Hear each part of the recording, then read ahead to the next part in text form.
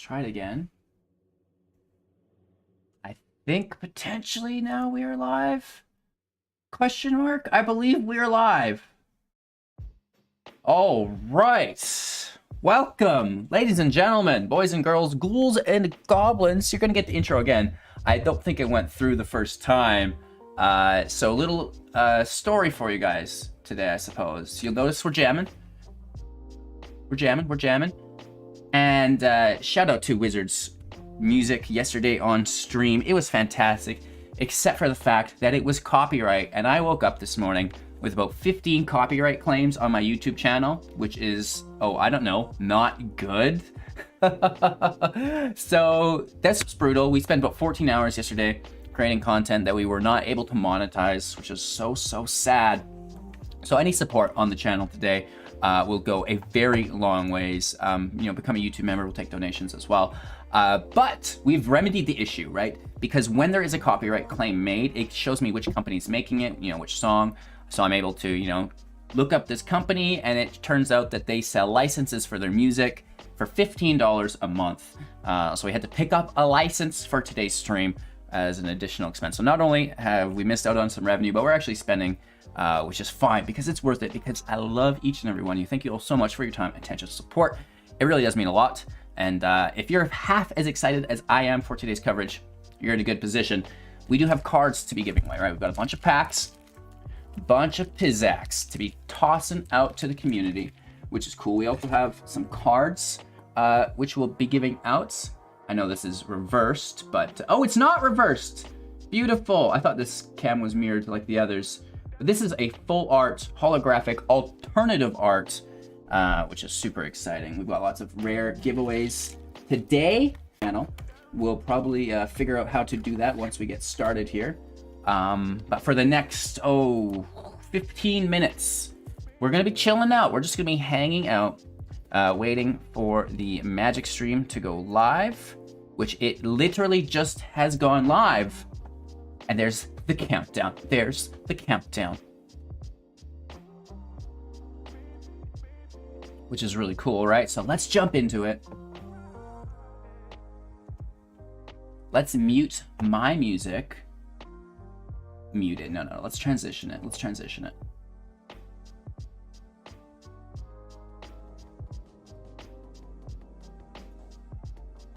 Right? Oh. That was smooth.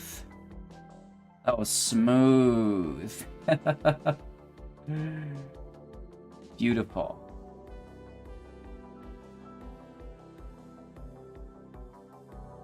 So we're here. The jams are on. The countdown's ready.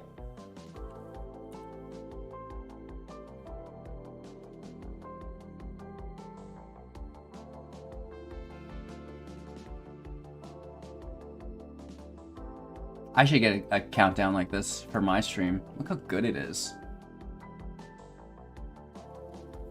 Matt's here from Twitch. What up, Matt? Thanks for coming over. Appreciate that. Brewlab, hope you're having a great day, bud. 13 minutes until coverage starts, which is exciting.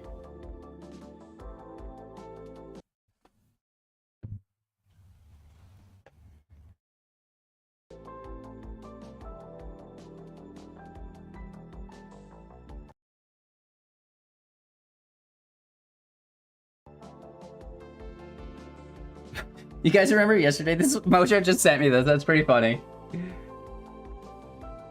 I don't know if it'll focus here at all. Probably not. But it's the championship thing, but it's got me in there. Oh, that's too funny. That's too funny.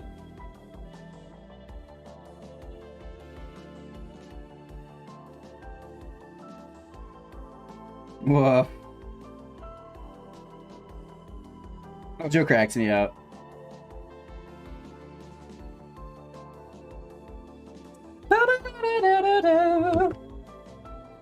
Yeah. What are you guys most excited for today? What's the big excitement?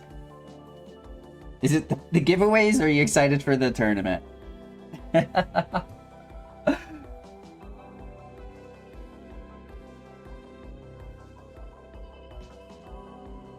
It's your first time here?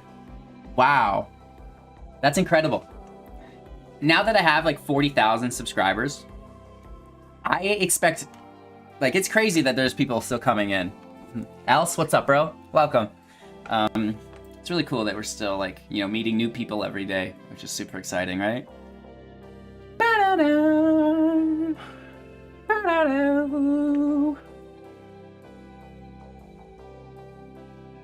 11, let's go.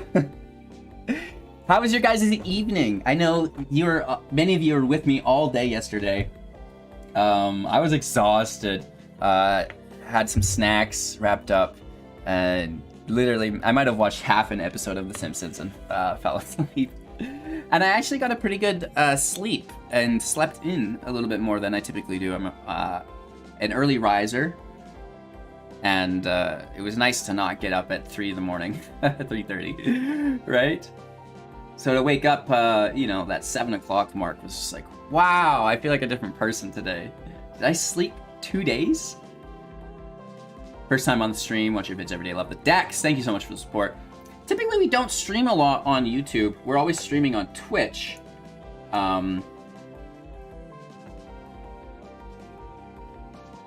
But, you know, it is what it is. Everybody like the video, right? Make sure to like the video.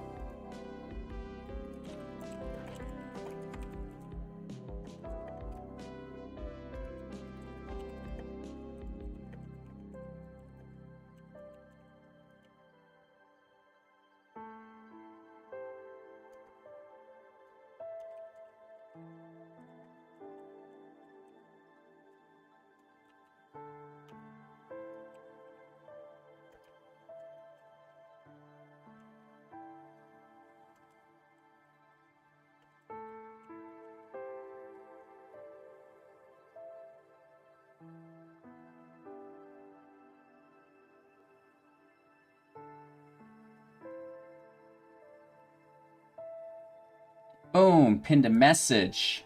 Yes, all of the likes really help. The more likes on a video, the more YouTube will serve my video out to other tubers or people browsing YouTube, right? And then more people click on it, more people will come in, more people will like the video, and it's a snowball effect, right? That's what we want to get, is that snowball. So liking the video really does help. Keeping the chats active is a great way as well.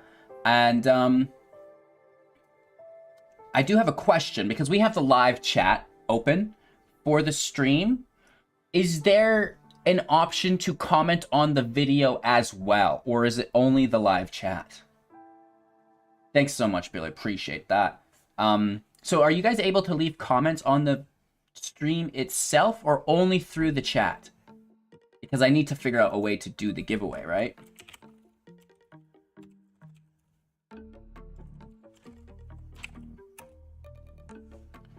Didn't have a chance to catch yesterday's Alchemy. I think today is Alchemy and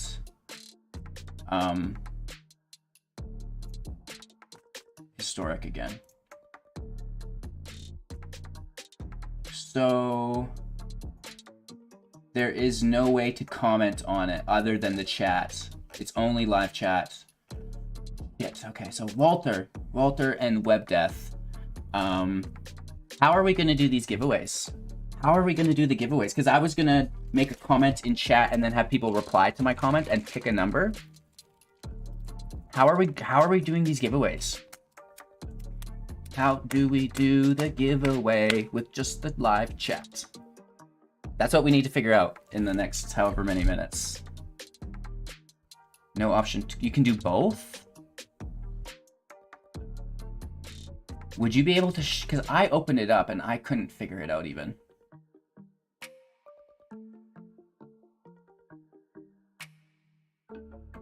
And Better TTV is on, if anybody has that. Better TTV is on. It's a thing you add to your Chrome or whatever you're watching on, and you get access to like other things, which is pretty cool. No spam today? Yet, because I didn't block that spammer. I don't know how to do so. So they'll probably show up later, but I'll try to deal with it when it comes about, because maybe it doesn't happen again.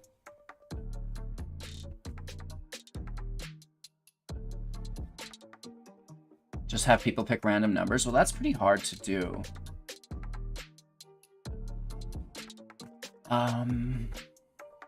Cat jam. Yeah, we actually had to shell out some money for copyright license today. I would have to wait till the stream ends to leave a comment. Yes, that is how it would work, I believe.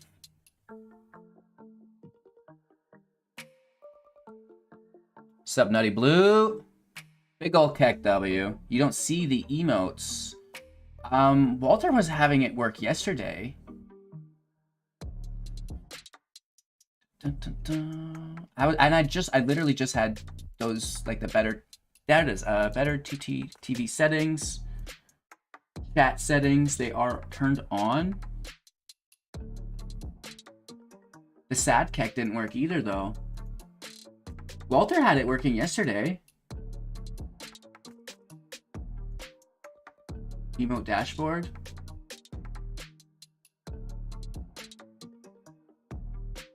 So I think they have to be uploaded to, well, no, because they should have the, try Smaro.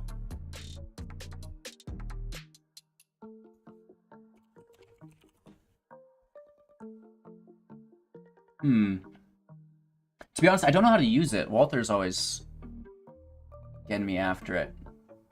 It was working yesterday. I'm sure it was working yesterday.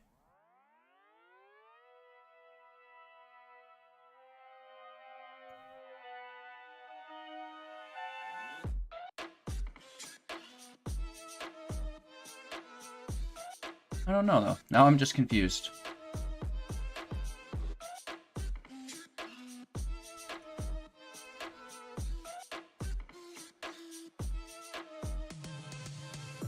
Yeah, I'm well. Having a good day. Thank you for asking. Excited to get into some matches here.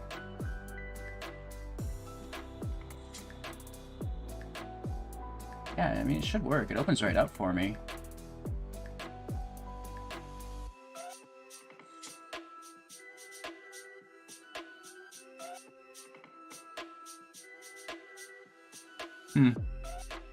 I'll let Walter figure it out if he gets back.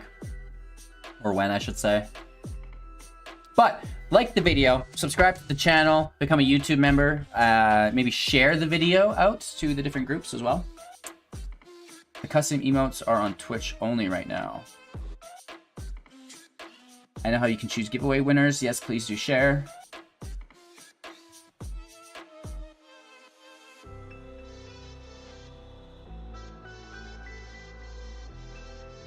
So lit. I mean, I'm honest. I mean, this is like a hoodie. This is something I think is dressed down. We got, oh, look at this, you guys. We got some jeans on. I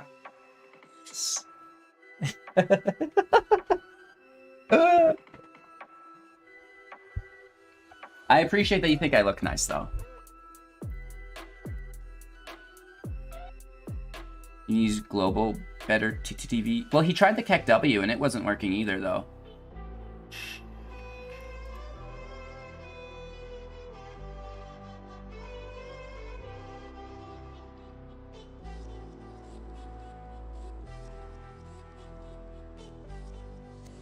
We can create a poll.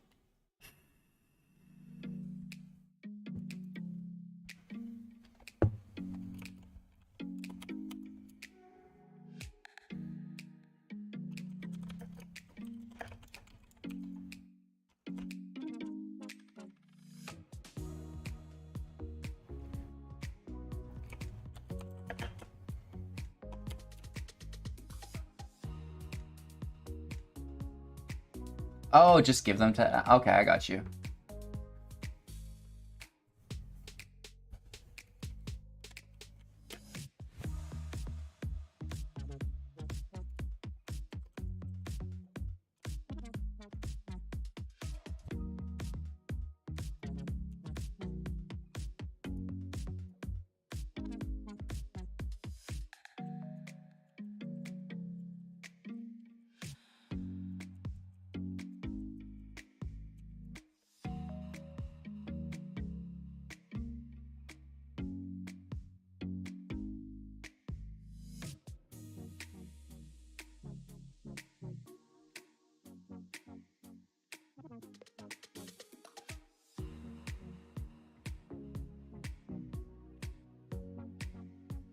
So Walter's feels good man emote comes through for me.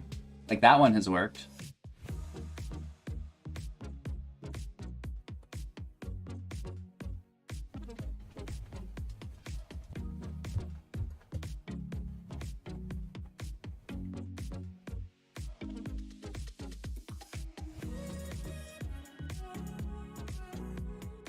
There's definitely YouTube integration because your feels good man emote came through. I like to be shocked, right? First time it gets played on the battlefield against you is the first time you see it. You just look up, read the card again, in total disbelief. You have it set up where there is the one that says super awesome giveaway. I see a lot of streamers use it on Twitch to give stuff away. Taking the wins. Jim Davis is going undefeated. Day 2 as well, right? The man, the myth, the legend. Total moggers, right? I loved watching Jim play yesterday. It was nice. That's just Chrome translating it for me.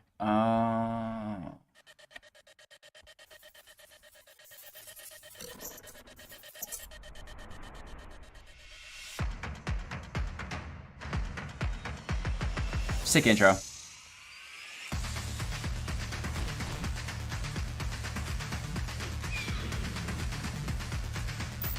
You're late! Actually, you're just on time, Wesley. We're literally just getting started.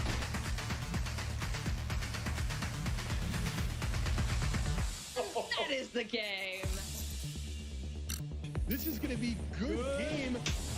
Gertson pulls off the victory. What a comeback. Oh, and there's an Arclight Phoenix. Actually, Unbelievable stuff. holy cow. Unbelievable finish.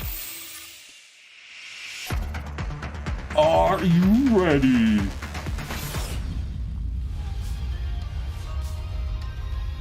Hey, what's up, everybody? Welcome to coverage of the Neon Dynasty Championship. I'm so excited to watch some awesome games of Magic the Gathering today. Well, yesterday, more than 230 players entered the arena. Today, only 115 remain to do battle. By the end of today, there will only be 8 battling in Alchemy and Historic for their share of a $450,000 prize pool, and of course, the title of champion, as well as 6 spots up for grabs at the World Championship. I'm your host this weekend, Maria Bartholdi, and I'm joined here at the virtual news desk by 2 of the best in the game. We've got Corey Baumeister, we've got Riley Knight. Corey, we saw some awesome stuff on camera yesterday. What are you looking forward to? Do you guys remember yesterday where Riley openly made fun of Gabriel in the Sea? Brutal. When somebody locks up a top 8 of such a major event like this. Absolutely. I love to see the players so happy because they worked so hard for this moment. Riley, what are you looking forward to? Look, I'm having trouble figuring out whether I'm more excited about Alchemy. Oh, look, I'm having trouble seeing Both still. of these arena formats have got so much to offer. I guess Alchemy is probably in a more interesting spot given how new it is, given how many different decks there are, and how much there is for us to learn about the format. So I can't wait to get stuck in today. Yeah, we've seen some really incredible and inventive decks in both formats. And celebrating Alchemy here at this tournament for the first time on the big stage, we're going to give out some awards to Alchemy later on in the day. And let me just say, you're not going to want to miss the Alchemy Awards. You're just not going to want to miss it. But let's talk about the schedule and the formats we'll be playing this weekend, Riley. Yeah, let's have a chat about what we're going to see across the 2 remaining days of competition here at the Neon Dynasty Championship. In day number 1, we saw, again, over 230 players assemble for their shot at their share of $450,000 in prizes. In day number 1, if you missed it yesterday, you can get across the VODs. We had 7 rounds, 3 rounds of Alchemy, and then 4 rounds of Historic, of course, which left us with 2 7-0 players and a bunch of people who made it through to the second day with 4 wins or more. On day number 2 today, we are playing 8 rounds of Swiss. We're playing 4 rounds of Alchemy first. Alchemy is a new format. Alchemy is the opposite of Historic, and then we're going to follow that with 4 soon rounds Pioneer of will be as the we opposite put together of a top Standard. 8. Any player who gets 12 match wins will automatically make it through. Right, to paper and our digital playoff formats. day. And once we've assembled our top 8, we will be ready for the playoff, the 3rd day of competition, which is double elimination Alchemy all the way through the upper and lower brackets, and of course, until we have winnowed them down to just 2, where a championship match will crown the winner of the Neon Dynasty Championship. Yeah, So we're playing Alchemy like today. I said, not only the winner of this tournament, we've got 6 spots up for grabs in the World Championship, which I cannot overstate that. That is absolutely enormous stuff on the line for the players this weekend. Let's talk about how to qualify for the World Championship this time around, Riley. Yeah, so we've got still plenty of slots up for grabs. Of course, the first one was taken by Yuta Takahashi himself, the defending world champion, who was given a chance to come back and have a second go at his crown. At the Innistrad Championship, 6 slots were given away, as indeed will the 6 slots at both the Neon Dynasty Championship and the New Competitive Championship coming up. And then after that, 5 slots will go to our top performers from the MPL and the Rivals Leagues, and 8 slots up for grabs for the players who assemble the most World Championship qualification points outside of those leagues. But all eyes on those 6 slots, Maria, that we're giving away this weekend. Yeah, it's absolutely huge. Let's talk about who's already qualified for the upcoming World Championship later this year, Corey. Yeah, absolutely. A great bunch of players here. These are the 7 that qualified. And if you remember, Yuta Takahashi took 7th in the Innistrad Championships, almost double qualified here. We see Toru Saito over there in the top right corner of the screen doing great in this tournament as well. So just a lot of players that continue to do well in all of these events. It's really impressive. Yeah, an excellent lineup already going for the World Championship. I personally cannot wait for this tournament later this year. And to see who's going to join these players this weekend, we'll find out tomorrow. Well, if you missed any of the action yesterday, some really incredible stuff happened on the battlefield as we debuted Alchemy, and a lot of cool stuff in Historic 2. Let's take a look at some of the highlights. More than 230 players entered the arena to battle for the title here at the Neon Dynasty Championship. Round 1 saw a showdown of Japanese super teammates as Hall of Famer Kenji Sumura's Naya Runes fell to Riku Kumagai's Rakdos midrange. It was a battle of the mid-range decks in round 2, Grixis in the hands of Sam Black and Rakdos for Kenta Harana. In the end, Black and Red proved they don't need blue. We wrapped up Alchemy for the day in round 3, where we saved the best for last in a world champion versus world champion face-off. In the end, Paulo Vitor Damaderosa ruined the day for Yuta. See what I did there? Ruined? Runes? Anybody? As the morning wrapped up, 29 players were left undefeated, including Paulo Vitor Damaderosa, Jean-Emmanuel Duprat, and Riku Kumagai among them.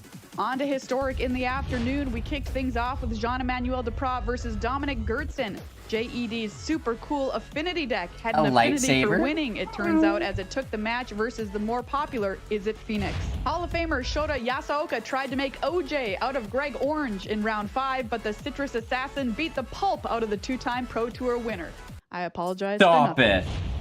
2 rounds left, and here we saw that Aaron Gertler remembered to put on his big boy pants as his Auras deck took down fan favorite LSV. It was time for the final round of the day. Only 4 players remained undefeated. 2 of them both decided to bring blue-white in Historic, albeit in very different forms. This Spellpiercer thing is actually going to be good now. This is insane. In the end, it was Jim Davis ensuring he would start day 2 undefeated alongside Jean-Emmanuel Duprat here at the Neon Dynasty Championship. And there, take a look. Those are our overall standings. Jim Davis and Jean-Emmanuel Duprat kicking off day 2 undefeated at 7-0. But there are plenty of 6-1s hot on their heels behind them today. Lots of amazing names doing incredibly well in this tournament. Greg Orange still at 6-1. We've got awesome grinders, Michael Burnett, Nathan Stoyer still sitting at 6-1, and lots of 5-2s as well. Ready to kill it today. Shota Yasaoka sitting at 5-2. Congratulations to him, as well as Paulo Vitor Damaderosa sitting at 5-2. So plenty of great players well poised here as we enter day 2 of competition. So congratulations to them. Very excited to see what happens today as we play some more Alchemy and Historic. Welcome back to the News Desk. Corey Baumeister, Riley Knight joining me. Let's take a look at how players qualified for the tournament this weekend, and indeed how they converted here to day number 2. Which groups did the best? Corey, we're going to kick it off with you and arena players. Yeah, first one with the arena players, and yikes, not the best conversion rate, I'll say. 36%, not the highest one we're going to be seeing, but Jim Davis is the hero of arena at that clean 7-0. Unsurprising to see our superstars from the MPL and the Rivals League really getting it done. 64% of those players made it through to day 2, with top performer Jean-Emmanuel Duprat sitting pretty undefeated 7-0. Magic Online player is 51% conversion over here to day 2, so pretty well done there. Johnny That Goodman is pretty interesting, at 5 and 2. They're just the top firing shots performer at us. from that Like, group. arena players Past suck. performances did have some redeeming to do, and they did it pretty well. 54% there, leading the way with Toru Saito at that 6-1 record. So nice work from them. And finally, the Premier Series qualification path led to, well, a reasonable turnout for the players who made it. Just under half of them making it through to the second day of competition. And leading the charge there, Leandro Melee on 5 and 2 amongst those qualifying via the Premier Series.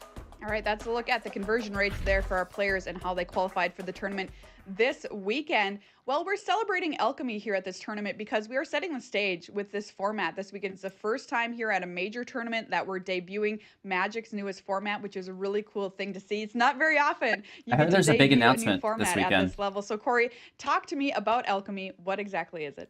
Yeah, let's take a look at what Alchemy is. Alchemy is really exciting. It is the newest and most exciting arena format.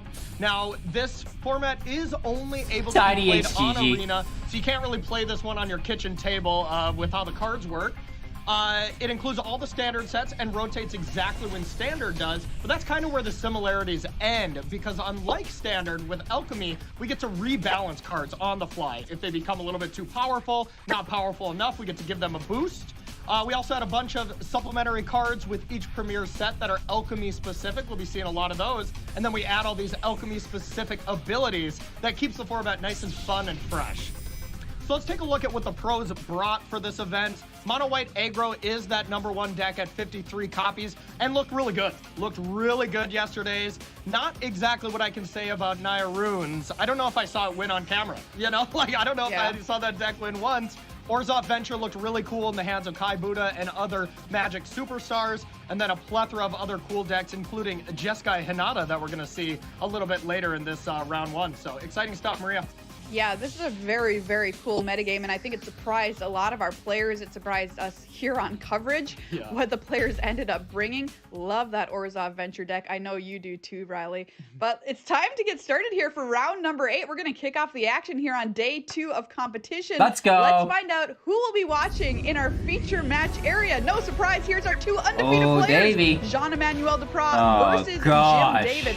Jeskai Hinata, this really weird deck in the hands of Duprat. Grixis mid-range for Jim Davis. This is Let's the get match to meet we our all players wanted a yesterday. little bit better.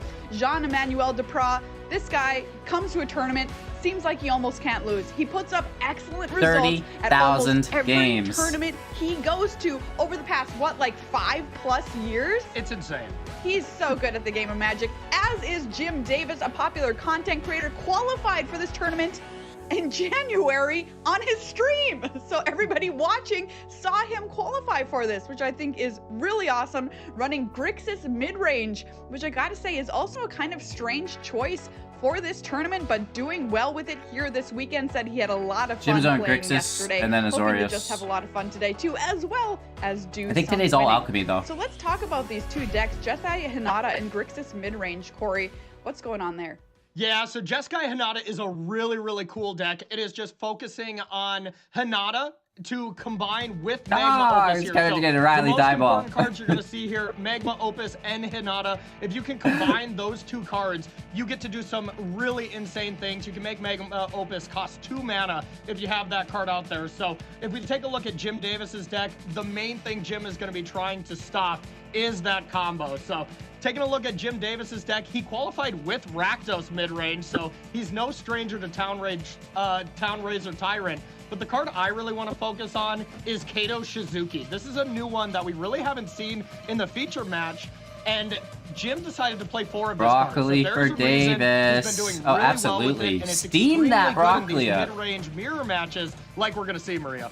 All right, super cool. Very excited to see how these decks battle out against each other. So let's take a look at our predictions here at the news desk. We are predicting who's going to win the feature matches throughout the weekend. Riley is leading the field here. I don't know what's going wrong here for us, Corey.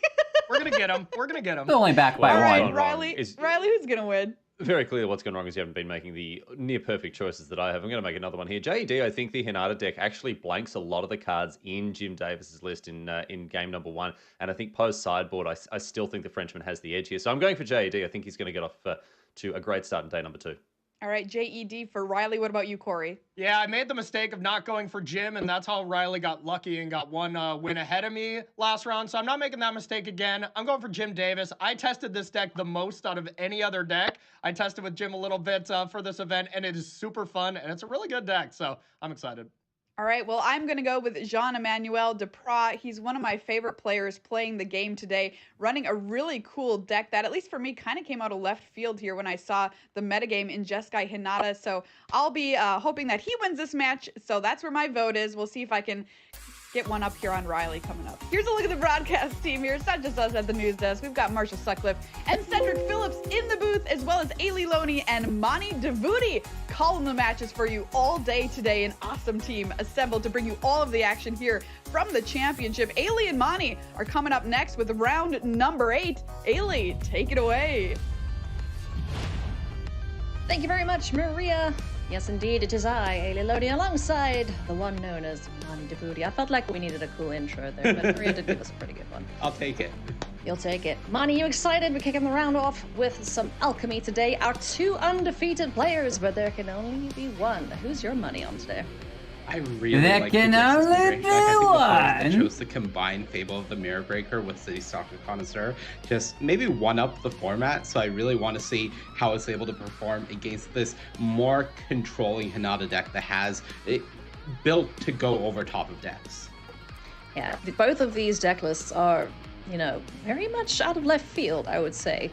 We did suspect a little bit of a Hinata representation this weekend, but Grixis midrange, I would not have put my money on that for being a pretty darn good deck this weekend. So take a look here at our players' 4 top finishes for Jean-Emmanuel. Jim Davis is going to be looking to put a 1 where you see that 0 there. And yeah, as a fellow content creator, I sincerely hope that he's able to go all the way into the top 8. But I love both of these players, so don't make me pick.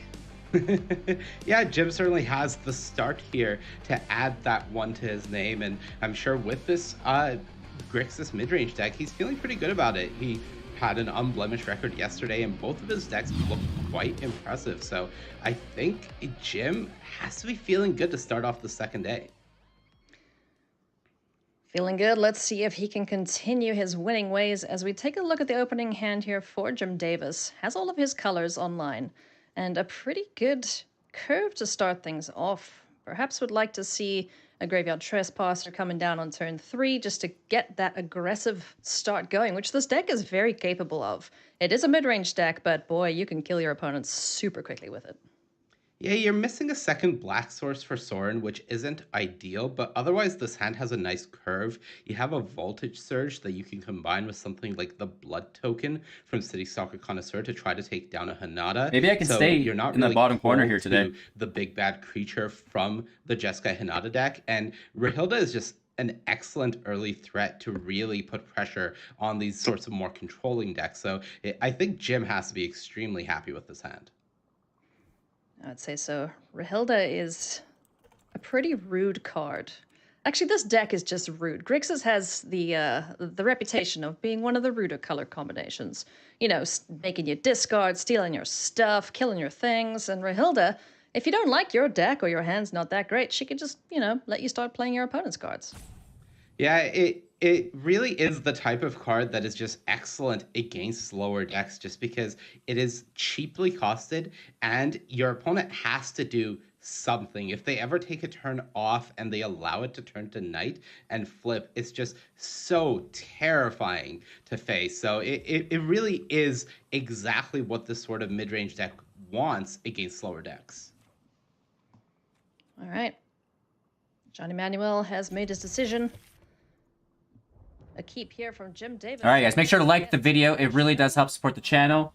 We also have giveaways going on every hour, so don't miss out on that. Subscribe to the channel, give the video a like, become a YouTube member, and enjoy today's games. Yeah, kicking things off with a Shipwreck Marsh, and Jim just has everything available to him now. Obviously would love to hit a 3-drop, either a Kaido Shizuki or those city graveyard trespassers that you mentioned earlier to fill that spot in the curve. But Jim's really not complaining, and Jean Emmanuel, we aren't able to get a look at his hand. Now we are, but he agonized over this keep, and that's because if you look at it, there isn't much going on. Yes, there's 2 copies of Shadow Skull Smashing, but they're not able to answer this Rahilda quite yet, and that means this is going to be a free hit coming in for Jim, who will be very happy about that.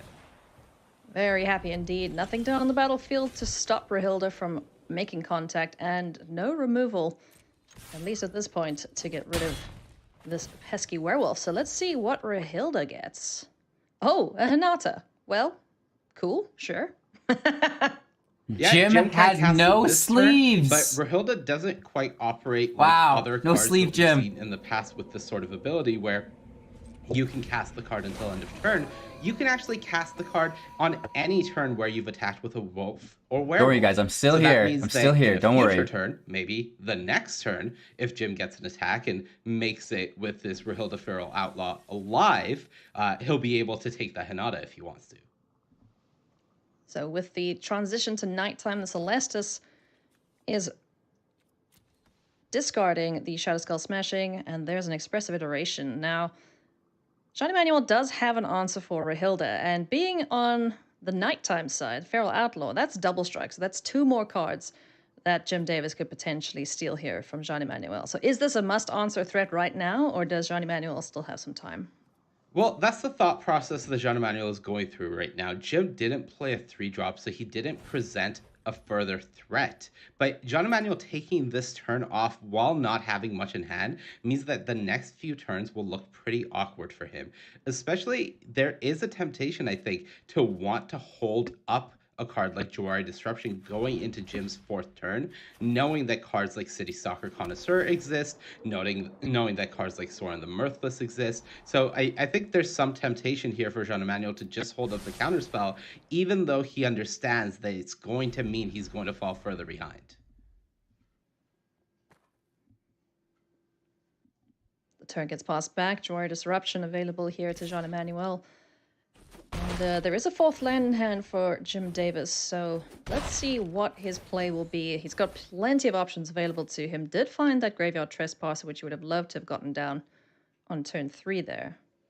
There's a negate. Oh no. A negate, a Flame Blessed Bolt, and Hinata all hanging out in exile. Yeah, taking that negate is really nice. We are approaching Jean Emmanuel's 6th mana turn, which means that potentially a Hinata into Magma Opus is available. So Jim might be thinking that he wants to play City Soccer Connoisseur here to try to take that potential Magma Opus out of Jean Emmanuel Depras' hand. That would mean playing into 2 open mana, and Jim has to think that Jean Emmanuel, he could have answered that Rahilda. He discarded the Shadow Skull Smashing to the Celestis last turn. So Jim has to think, he didn't answer this Rahilda. Maybe it's because he wanted mana open, and of course something like Jawari Disruption, and ultimately really wants to get that Magma Opus, plays into it, but he's still in a decent position. This is a very nice draw here for Jean Emmanuel. A much cheaper answer to Rahilda Feral Outlaw and Flame Blessed Bolt. As Goldspan Dragon is going to hit the battlefield and start accelerating the mana generation here for Jean Emmanuel. As we'll see the follow-up land and the Flame Blessed Bolt take care of Rahilda. So we're going to need to find another wolf to get access to those cards, if that's even on Jim's mind. Yeah, and 2 spells cast, so going back to daytime, which means the Celestis will trigger. And Jean Emmanuel actually really in a decent position now, because he does still have that card draw spell in hand. If another City Soccer Connoisseur comes down, he gets the choice of what to discard between the 2 4-mana cards. So he can get rid of the Hinata, considering it's not doing much here if he so chooses. But the bigger thing is Jim doesn't currently have a good answer to this Goldspan Dragon. He'll need to make that blood token first to try to take it down with Voltage Surge. Yeah, and we'll be able to get the blood token now. City Stalker Connoisseur hits the battlefield, and Jean Emmanuel Depras gets rid of the Unexpected Windfall. Here's an Abrade off the top of the library. Nice answer to the 3 toughness creature on the battlefield, if he wants to go that route. I'm a little surprised Jean Emmanuel got rid of the card advantage source in Unexpected Windfall, considering I don't think his hand is doing much, but perhaps thinking that Hinata as a 4/4 flyer is a good threat and does still have the Celestis to provide some further card selection. So maybe we'll just see Hinata brought out here to put on more pressure with the Goldspan Dragon. Yep, I don't hate that. You know, these flyers get the game won and done very, very quickly. So Jean Emmanuel just putting his foot on the gas here and trying to get this game over and done with, forcing Jim Davis to have an answer for both of these threats now. Yeah, and we're going to get the cost reduction on the Abrade as well if Jean Emmanuel wants to go for it now. But there isn't really any pressing need to do so, considering the Connoisseur isn't doing that much here against the two flyers. Yeah, the Connoisseur is great against matchups where all the creatures are ground-based, like Naya Runes. So Jim, no reason to keep it back. On defense, gonna start swinging in, getting his own damage done. And how does he follow up here? Did draw Kaito Suzuki. Jim does have a clean answer to the board from Jean-Emmanuel Duprat, has the power word kill for the Hinata, as well as the voltage surge, plus the blood for the Goldspan Dragon. We are in Alchemy, so Goldspan Dragon won't be making a treasure token when targeted by the voltage surge. So Jim might want to just take this turn, clean up the board, get that Goldspan Dragon off before anything bad can happen. Might be thinking about another Jawari disruption here. You do see him staring off, which is, if I had to guess, looking at the list and considering, what do you have? Do I get more punished by passing the turn or trying to do this now, considering he's at 12 and he really wants to get this 4-power dragon off the board? Yeah. All right. He's going to play it patiently. Send the turn back here to Jean Emmanuel, and on the upkeep, he's going to fire off the voltage surge, sacrificing that blood token to deal 4 damage here to the Goldspan Dragon. You see the fist pump as it resolves, as it, considering that Jean Emmanuel hasn't really presented any other threats so far, making the board clear while having a handful of gas is exactly the position that Jim wants to be in. Yeah. So advantage slipping slightly away here from Jean Emmanuel Duprat, who's just going to let it go back to nighttime. The Celestis will draw and discard. There's a disdainful stroke. That's a very good draw here, considering that Sorin or Townraiser Tyrant could be coming down this turn. Yeah, and it's really a question of Jean Emmanuel potentially respecting Kaito here, considering there's 4 copies in Jim's deck and not allowing Connoisseur to attack, which I really like, because if Jim gets that attack off, I think he's much less likely to play one of these 4 drops, knowing that he just has a very free Kaito play. And now Jim might be tempted to play something like a Sorin or a Tyrant, and that would play directly into Jean Emmanuel Duprat's disdainful stroke that he drew that turn. Won't be a 4-drop this time around. It's going to be the Graveyard Glutton coming on down. 2 cards can be exiled from a graveyard. And it's going to be the 2 creatures, so nice little gain and drain there for Jim Davis. Spikefield Hazard is the draw. And Jean Emmanuel is now looking to the Celestis for some answers as it's flipped back to daytime. There's a negate, another good answer to the threats in hand for Jim Davis, but there's still a big bad wolf on this battlefield. Yeah, this is one of the cool play patterns with the Celestis when you are this sort of control deck, is when it's night, you can activate the Celestis, turn it back to day, get the trigger, and then just pass the turn because you haven't cast the spell, and it'll go back to nighttime. So you essentially get 2 triggers, 2 loots, and 2 points of life within a single turn cycle. But unfortunately, when your opponent has a werewolf on the battlefield, that's not great. And let us not forget, all the way back on turns 3 and 4, Rahilda got some attacks in, and there are some cards exiled that Rahilda doesn't need to be on the battlefield to cast. So now Jim Davis can say, well, I've got my own tools, but you know what? I'm going to use some of yours. Yeah. That's a nice deck. Could I play it? It's going to get disdainfully stroked so that it's not lethal next turn for Jean Emmanuel Duprat, who once again turns to the Celestis. Forsaken Crossroads, not what you want to see. A Goldspan Dragon would be nice, but it's gonna hurt to get this card down. Jean-Emmanuel was on the play, unfortunately, so cannot untap Forsaken Crossroads. Could pay 3 life for Shadow Skull Smashing if he really wanted to get Goldspan Dragon down that turn, but that's a lot of life to pay, considering all you would have left is a negate, and you'd still be facing a Graveyard Trespasser, although it wouldn't flip.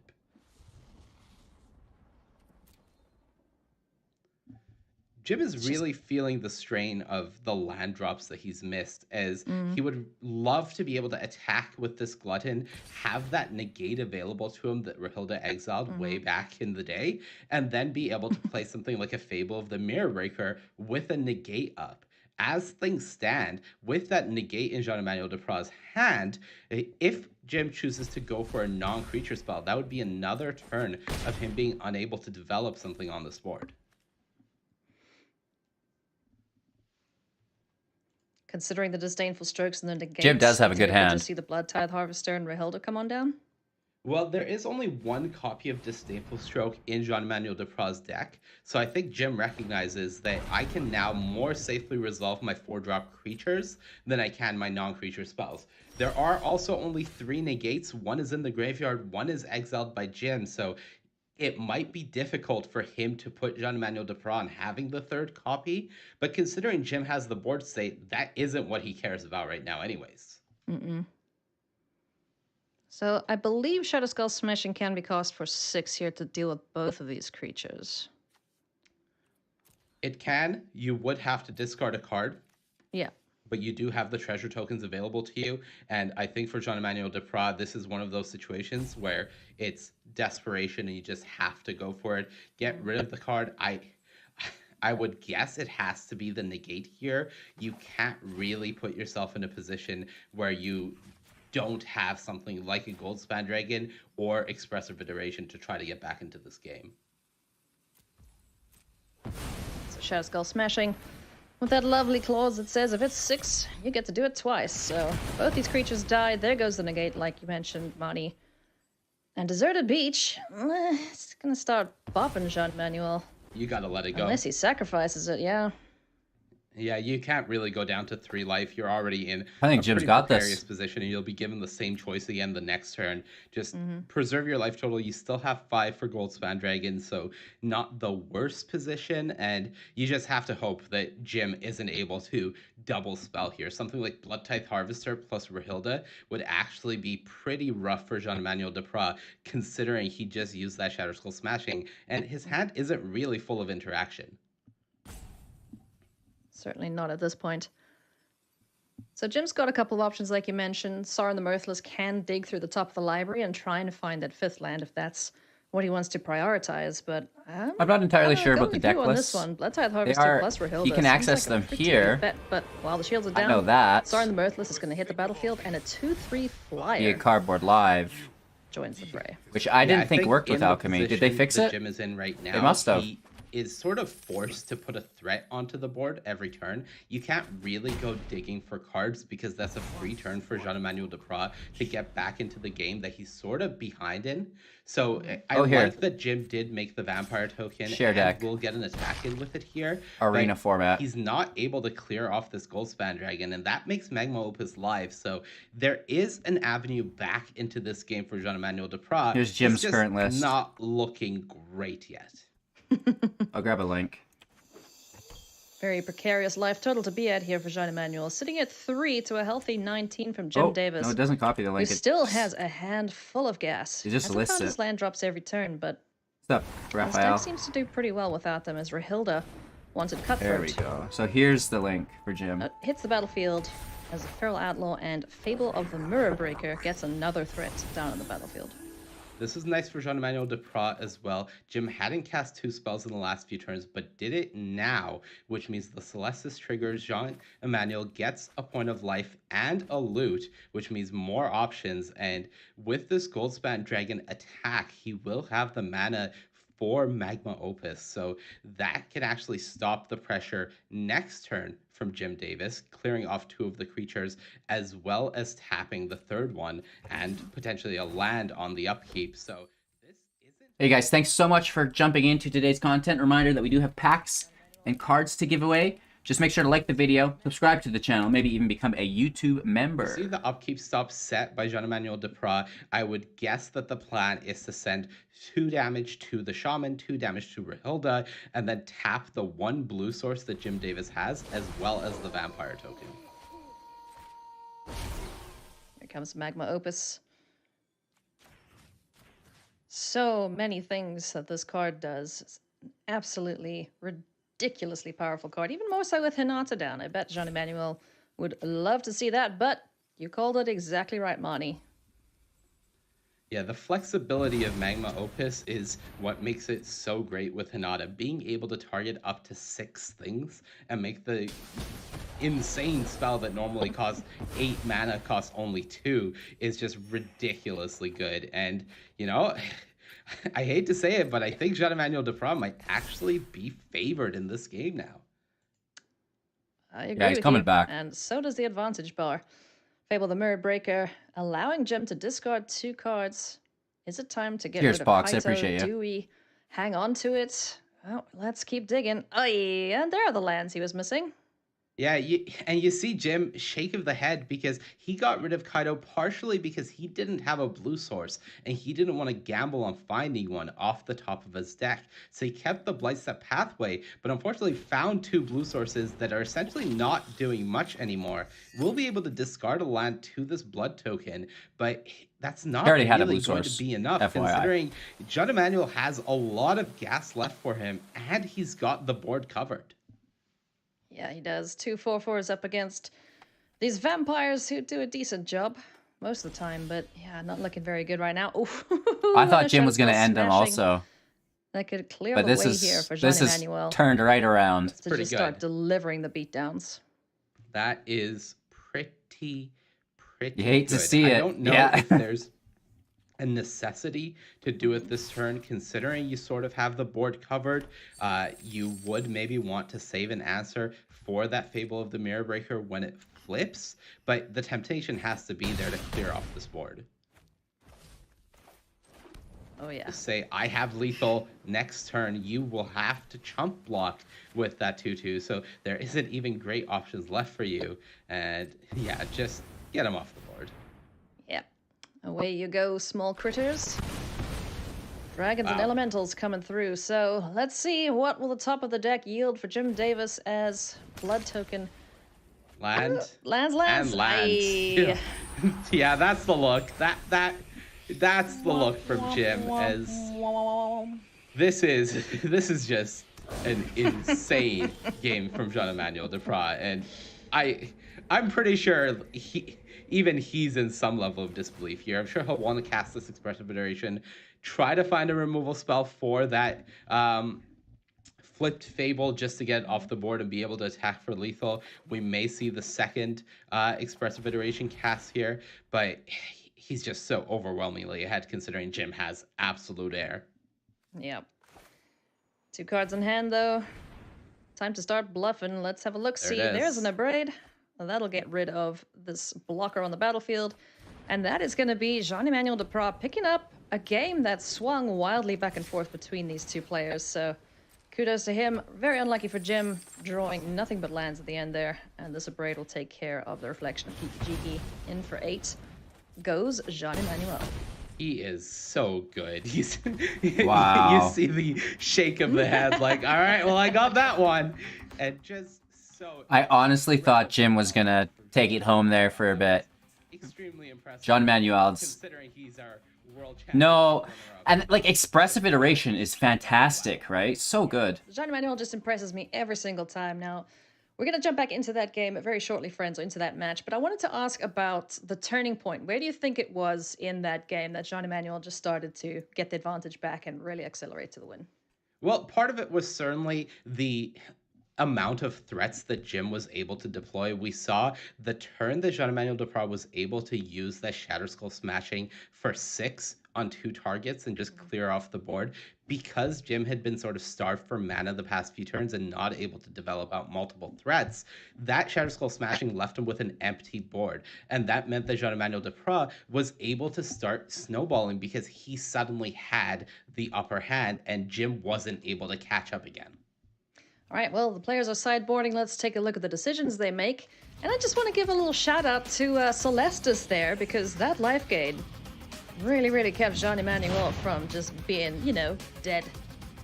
Yeah, he definitely gained more than 4 life throughout the course of that game with the Celestis. So considering he ended the game Jim at takes 4, the abrades out. He's He's like, I don't care about the Celestis.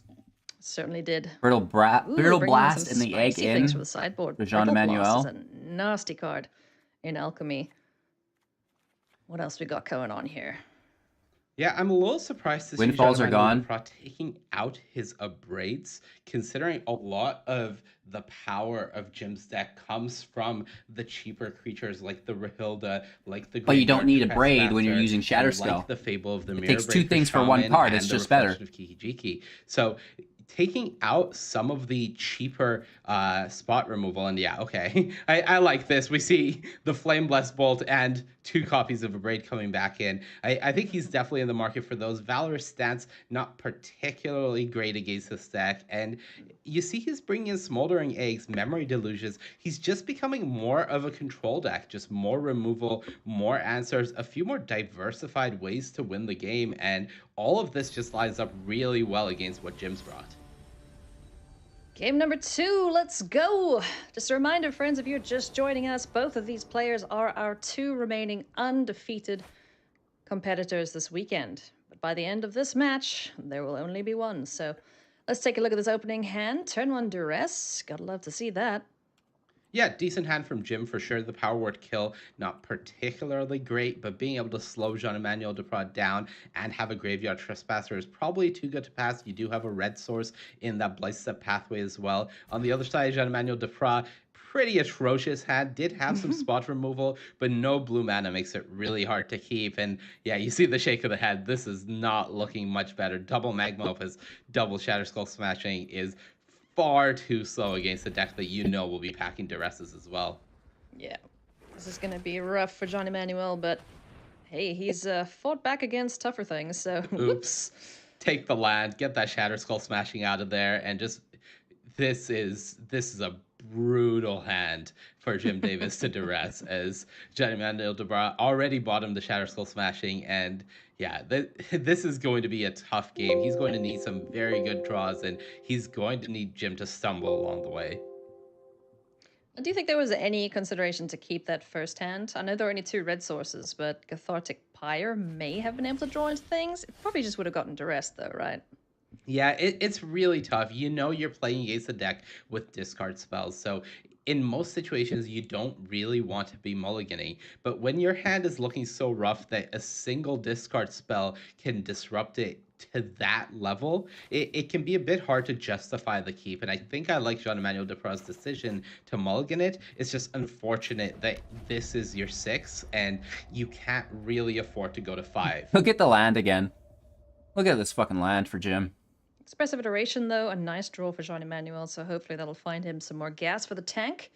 On the other side of things, Jim Davis draws a land for turn, so nothing really to do on turn 2. But turn 3, Graveyard Trespasser can get down on the battlefield and start getting those points of damage in. Yeah, if there's a single card that you ask me that I would want to draw right after getting duress, it's Expressive Iteration. If there's... okay, oof. I don't think Jim can possibly take this 3rd turn off from casting Trespasser, especially knowing 3 of the 5 cards in Jean-Emmanuel Duprat's hand. It's just really unfortunate that he's going to get the bad news about this Expressive Iteration. What a top deck. Or just have his Trespasser removed by this Brittle Blast. Oof. That was a bit of a... skipped a heartbeat there for a second. I was like, oh no, don't take it. Expressive Iteration is such a good card in these sorts of archetypes. So let's see how Jean-Emmanuel wants to play this turn. Isn't going to fire off the Expressive Iteration. Is going to keep up that Brittle Blast for this pesky glutton. Ooh, that's a really good draw. Jim is on his 4-mana turn and really wanted to make 4 mana worth of plays. Duress to clear the way plus a Fable of the Mirror Breaker is exactly what he's looking for in that spot. Oof, this is going to be... pretty darn good. And he just took the Davis, damage from it too. As Duress is going to spy the Expressive Iteration and the Brittle Blast. Yeah, this is an interesting choice from John Emmanuel Duprat. If he allows the duress to resolve, there's a decent chance that Jim is going to take the Brittle Blast. But if he uses It's a the good Brittle Blast duress. here, then he's going to lose his expressive iteration and be left with nothing. So in both cases, there isn't a good outcome for him. It's a question of, do you want to bait Jim into taking this Brittle Blast? And John Emmanuel says, yeah. I want this expressive iteration, so either you take it forcefully or you can have this Brittle Blast, and I can try to find a way back into this game. I love this play from John Emmanuel. Super heads up, forcing Jim to make the decision so that Jean Emmanuel doesn't have to guaranteeably lose the expressive iteration, but Jim is going to get rid of the thing that finds more things for Jean Emmanuel, as Fable the Mirror Breaker is going to safely hit the battlefield, creating a little goblin shaman that makes some treasures for him. And that's just the power of expressive iteration, and it's also the respect of Jim Davis for Jean Emmanuel Duprat, because he understands that you want me to take this Brittle Blast. You didn't cast this Brittle Blast because you want me to take it, and I'm not going to play into your game plan. I'm going to plan for the next few turns. I'm taking your expressive iteration that can make this hand, which is honestly kind of a mess, into something that can potentially get you back in this game. Long pause there on the end step. Is Brittle Blast going to get fired off now or later? As Jean Emmanuel decides it's time. Let's get rid of Graveyard Glutton. Discard a land. Shadowskull Smashing is going to hit the bin. That's one threat down. Hey. Oh my god. Oh boy. It's really Jim's got power word. that Jim has the power word kill. Oh, look at because- that smile. He knows. Yeah, that could have been a huge draw. And he as could well do with the City both. Stalker Connoisseur, he could just discard the Magma Opus instead. Yeah, just get rid of the land, keep Connoisseur and Power Word Kill. I would say that it's safer to just kill the Hinata this turn rather than potentially give Jean-Emmanuel Duprat a window to draw another Magma Opus. Yes, there's already one in the graveyard, so Connoisseur makes That's it so brutal. Jean-Emmanuel only has 2 left in the deck. But Poor this guy. is the way that you might lose this game. It's they miraculously draw another Magma Opus, and taking that option That's a off good the counter. table is That's a just good counter right here. Maximizing win percentage. This is just Jim being completely tuned into the game. Great And I've top loved decks, but Jim every still has decision field presence. He's made this game. And these Yeah, he's been treasures. playing Oh, excellently this weekend. And his undefeated record states so. And a very good draw here for Jean Emmanuel, though, able to protect this Magma Opus. If he ever gets enough mana to cast it, it could help him get back into this game. But for now, it's safe. But the top of the deck really needs to be kind to him. Yeah, and you see him thinking about actually discarding this Magma Opus for treasure, thinking about the ways to get back into this game. One of them is not it. potentially trying to find a Shadowskull Smashing to answer this reflection of Kiki-Jiki, for which he would need another red source, which is part of that consideration. Because if Duress is Jim Davis fantastic. has something like a City Stalker Connoisseur or that Town Raiser Tyrant that we see in his hand, it's time to copy dragons. It's time to raise these towns, and I don't think this game Time is to going raise last these very long towns. because Jean Emmanuel does This not is have over. the life total or the mana to work with, and yeah, this game is just over. Kiki-Jiki, well, the reflection thereof. It's going to make a copy, and Jean Emmanuel sees the writing on the wall. So we're going to go to a game number 3 here. These players are not making it easy for each other Wow. to continue their undefeated streak this weekend. Yeah, this is exactly the level of play that I would Congratulations. expect 93% of from people got that players of their correct. caliber, sitting at 7-0. This has been a blast to watch, and hopefully for Jean Emmanuel Duprat gets a sort of decent hand here in this third game, because those mulligans were pretty brutal that game. Yeah, that was super rough. So please, dear game, could we have 2 great opening hands and an excellent game between these players? Now watch, I probably jinxed it, haven't I? Well, that looks good. Not That's so fine. much. Yeah, This hand yeah. looks decent. It It's is decent. lacking. It doesn't Decent. have spot removal, for example. There's a decent chance you're going to be forced to use that Jwari Disruption as a land.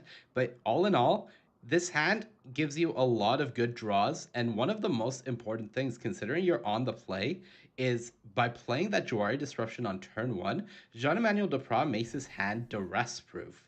So if Jim Davis either aggressively mulligans for a duress, because you see him thinking about a hand that has 2 3-drops, 2 4-drops, and thinking, this might be too slow. I might need some form of disruption.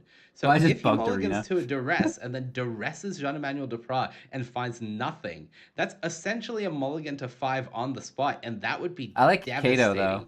for Jim. So this is going to be a hard choice think it's for a Jim to keep. think about this keep, and Jean-Emmanuel Duprat, his hand lines up really like, I love well it. right now. Don't do it, Jim. You got your colors. You got no. Oh my god. Jim, why? Okay. This is will good, he though. play the Juari disruption? Oh. Yes. Okay. I'm This is fantastic. Alien, my hand is hovering over the advantage bar. Okay. If this Juari disruption gets played, this is being slammed. All my right. God. There you go, Oh. Jean-Emmanuel. Oh no. Oh no. Oh. No. Have to pay respect No, to no, that no. duress, friends. Oh, look Duck, at that. no turkey. Oh, I feel Jim Davis's pain right now. You mulligan to this duress. You had a great Ouch. hand to play a mid-range game against this hand, and instead I mean, but- he's still got a good hand. He still has turn he 2 does, and but turn he 3. has 2 creatures that are getting blanked by those smoldering eggs. This is a much harder game for Jim Davis to play now. Oh no. Oh man, I love watching the reactions. Just saw a wry little smile from Jean-Emmanuel's going like, gotcha. Yeah, and Jim is a streamer, right? Jim is a content creator, and you definitely see the expressiveness. You see the entertainer in him, and just the emotions all come out. And it's just a blast to watch, even when it may not feel like a blast for him. Oh, onwards we go. Rahilda wanted Cutthroat down on the battlefield. And Forsaken Crossroads, gonna do some more scrying here for Jean-Emmanuel, sending that card to the bottom, and the Smoldering Eggs ready to rock and roll here. Now, Jim does still have a great hand to follow this up. Could attack with the Rahilda and just get Kaito Shizuki down, start drawing cards, and that's a type of engine that works really well against this slower hand from Jean-Emmanuel Duprat. As we see, and as Jim is aware of, there's no interaction in that hand other than the potential one unknown card that Jean-Emmanuel Duprat is holding. So he can develop this board at least a bit further here. But Jean-Emmanuel is in a position where his deck top decks really well. There's a lot of good spells here, and if he was to Yeah, draw all it Magma takes is one Opus, expressive it would iteration. just be completely devastating. Yeah, especially with double Hinata in hand. So let's see what the follow-up here is gonna be. I like the idea of drawing some extra cards here of Kaito Shizuki. Fable the Mirror Breaker is very powerful, but without any real reason to get it down right now, you know, no ridiculous creature on the battlefield, no real need to draw and discard, so let's go Kaito. Well, The idea if you for Mirror Fable Breaker is now, you unique draw another in that, land, you yes, Blood you're going to get Harvester. the same sort of card And then you can copy that Blood selection Harvester for the abilities that removal, maybe? Kaito is able to offer you with that looting effect on the second chapter. But unfortunately, the Shaman not being able to attack into Hinata unless you draw a removal spell would be really tough for Jim. So I like the choice to go with Kaito, and he's going to need an answer to this Hinata. Otherwise, he doesn't have good attacks here, and that gives Jean-Emmanuel the time that he needs to just take this game to I another like the level. announcer's voice. Ooh, Townraiser Tyrant, that is a very good blocker for the Hinata, which could clear out Kaito Shizuki. Yeah, we do see the Oh, Ghost yeah, Sand Dragon definitely in pushing hand Alchemy. As well, Jim doesn't know about that, but Jean-Emmanuel Duprat does actually have 2 flying attackers for the next turn. So Yeah. in a great position here, and Townraiser Tyrant can come down to block 1. Hey guys, make sure to like the video. It really does help support the channel. We do have giveaways coming up right away. We'll start out, I guess, like throwing a pack to someone. I have no idea how we're gonna do it. Maybe we'll just do like pick a number thing. But yeah, after this match, like the video now though. Tithe Harvester, once Chapter 3 is flipped, gets you that hasty threat. You'll have 2 blood tokens on the battlefield, and that will get rid of the 4 toughness flyers. Yeah, that one of the many cool engines in this mid-range deck. You are if you have the time, you are certainly able to clear off all of the potential creatures that can come out from your opponent, but time is the big factor here, as I expect Jean-Emmanuel Deprat may just be tempted to slam a Goldspan Dragon on this board and send both either a Kaido or just Jim's face, though I would guess Kaido, considering the way you let Jim back into this game is with cards. Did he name red on both of his crossroads? I believe so. Okay. I believe the second was played when he already had the Goldspan Dragon in hand. Okay. So there is the recognition that he needed a second red source. I would be surprised if they aren't both on red. Big thanks here for Jean-Emmanuel, who found a Cathartic Pyre. So Cheers, Derek. an Thanks so answer much. to one of these creatures on the battlefield, the Rahilda. Or does he want to just get some looting done? Let's see. Notably, Jim knows that there's a second copy of Hinata Dawn-Crowned in Jean-Emmanuel's hand, so knowing that by making this block, he would just be allowing Jean-Emmanuel to play a second Hinata, he's not aware of the Goldspan Dragon, so he doesn't know that Jean-Emmanuel Deprat has a good threat to deploy regardless. And one of the benefits of doing this here is Jean-Emmanuel, if Jim doesn't block, can still use the Cathartic Pyre post-combat. Yeah, which would be ideal here for Jean-Emmanuel. Keep the creature alive, get the Planeswalker dead. Yeah, Cathartic Pyre, part of the sort of new school of red removal spells that deal damage to creatures or planeswalkers, which I think has just been a really positive change, allowing red decks to have another avenue of combining creature attacks with damage to clear off planeswalkers without needing to print burn spells that go to any target. So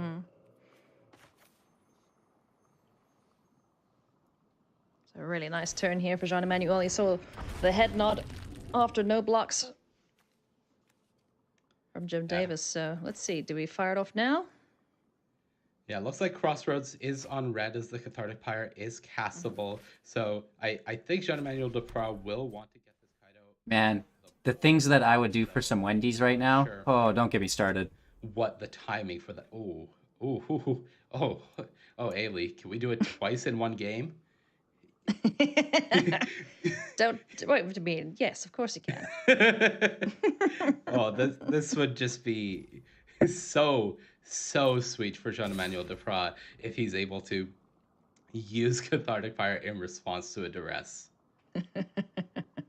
Or just mid-combat before Jim Davis is able to go to his post-combat main phase and activate Kaido Shizuki. Yeah, because definitely wants to get a card off of this creature attack, so no reason to do it pre-combat. What is he worried about?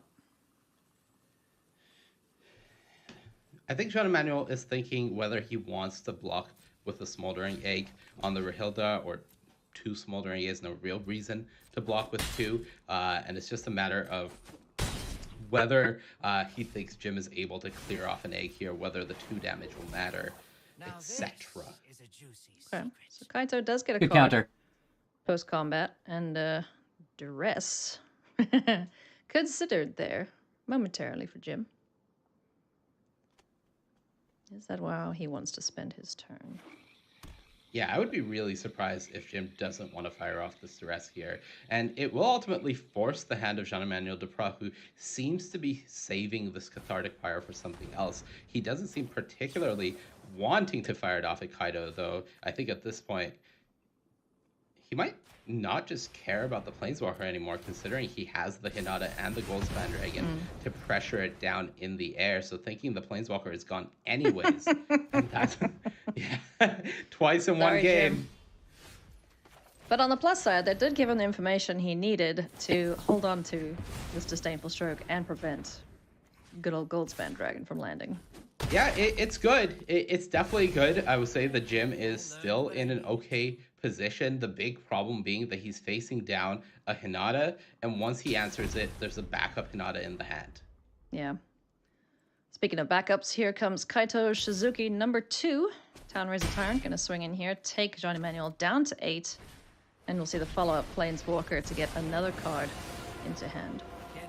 Yeah, and Jim is putting on a lot of great pressure right now. Voltage Surge can be combined with that Blood Tithe Harvester, specifically the Blood Token, to kill off this Hinata. So with a land drawn, ooh, this is actually looking pretty good for Jim Davis now. One of Jean-Emmanuel Duprat's lands is burning, so he'll have to make a call on that because he can't really afford to keep taking damage at this point.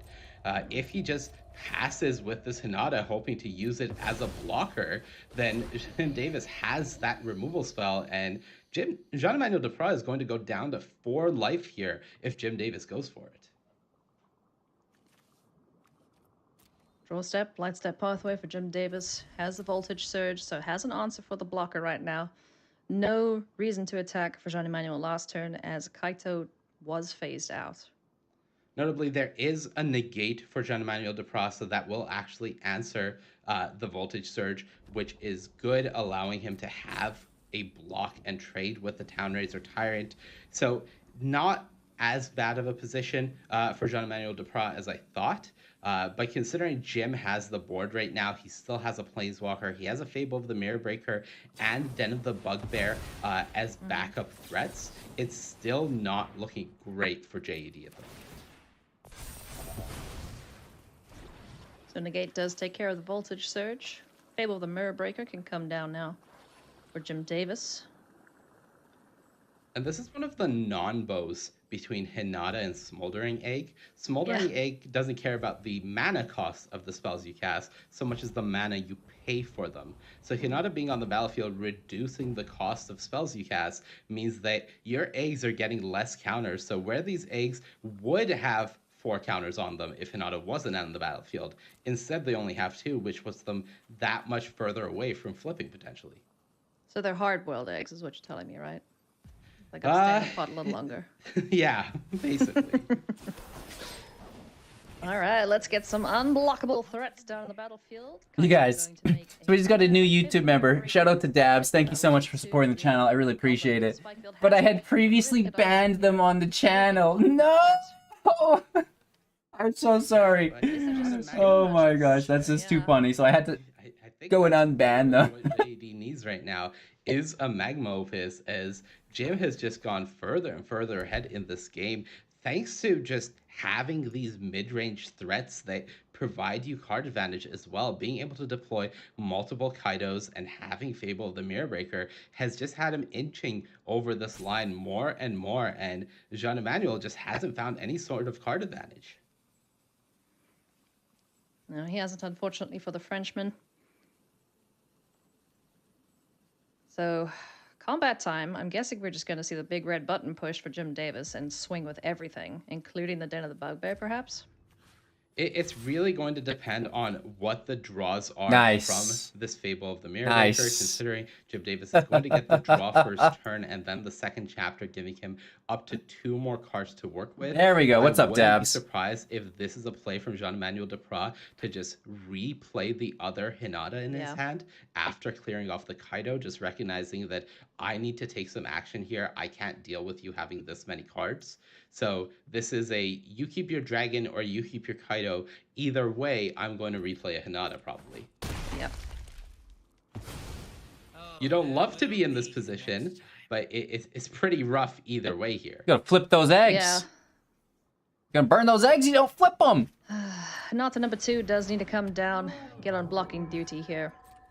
For Jean-Emmanuel. There's a Blood Tithe Harvester, number 2 being drawn, and Fable of the Mirror Breaker, chapter 2 triggers. Let's see if both of these get binned. I wouldn't be surprised to just see them both go here from Jim. Yeah. The blood token's nice. I don't think Blood Tithe Harvester is going to be doing any sacrificing. No, but the blood token's You do have nice. the Blood Tithe Harvester in play if you want to be able to sacrifice something immediately, but with no blood tokens to work with and just the one coming from the new Harvester, that's not really enough to make an impact. So Jim thinking about Better than a what land. cards do I have in my deck that make an impact here? What sort of clock am I on? Do I feel the pressure to discard a card that does something to try to go for the win this turn, rather than make sure that I have gas for potential future turns, because the game might not end this turn. It probably won't end this turn. All right, guys, make sure to like the video. We have a lot of viewers here. If you all like it, we'll get more people here, and then more chances for them to win these packs. We have cool cards to give away as well. Like the video, subscribe to the channel, become a YouTube member, and enjoy. Shaman from the Fable, that's a treasure token. That you can sack to Voltage Surge. This Hinata is not blocking. That was a big draw. And you see Jean-Emmanuel Deprat, he knows the only pause here, the only thing has changed after this attack is that treasure token was made, which means my Hinata is not long for this world. I don't have a backup Hinata. My eggs are forever away from flipping, and I'm going down to potentially 4 life here by using the Spike Field Hazard on the Ninja token, blocking both creatures, and facing down a Den, facing down 3 creatures on the battlefield, a Fable about to flip, and doesn't even know about the Kaido that is going to come down post-combat. I think this game is pretty well and truly over, Ailey. It is all coming up Jim at this point as Kaito Shizuki hits the battlefield. Let's draw another card.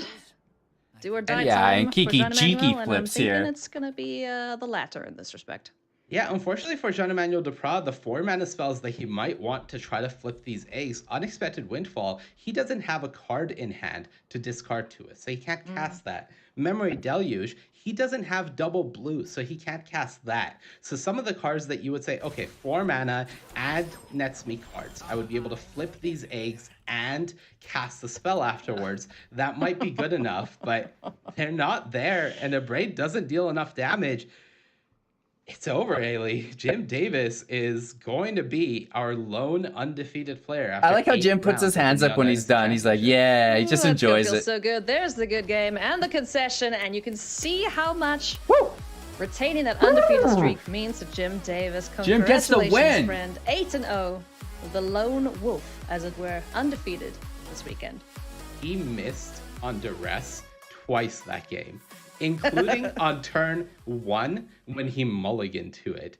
This was potentially the worst start Jim Davis could have had to a game. Right, you guys. Playing for All right, you guys. It's giveaway time. the champion. It's giveaway time. I know they're saying lots of cool stuff, but it's giveaway time. So if you would like to enter the giveaway, we got to do our first giveaway. They're not going to give us time to do it. So Looking forward to seeing the rest of his games today. you can win this pack. Reminder, the Magic Pack is Diamond yours. gets to 12. All you have to do is get in chat, right? Get in chat right now. Say whatever you want. I'll show you how it works. Here's kind of what I'm looking at here. And in this chat, I click over. Oh my gosh. But anyways, there it is. I click here. I go participants. And I can see a list of people who are in chat, right? So get in chat. Let me know something. Tell me about your day, whatever it happens to be. Your name's going to pop up on this list. I'm going to copy it.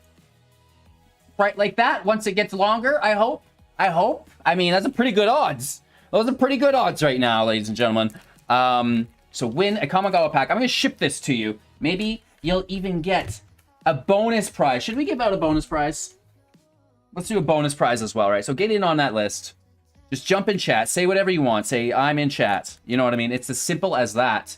And, oh, like eeny, meeny, miny, mo. What kind of card should we give out here? Like a good one, a bad one? A really good one? What kind of card would you guys like to get on the side of a pack? How about this? This is a very good card, and I'm probably going to regret giving this away, but your pack will come with I mean, this is in reverse. Right, we can switch right over. The Living Lore is going to come with your pack that you could win right now if you're in chat. So get in chat, you guys. Say whatever you have to say. There we go. Look how much longer this list is. Look at how much longer this list is. Perfecto, you guys.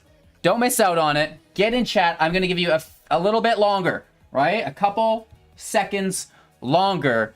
Get in on chat. I'm going to pull up a spreadsheet so I can grab these names really quick. Google Sheets. Whoops. And then we'll pull a name from here. I shouldn't have to sign in. Just give me a new spreadsheet, please. Boom. All right, we're going to grab names. It's your last chance. All right, we're going to do it from the top. Because then if any, I don't want to miss anyone, right? Scroll it down to the bottom. Boom. Control copy. If you didn't make it, you'll have to get in on the next one.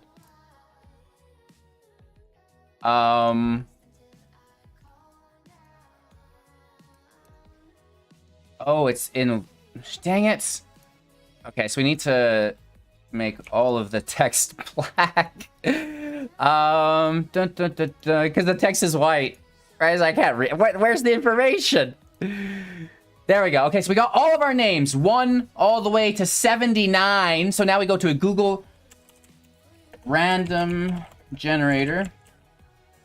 Pardon my spelling. Whatever. Who cares? Perfect. It was 1 through 79. 1 through 79. Oh my god. Who gets it? Who's gonna get it? Number 76. Number 76. That is Ushbag. Congratulations, Ushbag. You gotta hit me up, man. I don't know how to get a hold of you, but if you can get a hold of me, Ushbag, then we've got her handled. Ushbag, Ushbag, Ushbag, Ushbag. I don't think they're even here. There they go. We got him, we got him, we got him. Beautiful. Beautiful. Here, an old school player is showing that he has still got it. Take a look at these 6 and 2s as well. Yuta Takahashi, that's your reigning world champion. Shota Yasaoka, it's all right, you guys. We have a ton of other giveaways to do. So I need to I need a marker because I have to write who won this down so I don't lose this information. I need some paper. Jim Davis, he talked to Riley after his big win. With Jim Davis, the lone Jim Davis undefeated? What? Championships. Congratulations, Jim. They what? Big wins coming your way. I want to ask you. Oh my god. Start with the deck you're playing in Alchemy. You qualified with Rakdos. So what made you make the change over to Grixis?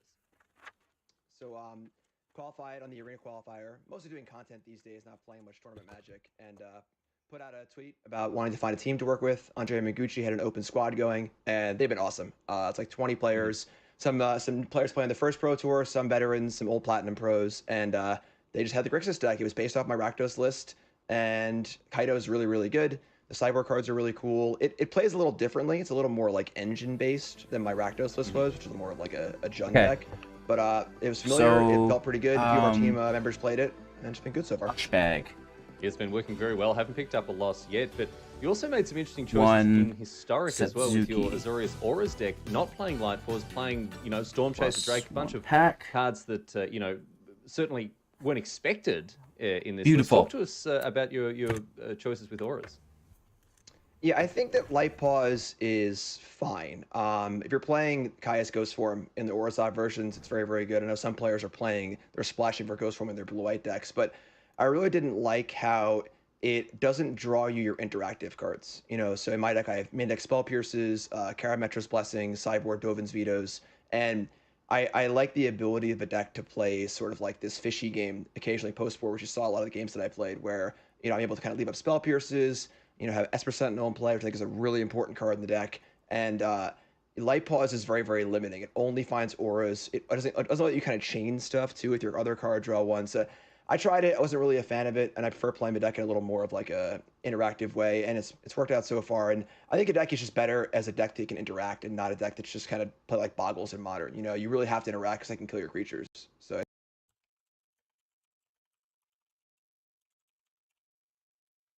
a little better. I mean, it's worked out very, very well indeed. At 8-0, you must be thrilled with how things are going. Jim Davis, thanks so much for joining us. Best of luck in the rest of the rounds. Talk to you soon. Thanks, Riley. Appreciate it. That is Jim Davis, our lone undefeated player here at the Neon Dynasty Championship. Great interview, Riley. Some really interesting stuff there about his choices in both formats today. Well, Jim Davis, he said it himself. He's like, I'm not playing a ton of Magic. I'm focused on content creation. You know, I'm not like grinding every single tournament that I see. And yet he's here today and our lone undefeated player. And guess what? You could be just like Jim Davis. There's plenty of ways to qualify for one of these tournaments. Corey, yeah, even you, Corey, even you could be like Jim Davis. You can qualify on Arena. I love these. Coming up March 26th and 27th is Neon Dynasty Phantom Limited for the qualifier weekend. These are so fun to play. Everybody, if you haven't played one, I cannot recommend it enough. 9th and 10th is Alchemy if you're into that. You can also Champions Showcase. You got to be invited for the Showcase qualifiers, but anybody can play in the Showcase Opens, April 23rd and 24th. Both of those are Neon Dynasty Limited. All right, everybody, it is deck tech time. I love deck techs, and this one coming up is one of my all-time favorites. We've got Luis Scott Vargas talking about Orzhov Venture. I love this deck. I've been playing it. It is so much fun. If you haven't had the chance to try it out, highly, highly recommend it. But why hear about it from me? Let's hear about it from LSV.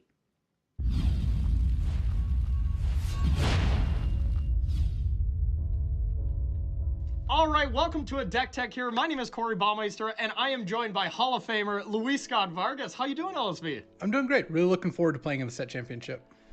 Yeah, I would be looking forward to playing this deck too, because it is a sweet one. So let's just dive right in. You are playing Orzhov Venture. I didn't think I would be saying venture into the dungeon and Luis Scott Vargas in the same sentence. So first, let's take a look at slide one, which is the venture cards, and tell me a little bit about these. In one of the recent Alchemy updates, a lot of the venture cards got buffed. That took the mechanic from something that didn't see a whole lot of constructed play to something that our team actually got pretty interested in. I mean, just the precipitous drop being a little bit cheaper and Triumphant Adventure getting a buff as well was just enough to give this shell some new life? Yeah, precipitous drop especially, since that's actually one of the more marginal cards in the deck, but at 2 mana, it's just like exactly good enough to see play. Triumphant Adventure getting that second point of power, and then combined with the fact that Nadar is just a pretty strong card if you're doing the whole venture thing, and now has some friends to venture with. All right, let's get to the dungeons now. We have the 3 different dungeons. Is there a specific one that you go for? Just try to get through them as fast as possible, or what's your plan? I imagine, because my whole team's playing the deck, that you will see the Lost Mine of Phandelver being the dungeon ventured into above 90% of the time. It gets you the most up front and has a pretty quick completion bonus. But if you're settled in for a long game, you can go in Dungeon of the Mad Mage, and then sometimes you go into the Tomb of Horrors just because you really want to pressure the opponent and the life loss matters. Perfect. So let's head into the next slide mechanics when it comes to this. You have a bunch of other disruptive creatures. Let's first talk about Archon of Emiria. You're just playing 4 in the main deck. Archon of Emiria is actually why we're playing this deck, because against the Runes deck, Naya Runes, which we expect to be the most popular deck, you could probably tell me if that's true, it makes it so almost all their lands come into play tapped, and they can only play 1 spell a turn. It disrupts their whole combo, makes Showdown of the Skalds a lot less impressive. So Archon of Emiria is the best card against them and frequently your worst card in other matchups, but we think that's worth it for the metagame. And then City Stalker Connoisseur is probably one of the more powerful cards just in Alchemy in general. The fact that it's good against the Runes deck, because again, it strips their Showdown out of their hand, that's one of their most important cards, and it can block a big runed up whatever, but also is very strong against control decks.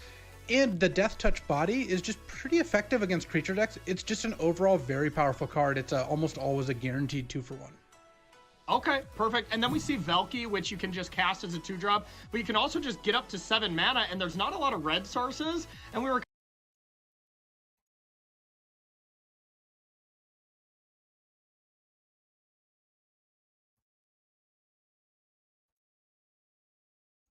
kind of contemplating how do you cast this card, but I suppose a lot of the dungeons contain giving you a treasure to kind of ramp that out, huh? The treasure is actually why Valky is in the deck. It's a card that is good on turn 2, okay on turn 2, but really powerful on 7 mana. We've got a couple lands that can produce red, but mostly it's just that treasure that gets you there with not only the red, but also a turn ahead of schedule. And decks like this tend to disrupt the opponent a bunch and then kind of run out of steam. Valky's our solution to that problem. So now let's go to some of these heavier hitters, Luis. And now we have Intrepid Adversary, a nice one-of here to pump your team. And Lysaea Forgotten Archangel is a new one that we haven't seen in a while. But the main one I want to talk about is the Wandering Emperor. Tell me a little bit about this one. Wandering Emperor is fantastic. You're going to see, her showing up in blue-white control. Obviously, we're playing her here.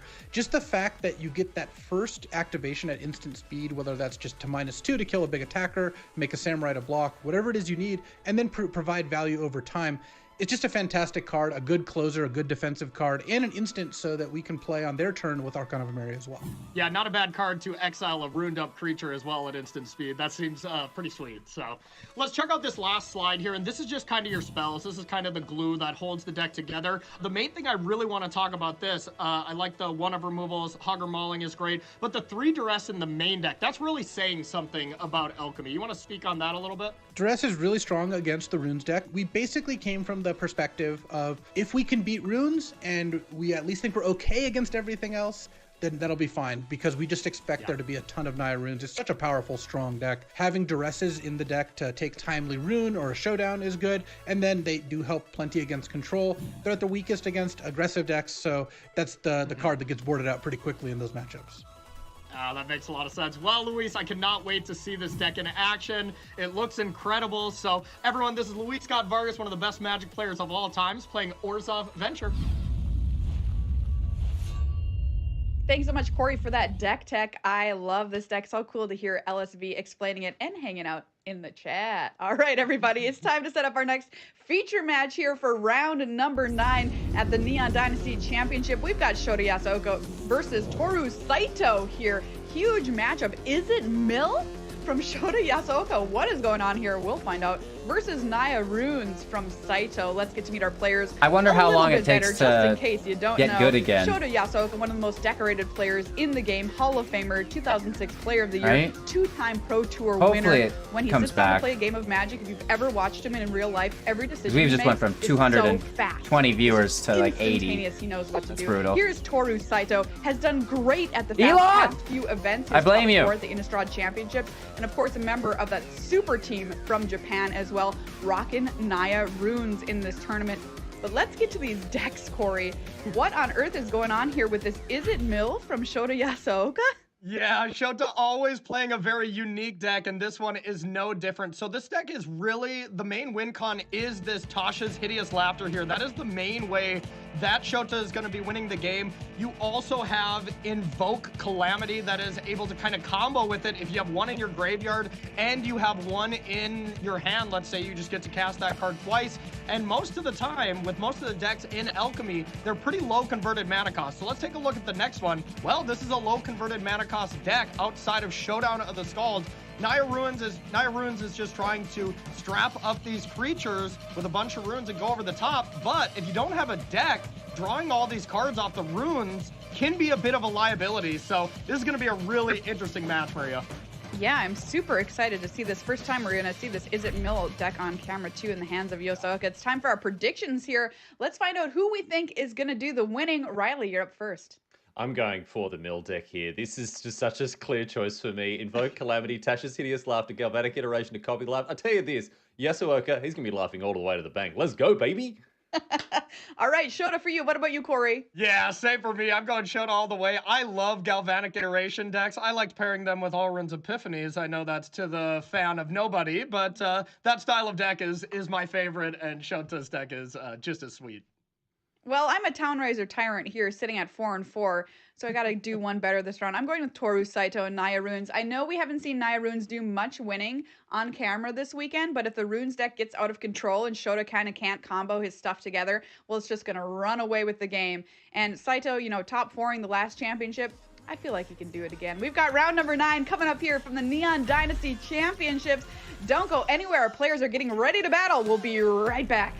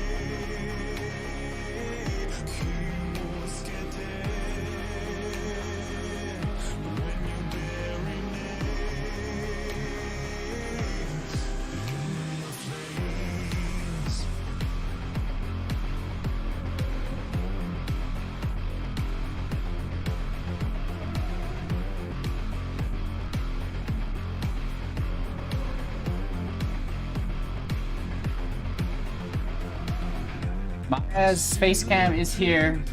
It's laid down. I'll stand it up, but she's like sleeping in bed or something. I don't know where she's at.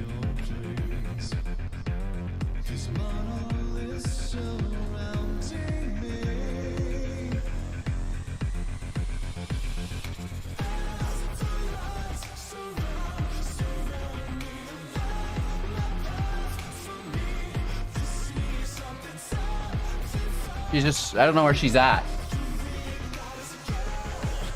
All right. I don't know about the stream quality. I mean, I guess it's shitty. Shout out to Ushbag. They did win themselves a pack, and they won themselves a card, which is pretty cool. The Living Lore. So if you guys want in on the giveaways, you can do that. It's really easy. You just hang out. We're gonna do one every hour. 1, 2, 3, 4, 5, 6, 7. Yeah, one every hour-ish. Or hour and a half, I guess. We'll do it to make it consistent. But yeah, every hour and a half, new giveaway. You're gonna win a card from the new sets here, and you'll win a pack. We'll have a grand prize as well. We'll start moving into some better card giveaways, like someone's gonna win Sato today, which is super exciting. Alchemy here in the early stages. Let's not miss out here. I don't want to cover up Cedric. And got a little bit of spice. Like the video to show your support. It helps. Here. How about some turbo mill for you here, Cedric? Are you interested? Well, you know, coming in this weekend, this is, I don't know, last on my list of things that were going to happen. So, yeah, I'm very much interested. Thanks for asking. Yeah, Shotia Welter's not web death. Has sleeved up the virtual turbo mill deck, is what I like to call it. It's a type of deck that can mill you out in just a single turn, even under the right circumstances. Sitting across from him, Toru Saito. Woof. World Championship competitor on. The deck with the target on its back. Naya Runes. But that has not stopped Toru from having a very good start to the tournament. 6-2 coming into this round. Shota also 6-2.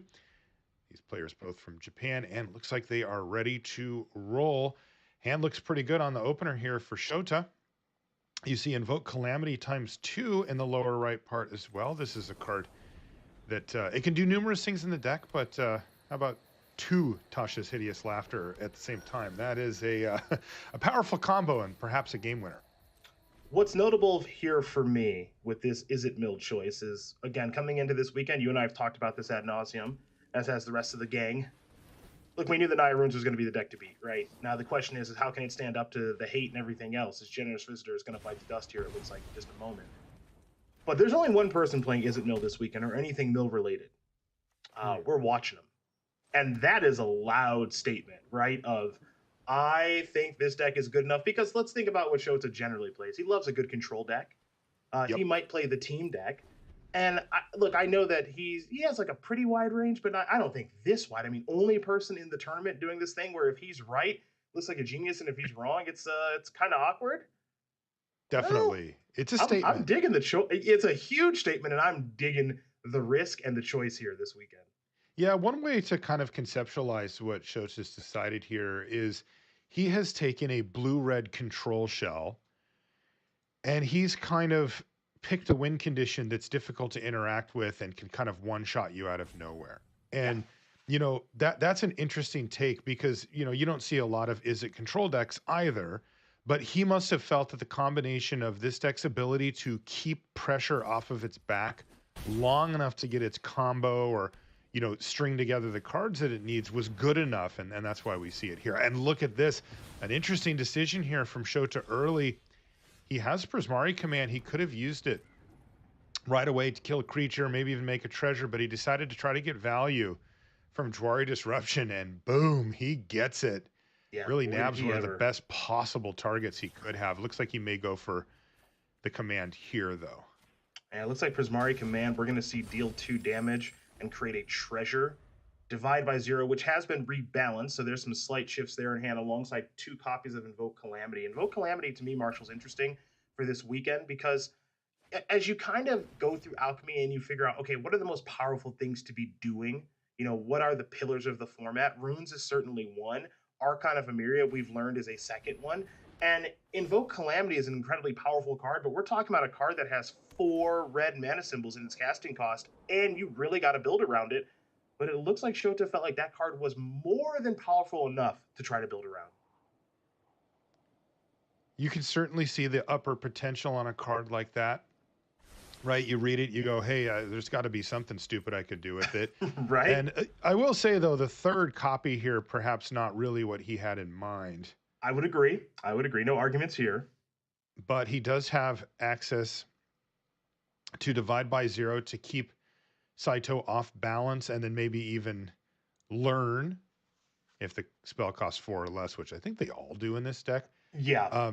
And so he can maybe ship away one of these, remembering that you can learn for cards, lesson cards out of your board. You also can just rummage. You can discard a card, draw a card.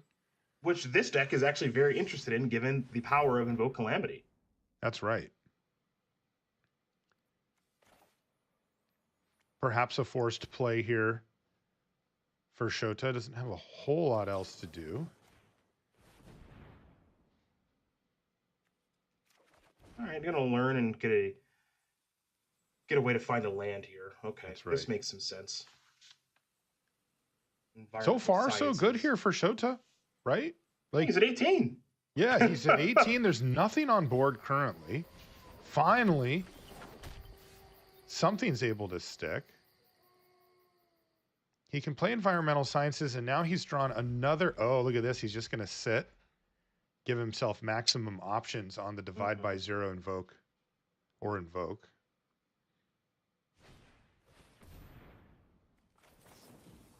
right, it's time. Finally. All right. Yeah, you're about to have a bad time, I think. Yeah, so probably going to be Prismari Command plus divide by 0 here. That's a nice clean 6. You'll see a lot of 3 mana instants and sorceries here from Shota. And now are we going to see some digging? Yes, we are. No time for treasure, so environmental sciences. Well, it served a role here. It's going to be upgraded into some card from the top of the library. And you see Tasha's Hideous Laughter there as well. But it's kind of cool. He can keep it in his hand. He can put it in his yard. It doesn't really matter when it comes to Invoke Calamity. It can cast those spells from your hand or your graveyard. I have to imagine, and I feel like a broken record saying this sometimes in these events that we cover, but if you're bringing this deck, if you're Shota and you're bringing this deck, you either have a outrageously good runes matchup or you're incredible against everything else. Mm-hmm. And there is the possibility that you're great against both. And if that is the case, ooh, boy. That's right. Land off the top is a welcome addition to the board, though you do see the awkwardness here. He's got triple red, and Invoke is a very, very difficult card to cast. You actually need 4 red manas. Yeah. Available. But apparently the juice is worth the squeeze, because we just saw one resolve, and that was pretty darn good. And I got a feeling we're going to see others resolve over the course of this game. That's right. He's also got Unexpected Windfall that he can use to generate not only an extra card, but also the 2 treasure, which, that really matters when it comes to casting these Invoke Calamities. For sure. I'm really impressed, by the way, with his ability to just keep Saito at bay. For a deck that can be very explosive, and considering that Shota doesn't really, at least thus far, we haven't even seen him use a removal spell exactly. He's really kept himself at a very high life total here. Well, it kind of plays like those old, old is a weird word to use here, but those old Outrun Epiphany decks, right? You just keep you off balance, divide here, Fading Hope there, and then all of a sudden, boom, I'm taking all the turns. Now, that's not what's happening here. Instead, the plan is, boom, I'm milling all of your deck. Arguable which one is a more enjoyable experience for the opponent. All of their cards going bye-bye is can be frustrating for some players. That's right. And, it's worth noting here as well that in Alchemy, right, it's a pretty powered up format, right? We're not talking about, Legacy or Modern or something, but people tend to push their cards down to the lower end of the casting cost range when possible. And we see that definitely with the Naya Runes deck. It has an average casting cost of, somewhere in the 2-ish range. And that means that cards like Tasha's Hideous Laughter, probably 2 of them is enough to GG. Almost certainly. Yeah. Almost certainly. Right now, you're seeing Saito agonizing over where to put these runes because, of course, he'd rather put them on the Runeforge champion, but instead is loading up on a Cave of the Frost Dragon to be able to activate over the course of some point. But here's the difficulty, right? Is as he is agonizing over what to do, Shota's just sitting here and going, okay, anything that bothers me, I'll divide by 0. I can respond in kind, whatever. And if you don't do anything threatening, seems like a great time to resolve Unexpected Windfall.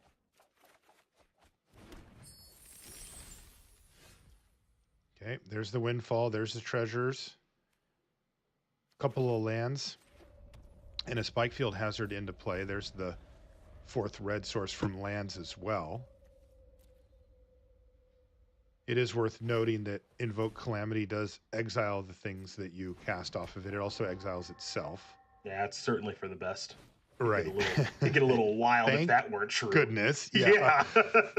But yeah, so if you're thinking, well, why doesn't Shota just fire off an Invoke, then just do it again the next turn and use that Tasha's Hideous Laughter twice for the GG, that's why. Ooh, Showdown the Skulls. A couple of cards deeper in the deck, huh? You helping me? Helping you? I was going to say, also, that's the most expensive card. Yep. That's a lot of help. It really is. And you'll start to see some of the cool combos that can come out here for Shota with Unexpected Windfall as well. Right now, though, a good opening. Oh, look at this. All right, what are we thinking? Taking a look at the hand, taking a look at the graveyard. Of course, when you have the choice, getting stuff out of your yard is preferable since you can just cast the stuff from your hand later. But the option is nice. Looks like we're going to discard a land for Unexpected Windfall and then find another card to play here. Okay. It's going to be Voltage Surge. Yeah.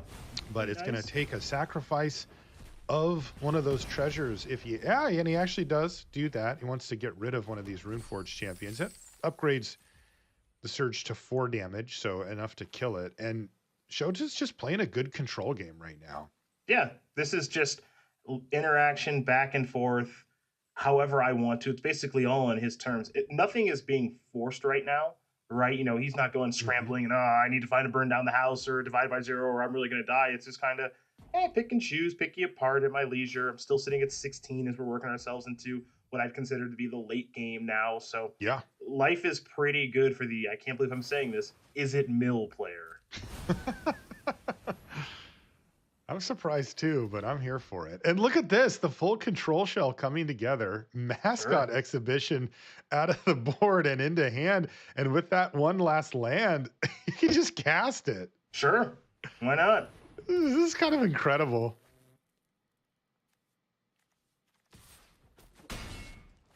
Down to 13 after a runed up Runeforge champion hits him for 3. Oh boy. That's actually a 1-of in his deck as well.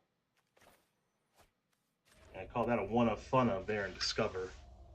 Yeah, it's interesting awesome. because it's for somebody like Shota, not putting that card in your deck just doesn't seem like an option. He loves stuff like that. Discover the formula for him. The card's incredible. Off the top, yeah, it's really great. And it looks like he may take a turn here to fire it off. He kind of wants Saito to put another creature onto the battlefield here. Then he can just burn him down. Yep. And given the mill game plan, Showdown of the Skulls is an incredibly scary card, but given the game plan, it's kind of like, okay, that's fine. That's 4 less cards I have to try to take out of your deck, and also that's 1 less 4-mana permanent for Tasha's Hideous Laughter. And then if you hit another Showdown of the Skulls, as Saito did, okay, that's 1 less of them again. So, all this stuff starts to add up over time with the mill strategy. It really does, and it's going well for Shota. Commune with Spirits there for Saito. Just kind of break to hit a land, and he's got plenty of those. Looks like we... I'm going to assume that's a Kami of Transience there. Yes, that is. I have not actually seen that art, though, but it's pretty sweet. Oh, now we're going to discover the formula, and all these red cards are cheaper. Oh boy. Yeah, that's an abrade for one. Yep. So that's dead. Saito has to be getting frustrated here just watching Shota have an answer for actual everything. Yeah, I mean, as an aggressive player myself, I've been on the other end of this before, and it's just kind of like, so do I ever get to resolve anything or have the game go the way that I want it to? Oh, so Can I no? have more than a 2/2, please? Yeah. For a little while? Yeah. I can execute my game plan at least a little bit here. Curious when Shota decides to fire off the mascot exhibition as well. It's a great stabilizer. Very difficult to die after you've played it. It doesn't work particularly well with Burn Down the House, but he can just sort of cash in those creatures for value. And he has one more Voltage Surge just to take out this Kami. Yeah, just picking apart. I mean, this is just brutal if you're rooting for runes, because it's just, you see all these removal spells, another copy of Invoke Calamity. It's just kind of, okay, it's just however Shota wants to approach the game, he gets the option to do so. It's just so tough. There's so much removal. Yeah, he's going to tempt Saito into playing a rune. He knows that there's a Rune of Speed exiled with that showdown. And he's like, you know what? I've got a removal spell for your Kami. You're not going to put another rune on the stack at instant speed. So just in case you decide to make a misstep and fire off the Rune of Speed on the Kami itself, I can get a little extra value. So far, we've seen that Saito has been reluctant to do so. He's put most of the runes are on a land. Yeah. Just has built up that Cave of the Frost Dragon so that whenever it's time to go that route, that's the way to go. And it's actually, pretty good because it's a little bit bigger than it normally would be. But activating that thing is essentially your entire turn. So there's a trade-off there. Well, here we go. Speaking of, Yep. this is going to be a heck of a dragon. Look at that. 5/6 lifelink trample. Flying. It might be time to make a move. So he is actually forcing the issue here with the rune. Mm-hmm. And that's going to mean that Shota gets to get a little more value. But he may need to consider keeping as many burn spells as possible to try to kill this dragon. Yeah, this Cave of the Frost Dragon is large enough that it matters. And this is a great time for another copy of Invoke Calamity. And, again, utilizing what you have access to. But there may be no wrong way to eat this Reese's. There's might be plenty of ways to take care of this thing.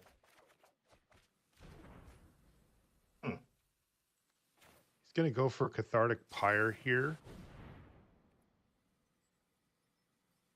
Oh, let's see what he does. We'll trip to Value Town. Wow, okay. He's just going to bury him in cards. Oh no. Is that a farewell? It is. This is one of the things I love about his deck. He uses it. It has a couple copies of Farewell hanging out. I absolutely love it. What in the heck? Yeah, so you can cast it. You can cast it with Invoke Calamity. You've got the Forsaken Crossroads, and then also you have Unexpected Windfall to create treasures and Prismaric Mana to create flash treasures. double white, Yeah, so sure, you can just jam double white into your old Izzet strategy. Wow. This is just a clinic here from Shota. I really don't envy being in Saito's seat and having to endure this. Shota's got to find a way to finish the game at some point, though. I mean, as much fun as it's been watching Invoke Calamities, plural, be cast and picking up a copy of Farewell and everything, you got to kind of try to kill your opponent at some point. Yeah, I think that just comes down to the Tasha's Hideous Laughter in hand, and then he just finds any way to copy it, right? Like he has Galvanic Iteration in the deck as well. I guess you can cast Farewell here and exile enchantments, and that makes the Frost Dragon worse. That might be fine. It would leave Saito with no creatures available at all. Yeah. I mean, there's still the cave. But it just gets significantly worse, which, okay. Man, this farewell has been so impressive. Super good card. Super good.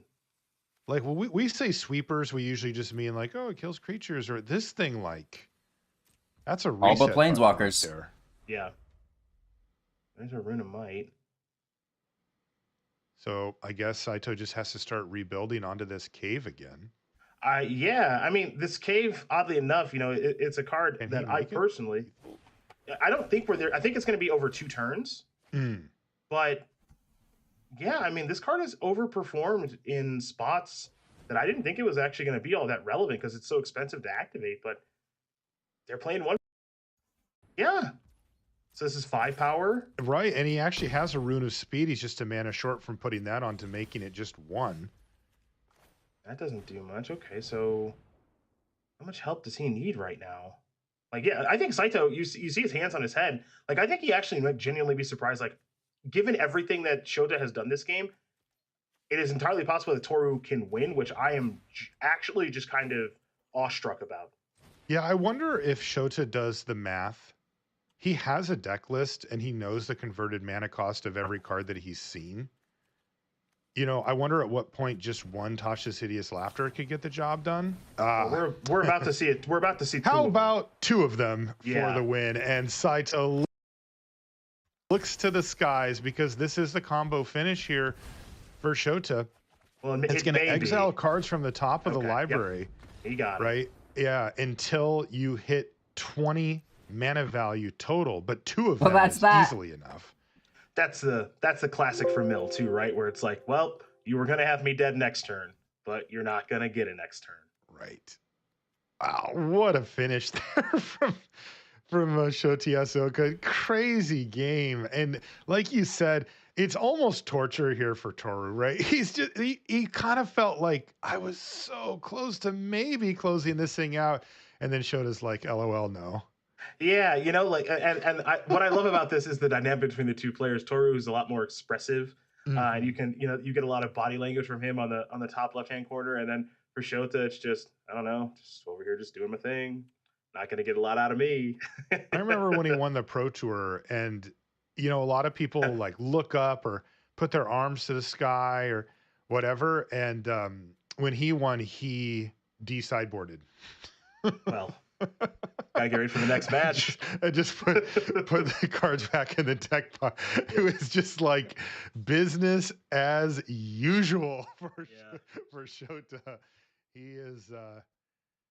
All right, you guys. Thank you so much for watching. Like the video. Show your support. Shout out to Ushbag. Won the pack. Won the sick, awesome card. I don't even know what it is. Living Lore or something. We have another pack to give away, and ooh, could it be a Kami giveaway in memory of this Rune deck that's about to get smashed? Stay tuned for more. Giveaway coming soon. It was. Like the video to show your support. Block constructed. Block constructed. Those That's right. are together in a while. That's right. Wild format, really, really good time.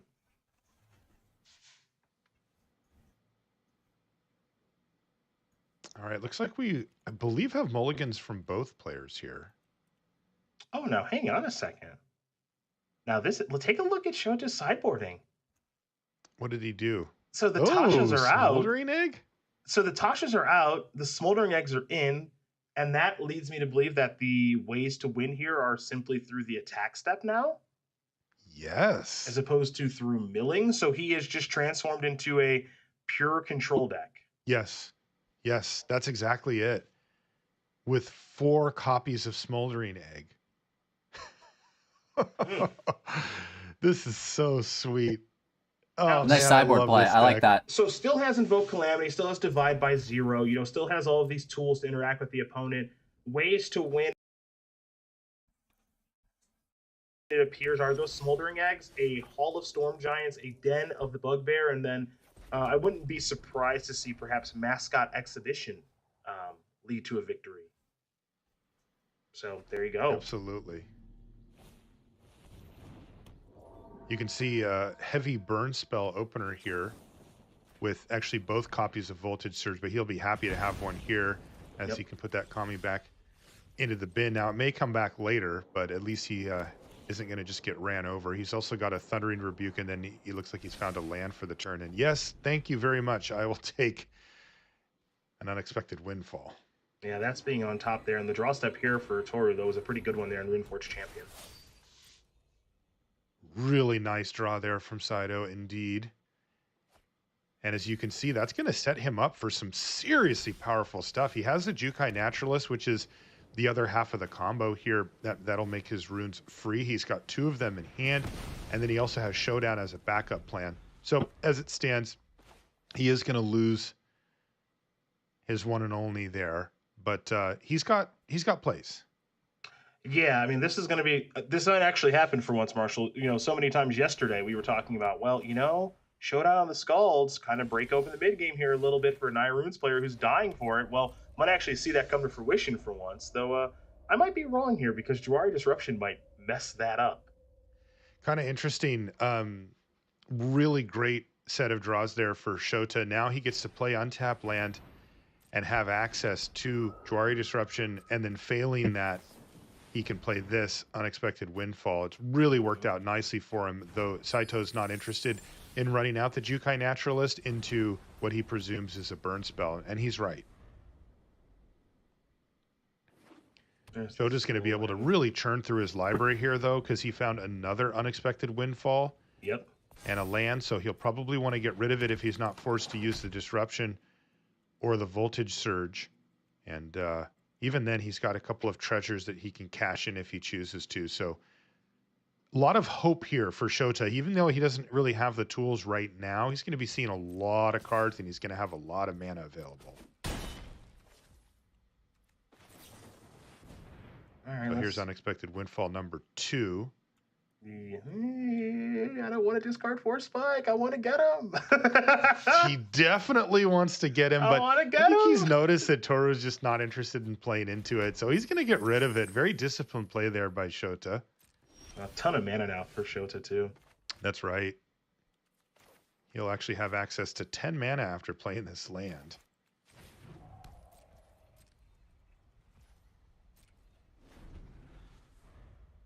As is customary for this deck, he just gets to pass the turn. It's rare for him to need to play things at sorcery speed. He's not playing planeswalkers or anything like that. So generally speaking, he gets to make his decisions on Toru's turn. Yeah, it's just wall of mana up, you know, make your move, do what you're going to do. And what's fun about this, if you're rooting for Shota, or you're on his side of the battlefield, all right, I've got removal spells, I've got Divide by 0, and, you know, if you don't notice it, I have Hall of Storm Giants just ready to activate and haump one of your creatures. So that's right. You better make the right move, and the right move might be no move, and Shota's cool with that too. Nice one here in hand for Toru. He's got Valorous Stance, very good against the burn spell strategies that Shota brings to the table. Also, the Wandering Emperor, a card that's had a huge impact on both of our formats this weekend. Really a great debut for the Wandering Emperor. Super cool card, super fun card, and for the Wandering Emperor, well-balanced card.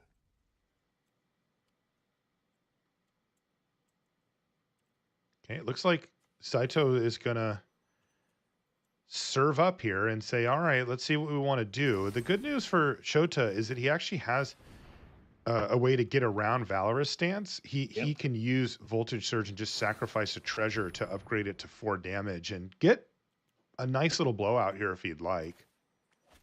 Yeah, he he also has Divide by 0, so good choices for him either way. But it looks like he's more interested in just getting this Kami off the battlefield.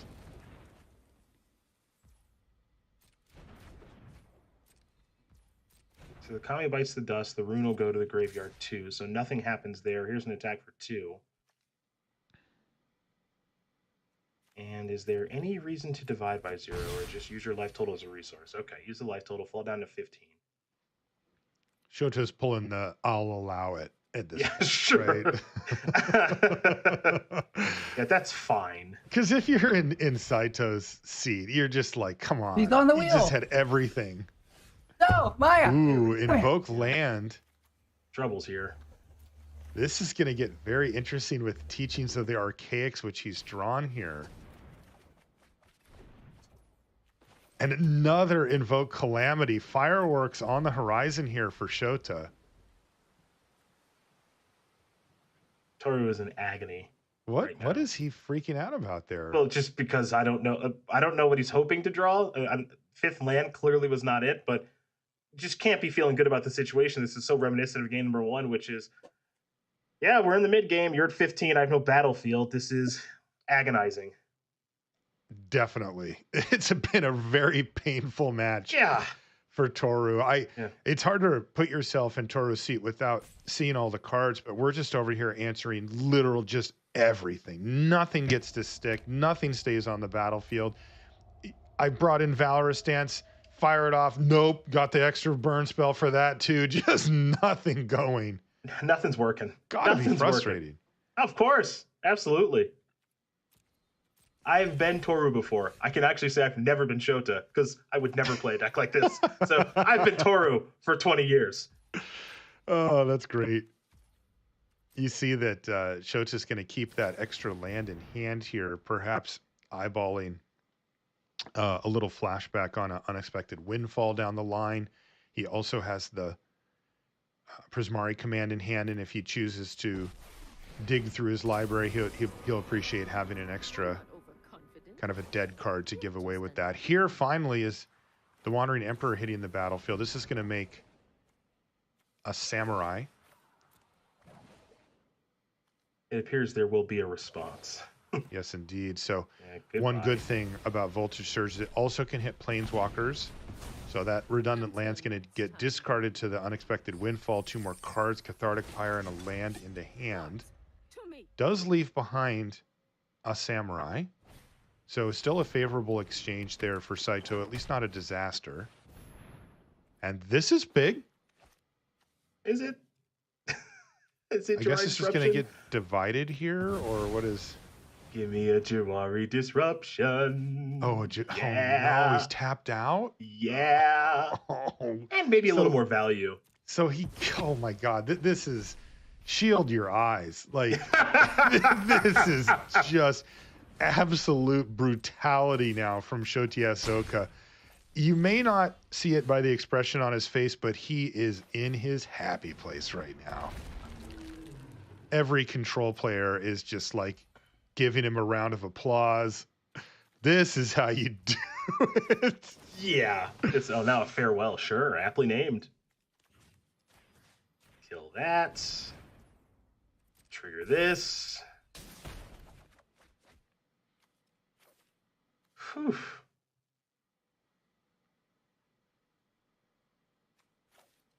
I mean, Gonna discard the. I was gonna say he doesn't even need farewell right now. He's got three spot removal spells in hand and a smoldering egg that's gonna transform soon. Don't even need it. That's right. In fact, he would rather protect this board as it stands. The last hope here for Saito is going to be that Cave of the Frost Dragon. Like that thing's the only thing that's sticking around. Mm-hmm. And it is getting quite large at this point. You're not wrong about that. That's the avenue to victory once again. It didn't work out great last time, but you can try again this game. Yeah, it's tough because, multiple burn spells kind of needed. Yeah. Geez, another unexpected windfall here for Shota as he just churns through the library. Upgrade complete. And there's also a divide by 0. And yes, here comes the damage. And if you've never seen this part, Saito's life total is going to plummet. He is going to absolutely see his life total just get chunked by this dragon now. Yeah, no need for Tasha's Hideous Laughter now. That card's sideboarded out for a reason. And it does make a little bit of sense because it doesn't really do much on its own. Whereas Smoldering Egg and the transformation into this dragon here, this is to take over a game all by itself.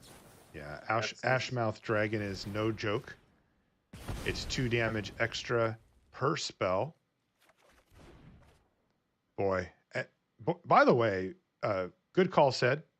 This played out exactly how you said post board, right? He just went and got mascot exhibition now, and he's beating down with Ashmouth Dragon. Just totally control deck now, right? Yeah. Just completely flip the script where he doesn't need the cute combo. He's like, look, this isn't the matchup that I need this extra speed, right? Where I can kind of gotcha. He's like, I'll just grind you into absolute oblivion, and that's what's happened. So my question is, what is the matchup where you want Tasha's Hideous Laughter? I'm curious too. Yeah, where is it where it really shines? Because it's good here, but clearly he has built his deck in such a way where he's starting as a mill strategy and then is transforming accordingly, where you could argue to do the opposite, which is start as just a control deck that starts Smoldering Eggs and then transform into, I have these Tasha's Hideous Laughters in the sideboard that you're unprepared for, if he wanted to. Now, again, we're talking about a world-class Hall of Fame 2-time Pro Tour champion here in Shota Yosoka. So this isn't an accident that his deck is built this way. It's more of just a general question of why would he build it this way? So can he finish the deal here? Because that looks like a good game. Japanese is a little rusty for me, but bang, bang, that is going to do it. Oh, I'm muted. I'm muted. Oh, my lord. Oh, my lord. Oh, my lord. Oh, my lord. Saito, I think I need to that was ridiculous. Have a good cry. Invoke Calamity is such a good card. It's a triple cast. I can't believe it. Wow. No, so when matches like that happen, when you're an aggressive player, when matches like that happen, no effect. All right, you guys. Omega Wolf, what a match. Thanks for watching. We're going to get back to the coverage in just a second. While I've got your attention, though, make sure to like the video. It really does help support the stream. Become a YouTube member. Even Super Chats are amazing. But if not, just hang out. And we are right around the corner from another giveaway. We will be doing a Kami of Transcience with a pack, which is really, really cool. We literally just gave away a little bit ago another pack and the Living Lore, which is exciting. So a lot of giveaways going on today for your guys' benefit, I suppose. Thank you all so much. Let's get back to it. It's just like, whatever. I just got absolutely destroyed. I'm moving on with life. That's how I would take it. Okay, fair enough. Let's head over to Maria to hear about our next match. Coming up next, it's Kai Buddha versus Jean-Emmanuel Duprat. The German juggernaut is going to be trying to venture into the Get him, Maya. to gain an incremental advantage while dealing with John Emmanuel's Hinata, the main creature we're going to have to deal with that is going to be tried to be paired with Magma Opus to gain a huge advantage over Kai. That's Jean-Emmanuel Duprat versus Kai Buddha. You won't want to miss it. Coming up after this.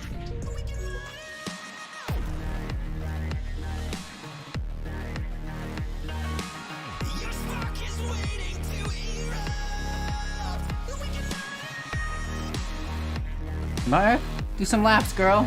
Nah, I don't want to do any laps right now. I don't want to do any laps, Dad. She'll be back. She'll be back. We'll get her. We'll get her. We'll get her. We'll get her.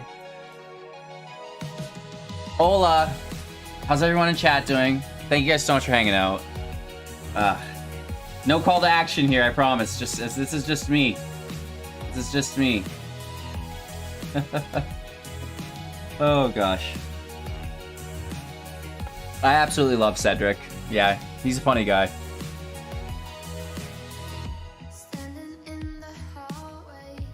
Two and a half minute break. Wow. Yeah, boy, that's hilarious, bro. Oh, good Lord, have mercy. I like that deck, man. That deck seems really, really nice.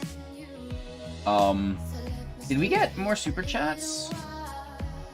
Because it says, I think somewhere we did. But I don't see it. Oh, double cat boy? Bro, I didn't notice that you gave, you supported twice. Cheers. I missed it the first time. Maybe I should have ignored him the second time, too. I'm kidding, I'm kidding, I'm kidding. Oh, my lord. Yeah, cheers. Thank you guys so much for the support. I appreciate it. We had some quality issues a little earlier, which wasn't super great. But again, I mean, you know, now's the perfect time to talk about what we've been doing. pack giveaways, the card giveaways. Ushbag won the first one. I have it written down, and I seen they befriended me on Twitter. And then we have Kami up next, which is really cool. Card that's in these rune decks, which is really nice and one of the harder ones to come by because it's rare. And then a pack, right? A mystery pack. You know, I hope that there's really cool cards in here for you. It's probably far better than the Kami. You know what I mean? I'm jealous I don't get to open them myself. It's so sad, you know what I mean? But it is what it is. And, you know, we're coming up on that second giveaway right away. So at a certain point in, you know, the next 15 minutes here, next 20 minutes, you know, half an hour at most, because I will try to wait for another break. We're just done with this one already. You know, there's not enough time. But in the next break, just like this, we will do that giveaway. So don't go anywhere. Hang out on stream, have a good time, and I will do a call to action. I'll be like, you guys, get in chat if you want to enter this. And I don't know if you can get in now, how often this list will refresh, but it gives me a list of participants in the YouTube chat.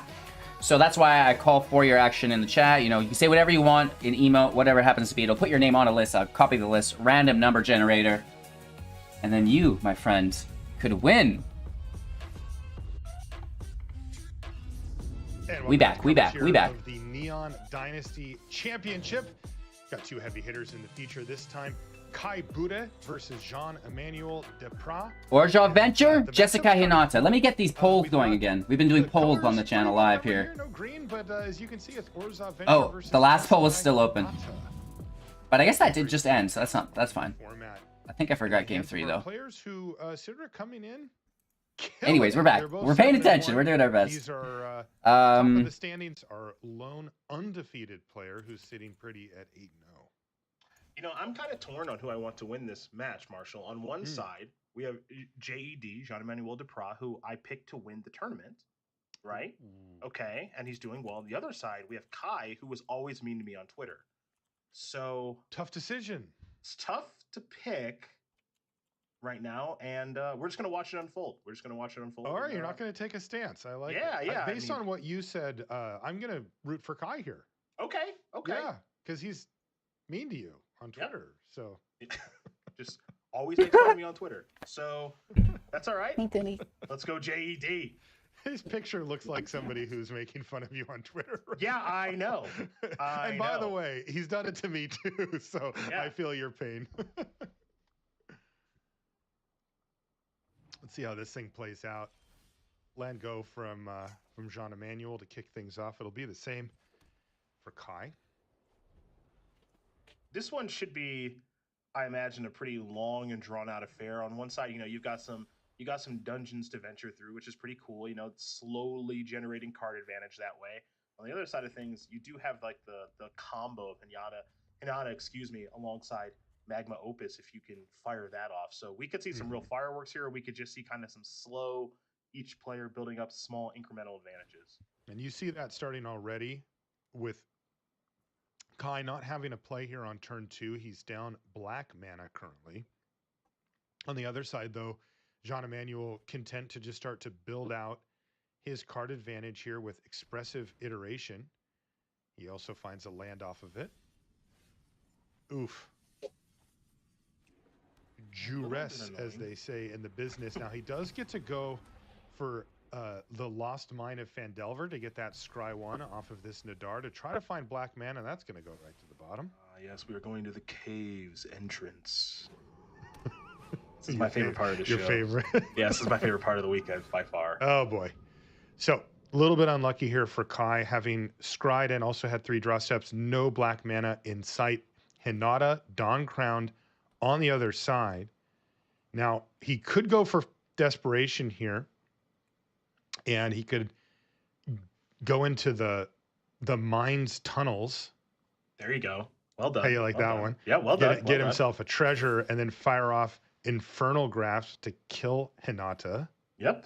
I think that's probably what you have to do right now. Yeah. Because you get this treasure from the mine tunnels as you attack before blockers are declared. Correct. And then you got to pay 3 here because the Hinata does tax you. And there also is no guarantee that we'll see a block here for what it's worth. I suppose if there isn't a block, then a precipitous drop post-combat would also work.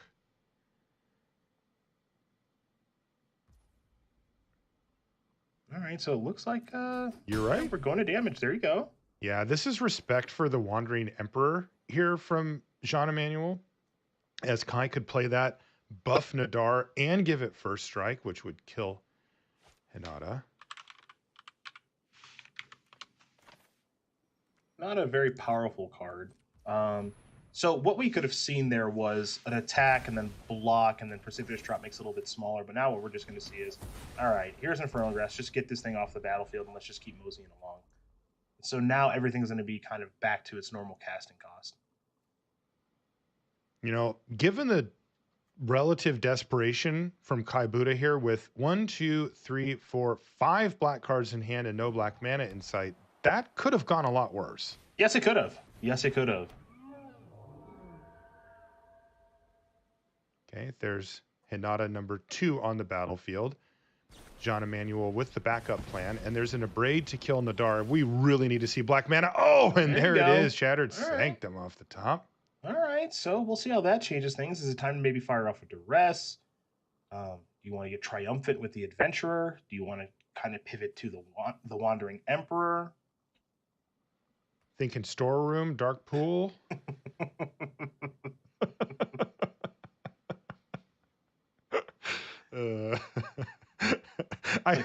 I played that set so much, and I didn't realize that each room had its own name until you said it yesterday. Like, if you can't have fun at your job, I don't know what you're doing. Yeah, you're like, oh, he's gonna go to the storeroom, and I'm like, wow, Sed's really going deep, making up names for these things. And you're like, no, it's real. Yeah, that's what I spent my week of prep on. Is, you know what? Assuming there's a dungeons deck, I'm just gonna make up room names. That's how I'm gonna spend my week of prep for the tournament. Oh man, it's gonna be a 2-mana Duress because of Nada. That's the whammy there. Seeing 2 copies of Magma Opus.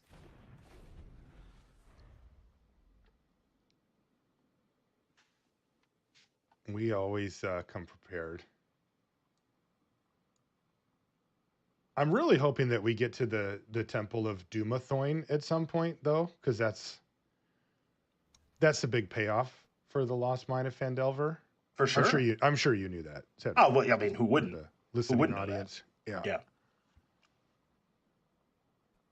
Now, if you ask me what's in Cursebound Witch's spellbook, I might struggle a little bit there. But working our way through these dungeons, easy does it. Indeed. A little bit of bad luck there. For Kai, decides, okay, I need to take this turn to go for a Duress, but sees 2 copies of Magma Opus, which means that this Hinata, with this extreme has to go now ability to lower the mana cost on spells with multiple targets, particularly, means that he's going to be facing down an upkeep Magma Opus from Jean Emmanuel, and that's a big step towards victory for him. Yeah, it's just kind of. It's just got to be. I'm sorry to cut you off there, partner. It's just got to be a little bit frustrating, right? Because you killed a Hinata, and then another one showed up. Then you duressed a Magma Opus, so there's only one in hand. So it's like you just have 2 of both. Right. Come on. It's the there was nothing I could do feel, right? Pretty much. Interestingly as well, Jean Emmanuel has been holding back with Hinata to play around the Wandering Emperor, but now decides it's time to rumble because Kai can only do so many things in a turn at this point, having really been stuck. I mean, imagine this game if there was black mana on turn 2. So many of these cards would be out of hand and we'd be looking at a totally different scenario. But as it's played out, maximum pressure here from Jean Emmanuel, and he's in a really good position as a result. He's got Jwari Disruption that he can hold up. And with the mana issues that Kai's faced, that's looking like a hard counter in many scenarios. Yeah, Jwari Disruption is a totally fine card right now. Valorous Stance looks to be pretty good too. And now here is the Wandering Emperor, which is a totally fine play. Perhaps a prediction there from German Juggernaut. Or maybe even a spoiler. Hard to say. Indeed. Okay, so Wandering Emperor is going to take care of Hinata and Bump his life total up to 8. That extra 2 life has been very Submission. handy. It looks like there is a Spike Field Hazard waiting to finish off the Wandering Emperor. I guess that's that. There's a negate to back up that third copy of Hinata. That's going to leave 2 lethal threats here for Kai. Excuse me, for Jean Emmanuel. And that's going to make life very difficult for Kai. And let me tell you, whenever you're playing against someone in arena and they do the manual tapping, make sure they leave up a certain couple different colors of mana. You are, yep, it's trouble. It's trouble. It's Trubs, definitely.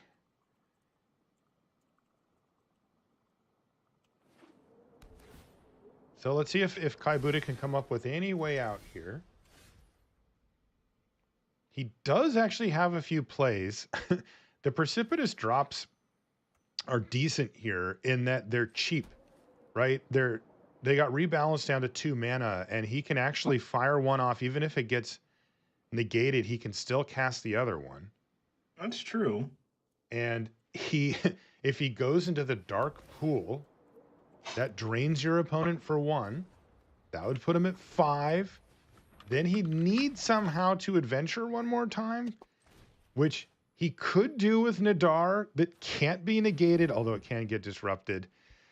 Really tough to find a way out here for Kai. If he was able to venture one more time, then he would be in business, but he's not. So there's the negate on the first drop. This one should be resolving. Disruption is not going to take care of And these are that. costing as much as they used to. Oh, I guess disruption is going to. Yeah, never mind. Because of Hinata, yeah. Yep, goodbye. So tough one there for Kai. Really finally found his way out of that mana situation there, not having black, but it was way too late. Jean Emmanuel Duprat was way too far ahead. Yeah, so if you're Kai now, I have to imagine some creatures. Maybe this Graveyard Trespassers are going to come in. Another copy of Duress, probably some copies of Go Blank, because we are more or less in a control / mid-range style mirror. Kai is, again, he's building up small advantages over the course of the game by venturing through the dungeons, right? And Jean Emmanuel Duprat has the ability to build up a big advantage in the game with Hinata plus Magma Opus, and in that game we saw the latter as opposed to the former. Boy, Kai's really going to work here. He's already taken out like 12 cards, maybe 10. This is a pretty big shift. Yeah, the Graveyard Trespassers and the Go Blanks are coming in. The Lolth as well.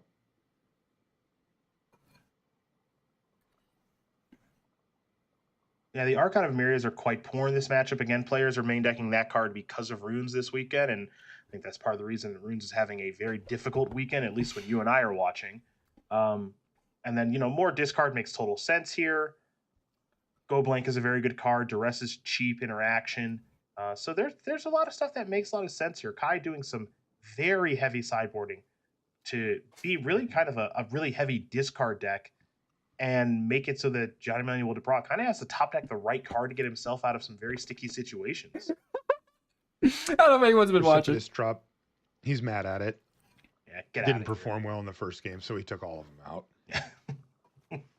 That's how you become number 1. You have personal grudges against Magic cards and punish them by putting them in the sideboard. Hey, whatever it takes. Greatness at any cost. That's right. Got a good look at high-level Alchemy here this weekend. We're going to be playing it tomorrow as well, and another couple of rounds here. And cap off our day of Alchemy, or our round of Alchemy after this with the Alchemy Awards. Maybe a little award show. The Alchemies? Question mark? Whenever you end a sentence like that, the Alchemies? Question mark? I'm gonna have my popcorn ready. Let's just put it that way. Oh, you make. Rumor has it you make really good popcorn. Oh, I say killer popcorn. See, there you go. It's okay to brag. Oh, I make say killer rumor has it 'cause popcorn. I've never had your popcorn before, but you told me how to make good popcorn, and I have to imagine you do it better than I do because I teacher, master, etc. So yeah. Well, maybe right now, but I mean, you've got a lot of ceiling, right? Like, you could. Hope so. You could kill it. I think you could really take the reins on this popcorn thing and ride it into the sunset. 2 lands in play for each player. No spells cast just yet. My life's work is going to transform from knowing all of the rooms in the dungeon to being a killer Come on. popcorn maker. That about sums things up for you and I, doesn't it? It's fine. Got to be good at something. Like you said, you got to enjoy your work. That's right. Go Blank's going to get fired off here, but this is going to be met with negate. So that's an interesting call. It is. You have that Jwari disruption. It's Yeah. so tempting. Yeah. But Jwari Disruption can counter a creature where negate can't. That's a conscious decision to use that spell as opposed to the other one. So I'm curious if that's going to come back to hurt Depra at some point over the course of this game. Yeah, you know, the first thing I look at when I see that is, oh, maybe there's a missed land drop coming and you just need to keep it in your hand for that reason. But that wasn't it. There's a couple of other lands there as well. So it was what you said, Cedric. He's thinking I'm going to be able to nab something else with this down the line. Oh, you mean like this? It's exactly what's going to happen here. Oh, Jwari Disruption hits Nadar. High for the Eye Tyrant post-combat, but that was ET being tapped either way. The good news for Kai is that it's not an absolute disaster. He actually had an extra copy of Nadar. When you've got two legendary creatures and one of them gets 1-for-1, you're like, shrug, right? Like I've now got the ability to just get the other one down, hopefully. And not the end of the world. Never feels good to get hit by Jwari Disruption, but it is what it is. Shattered Sanctum off the top here for Kai. No mana issues this time around. No, plenty of black and white mana and plenty of mana in general as far as numbers are concerned. Now the question is just, how do you want to sequence the spells? Do you want to tap out for Lisa this turn? Do you want to do Nadar and be a little bit mana inefficient? Is it the appropriate time to maybe set up the Wandering Emperor? Well, our questions have been answered. It's a Forgotten Archangel. It's a bold play here from Kai. Let's see if it pays off for him. See both players bringing in some pretty conditional stuff out of the board. And there it is, Lisa on the battlefield. Test of talents there for Jean-Emmanuel. And then you see Thraben Exorcism for Kai. Mm-hmm. These are answers that are more narrow than you'd hope for, but as a result, you get them for cheaper. They're easier to cast. Exorcism exiles a spirit, a creature with disturb, or an enchantment. Very curious as to what Jean-Emmanuel Depra is looking at. Hopefully we can get a good look. Yeah, you can see there's a Hinata that is at least part of the equation, but can't see the rest. Hinata is a Kirin spirit, by the way, so Thraben Exorcism is a 2-mana answer. Take care for of it. that. Okay. Oh, the Bank I guess I should Buster. say a 3-mana answer for it, but still. Sure. All the same. Castable. Reckoner Bankbuster. One of the best names for sure. And that's a nice source of card advantage here for Kai as well. So both players being able to do their thing so far. Yeah, this deck that Kai is playing, it's just kind of like a mid-range mess, but it gets the job. It gets the job done, right? It's just some good-ish black and white cards. Really, that's about it. And, That's right. Slow incremental advantages via the dungeon mechanic that has been rebalanced to be at least a little bit better in Alchemy. It's kind of a weird choice, but that deck type that Corey did with LSV kind of explained why they're playing it and also why this team is happy with it.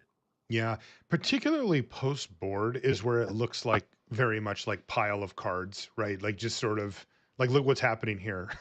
Reckoner Bankbuster, Lisa Forgotten Archangel, and Nadar. It's like, what are we doing, right? Yeah, They're just sort of all cards that are good, right? Yep. Ooh, different dungeon. Oh, are we maging it up? Tomb Annihilation? What are we thinking? Maybe a little Tomb Annihilation is the turbo. Boo. Right back into the Lost Mine of Phandelver. Interesting question here on Lisa Forgotten Archangel number 2. If you assume that you're going to win the game as long as that card sticks, you may want to back up. But having one already that hasn't died makes you less likely to want to have a redundant one in your hand. The real question is how much faith does Kai have in Lisa Forgotten Archangel to win the game if on the battlefield? Because that'll tell us what he really thinks about the card. And he kept it on top here. Yeah, that's notable. I mean, it is an incredibly powerful card. And it's probably the kind of card that takes 2 spells from Depra to take care of, so having a redundant copy does make a little bit of sense. So here we are. John Emanuel still very much in the building up resources stage of his game here, though. He could start to switch. He has Hinata, he has Magma Opus in hand. You kind of get the feeling that he's wanting to be able to play Hinata, also be able to deploy Tests of Talents at the minimum, perhaps even Magma Opus in the same turn if he can manage it. He does have 2 treasures that he's built up as well. Yeah, but how do you kind of navigate through this mess? Because Kai's kind of doing it from a couple different angles. And what I mean by that is you've got Lisa, which is just a powerful card. You've got Nadar, which is going through the old dungeon and generating small incremental advantages. You've got the Bankbuster over there as well, which is not a card you want to ignore. And that doesn't even take into account cards that are in Kai's hand right now. So Depra's got a lot to think about over the course of the next couple of turns, because in a perfect world, all that I think Jean Emmanuel would like to do is play Hinata and then, of course, do a little Magma Opus action. And we might actually be very close to that.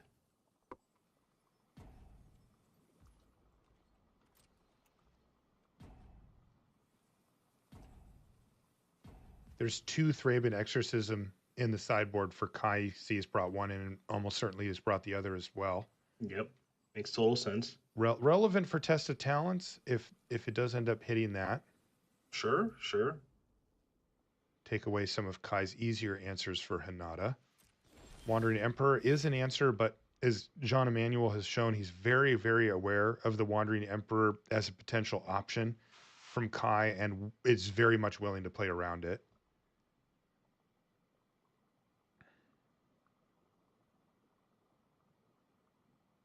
Yeah, the Wandering Emperor is the kind of card that this weekend for all players, playing with it or against it, that everybody has it on the top of their brain when you're playing against a deck that has access to white mana. It's just definitely so been the breakout powerful. card of the tournament. Yeah, I agree with you. I really do. This is a cool play. The Reckoner Bankbuster is going to get activated here by Nadar. Look at that. Look at that animation. Potentially hiding the Wandering Emperor, right? Because otherwise the Nadar would be a fine attacker. Sure.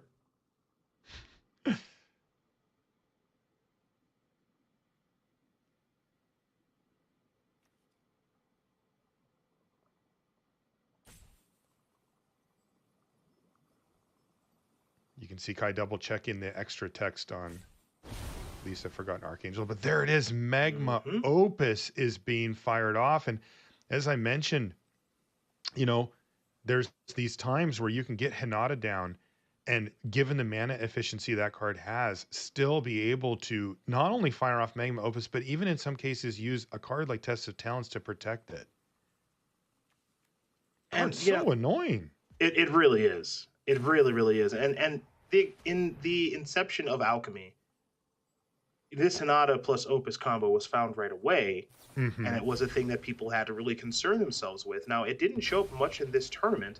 Maybe players weren't able to find a good enough build, or weren't confident enough, or just felt that runes or mono white was extremely strong.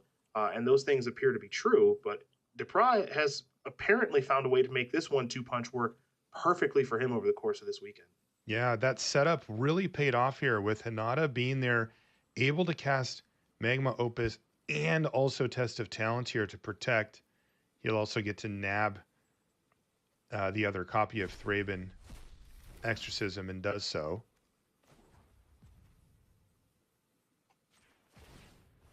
Now, before we're done here, though, the Bankbuster can release a little of its treasure there. Comes in the form of a land here for Kai, but it does mean that Jean Emmanuel gets the 4/4 token and also doesn't take any damage this turn. And another Opus, huh? Wow. Yeah. That I was gonna say, after the dust settled there, maybe Kai has a shot, but another Magma Opus off the top might seal the deal here for Jean Emmanuel. I mean, he still has Lisa Forgotten Archangel. It's not a bad spot to be in. A very powerful hand with the Wandering Emperor and a backup Lisa, but Jean Emmanuel can really keep you off balance with these Magma Opus. Yeah, this is continuously getting more difficult. And this doesn't even take into account the Cathartic Pyre, the Abraden hand that can work in combination to start eliminating some stuff. So yeah, this is starting to get really tough for Kai. Yeah, and yeah, expressive iteration just sitting there to reload as well. Yep. Really tough spot now for Kaibude. This has been a totally fine draw from him. But so far, Jean Emmanuel's just outclassed him. You know, he's just doing bigger things. Hinata plus Magma Opus is just bigger than Lisa Forgotten This is Archangel bigger. or Nadar attacking a couple times. Yep. Now the grind is Rah, on. rah, The Reckoner Rasputin. Bankbuster is providing a steady source of card advantage here for Kai. Here comes another Magma Opus, and Kai must just be rolling his eyes at this point. Yeah, at this point, I have to imagine another Opus is coming. I thought it was coming. Maybe not. At least maybe not yet. Yeah, because, you know, there are good options here as well where Kai is now, now he's like, oh, no. You thought about it, where he can make the 4/4 and tap down a bunch of lands and basically take away the rest of the turn for Kai in a meaningful way and also have a 4/4 that can block Nadar. Sure. Well, let's see how this shakes out. But first, Goblin Lair. Yes.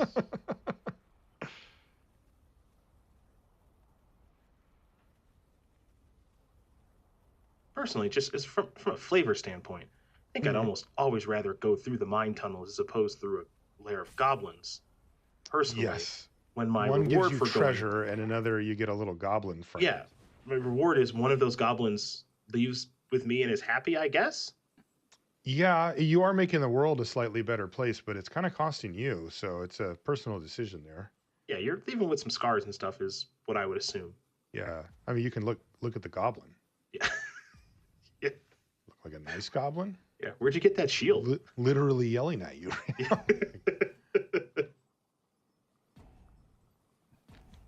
Okay, looks like we're going to see this Magma Opus now.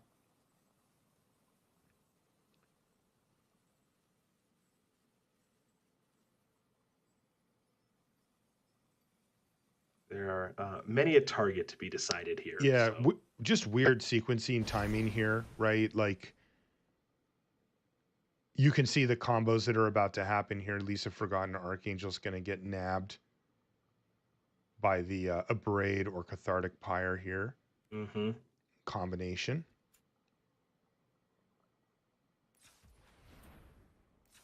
Looks like Kai wants to see what he can do with Wandering Emperor here.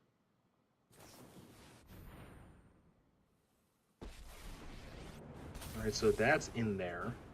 Anyone who harms my people must contend with me.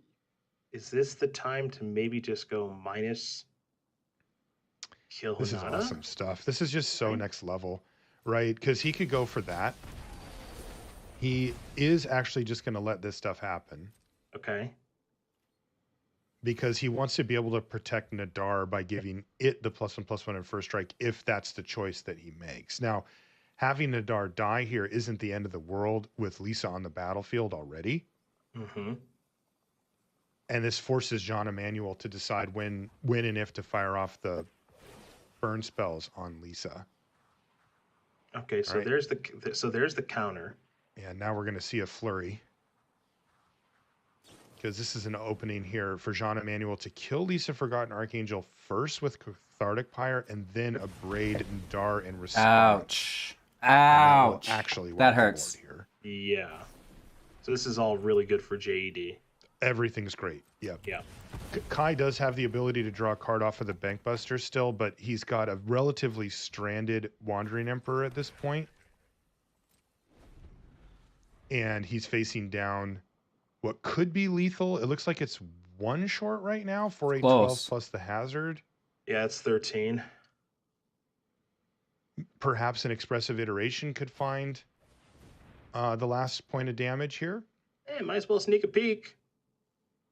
It's really Should be important fine. because if Jean Emmanuel says he knows everything about what's going on over there, and so he needs to decide, well, do I need to send one creature at Wandering Emperor or no? And the answer is absolutely not. Goldspan Dragon No. is going to be the big finisher there, and 2-0. Jean Emmanuel Dupraz going to pick up yet another victory here, and over increasingly tough competition. This one was over Kaibude. It doesn't get easier the deeper you get into these tournaments, Ed.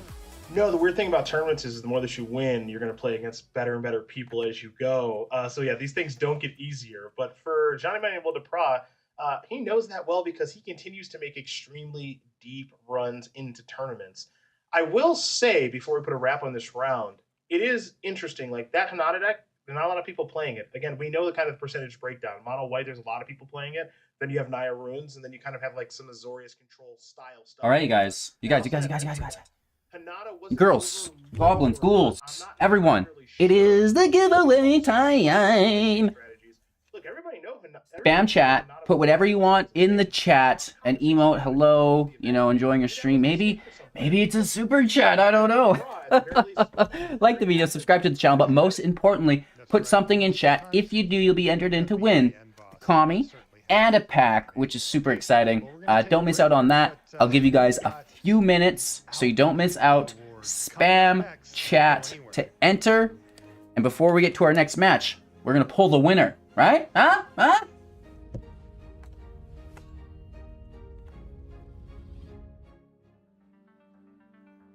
3 minutes. Woo! You've got a little bit. That's our timer, ladies and gentlemen. Get in on the giveaway. Woof. Don't miss out on that, right? Have no fear. The giveaway is here. And I'll show you how I'm doing it. Right? Here's, you know, my stream information. Here's chat, and I go right up here. I click on live chat. I go participants, and then I get a list of everyone who is, you know, partaking in chat. So that's what you need to do to enter. Say something in chat. Real difficult. If you want to be entered in to win, like I said, the Kami of Transience? I have no idea. And the pack. But that's how we're going to do it. We got a couple members in chat. Shout out to Dabs. Shout out to Jacob as YouTube members. Gaining access to exclusive content, right? Which is really a lot of fun. So yeah, definitely get in on that. Don't miss out. We will grab all of your names. I'll put them in a big old spreadsheet here. And then I will randomly generate a number to see who wins, which is super exciting. So definitely pile in, get into the chat, say hello, whatever it happens to be, right? Yeah, like an emote. I mean, one emote's fine. You don't get double entries. He's like, I'm gonna get 100 entries here. All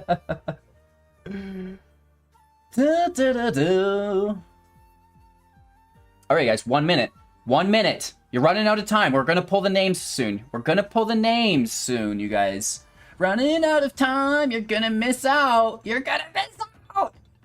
I'm copying the names now. Boom, boom, boom, boom, boom, boom, boom, boom, boom, boom, boom, boom.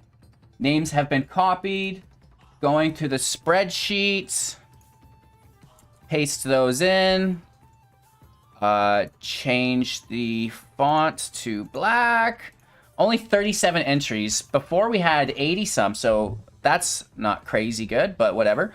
Good odds for you guys. So 1 out of 37. 1 out of 37.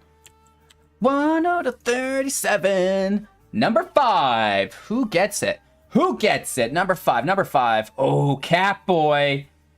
Catboy wins it. Oh my gosh.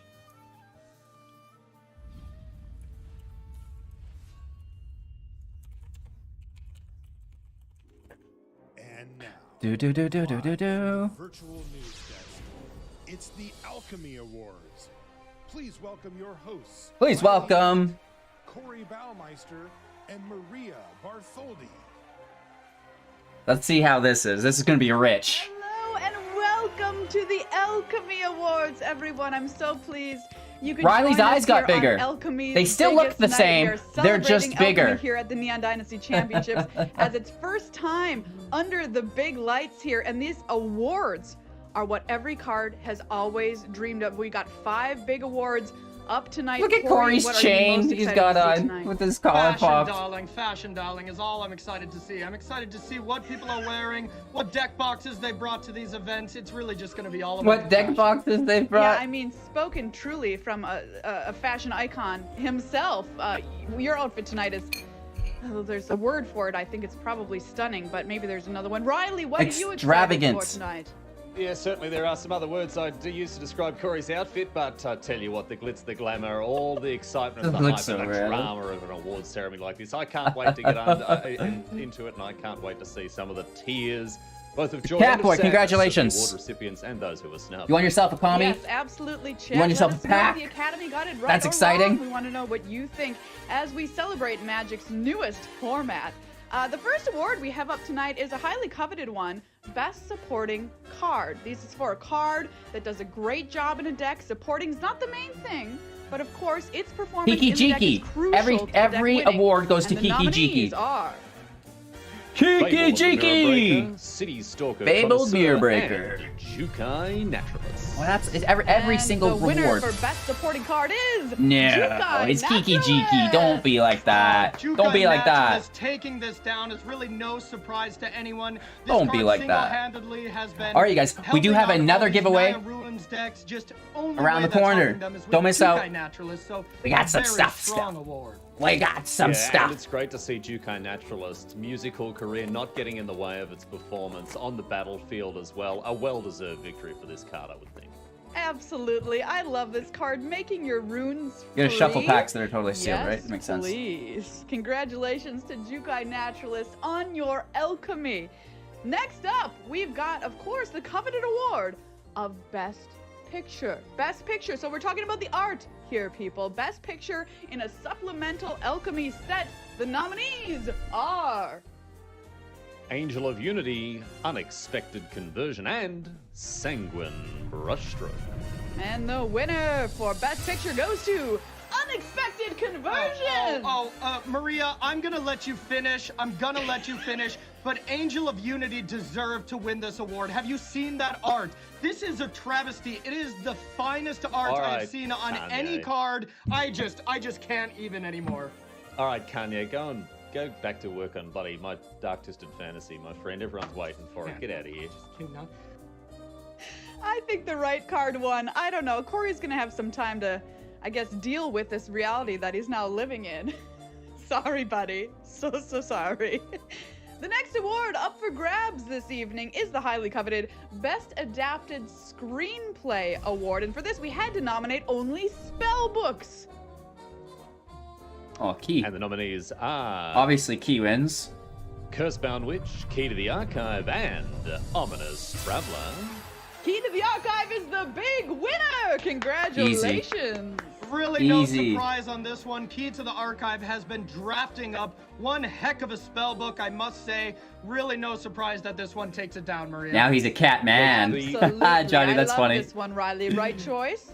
That's right. The best adapted screenplay is all about adapting old classics, remixing them, putting them into a new environment, and that's just what, with of course the archive art. That's exactly what Key to the Archive is doing here. A well-deserved victory. Absolutely. Great screenplay, too. Don't even need to think about it twice. Key to the Archive, our winner there. Next up, it's the Lifetime Achievement Award for a card that has done a lot over the course of its life. Spellbook cards. Here the nominees are. Oh, probably Demonic Counterspell, Tutor, but Lightning Bolt and Counterspell. The winner of the Lifetime Achievement Award goes to none other than Counterspell! Counterspell taking this down is really iconic. Anybody who has been playing any Magic over the course of their lifetime has seen a Counterspell, and if you don't believe Counterspell should have won, talk to the hand. I tell you this isn't so much a victory for Counterspell as it is Counterspell just preventing any of the other cards from winning in true Counterspell fashion. Yeah, that's a great point, Riley. Fantastic point. Counterspell, congratulations on your Alchemy. Truly an iconic card. Finally, it's time for the last award of the evening. It seems so short, but yet here we are. We've arrived at the coveted Best I can't believe Card none of in these people Alchemy put their Award. And the OBS in nominees dark are mode. The Like, put your Wandering OBS in Emperor, night mode. It doesn't have to be Archon of the bright Myriad, white and reflecting. Showdown of the Skulls. The winner for best card goes to the Wandering Emperor. Oh, the Wandering You love to see Emperor takes it down. This is no surprise to anyone. She has been dominating Alchemy, historic, and just look at what she's wearing. It is gorgeous. I'm so proud of Wandering Emperor. I'm so proud. This card is a triple threat. It does it all. It's good behind, good when you're in front, good when you're at parity, crushing multiple formats, and only been on the scene a very short time. Huge things ahead for this card. This is just the beginning of something great, Maria.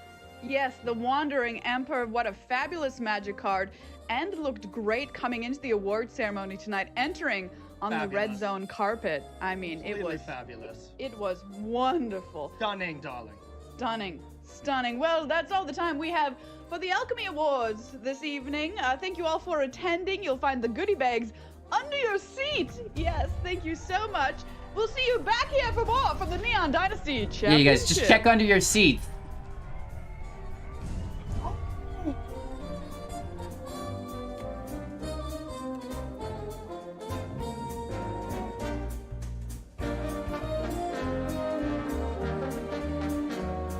No Alchemy except the Key win Alchemy Awards.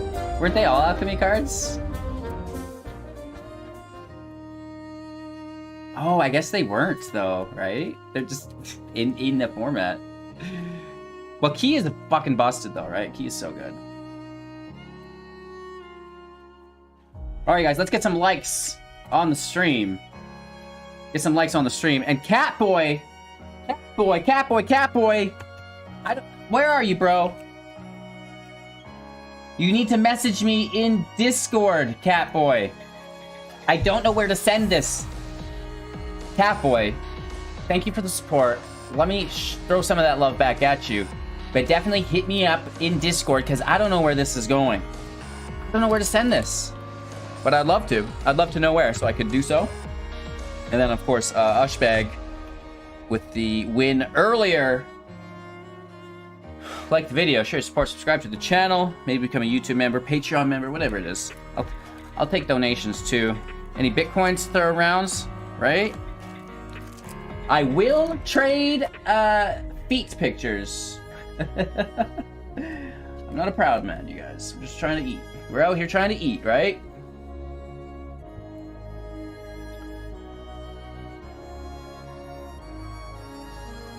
Top 5 follower. There we go.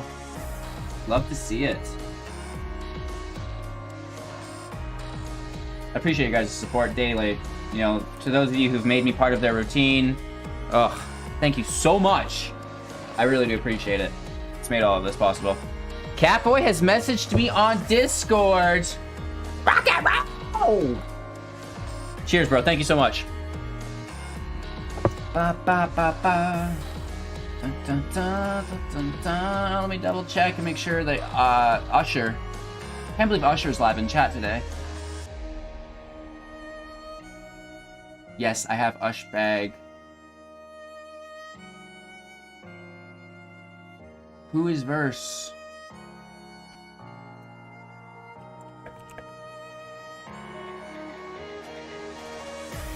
It's Verse from stream in my Discord.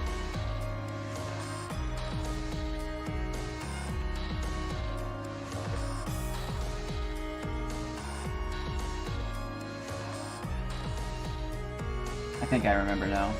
Both winners have messaged me, which is perfect. That is awesome.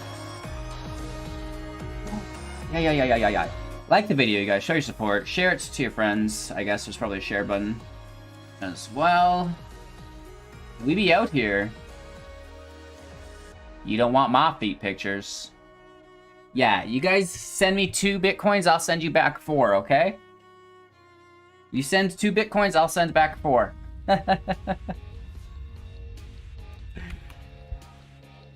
What's up, friends? Welcome back to coverage of the Neon Dynasty Championship. Taking a peek at our leaderboard here.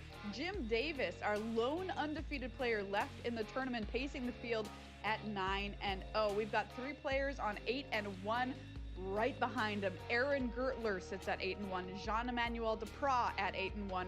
Ji Yi Min also at 8-1. And then a slew of incredible players at 7-2. We've got players like Greg Orange on that list, grinders like Nathan Stoyer at 7-2. Andre Strosky sitting at 7-2, as well as Piotr Glogowski. And taking a look at these 6-3s, they're no slouch either. Eli Cassis, all-time grinder, sitting there at 6-3. Congratulations to these players doing so well in the tournament here on day number 2. And we are working our way towards our top 8. By the time we're done here today, we started with 115 players. Only 8 will remain. Let's take a look at our next feature match coming up here for round number 10. We've got Jim Davis, our undefeated player, versus Ji Yi Min. This is a Grixis mid-range versus Mardu mid-range matchup here. Let's get to know these players a little bit better. Jim Davis, well-known content creator, qualified for this tournament while he was live on stream. Says it was nice to play for himself for once yesterday in the tournament without streaming it for everybody. Here's a look at Ji Yi Min. Lots of arena games under this player's belt. Qualified at the November qualifying weekend on Arena. He says this is the first time in a decade he's using the team decks for the tournament. So toeing the party line here, playing the team decks here, and it's turning out well for him so far, Corey. Yeah, looking good so far. Both of these decks have a lot of similarities, but there are some key differences. So for Jim, starting off with this Grixis mid-range deck, we're going to see a lot of the same stuff. But the card I really want to bring some attention to is this beautiful card right here. Kaito Shizuki is going to be a huge factor in this mid-range slogfest. So let's take a look at the next deck list here. Looking at Mardu mid-range up against Jim, and same thing. This is really just black-white. You're changing out Kaito Shizuki for the Wandering Emperor, as well as Wedding Announcement, but you're going to see that splash for red for Fable of the Mirror Breaker, which has just been, well, a mirror breaker, I guess. That card did my work for me on that one. Back to you. That's a look at the decks here in this mid-range battle. It's time for our predictions. Riley, who do you think is going to take this one home? Look, I'm going to back the Mardu list here. It's a little unorthodox. I mean, I suppose Jim's list is as well, but I really, really like the look of this Mardu pile, so I'm going for that. All right, what about you, Corey? You're tied with Riley right now. I'm tied. I think I'm going to try to break it because I heard a famous song that you don't mess around with Jim, so I don't think any of these players should be messing around with Jim, so I'm going with Davis. Yeah, I'm going to pick Jim Davis for this one as well. He hasn't lost so far in the tournament, and I don't think that he's going to start now. Very excited unbeatable. For this round number 10. Can Jim Davis continue his undefeated streak here at the Neon Dynasty Championship, or will Ji Yi Min stop him in his tracks? We'll find out coming up.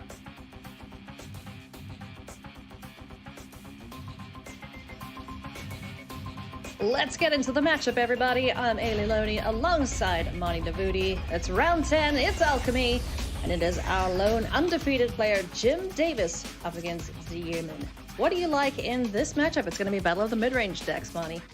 Yeah, typically in mid-range matchups, you root for the deck that is going over the top of the other one, and looking at this matchup, both players have sort of the black-red base of City Stalker Connoisseur plus Fable of the Mirror Breaker, but I think the Mardu deck is actually going over top, so a little scary for Jim here.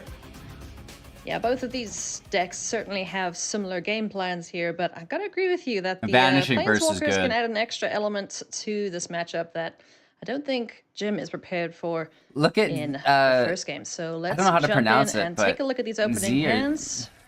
Not the greatest here. Only one land in hand for Z, as Jim Davis is going to keep a pretty respectable Z, or is it like a SH? Yeah, keeping a one-lander with double duress on the draw isn't exactly where you want to be, and especially against Jim's deck where that Vanishing Burst is great. You have all those creature threats to worry about. You don't really want to be playing duresses and then have your opponent curve something like a Rahilda or a Harvester into a Graveyard Trespasser.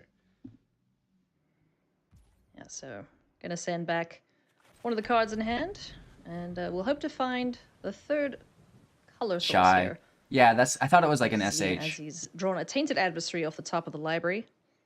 I mean, that sort of things, I guess you Jim could be will wrong be too. able to I get think it down would be Blood Shy Tide though. Harvester. Like Shy. And we'll have to find land number 3 to keep curving out. Maybe not into Z though. Either the Graveyard I don't know if that's Trespasser right. Or the Fable of the Mirror Breaker. I could be wrong.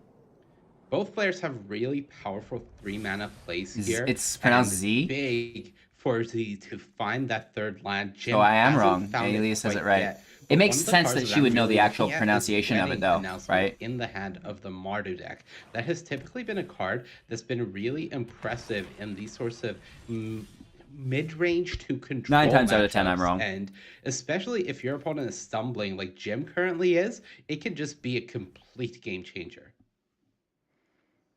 Yeah, a little bit unfortunate not to draw land number 3 here. A second Blood Tithe Harvester available for Jim Davis, though. So he's going to get a swing in here with a Blood Tithe Harvester. Is this Tainted Adversary interested in trading? G says yes, Here's please, verse. very much. And this will clear the battlefield if this block sticks, but... No! Changes his Not the mind buffer. at the last second here, so... Let's see if this 3 points of damage gets through. Yeah, it's interesting because you do want to keep the board clear in some ways, but you also have a bunch of removal in your hand. So you could use something like a Skyclave Apparition or Vanishing Verse potentially later on other creatures. So maybe you want to keep your Death Touch creature around, but just making sure that you're not taking Greetings any from the damage, UK. keep What's up, Jim's Mark? board clear. Welcome. And especially seeing Jim miss that land drop is huge for Z, as now suddenly he's in this great position where has a choice of what 3-drop wants to play. We don't know what that Forsaken Crossroads is on. He didn't have a red source in hand previously, so he may have named red for Fable, but it looks like white for this apparition. Yep. So Fable of the Mirrored Breaker is going to hang 10 just for a little while. But Skyclave Apparition cleans up the second copy of Bloodtide Harvester, and there is land number 3 for Jim. So he'll be able to run out a 3-drop of his own, either the Trespasser, start munching on some graveyards, or Fable of the Mirror Breaker. Yeah, wouldn't be surprised to see Jim just run out Fable here, considering his hand is a bit awkward. Setting himself up to get that second chapter next turn and loot away some of these cards would be really good. And that may incentivize Z to just use Vanishing Verse this turn and get rid of that Here's Fable John. before Jim is able to get to that second chapter. Yeah, Fable the Mirror Breaker, very powerful once it flips, but sometimes you forget that the middle chapter is also extremely good at So how do you say it, though, declunking Walter? your hand, as it were. But opts against it, and it's just going to run out the Wedding Announcement, swing in here with the Skyclave Apparition, asking this little Treasure Goblin, hey, you want to trade? I'll give you a 2-2. And Treasure Goblin says, no thank you, I will take my gold. Yeah, it looks like just getting that Wedding Announcement down, trying to capitalize on the mana advantage and board presence that you already have. Let Jim have these cards. You have an answer to the Fable before it gets out of hand. And still no red source for Z, but he does have the ability to go double black-white 2-drops next turn in the Adventure plus Vanishing Verse on whatever target I don't Jim is understand, presenting man. as the most threatening. Yeah, and you got to think at this point with Wedding Announcement down in the battlefield, you're going to want to try and go wide with your creatures, because as soon as that flips, it's an Anthem effect. It's also able to draw you cards if you're attacking with multiple creatures. As we'll see the decision made here for Jim Davis, who finds a Hive of the Eye Tyrant and Clearwater Pathway. One of the big things is Jim has found the lands he needs, but he's found a bit too many now, as that aspect of the game doesn't really matter anymore. Like when someone And shushes you. trying to 1-for-1 removal against a Wedding Announcement isn't ideal. You don't really want to be in that position where you're just trying to get rid of a token and then they make another one. So yeah, Jim wants to develop this Graveyard Trespasser, but he's in a position where he's definitely behind right now. Land for turn is going to be the Hive of the Eye Tyrant, Voltage Surge, still available courtesy of the treasure from the Goblin. So let's see how Z plays this turn out. There's the red source, Haunted Ridge, right on time. So that can allow him to Vanishing Verse as well as Fable of the Mirror Breaker. But let's see what he does here. Yeah, he has one more turn where he doesn't have to care about this Fable because it will flip, but it doesn't have Shizzy. haste, so it can't be activated immediately. So I don't know how you he say can them at develop the out same this time. That's Rampant Adventure fantastic this talent. turn and save the Vanishing Verse in case he doesn't find another She, removal spell. with a Z, especially will with also that Fable saying getting the Z. second chapter next turn. Like, how are you guys saying- Use the Vanishing Verse. Like, how are you producing multiple Look at the phonetics at amount once? of removal here in Jim Davis's hand. Now this board has gotten very wide for Z on the other side Incredible. of the battlefield, but I mean that's not too terrible. Just being Shizzy. able to take care of 3 creatures in one fell swoop.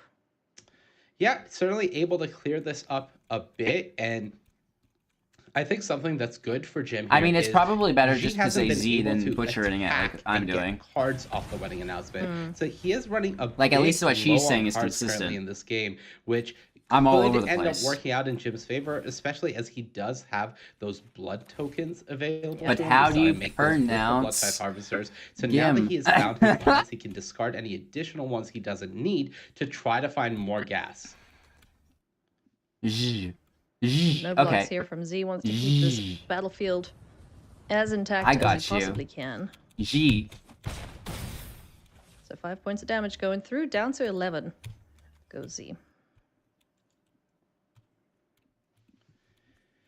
Yeah, I think, as you said, prioritizing keeping this board alive with the wedding announcement, looking at it, knowing that you're going to Those flip sleeves, it no next respect, turn right? with those 3 counters, and The getting that advantage bar is anthem just effect something that they is much are more doing valuable here, on a and wider board, as, like if you whereas can see the before you would have flame, to throw how it's the 2 1-1s flame is going in front of this upwards shaman here token halfway. to get rid That's of the it. advantage Once you bar have that they're anthem talking about. effect, you'll only need 1. It's just like them trying City Stalker Connoisseur is going to take Vanishing Verse out of the to equation. gauge where the match is Another at. wedding announcement drawn here for G, as he'll be able to. Oh, she did it. maybe She just did it capitalize this perfectly. turn. Just She tuck just some did of it these little perfectly as 1-1s well. under the bus, as it were, to be able to get another card.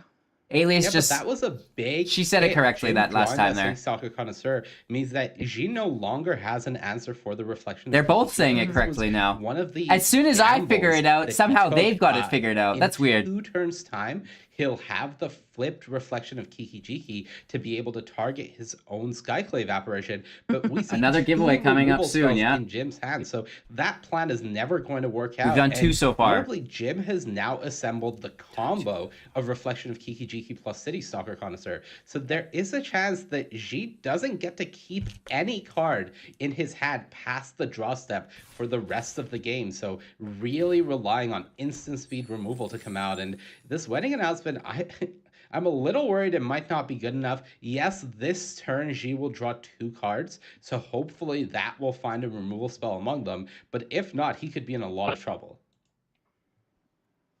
Yeah, the interaction that you're talking about, reflection of Kiki Jiki, copying the City Stalker Connoisseur on the draw step, Right? is very reminiscent of good old 3-mana Teferi making Thought Erasures castable at instant speed. Certainly not nice. Yeah, it's one of the more powerful end game plans for this deck, just making sure that while you're providing pressure with your other creatures, you control your opponent's draw step at the same time. And G right now is going to need some help from the top of his deck and these wedding announcements if he wants to get out of this position. This has Skyclave been Apparition fun. and City Stalker I've been having fun Connoisseur too. go head to head, and a 2-2. It's going to end up on Jim Davis's side of the battlefield. So here comes wedding announcement number 2. 2 cards will be drawn, and we'll see the initial one flip. All right, these are some big draws. Land and land. That's not what G wanted to see. Combo online for Jim, and G is drawing pretty cold at the moment. Yeah, not great at all. Still 2 pieces of removal, plus now Rahilda, Wanted Cutthroat, drawn for Jim Davis, and Kiki Jiki is going to do something sneaky. I think this is actually just game. Activate Kiki Jiki, use both removal spells to get the 2 blockers out of the way. G actually had to sacrifice some of his blocking power to draw those cards, and the fact that they didn't help leaves him in a position where he's just facing down lethal because of that choice. Yep, Certainly exactly can't right. fault it, because in his position, he knew that if he sits back, he's going to lose. If he attacks, he might lose. But in both cases, he's in a rough position. So absolutely the right line for G, but 6, ends up 8, 9, being 10, that he 11, is going to 12, lose this 13, first game. 14, 15. Yeah, that's lots of damage. Look at that. Woof! Jim Davis picking up game number 1 in Jimmy very gets commanding some. fashion here against Ji Yimin. But now we get to go to sideboard. So what is the plan here for Ji? Don't be a against braid. This Grixis mid-range from Jim Davis. Both players get to bring in Lad some of their Award, bigger cheers, elements. thank We'll you so likely see much. cards like Lulth and maybe even Lisa come in from G. Jim, same idea. You want to take out some of your smaller removal, some of your creatures, especially from Jim's side. Your red removal isn't as great because G doesn't have cards like the Blood Tithe Harvester or the Rahilda. So Voltage Surge not looking as good, Flame Blessed Bolt not looking as good. But you really just want to try to go bigger. Kiki Jiki is fantastic. I can't believe it didn't home, win I'm pretty sure an award. Jim Davis would love to improve his record to 10-0, making him just 2 matches shy of making it to the top 8 tomorrow. So everything to play for here. As Jim would, I'm sure, love to take the rest of the afternoon off, right? Isn't that the dream? I bet he 12-0 would. and just sit back and relax for the next however many hours? Yeah, when you're playing a 15-round tournament and they tell you you can stop at 12, but not because you're eliminated, that's a pretty great feeling. And I think Jim, up a game here, has his eyes set on that. And his play has just been extremely impressive, really identifying when he can be the aggressor and when he has to sit back or use a removal spell, just prioritizing Goblin his resources representative. and making sure they get the most out of them, which has always been the strategy for success in mid-range What's the most decks religious like city this. in You have to Ohio? get Oh the man, I have most no out of idea. every card, and that's exactly what Jim has been doing. Plenty of decisions to be made here on the sideboard for both players. Did you guys know we're doing I giveaways? didn't expect to come Hang up out on the against too many of channel, mid-range watch some cool decks, magic, So you kind of see the win the some comms work and both packs. players are like, all right, what's good here? Easy, what isn't right? gonna be that great? And hit and submit just before the time runs out. Take a look at the opening hands here for both players. Will we see a double keep? Yeah, that's a pretty great draw from. She does have that 2-drop, does have double Skyclave Apparition, 2 answer cards like the Fable of the Mirror Breaker that we saw take over the game from Jim last Woof. game. Needs 1 and second. as well his own Fable. I'm still for here, that don't turn worry. 3 if Jim hasn't presented something that wants to get Skyclaved Apparition on turn 2. So great curve from G. Does find a 4th land as well, and specifically a black land, which should be pretty useful here. I would guess he would want to keep it on top. But with that Fable of the Mirror Breaker, one of the big benefits is he can keep lands more freely on top here, and knowing that that second chapter will give him a chance to loot them away if it looks like he's getting a bit flooded. Righty, so Haunted Ridge, the draw here for Jim Davis. Now, nothing to do on turn 1, no duresses or anything like that, so just going to drop that land down, pass the turn back, and we're going to get some creatures going here with Tainted Adversary for Jimin. Yeah, definitely a bit of a slower draw from Jim. Typically, these draws are good in mid-range matchups, especially when you have a card like the Meat Hook Massacre, knowing that if your opponent gets off to an early aggressive start with something like this Adversary into a Fable of the Mirror Breaker, you're able to clean up the board and make sure that you're not taking too much chip damage. Yeah, so G certainly taking the proactive stance here. Getting 2 creatures out on the battlefield now. Fable of the Mirror Breaker, like you mentioned. Chapter 2 allows him to loot away some of the redundant cards in hand. And let's see what the draw is. Ooh, Sorin and City Stalker Connoisseur. Those are great finds. Yeah, finding Sorin this turn is great. And I said Jim wasn't too unhappy with his hand. It started out that way, but drawing 3 lands in a row and not having anything to do yet, especially when G now has the option to develop a threat that doesn't die to the Meat Hook Massacre, whether that's Sorin or Reckoner Bankbuster, in both cases just feels so good in that spot. Yeah.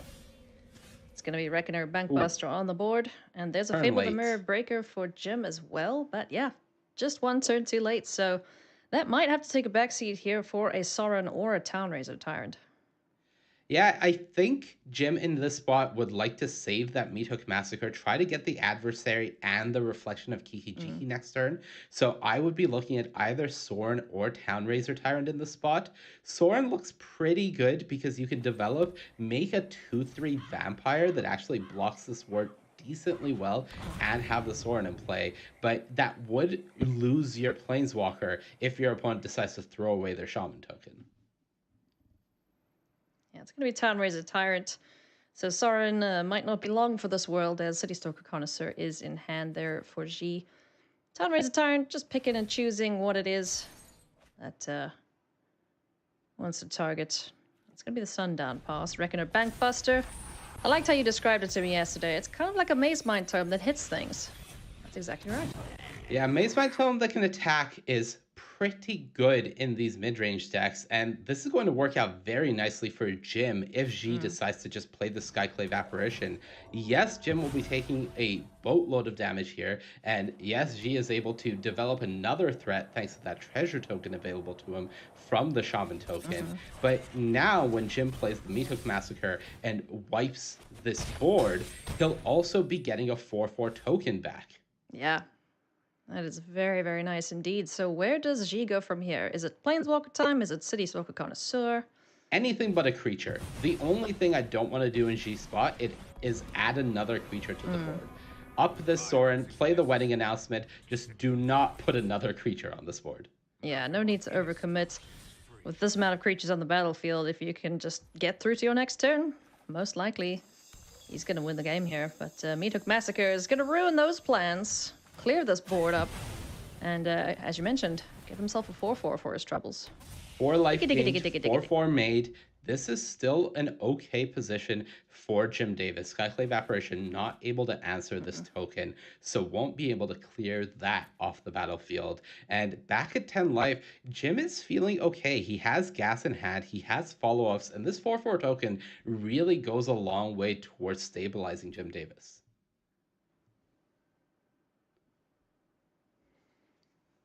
So Skyclave Apparition would have a target if he wanted to run that out now, but City Stalker Connoisseur is the go-to, and there goes Soren the Mirthless into the graveyard.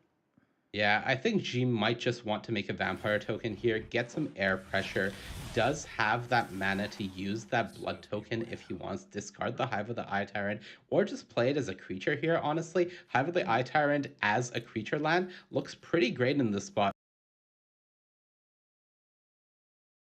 When Jim only has one creature on the battlefield. So hey, as much as you don't need more mana, a creature land is something I'm in the market for. Yep. Who doesn't like good old Menace? Speaking of creature lands, there is Hive of the Eye Tyrant for Jim Davis. I feel like the top of the decks are copying each other to an extent. The draws have been very, very similar. Jim is going to hope that the top of his deck next turn can copy what is going on because he needs something other than those lands, and G has been presenting a lot of gas so far this game. Certainly has. Takanuma Abandoned Mire, able to get him back something from the graveyard after milling a couple cards if he so chooses. Skyclave Apparition can take care of the Fable of the Mirror Breaker. Now, do you think that G suspects that there's 3 lands at hand? Because if he does, that Skyclave on that Fable of the Mirror Breaker looks pretty good. I don't know if G suspects that, but what I do believe is that right now G has been doing a lot, and Jim didn't really present any sort of answer last turn. So in G spot, last game, I think you firmly lost the Fable of the Mirror Breaker. I don't want to make that mistake again. Oh, that's gotta hurt for Jim Davis as wedding announcement number 3. How many has he played now? A few. This is the first of the game, but the third of the match now. Yeah, they've certainly been showing up in multiples. For G. Not that surprising. Pretty happy about it. We saw G bring in 2 more copies post-board, up to a full 4, so we expect that G thinks this is a big card in the matchup, which makes a lot of sense. Jim doesn't really answer it well, other than cards like Meathook Massacre. Yep. Not sure how many Meathooks Jim has available to him, but Graveyard Trespasser is going to try do its best here just to stabilize the life totals a little bit. Couple gain and drain effects going on. Yeah, I believe Jim is currently facing 7 damage at best, 8 with that Wandering Emperor. So if she's able to find a little bit more damage, this would be pretty close to lethal. Another wedding announcement. Here come the Flyers. 4 damage in the air. Jim can't do anything about that right now. And Ji Yimin is very, very close to tying things up here at 1 game apiece. Yeah, just play a second wedding announcement if you want. Just prevent that Graveyard Trespasser from flipping, draw 2 more cards. You still have Bankbuster, both of your flyers. You have a Death Touch blocker, and it feels like G has full control of this game. Jim would love to draw another Meat Hook Massacre, but I don't think that's in the cards. Oh my goodness. Third wedding announcement. There's a power word kill. Only problem with that is it doesn't exactly prevent enough damage, I don't think. It's cheap Especially enough. not with the Sorry, it's cheap enough where he can play it and leave up Hive of the Eye Tyrant as a blocker. So he does put himself in a position where he may only be taking 2 damage in the air, 3 with the Wandering Emperor if she chooses to use it as a pump. But he's in a position where he might be able to stabilize this game. I don't know if he has the luxury of attacking, though. Yes, now the question is, does G think he can win on the crackback? Let's just get this Reckoner Bankbuster up. Do some blocking here. Powered kill can take care of that pesky vehicle. Yeah, that's really annoying for Jim. I think he wanted to force G into an awkward block, but a block with a vehicle is certainly not that awkward, considering if Jim uses this Powerwall kill to remove it, that means that he's not removing another potential attacker on the next turn. So I don't think this sequence worked out well for Jim Davis at all. And now trying to decide if he just keeps his Trespasser alive, and it's just all downhill at the moment. Yeah. Because ideally, in combat, he'd be able to kill, like, the Skyclave Apparition and get another blocker, for example. Or just take down one of those vampires that are attacking in the air, considering he has no other way to answer them right now. So Jim has 3 blockers, and G has more attackers than that, especially considering his Hive of the Eye Tyrant does have Menace over on the other side. So looking pretty good for G right now. Valky, God of Lies, can come down as Tybalt, Cosmic Imposter, if that's the route he wants to go to clear out one of these blockers. There's a Tainted Adversary. Yeah, it's 7 We'll mana. see that right now. Oh yeah, let's go. Flammel Tybalt. Yeah, that's gotta be the final nail in the coffin in this game. Tybalt, Cosmic Imposter is gonna exile the top cards of the library. Jim has seen enough. Let's go to game number 3. Man, Tybalt is an absolute beating. Yeah, it's one of the cards that I think a lot of players that were playing these black-red mid-range decks throughout the event were looking at in testing. It has some value as creature, like the Valky side, against decks like Runes, because you're getting their Jukai Naturalist, their Rune 4 Champion on their hand. And then against these mid-range matchups, well, you're playing a low-cost card that can turn into a 7-mana Planeswalker. So that definitely goes over top of your opponent. But I think what I like seeing here is a very different configuration for Ji Yimin in the post-board game where he's going to be on the draw. We see 2 of the wedding announcements go back out, and we see a card like Lisa come in, as well as some Duresses.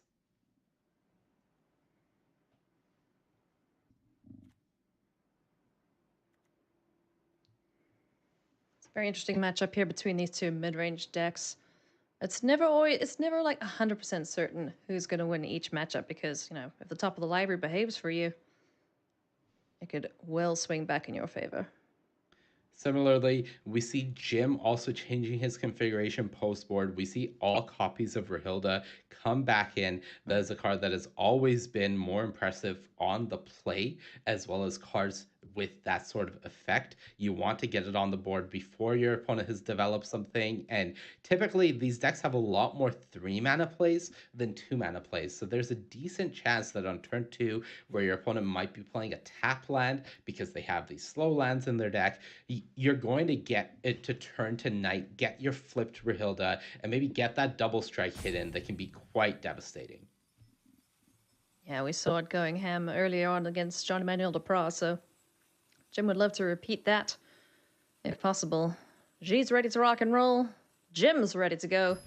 Let's see if Jim Davis can maintain his undefeated streak. Will he go 10-0? Or will G crush that dream? I still favor the smarter deck, but certainly whoever's on the play has a bit of an advantage here, and especially this hand from Jim is Oh, that's so incredible. Turn 2 Rahilda, turn 3 Kaido is exactly the hand you want in this sort of mid-range matchup where you're on the play in game 3. Now, there is an answer for G in hand with the Blood Chief's Thirst, so that's a Rahilda dealt with. But then Kaito Shizuki coming down turn 3. It's going to be pretty difficult to deal with from that point. Yeah, and the fact that Jim has a City Soccer Connoisseur already in hand to take that Loth Spider Queen before it comes down. The Planeswalkers are always impressive in this sort of matchup, so getting that out of the hand before G is able to play it is going to be big for Jim. Now, what's a consideration here for G? You know, you want to use all your mana, you want to be as efficient as you can be. There's 2 drops in hand, but we're just going to go for this Blood Chief's Thirst. No touchy. Yeah, I would have been curious to maybe see G just develop the Tainted Adversary that turn, considering he just has such a nice clean curve of Reckoner Bankbuster plus Blood Chief's Thirst the next turn. But perhaps the idea of Kaito Shizuki coming down and giving Jim a card immediately is a bit too daunting there. The fact that it requires a bad attack from Jim is what would have interested me in that play. Yeah, for sure. Fable of the Mirror Breaker is a draw here for G. I'd be quite happy to see that, as turn 3 would have been a little bit awkward otherwise. Yeah, you could say that's right on time. He does have red mana, yeah. He named red on the Forsaken Crossroads, so he's good in that regard. Yeah, right on time, and hopefully this Fable is able to sort of clear up this clunky hand from G, as we know that Jim's hand continues to just look excellent, and Kaido's going to pad that as well. Yep. Kaido's a really, really cool planeswalker.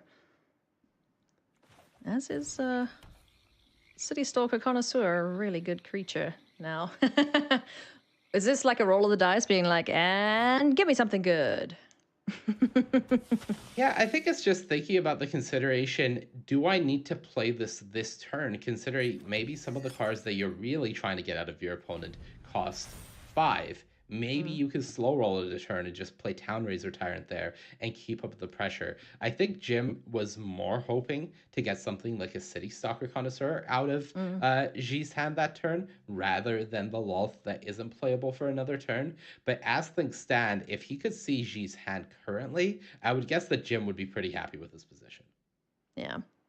And I guess the nice thing, too, if the City Stalker Connoisseur comes down on G's side of things, is that if he values the disruption more than the Townraiser Tyrant blowing up things, then he has that choice between the 2 4-drops. Yeah, and G only chose to discard 1 card there, but I would have been really tempted to try to find some sort of removal spell for the City Stalker Connoisseur, allowing you to finish off the Kaito Shizuki. Yeah. So the Goblin wouldn't be getting through that City Stalker Connoisseur at this rate. So let's see what the play is here. Can either go 2 drops or the City Stalker Connoisseur and try and nab something out of the hand here of Jim Davis.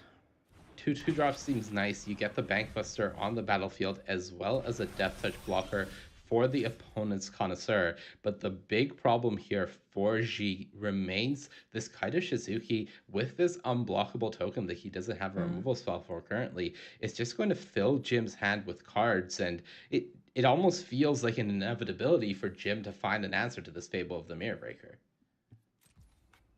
That's what he's going to be hoping for, as the combat step yields 1 more point of damage, unblockable damage that is, and Kaito will be able to plus draw a card without discarding, and another land off the top of the library. There is a blood token to try and get some of these lands out of hand, but it's City Stalker Connoisseur time, and he's going to be happy to see this Connoisseur from the other side go to the graveyard.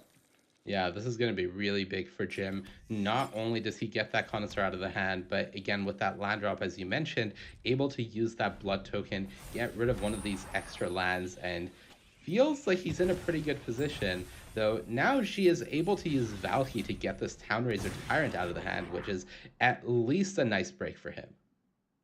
Yeah.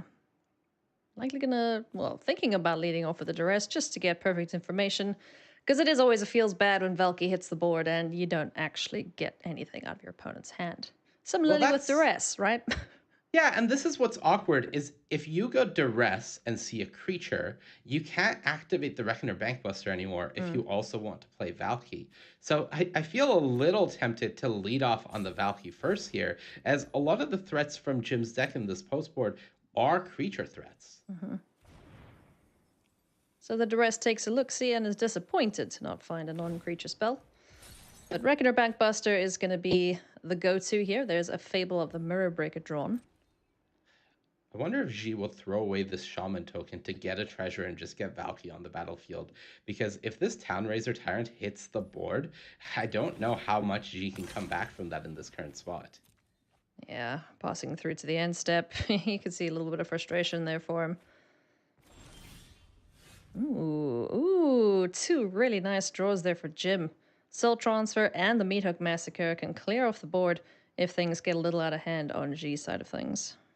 Yeah, and especially having that Townraiser Tyrant in hand. Yes, G has access to Reflection of Kiki Jiki plus Tainted Adversary if he would really like, but this flying attacker is able to get over top of all of the death touch shenanigans that are happening on the other side of the board. The big question for me is if Jim cares enough about this Reflection of Kiki Jiki to just Meathook it away at the cost of his ninja token. I think we're about to find out. Ninja's going to get in for a swing anyway. 1 point of damage. Ooh, we're getting feisty. I like it. Yeah, I think Jim is incentivized to use this Meathook Massacre for 2 here, so he's okay attacking with the City Stalker Connoisseur, knowing that at some point these Connoisseurs are going to trade with that adversary anyways. Yeah, so let's Meathook. Let's get this 2 toughness creatures off the battlefield. City Stalker Connoisseur will survive. Now this does leave the Townraiser Tyrant right for the picking once again for Valky, so let's see if G is going to let that opportunity pass him by. Yeah, fortunately, Jim now has an enchantment and an artifact out, which means that he's able to use both modes of soul transfer. And I wonder if this will be enough incentive for him to keep the blood token around rather than sacrifice it at this end step to discard one of these extra pathways in hand. Yeah, because there's some goodies that he could get back from his graveyard with soul transfer, so I'm thinking he'll be pretty incentivized to do that. In all cases, he is pretty far ahead right now. Yes, G was able to find that 5th land, which means that he can develop one of these 3 drops here if he would prefer that to Valky. It's possible that at this point he's resigned that I need this Valky to come down as a Planeswalker to have a shot here. Maybe the line from G Men is land Fable of the Mirror Breaker to create that Shaman token, and then the next turn, if he's able to find the land, he can throw away this 2/2 to try to get Tybalt down. But again, that soul transfer is waiting in the wings there as an answer to any big threat that G is able to put down on the board. Yeah, so based on the perfect information that we have, Jim Davis is going to remain firmly in the driver's seat. You saw him consider that soul transfer there, but be patient. Good sir. Just keep drawing cards. Just keep finding answers for everything and anything. Yeah, Kaido has been on the board for thoroughly too long now. Oh, yeah. Jim just has all the cards that he wants to work with, can remove this Shaman token if he wants, and still develop Townraiser Tyrant here. And yeah, let's just do both modes. Why not?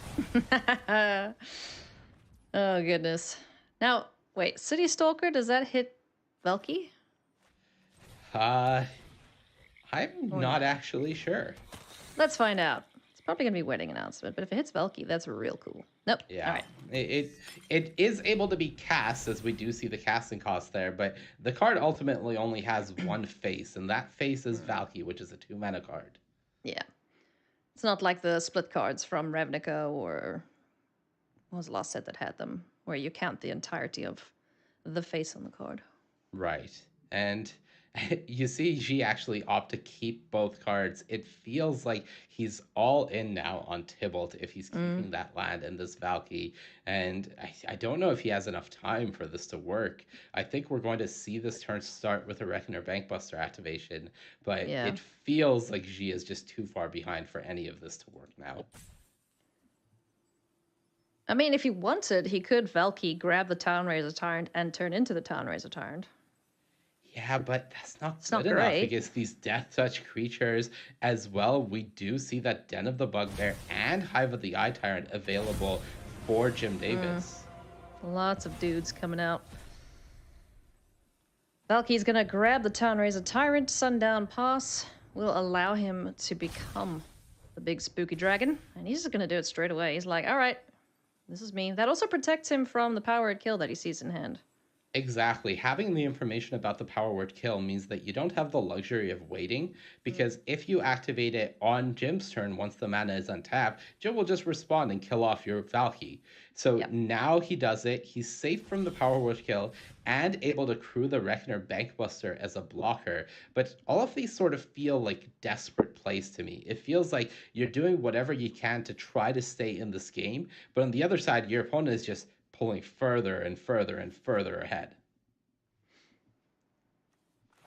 There could be some fun shenanigans if G is if G manages to survive, which at this rate it's not looking super great, considering there's a menace creature joining the fray alongside these Death Touchers.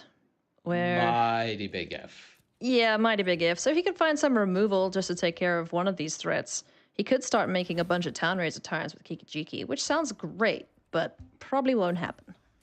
Yeah, he's going to survive this turn, mind you. I wouldn't be surprised if we see a crew on the Bankbuster and just block one of the City Stalker Connoisseurs to try to minimize the damage you're taking. But the question isn't this turn. The question is, this power word kill is going to clear off this Bankbuster before a block. You're going to take 9 damage. Kaido is going to draw another card, and your opponent has a lot of gas to work with and is still at 22 life when you're top decking. Not a situation you'd want to find yourself in, so gotta feel for G in this point of the matchup. Kaito Shizuki gonna draw another card. That's another land. Curse these lands, but you know, Jim Davis is not short of things to do for sure. Yeah, I don't think Jim's complaining, and that Crossroads draw is going to all but lock this up here for Jim Davis. Does have a menace attacker, does have 2 connoisseurs that will drain if they die. So the Meat Hook Massacre can finish G off with that last point of damage, even if he does block each of these connoisseurs with his 2 creatures. And that's not to mention that Jim still has access to 2 new cards with those blood tokens. Advantage overwhelming for Jim Davis, who remains undefeated, 10-0. Money, 2 games to go, and he is locked up for the top 8. 10-0. That is absolutely ridiculous. He's making it look Goodness easy, honestly. Just gracious. deck in his hands is just looking so impressive. And really, All right, guys, thank you so much for watching. Like the video, show your support. Subscribe to the channel if you haven't done already for Magic the Gathering content every single day. Maybe even become a YouTube member for exclusive content. We have giveaways coming up. Lots of more packs. We have some cool cards as well on top of that, which is exciting. We've done a few already. Congratulations to our winners. Let's get back into the coverage. Davis, 4 copies. And who's our only 10-0 player right now? Jim Davis. Don't think that's a coincidence, so it's all because of Kaito, right? Yeah. I think it's all In that because game, of I Jim, think so. but Yeah. Kaido is definitely, I think it's all doing because some of heavy Jim. lifting. Oh yeah, oh yeah. But Jim piloting his deck excellently, and I look forward to seeing him progress to 12-0. So fingers crossed for him that he can be our first player in to day number 3.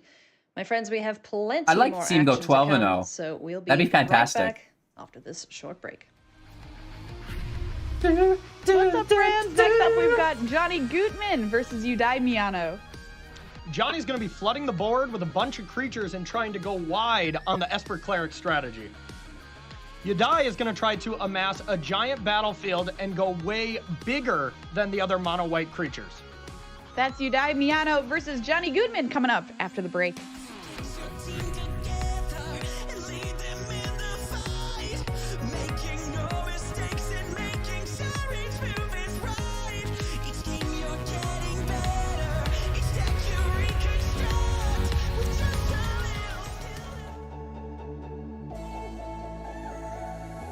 Did you guys know that there's a giveaway? I don't know if you know this. Oh, we've got double audio here. Get rid of that one and this one will be fine. Still a couple packs left. I got 6 packs here still. And some really cool cards that I want to get out to the community as well. Oh, you could be the proud owner. If we can focus, you get the blurry one. I'm going to make sure that you receive it blurry. Just like, oh, there you go. Now you're allowed the real version. Hey, oh, the Dawn Sky could be yours. You know, I expected these to be worth more. Just pretend that they're really rare cards. But if you are looking for something rare, if you are looking for something super rare, you guys, I got you covered. I got you covered. I think we should vote on this. Do I give this card away, or do I make my very first Brawl deck? I could make a Commander, well, I shouldn't even call it Brawl, because this will be played in real life. A Commander Shrine deck, an EDH Shrine deck. That could be super, super exciting. But as far as things that we can confirm to give away, I definitely have more of those as well coming up. If I can find them. Oh yeah, here's the heaters. Here's the heaters. Now this might impress some of you, it might not impress others. We're talking about full art, holographic, alternative lands. Oh my gosh. Right, I mean, my green screen kind of fucks it all up, but pardon my language. They're beautiful! As good as they get. Woo! Woo!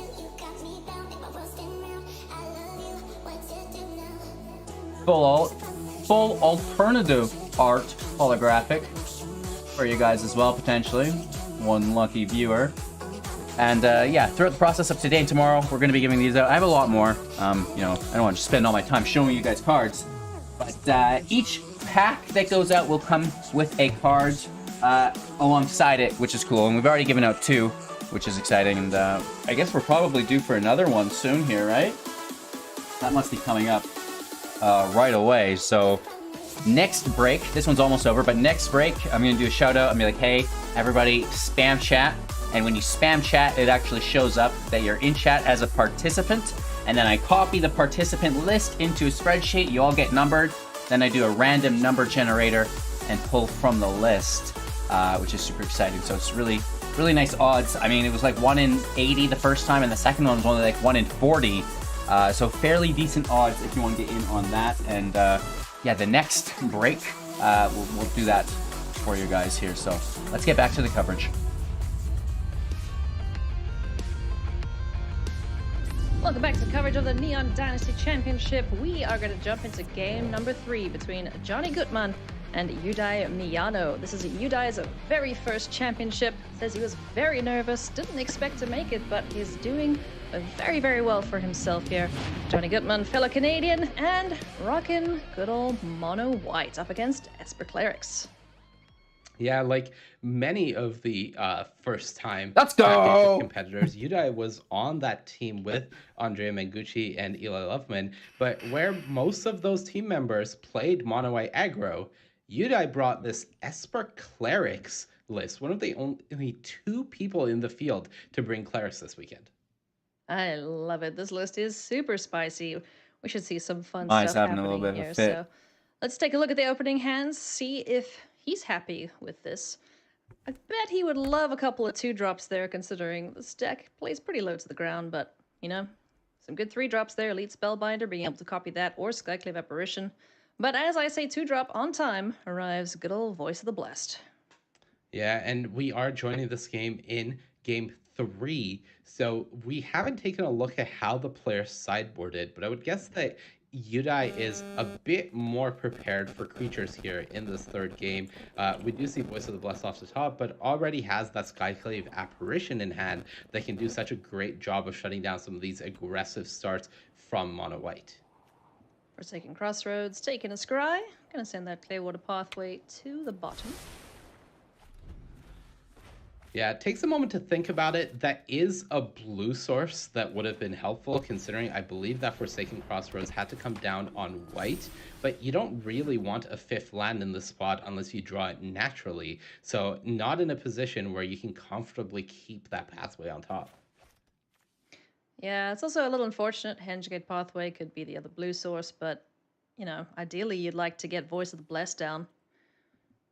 And that's why you see Udai actually taking a moment to pause here, because you could play Shatter Sanctum here, sacrifice the ability to play a 2-drop like Voice of the Blessed on this turn in order to have all of your mana for the following turn. So it's a question of, do you sacrifice this game plan of trying to get on the board in a timely manner in order to have access to that Mimic? And as good as that would be, I think that would be too much of a cost to pay against the sort of aggressive white strategy here where you're already on the draw. Portable Hull, a great answer here to Voice of the Blessed. So this guy, he's not going to get any counters on him anytime soon. And there is a Sigardian Evangel as a follow-up. Unfortunately, won't be able to take advantage of the second copy, and that's just going to end up in the graveyard. Yeah, you would love to be able to get more copies with Sigardian Evangel, but again, this deck is all about curving out right now, so you really don't want to sacrifice that ability in order to... you don't want to not play something in order to have more plays later. Elite Spellbinder able to take a look in hand and see the woes that are approaching. And Adeline Resplendent Cathar is an excellent draw here, as I would be surprised to see both these creatures just swing in here. Yeah, I think Johnny prioritizing damage and throwing the Aspirant essentially away here, saying if you want to get rid of this, you'll have to take 5 damage, makes a lot of sense. And already we sort of see the pressure mounting here from Johnny Goodman. Next turn is going to look pretty good for Udai. Does have access to Apparition or Spellbinder plus Portable Hole to deal with the remaining 2-drop, which is why I think we saw him trade off with the Sigardian Evangel rather than the Aspirant this turn. Yeah. Just keep the life total a little bit padded. Elite Spellbinder is going to take care of the second copy of Inquisitor Captain. No 4th land as of yet for Johnny Goodman, but does have a Skyclave Apparition to deal with one of these pesky permanents on the battlefield. And there is land number 4.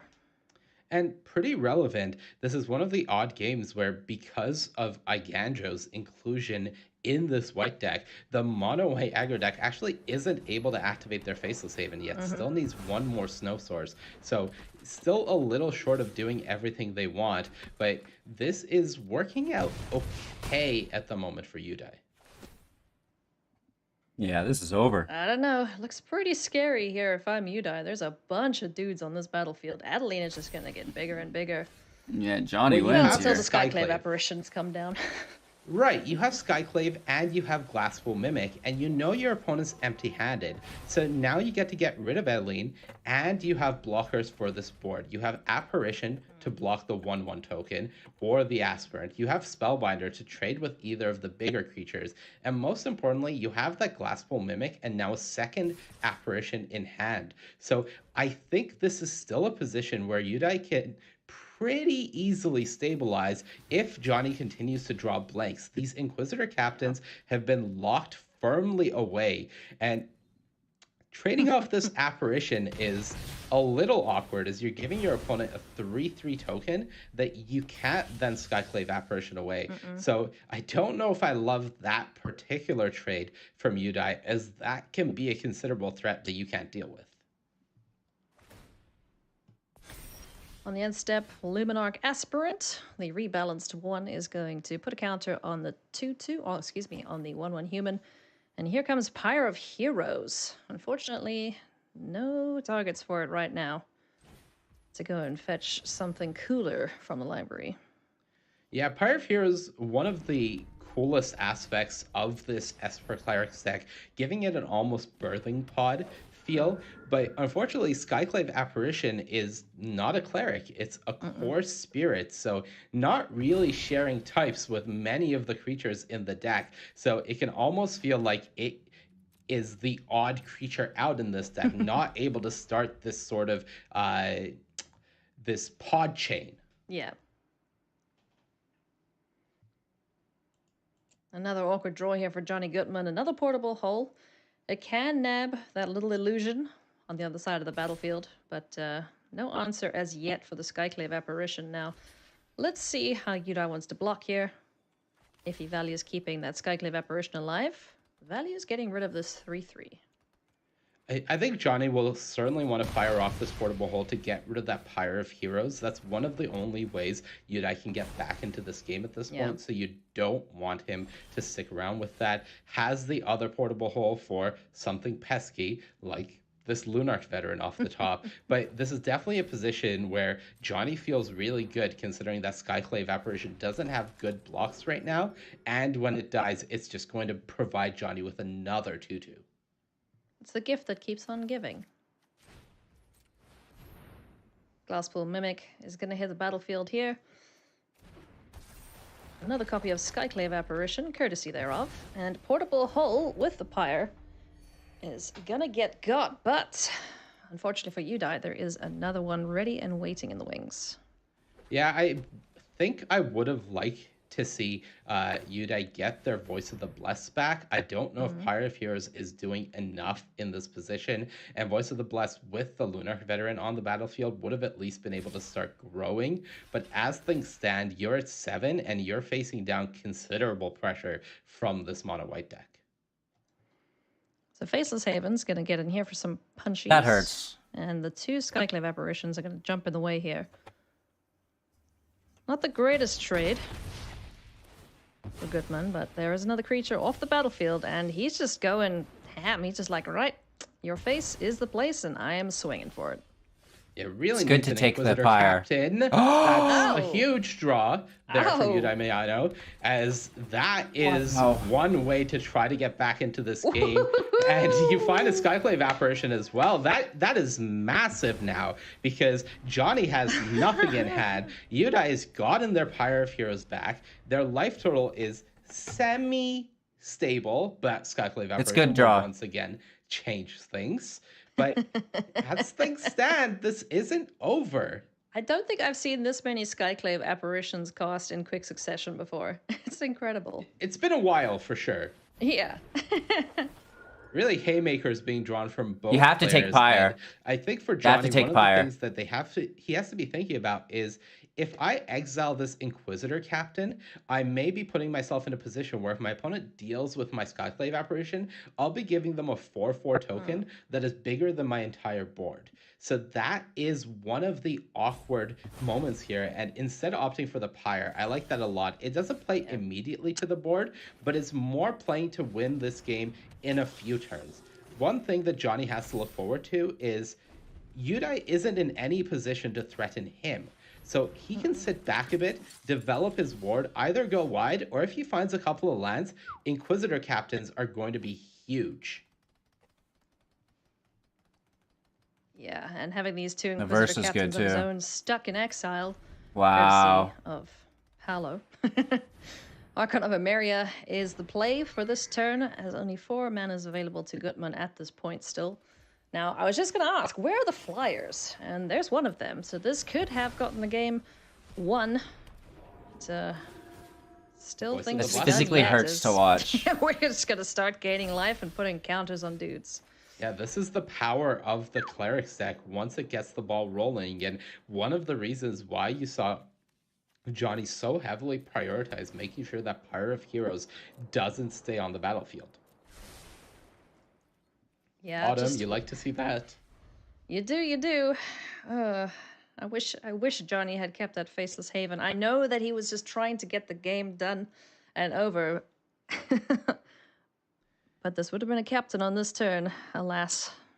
He still has time. That's the one Yeah. good thing at the moment. He has this flyer, so he could get 2 damage across and hope that What a Yudai comeback. doesn't top deck a cleric here, which, you know, the deck is full of them, so it isn't a great hope, but it is certainly possible. And Johnny's not in the worst position. It's just that he needs to find something really fast at the same time that Yudai misses.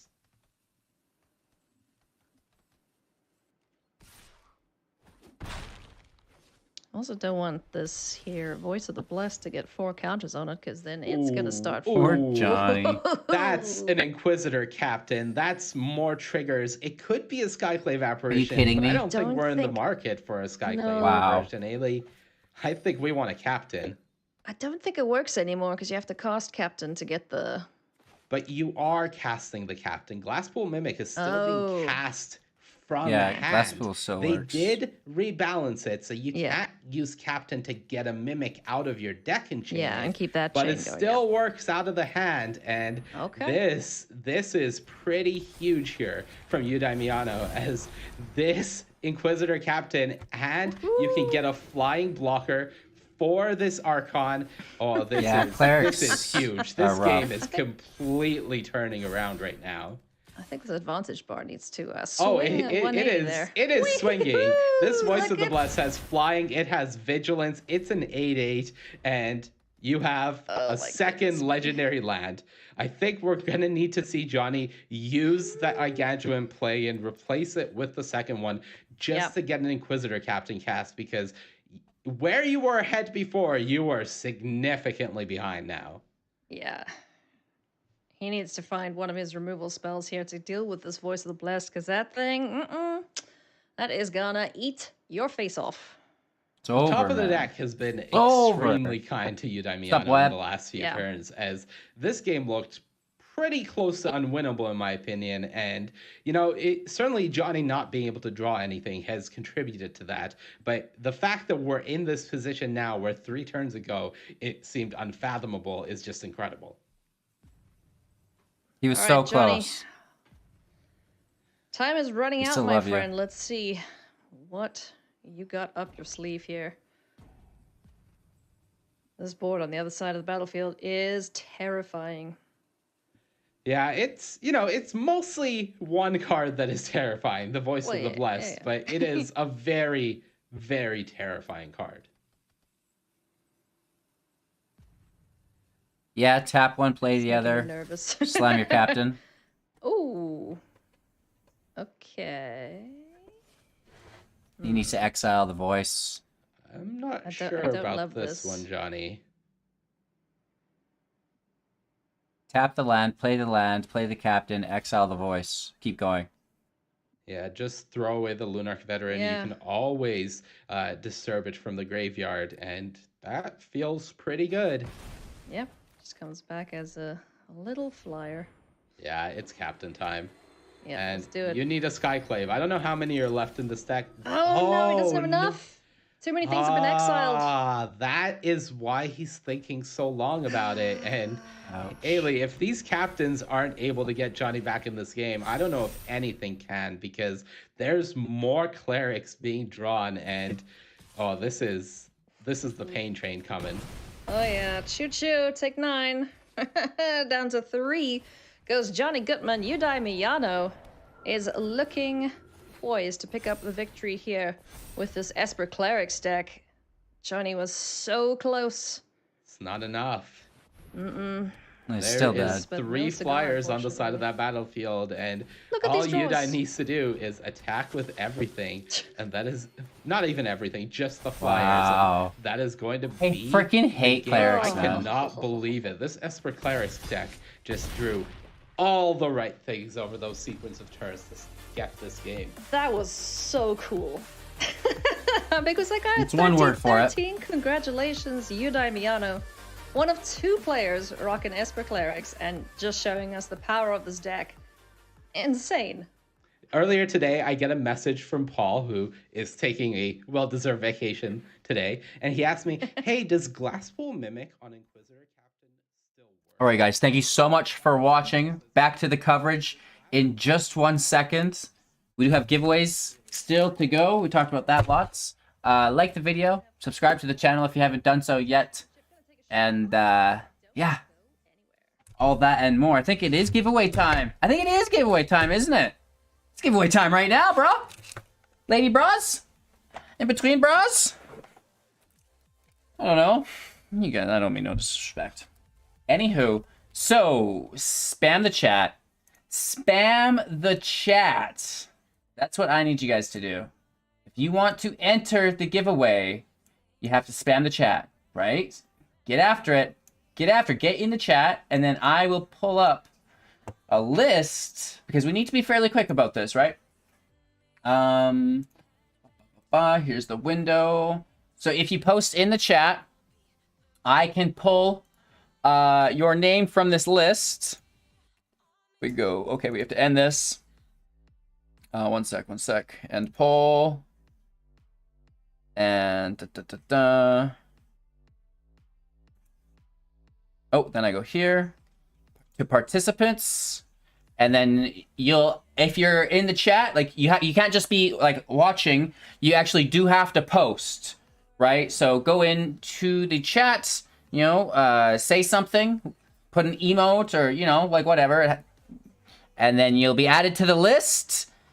And you have like a little bit to do that. I'll give you guys a couple seconds because I know there was like a lag probably by the time I'm saying this. And I don't want to, leave anyone out. So get in there and we will give away this pack. And we have to find a card to go with it. How about this one right on the top? I'm liking the looks of this. Many of you might enjoy this as well. This is an alternative art Mech Titan Core. A 2/4 artifact vehicle for 2. Crew 2. We can pay 5 to exile it and 4 other artifact creatures and or vehicles that we control to create the Mecha Titan, a legendary 10/10 construct artifact with lifelink haste that is all colors, and it's absolutely crazy. When it leaves the battlefield, all of the other exiled cards except the Titan will come back into play. I'm sure you guys already know about the card. So that's what's going out with the pack, which is fairly exciting. This is our 3rd giveaway. I mean, But boom, someone got a Kami, which was exciting. And then we also had the Living Lore go out, which is super exciting as well. I guess for the winner anyways. So, we're going to pull names. You've had your chance. I'm going to go back just so it refreshes. Going back to participants. We go to the top. And we highlight them. Boom. Copy this list. Then I jump into this spreadsheet over here. First I delete all, oh no. I have to delete the old list. Oh my gosh. Shift HGG, shift. And then we'll paste the new list. And for some reason, it pastes as white. And we're too slow. We're too slow. Hurry up. We have 60 people. Out of 60. Generate. Let's go. Number 17. You win. Who is it? 17. Boom. Eric. You've done it, Eric. Congratulations, Eric.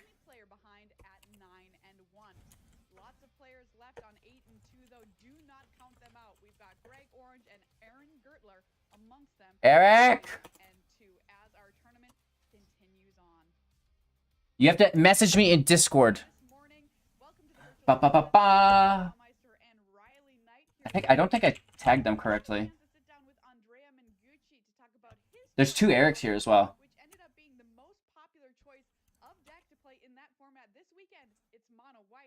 So you can get the link in the link tree to message me your shipping information, Eric. I'm gonna write your name down as well.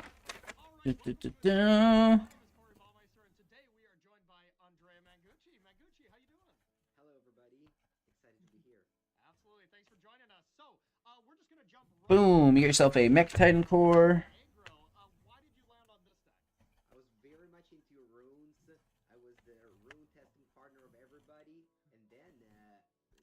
Boom, congratulations, Eric.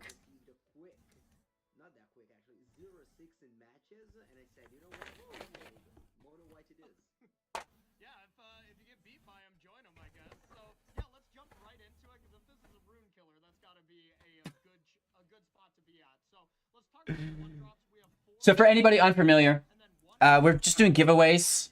Every little bit, we're going to do a new giveaway. That's our 3rd giveaway. Just giving away packs of Neon Dynasty and cards alongside them. Getting into better and better cards as the prizes as we go throughout today and tomorrow as well, which is super exciting. So all you have to do is be around when we do one of the giveaways. Post in chat. I pull a random person from the chat, and there you go. Then the winner just messages me in Discord so we can, link up, send me your information, get you the cards sent your way. And yeah, easy peasy lemon squeezy. Cool beans. Let's get back to the coverage though. And also, it'd be awesome if you guys liked the video. Really does help support the channel. Subscribe if you want more stuff like this on your feed. And maybe even become a member for exclusive content, which is super exciting. Other pieces of spot removal, but I think the 2-drops I really want to chat about is Captain Eberhard and Sigardian Evangel. Tell me a little bit about these two, because they're very unique. All right. Yeah, this is not standard Alchemy, so we gotta play those, weird little card that we don't get to play otherwise. The Captain is sweet. Sometimes you just, reducing cost for you, it's also a very big deal, other than, of course, being like a 4th copy of Italian. Then the double strike, that really matters when you have cards like the Wandering Emperor, the Interpret Adversary, of course, Luminar Caster, and so it just gets big with double strike. That's a lot. Double strike and putting counters on is a recipe for success, that's for sure. So now let's go to our 3rd slide here. This is your 3-drops, and this is pretty telling as far as what deck you're expecting. Let's start with these Archon of Emira. You're just playing all 4 in the main. 4 in the Their main, audio's we have messing to up. beat runes, and Archon of Emira is the best card to do it. It's not gonna do it on itself. We need the exile effect. So we max after Cyber with 8 between Apparition and Brutal Cathar. He'll replace 6 in the main. With the, we'll see later, Inquisitor Captain, you can basically count it up to 12. So we really just need to exile those creatures suited up with the runes and make sure that they don't go off with Showdown of the Scouts with 4 Archon of Emira. You're doing my job for me. Let's go to these 4-drops, and let's talk about Inquisitor's Captain, because this is one of the most exciting Alchemy cards. It's kind of this collected company-esque card, except you just never miss. I mean, I miss all the time with that card, so, it's good to have one where you can't miss. Sometimes you can miss. If the game goes too long, you have too many creatures in play, the Inquisitor Captain doesn't hit. I've done that. Good point. Hopefully you're winning that game if you've played that many creatures, but sometimes with a lot of meat hook, you never know. Another card that is really exciting, we've seen Intrepid Adversary. This is a card that just pumps your team very effectively. Something we normally see as a 4 of just stock. This card is so good, but the Wandering Emperor ends up kind of taking that slot. Tell us a little bit about this Planeswalker. Yeah, the Wandering Emperor is so powerful. Just one of the staple in Mono White Standard. Here we play only 2 copies because with 4 Inquisitor Captain you can't play a million 4-drop. Although we do have 26 lands in the deck, which kind of makes it less of a Mono White aggro, more of a Mono White mid-range slash control. So the Wandering Emperor is a great card. It's a combat trick. It's a removal spell that exiles, which is super huge against the Kami. And yeah, overall, the Wandering Emperor just does it all in a white aggro deck.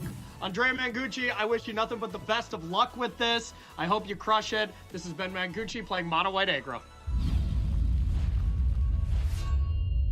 And that's a look at the most popular deck this weekend in Alchemy here at the Neon Dynasty Championship. Welcome back to the virtual news desk as we get ready to kick off our next feature match here in round number 11. Let's find out who will be watching in the feature match area as we round out our Alchemy rounds this morning at the tournament.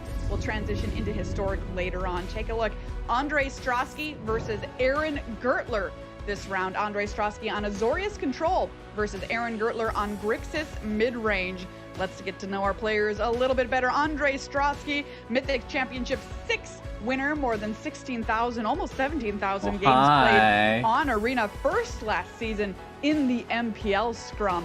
No slouch of a Magic player here on Azorius Control. There's Aaron Gertler, won DreamHack back in 2020 with his Teamer Adventures list that kind of defined the format after his big win there. More than 20,000 games played on Arena, running Grixis Midrange this weekend.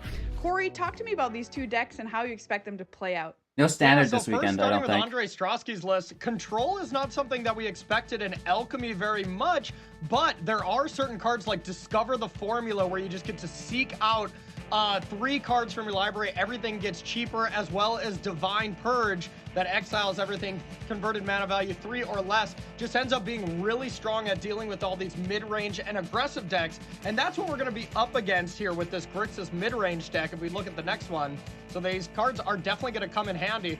Grixis mid-range, but definitely a little bit more of an aggressive version. We see cards like Suspicious Stowaway, Blood Tithe Harvester as good 2-drops, and then that main card, Fable of the Mirror Breaker. We're going to be trying to combo that with City Stalker Connoisseur and just kind of lock out Andreas Strosky's drawing ability during his own draw step. That's kind of the dream combo that you want to assemble against these control decks. I love it. Play blue for that Suspicious Stowaway and some sideboard cards or whatever, but Suspicious Stowaway, unblockable. All right, I like it, Aaron Gertler. It's time for some predictions here. Let's take a look at how we've been doing here at the news desk over the past couple of days. Corey has pulled out into the lead last round. Riley, what's it going to be? Oh, I hope he So I rubs it think in I'm gonna Riley's go for face. Strasky here. I like the look of this white-blue deck, and Strasky's always a real competitor. Not a knock on Aaron Gertler. He's fantastic at the game as well, but I think Strasky's got the chops here. All right, what about you, Corey? Well, now that I have the lead, I just have to go with whatever Riley goes with. So I'm going with Strosky. No, that blue-white control deck is really sweet. I think it's pretty well positioned here as well. You know, I just cannot stomach voting for a control deck here. I've got to go with Aaron Gertler, even if it's the underdog deck in this matchup. You know, sometimes even an underdog deck has its day. Come on, Gertler. Let's go. Play that stowaway. We're coming up next with round number 11 here at the Neon Dynasty Championship. Don't go anywhere, everybody. We'll be right back. I want to see this matchup. It's coming up next.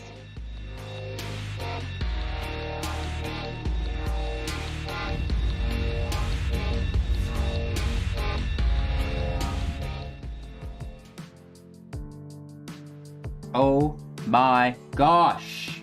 Another break. Break after break after break after break. All right, you guys. We're not going to do another giveaway just yet, but I'll tell you about it. You can win a pack. You can win a card alongside it. It's kind of, you know, what we do here.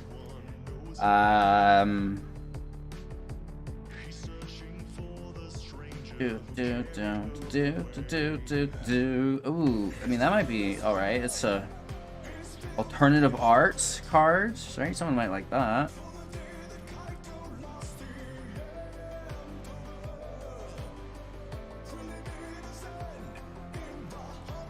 Maybe. I mean, the alt arts are more rare, right? So all you have to do is hang out and chat. Easy peasy. Alright, so how many packs do we have? 2, 3, 4, 5 packs. So we need 5 prizes. Ooh, this has got to be like one of the last prizes there for sure. So last prize, second last prize. Ooh, that's on their end. That's their audio. They're like, just reset the soundtrack. I don't know what that was. That's hilarious.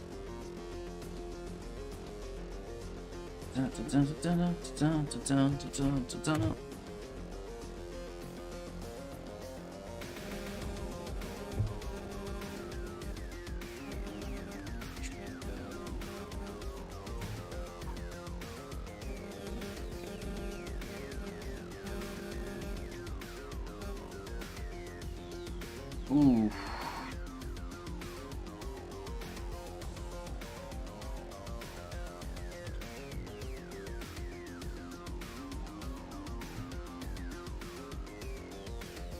One, 2, 3, 4, 5.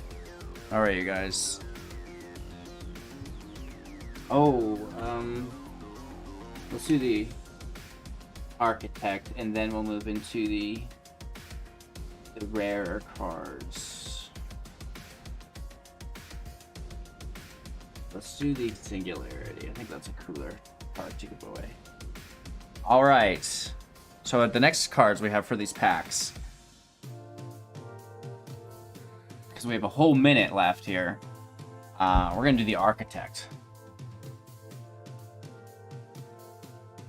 The reality architect with alternative art. Very exciting. Moonfolk Wizard. So you're gonna grab that. You're gonna grab a pack if you win, and that's exciting. And then next up, we have an explosive singularity. Oh my lord! Now that is a heater, if I've ever seen one. And of course, you get a pack with that as well. And then getting a little bit spicier here. A little bit spicier. We're gonna give away Ale the Dawn Sky, which is like, oh my gosh. Oh my gosh. You're gonna love that. And a pack goes with that. And then we have Ishin, because we gotta hurry up. We gotta get out of here. Coverage here of the Neon Dynasty Championship. Marshall Select. Ishin up next and a pack. Phillips, we're ready for round 11 action here, Cedric, where we've And then got Satoru our last round and a of pack. So at least Back to we'll be coverage. playing it again tomorrow as well. Like the video, Today, subscribe to the this is channel. gonna be our last glimpse of it. You thought it And was enjoy. over when the Alchemy Awards ended, but no. We've still got more. We've got in the feature this time Andre Strosky playing Azorius. Last Control. Alchemy match. Very much a pure control deck against Aaron Gertler, who's on Grix's mid-range with a pretty interesting list as well, featuring some cards that we haven't seen elsewhere. And then a few that we have. You see Fable of the Mirror Breaker and City Stalker Connoisseur on the key cards. Those are kind of a 1-2 punch that we've seen used to great effect over the course of the tournament here. But he's surrounded it by some different stuff. You see Florian Valdarin, Scion, Conspiracy Theorist in there as well. And there's Cheers, a few Jacob. others as well that we'll see if he draws them. In the meantime, very much a classic matchup in the vein of control versus mid-range. And I think I know where I'd like to be on that spectrum. I want to be the control player here. At least for game number one, Marshall. Things will change a little bit after sideboard. Gertler's deck will get a little bit better. But for game number one, I very much want to be on Strosky's side of things. And Andre's draw here is also pretty good. It's just he's going to foretell a Doomscar here. One of the things about Gertler's deck, because he is a mid-range deck through and through, it's a little bit lower curve mid-range deck, as you see a Conspiracy Theorist, probably for the first time all weekend. But he's got a lot of removal in his deck. And this removal in his deck is not particularly good. These Blood Chief's Thirst, Power Word kills, stuff like that is just not going to be particularly good in the matchup. So if he draws a lot of those, I am concerned for him. But if he doesn't draw much of that and draws plenty of creatures and some timely duress, he might be able to win this. There it is, Blood Tithe Harvester to follow up the Conspiracy Theorist. That's 5 power on the battlefield already. Is that Doomscar looking good enough? Yeah, it's a time to maybe sweep those away, because if I'm Gertler, I'm probably not going to deploy anything else onto the battlefield once I have 5 power out here, and these cards are certainly relevant. So if you are Strosky, is it time to fire off this Doomscar, or is it appropriate to leave something up like a Saw It Coming, or even potentially an Annul, which doesn't have many targets in the matchup, but it does counter the very powerful Saga in Fable the Mirror Breaker. So some decisions here for Andre. See, Andre's probably taking a look at the deck list here of Aaron, as it is not a standard list. It's one that has a few different choices, a lot of card selection.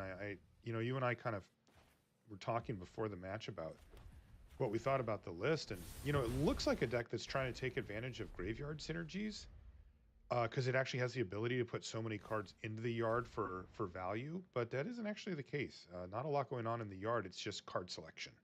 Yeah, it's actually one of those situations, right, where you get the opportunity to discard a bad removal spell and draw a new card in a matchup like this. So it can be advantageous in that regard. But yeah, we're not looking at anything like an Unburial Right style thing, or any delving or anything like that. It's just discard my bad cards, draw more of my good ones, ideally. Yeah, and we kind of were like, that's a little weird, but also like, hey, this is a matchup where that could be relevant for sure, right? Yeah. Type of thing where you don't want these removal spells or whatever, so you get rid of them. This turn for Aaron, after getting his board swept by Doomscar, is Duress followed by Florian Valdarin Scion. It's going to take away the other Doomscar, it looks like. The Duress. Leaving what? Saw It Coming, Annul, Unexpected Conversion, Otawara, and a pair of lands. Oh, it was Memory Deluge. Yeah, that Duress hit the Memory Deluge that's in the graveyard right now. So we're looking at a hand here for Andre that is reactive permission, right? And what I mean by that is you're reacting to your opponent countering countering something with Saw It Coming or Annul. What he doesn't have is proactive permission, and what I mean by that is something like a Doomscar or some other type of removal spell. You see Gertler give a big thumbs up to that Unexpected Conversion. He doesn't care that Strosky is doing that this turn. That's right. Unexpected Conversion is actually going to take out Saw It Coming and kind of cash that in for a card here. Andre probably figuring that with Aaron knowing about that card, it's going to lose a lot of value. and he can't really afford to just pass the turn back and be like, I could counter something. Aaron can just say, sure, hit you with this, get extra card off it, go. Another land off the top here for Gertler. Meanwhile, Florian Vildarn Sion is going to hit the red zone. And that's going to trigger as well. And wow, what That's a nice hit there. City Soccer Connoisseur off of it as well. But oddly mana. Enough, that City Soccer Connoisseur is going to hit Amiria's Call, which I know a lot of people think of as a land more often than not a spell. This is one of those situations, once again, where City Soccer Connoisseur would have loved to look at the opponent's hand and take a card, as opposed to simply taking the most expensive card. So Doomscar will remain, and now it's being cast.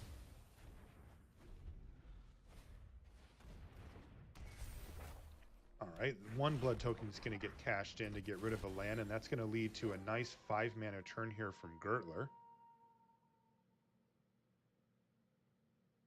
as he's able to rebuild a board post Doomscar. Once again, this is the third or second time that he's had to do that this match. Suspicious Stowaway on the battlefield now for Gertler. Once again, looking to augment the hand, right? Just upgrade some cards perhaps as it hits. And then, of course, if it ever transforms, well, it's doing better than augmenting your hand. It's just straight up adding to it. Yeah, which you're more than happy with. Again, you're seeing kind of with this weird build that Gertler has of all of this looting and rummaging that's taking place. You know, Fable the Mirror Breaker, it slid in after that turn where the Doomscar took place. So Strosky was never able to cast that Annul, and that may just rot away in his hand. But more importantly, Gertler's going to be able to discard, Blood Chief's Thirst, get more cards here off of Fable the Mirror Breaker, and just continuously make it so that the bad cards in the matchup he's getting rid of, and the good cards in the matchup he's finding more of. That's exactly it here. A couple of lands go in. He replaces it with another Fable. Power word kill, not great in the matchup. Very few targets at all. But again, he still has another blood token sitting there, and he can kind of keep churning through his library. Very awkward spot there for Strosky. He decided he needed to cast a spell on his turn to prevent the Stowaway from transforming, but then also decided the Stowaway is also the best target for that spell, so just killed it. Yep. But that's going to leave Aaron Gertler with a clue token as well, so Strosky slowly falling behind. If it was just the Suspicious Stowaway, Strosky probably could have left it, but it would have transformed, and that would have been a major problem as a steady source of card advantage and damage for Gertler, so he had to act. Graveyard Trespasser pretty nice there, taking the Memory Deluge out of the graveyard. Field of Ruin going to be activated here by Strosky to take care of that Hive of the Eye Tyrant. One thing I do want to mention about Field, Strosky has a couple of copies of that in his deck to counteract Gertler's couple of creature lands that he does have, so that's kind of a natural exchange that you'll see there. And now we finally find here an MVP in the matchup here for Strosky. Yeah, Wandering Emperor off the top of the library is going to join Otawara, Soaring City, Deserted Beach, and an Annul in hand. Two of those cards are known to Aaron Gertler. And you see Fable of the Mirror Breaker in hand as well. That Annul perhaps earmarked for it. The question is, can Wandering Emperor nab Graveyard Trespasser here? In the meantime, a clue token's going to get sacrificed. It's going to just be a land in the hand, though, for Gertler. So his hand's actually nothing right now, right? Power word kill, no great target. And in fact, he's going to use the blood token to get rid of that land. The Fable of the Mirror Breaker. Wow, another power word kill. Fable has a counterspell kind of lined up for it. And then a land off the top of the library means that Aaron has actually ran out of gas, at least as far as he knows, looking at that Annul. Yep, and so this was the concern for me in the matchup. Right at the jump, right, is how much removal does he draw? Because his removal spells are pretty poor. Now, again, the construction of his deck with the blood tokens, the Stowaway, and everything else, he has the ability to discard these removal spells to draw kind of a random card, your rummage or looting style of effect. But right now, that's not taking place. So, Marshall, as you mentioned, the hand right now for Gertler's pretty bad, and he's got to be able to get some work done with what's on the battlefield. The Wandering Emperor is going to try to make that a little bit more difficult than expected. Yeah, going to reduce this clock significantly by taking out the Graveyard Glutton. It'll also take out a Deserted Beach here for Strosky, but well worth it, as now he's actually in a reasonable position. Wandering Emperor If he'd like, we'll be able to also make a 2/2. Let's see what happens here. It looks like we've got a response. Is Gertler going to use Powered Kill on his own creature to prevent 2 life? Yeah, it also doesn't exile it that way too. Hey, he must just be looking at these power kills and just going nothing to do. And by the way, Strosky tweeted about this. He said, I don't know how I'm able to keep winning game after game with this deck. He's like, but I do keep trying to discover the formula once I get to 6 mana, so that's working for me. Yeah, and now Strosky with that land, he's going to play the Otawara, right? And so that he can play Discover the Formula plus a null in the same turn. Yes. And that is less than ideal. Now, Gertler does get the opportunity to use a power word kill to kill a creature here if he wants to. But again, this is a huge draw step for him, and it's another copy of Fable of the Mirror Breaker. So if he wants to play them both this turn, he can. But again, Gertler's having a little bit of difficulty right now. Yeah, not too bad though. For Gertler, he can dump them both, as you mentioned, using up his treasures, and actually land one. And if he does, then he'll get that filtering effect on Chapter 2, and with Power Word Kill and Haunted Ridge in hand, he could use it. Whoa, that's a lot of action, and a Divine Purge is just what the doctor ordered here for Strosky. We'll certainly see a block now. Yeah, you could do a lot worse than Strosky just did on that Discover the Formula. Interesting. So Gertler actually does play the land from hand here. Perhaps anticipating. I don't know why. I figured he'd keep that in his hand. It's a little bit interesting spot right now here for Strosky.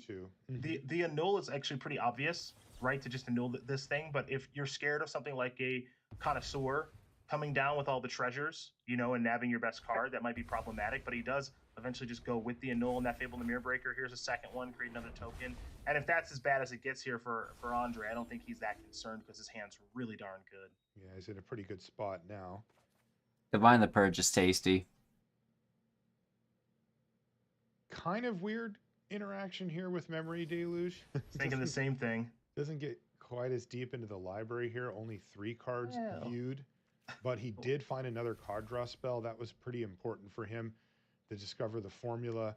Really is his ticket to the late game at this point. That's the card that he can resolve next turn and then use that to ride to victory. Divine Purge is going to take care of everything on the battlefield, at least for a while. Yeah, that's a pretty good Divine Purge. Taking care of treasures, token, all that stuff. Strosky's life total, a pretty healthy 8 life. Actually has a Ganjo at the ready to be able to channel. We know the big payoff here in Discover the Formula and also Memory Deluge in the graveyard. So as good as Fable of the Mirror Breaker is, and trust me, it's a good one, Strosky has kind of got that overmatched with the cards that are in his hand right now. Sweetest card draw spell in the format here. Discover the Formula. That's going to put a pair of Wandering Emperors and a Jwari Disruption in the hand. And yes, they're going to get cheaper.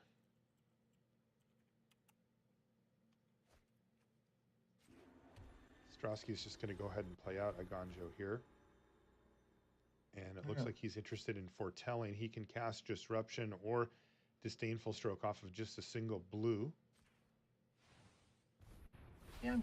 Yeah, okay. I wasn't sure if Andre was actually going to foretell that Doomscar or not, or leave up mana for the Wandering Emperor, but that question got answered pretty quickly. So Gertler's going to trigger this Fable of the Mirror Breaker, discard a removal spell, because of course he is. They don't do anything really in the matchup, and get some new cards. Not bad. He finds a Graveyard Trespasser, as well as a Conspiracy Theorist he had before. Here comes a Goblin Shaman again, and life total is getting low now for Strosky, down to 6. Gertler really doesn't have much of a choice but to further put things on the battlefield. He wins the game via attacking. There's no real reach or burn in his deck. So Doomscar is worst case scenario here, Marshall, because he's got to keep extending on the battlefield, and that's exactly what Strosky knows and wants him to do. That's right. Best Aaron can do is try to keep Conspiracy Theorist in his hand to have just something for later. Yeah, but he's going to lose 3 creatures here to this 2-mana Doomscar. And the sweepers are very real. This is, what, the 3rd or 4th time that Aaron's had his board swept away? Yeah, I think really, 3rd time now at this point. Really tough to keep up when you're a mid-range creature deck and your opponent's like, sweeper, sure, sweeper, sure, sweeper, sure. Now, there's a little bit of glimmer of hope here for Gertler. He's transforming Fable of the Mirror Breaker, and he has a Conspiracy Theorist. The bad news is he drew a land for the turn. Mm-hmm. And the Wandering Emperor is going to do work here, taking out Reflection of Kikijiki.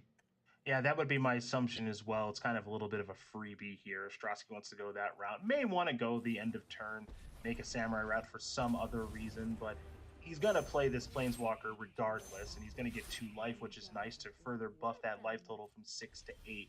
Again, with Gertler not having any real burn in his deck, he's got to do it through the combat step, and that's something that Strosky is very prepared to handle.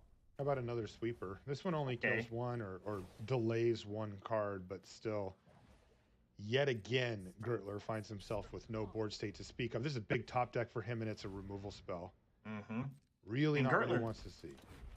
In his main deck, he has 4 Power Word Kill, 2 Infernal Grasp, and 3 Bloodchief's Thirst, and he's drawn quite a few of those. And again, This was my concern. That's 4, 5, 6, 7. That's 9 cards that are just not particularly good in the matchup. And yes, he's done a nice job of looting them away. Wow. But there's not much more for me to say.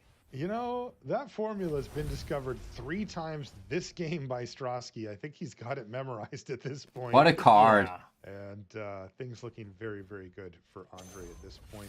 Andre's actually happy to cash in the Wandering Emperor here just to get rid of Conspiracy Theorist, the only threat on board. Discover the As Formula well is a as silly another card. 2 Like, life. wow. Up to 10 he goes. Oh, look. oh, goody. A removal spell. Yeah, this one is well in hand now. It looks like Andre Strosky's going to run away with it from this point. A good battle back and forth. Aaron Gertler certainly made it interesting, even though he drew a lot of spells that would be generally considered dead here. He still made it interesting. Historic. Able to rebuild his board multiple times. But it looks like it's not going to be enough, as Strosky really leaning on Discover the Formula to power him through the late game. And now he's very much in the lead, and he's even starting to attack to knock Aaron back down to 20. Yeah, and now Strosky's really beginning to flex his muscles, right? You mentioned Discover the Formula has resolved 3 times. There's a City Stalker Connoisseur. That's going to get countered probably by the Disdainful Stroke. But really, we're at the point now where Strosky can decide, do I care or not care? Yes. He cares enough that he's going to counter this. You know, the Bloodchief's Thirst that can be played with Kicker here to take care of the Wandering Emperor. That's probably going to get hit by a negate. Then you resolve Behold the Multiverse, and then it's a runaway here for Strosky. This is classic Azorius control, which is, as long as I don't die, I'm going to win eventually. That's right. And this is, if you like playing these type of decks, this is why, right? I mean, you get to this point now, and the real question is just how long can Gertler last before conceding, right? Sure. And, this is the fun part for a control player. You get to kind of play with your food here, too. Oh, well, one Wandering Emperor dies, another one comes in hand. Yeah, we've seen that twice now. Strosky seems to be finding the things that he needs. When you see as many cards as he has this game, that tends to happen. And somehow Aaron has drawn like every removal spell in his deck. Yeah. Oh, yeah. Wow, your concerns were very well founded, it seems, because he cannot not draw these apparently. Yeah, and this is the nightmare. This is a nightmare scenario. This is why I didn't like game 1 for him. Now the good news is, good in quotes, is that he gets to get some of this removal out of his deck. Now I don't know if he's going to be able to get it all out of his deck, but he'll be able to get some out of his deck, and that's going to be beneficial. But you see this kind of exchange, Infernal Grasp exchanging for Samurai tokens. Yeah, this is not the kind of exchange that Aaron Gertler wants to make, and he's gotten to the stage of the game now where basically every draw step that he has doesn't really matter. So Graveyard Trespasser, cool, that's a thing that you can do. Yep. Strosky says absolutely. You've got yourself, in fact, a Graveyard Glutton. Uh-huh. Yes, it is nighttime apparently. Yes, it is. So down to 9 goes Strosky, back up to 12. It's a 4-4. But easy game here for Strosky. He's got Fateful Absence that he can use. Or we can even just go the Aganjo route, right? This is what makes these channel lands so powerful. Is now, okay, let me channel this. I'll pay the 3. I'm very sure, Magic Arena. Thanks for asking. He does have to discard a card thanks to the ward ability. Are you sure? I am so sure. And he says, yeah, I'm sure. Also worth noting, the setup here for Strosky, little stuff, right? Go back 5-6 turns. He takes out Hive of the Eye Tyrant, right? And just didn't really seem like a big deal, but those are the little things that give you that window where Gertler doesn't even get one attack in with it, right? Yeah. He just made sure to play it as safe as possible. Gertler's down to 5. He has found a City Stalker Connoisseur. Looks But, like it is trigger gonna on be the met. stack, yeah. Yeah, he's just gonna zap this thing with March of Otherworldly Light straight away. The Divine Purge will still get nabbed by the trigger, but that's gonna leave lethal.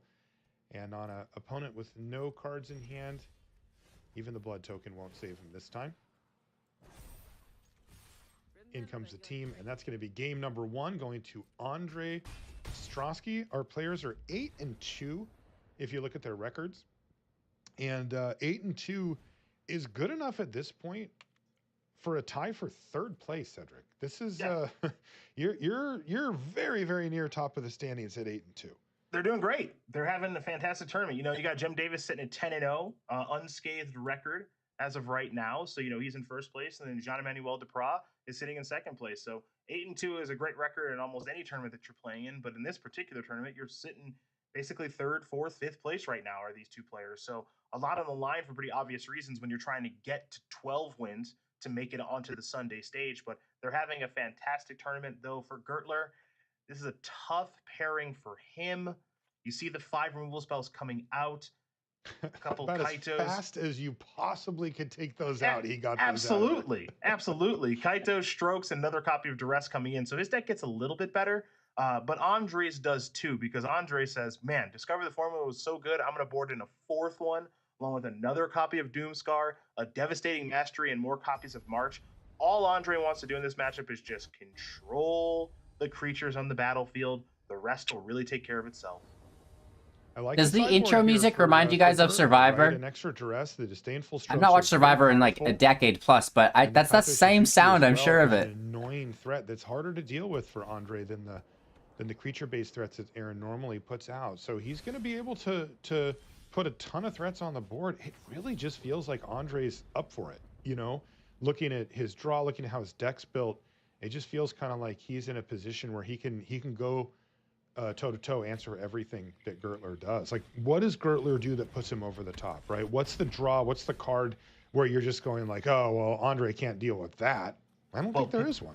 He doesn't really have one of those. The hope here, if you're Gertler, is that Andre, as you take a look at his hand, Aaron doesn't know this, of course. Daddy is that Andre Davis. doesn't draw another white source of mana, or he stumbles and fumbles on his lands. That is a way to get a quick and easy victory. Will that be the case? We'll see. But for right now, Andre's hand is a pretty clunky one. And Gertler could get a little bit fortunate here. Oof. Field of Ruin off the top of the library. That's not it. He's only facing down a 2-2 at this point, and he's happy to see a land. But no, that doesn't let him Doomscar. He still play needs the land, hold up Wari to get Wandering Emperor down as well. Well, it doesn't let him Doomscar in the traditional sense, right? Because you can still just play Field of Ruin and just fire that thing off on, let's say, the Forsaken Crossroads, and that'll get you your 2nd white source of mana. So it's not a Plains or a Hallowed Fountain or that style of card, but it does get the job done all the same, even though it's not blowing up a creature land, I would say. Yeah, he's just going to go for it right now.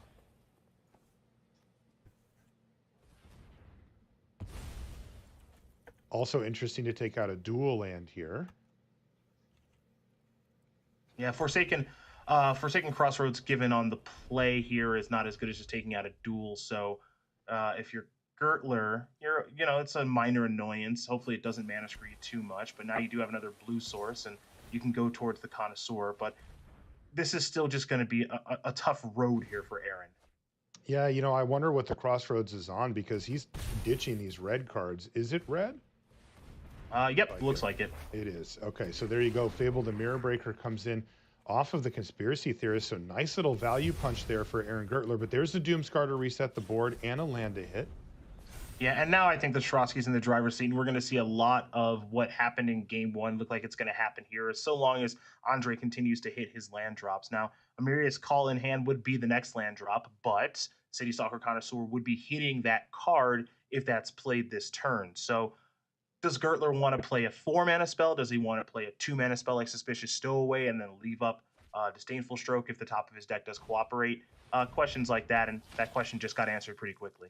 There's the City Stalker Connoisseur. Once again, it's going to effectively take away a land here with the Mirius Call. No more lands in hand for Strosky. He kind of wanted to hit that land drop too. Yeah, no, that land drop would have been really nice to have. You know, maybe now it's a main phase Memory Deluge. You know, maybe it's just leave my 4 mana up and I'm going to try to snipe that Connoisseur with the Wandering Emperor. You know, we're not. I think he's going to go for Unexpected Conversion and then Doomscar. Foretell. Yeah. Okay. Yeah, he's just not. He's the little struggle here is that he's not in 2 spell per turn territory just yet. But when Azorius Control does get there, that's when they generally start to run away with the game. He's deciding now if he wants to exile an instant or sorcery to the kind of second part of Unexpected Conversion.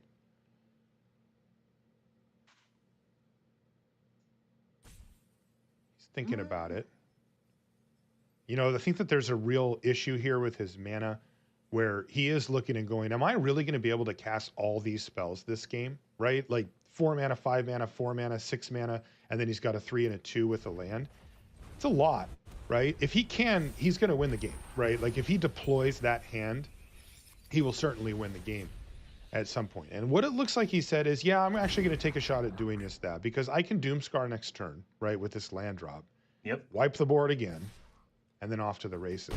Gets really interesting if Gertler decides to play the second Connoisseur, right? Because then he's like starting to really take away some of the late game stuff like Discover the Formula, but he's also playing into a potential sweeper here by doing so. Yeah, and Gertler doesn't actually know that, so this could be a draw step activate reflection of Kiki Jiki. He's just trying to. No, actually, it's sick. No, actually, that Kiki Jiki. Yeah, sick. for next turn. Yeah, yep, for next turn. This is going to force Strosky to fire off Doomscar or something. He just. Yeah, I guess, and he just fires it off right into a Disdainful Stroke. So actually, Gertler's in pretty good position. This is getting interesting. There is Fateful Absence. He also could Divine Purge, though not amazing. It would take out the Reflection and the 2 blood tokens here. Yeah, but that's not great, like you said. No, but letting your opponent have Reflection of Kiki Jiki when they've already got a Connoisseur up, that's a tough sell, right? Yeah. Yep. So if he decides to go for Doomscar and gets countered, he's in a world of hurt. Look at this, Andre Strosky, old big brain over here, going for the Fateful Absence.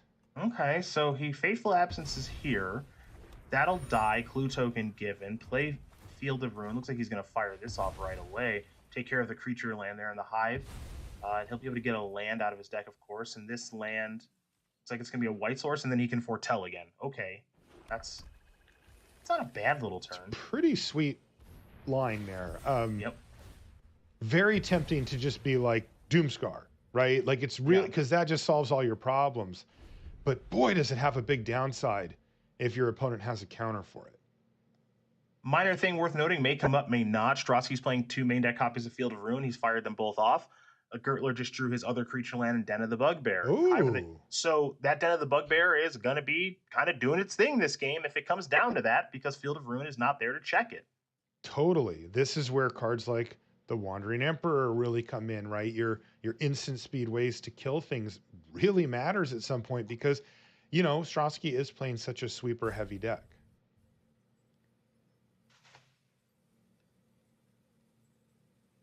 If you're Gertler in this spot, I think easiest thing to do is get attacking with these creatures. But what else do you want to do on this turn? He's going to use that blood token. Picked up a copy of Kaito. Okay. Yeah, that seems like a nice follow-up. A little sweeper-proof threat here. And a little smirk there from Strosky. He doesn't like to see a Planeswalker hit the battlefield here. Sweeper-proof threat fits in beautifully as far as casting cost is concerned to still be able to leave up Disdainful Stroke. Really nice. Yep. I love how Aaron's playing this. The Doomscar is going to go on the stack. It does have a mana cost of 5, even though it was foretold. So that is Disdainful Stroke worthy. And to protect the pair of City Stalker Connoisseurs, which, by the way, are lethal in conjunction with the Den. This is a lot of heat that Strosky's taking. Was that a third City Stalker Connoisseur? It was. Oh, wow. He's killing it now. Now Strosky's really all in on this Wandering Emperor because Memory Deluge is going to go away. Yep. And he's not dead, but things are looking really sketchy here for Strosky. The way that Aaron's changed his deck around, you know, by being more threat dense and also having different types of threats like Kaito is a real problem here for Strosky. Yeah, because Aaron's starting to do this thing. He's coming from different angles, right? He's got a planeswalker on the battlefield. Yes. He's got creatures, and then he's also got a creature land over there. Now, the Wandering Emperor is going to come down. It's going to minus. It's going to, I assume it's going to minus. Yeah, take care of this. Going to go up to 9, down to 6. And that's important because instead of going down to 4, the 2 life gain there is very important because the Den of the Bugbear could be the thing that finishes the game off on the following turn. So what this means for Strosky is Kato he can has a minus Wandering too. Emperor on the battlefield. He's at 6 life, and if he draws a sweeper to kill the creatures, that means the Den of the Bugbear will not be lethal on its own. So that's a really big deal here for Strosky. Strosky's barely hanging in at this point. The Kaito is also just a steady source of card advantage for Gertler, and he's kept 3 threats in hand as a result. Looks like Strosky's going to just hardcast Behold the thinking about hardcasting Behold the Multiverse. Yeah. Because Divine Purge is not solving all these problems right now.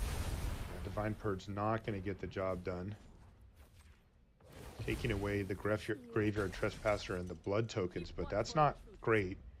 And then we're going to see the Wandering Emperor use the last of the loyalty there just to make a 2/2. So let's see, if Gertler, okay, so what Strosky's doing here is basically going, all right, I dare you. Yeah, he's bluffing. He's just going, I dare you. Yep. And Gertler's like, sure. Yep. But this is okay for Andre. I mean, this is actually pretty big that, you know, he gets to look at a couple more cards here. Yeah, for sure. I'm curious to see what he can find at this point. The real issue is that Kaito has just drawn an extra card for 3 turns in a row now for Gertler. Mm-hmm. So sure, you deal with it. Let's say Andre finds a sweeper, deals with the Connoisseurs. Well, good for you. There's a Den of the Bugbear. There's Kaito, and look at the hand for Gertler. It's all action. Yeah. Gertler's in a very advantageous situation right now, to say the least. Looks like he's going to pay the extra for the Graveyard Trespasser. That's going to knock Strosky down even further. He's down to 2 now.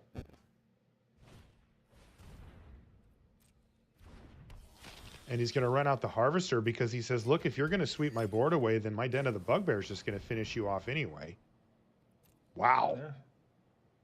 That's some serious action, though. I don't know if 1-for-1s are going to do it at this point. No, I don't think they are. I think you got to put both of those away and just try to get lucky. Now, I don't know what lucky looks like right now. Purge only clears half of the things away. Discover plus Purge is also not enough. Yep. I think Aaron Gertler's just overwhelmed Strosky, and he has his post-board plan working beautifully there. No removal spells, right? He had the one timely counter, but you didn't see all those spot removal spells that you were worried about in game 1. He's taken them out, and his deck looks a lot different now. Yeah, a lot more streamlined. Get those, purges and all those other garbage removal spells out. Get some more impactful reactive cards in, and you see the setup now. Kaito was very good. We know Duress is quite good in the matchup, and Disdainful Stroke was key there as well. So those cards that he brought in, they were very impactful, Marshall. Really nice work there from Gertler, and it's going to set up a game 3 between these two. Just an absolutely classic, archetypical matchup, right? We've got control, we've got mid-range. Both decks can grind. One of them goes a little more over the top. One of them's more assertive, and we're going to see right now which archetype will win. Yeah, Aaron Gertler and Andre Strosky both at 8-2. And you say classic as far as a matchup is concerned. I agree with you because mid-range against a pure control deck like this also pretty bad in game 1. Because they have, you got a lot of creatures, you got a lot of removal. Mid-range decks are trying to do a little bit of both and get away with it. I'm good against aggro and control, or at least good enough against them both. Well, against a pure control deck like Strosky's, no, Gertler's going to be a dog in game 1. He wasn't able to steal it, but you saw the shifts to his deck makes his deck a lot better in that second and this third game that we're about to watch. That's right. A Duress is going to take away Behold the Multiverse. Aaron Gertler thinking about the long game here. Duress taking a key card, one, but two, also that information, very important. Now you know what land Strosky's working with. You know that they're, hey, I don't want to run face first into a Jawari disruption, so can kind of avoid doing that or make the decision that you're cool with doing that because it also kind of takes a land drop away from Strosky. You know, Yeah, that's a I love second these blue mind source. games. Yeah, Yeah. because these mind games are so sweet, right? Strosky goes, well, you're not going to play into my Jawari disruption at this point. He can make him respect it by not being able to play a 2-drop this turn, and if that might be worth the tax, you know, that Strosky is going to pay by not casting anything else. But he has to decide that. And he's going to say, you know what, if you're not going to play around, I'm just going to go ahead and get Doomscar and Foretell anyway. Okay. Well, Doomscar being foretold, excuse me, what that means is that it can't be hit by a discard spell. Great stuff. So there you go. There you go. Suspicious Stowaway is going to hit the battlefield now for Gertler. Yeah, but that's really, really bad news there for Strosky because Stowaway's on the battlefield, and now Strosky just has to 1-for-1 that. He has no other spell to play, which means the Stowaway would have transformed and just would have been hit you, draw a card, hit you, draw a card. So that's about as bad as a Doomscar can be in the matchup for Strosky. Wow. Really brutal for Andre there, but he just can't allow that thing to transform and start hitting him. Ooh, Divine Purge. That could come in very handy. Taking a look at the hand here for Gertler, he's got a Conspiracy Theorist there as well that Purge could hit. Now, it doesn't hit City Stalker Connoisseur, and he's got 2 of those in his hand as well. He's got 1 Jawari Disruption, does Strosky, to take care of, ideally, this first City Stalker Connoisseur if Gertler goes that route, but there's no guarantee that Aaron's going to do that. So this, you talk about the mind games, and you see this land's going to enter the battlefield untapped. Looks like Gertler is going to use all of his mana this turn. So a little bit of relief here from Strosky as he gets to use Jawari Disruption to take out one of the key cards on the other side. It's also worth noting that it's a card that doesn't get Divine Purged away. So that was a win for Strosky, though he is still getting hit pretty darn hard here. Graveyard Glutton's going to slam down to 11 goes Strosky already. Now an interesting spot now. So Strosky can play Divine Purge, and that should take care of the Graveyard Glutton, at least temporarily, right? Now, in order for Strosky to be able to win this game, let's not kid ourselves. It's about resolving Discover the Formula, and he's found a 6th land to do so. Is Strosky able to do any sort of bluffing here in this situation? Because it's very easy for us to say here in the booth and you all watching at home, yeah, just cast City Stalker Connoisseur, take that Discover the Formula, life is easy breezy. There's no guarantee that's what Aaron does on his next turn. So is there any way for Strosky to entice him to not do that, even though he doesn't even know that it's over there? Yeah, boy, Strosky would really, really, really much prefer that Aaron doesn't just slam City Stalker Connoisseur on his turn. And Aaron certainly has options. He's got Theorist and Blood Tithe Harvester. Looks like it's going to be Field of Ruin. And he is going to purge here. That means that Aaron Gertler has the green light. He can choose to do what he wants. And it is going to be City Stalker Connoisseur. And this is devastating for Strosky. The formula in the bin. Now he's out of gas. He does find a Doomscar, but he's just going to have to put that into the Foretell zone. That will protect it from that next City Stalker Connoisseur. And that Duress that was just drawn too. And the Duress. So that was good stuff there by Strosky, but he's down to 8. So here's an interesting situation now, Marshall. If you're Aaron Gertler, how much do you want to extend on this battlefield? If you're assuming that card is Doomscar, how much do you want to extend? Because you got to play. I want to play one more thing. Yeah, you got to play one more thing for sure because your clock isn't fast enough right now. Yeah. But what's that other thing that you discarding threats here? Yep. But what's that other thing that you play? Because also it is worth noting this Duress, in my estimation, is getting worse because Strosky is empty-handed. And hello. The Wandering Emperor. Gertler decides to just sit tight, and he may be punished for that, as the Wandering Emperor was really a nice draw there from Strosky, facing down just a single threat. That's right where you want to be.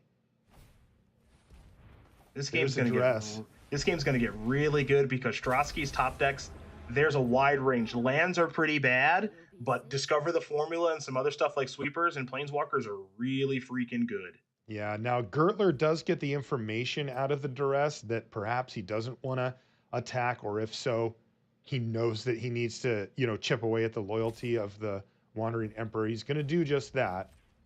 And that's Now, going to prompt Strosky to take it out. This is the rock and the hard place. If you don't attack and say, okay, I'm not going to attack, I'll deploy another threat, Strosky goes, cool, Doomscar you, still have Wandering Emperor, your turn. So Gertler is forced to make that attack, and he's forced to play something else. It's probably just going to be the Trespasser as opposed to the City Stalker Connoisseur, because the Connoisseur actually wants to hit a real card if it can. That's right. It's still nighttime, by the way, so this is going to be the Glutton coming in, so he'll get a double trigger. Strosky's still in this. It's close, though. Oh, a land off the top. He does need to see better than that. It does transform back into day, by the way. Does Strosky need to Doomscar away the Trespasser? Remember, it will be a Glutton on the other turn, so he decides that, yes, I do. Now, one thing I want to mention really quickly. I think if you're Strosky, you're supposed to play this land. The reason I feel that way is because that's land number 7.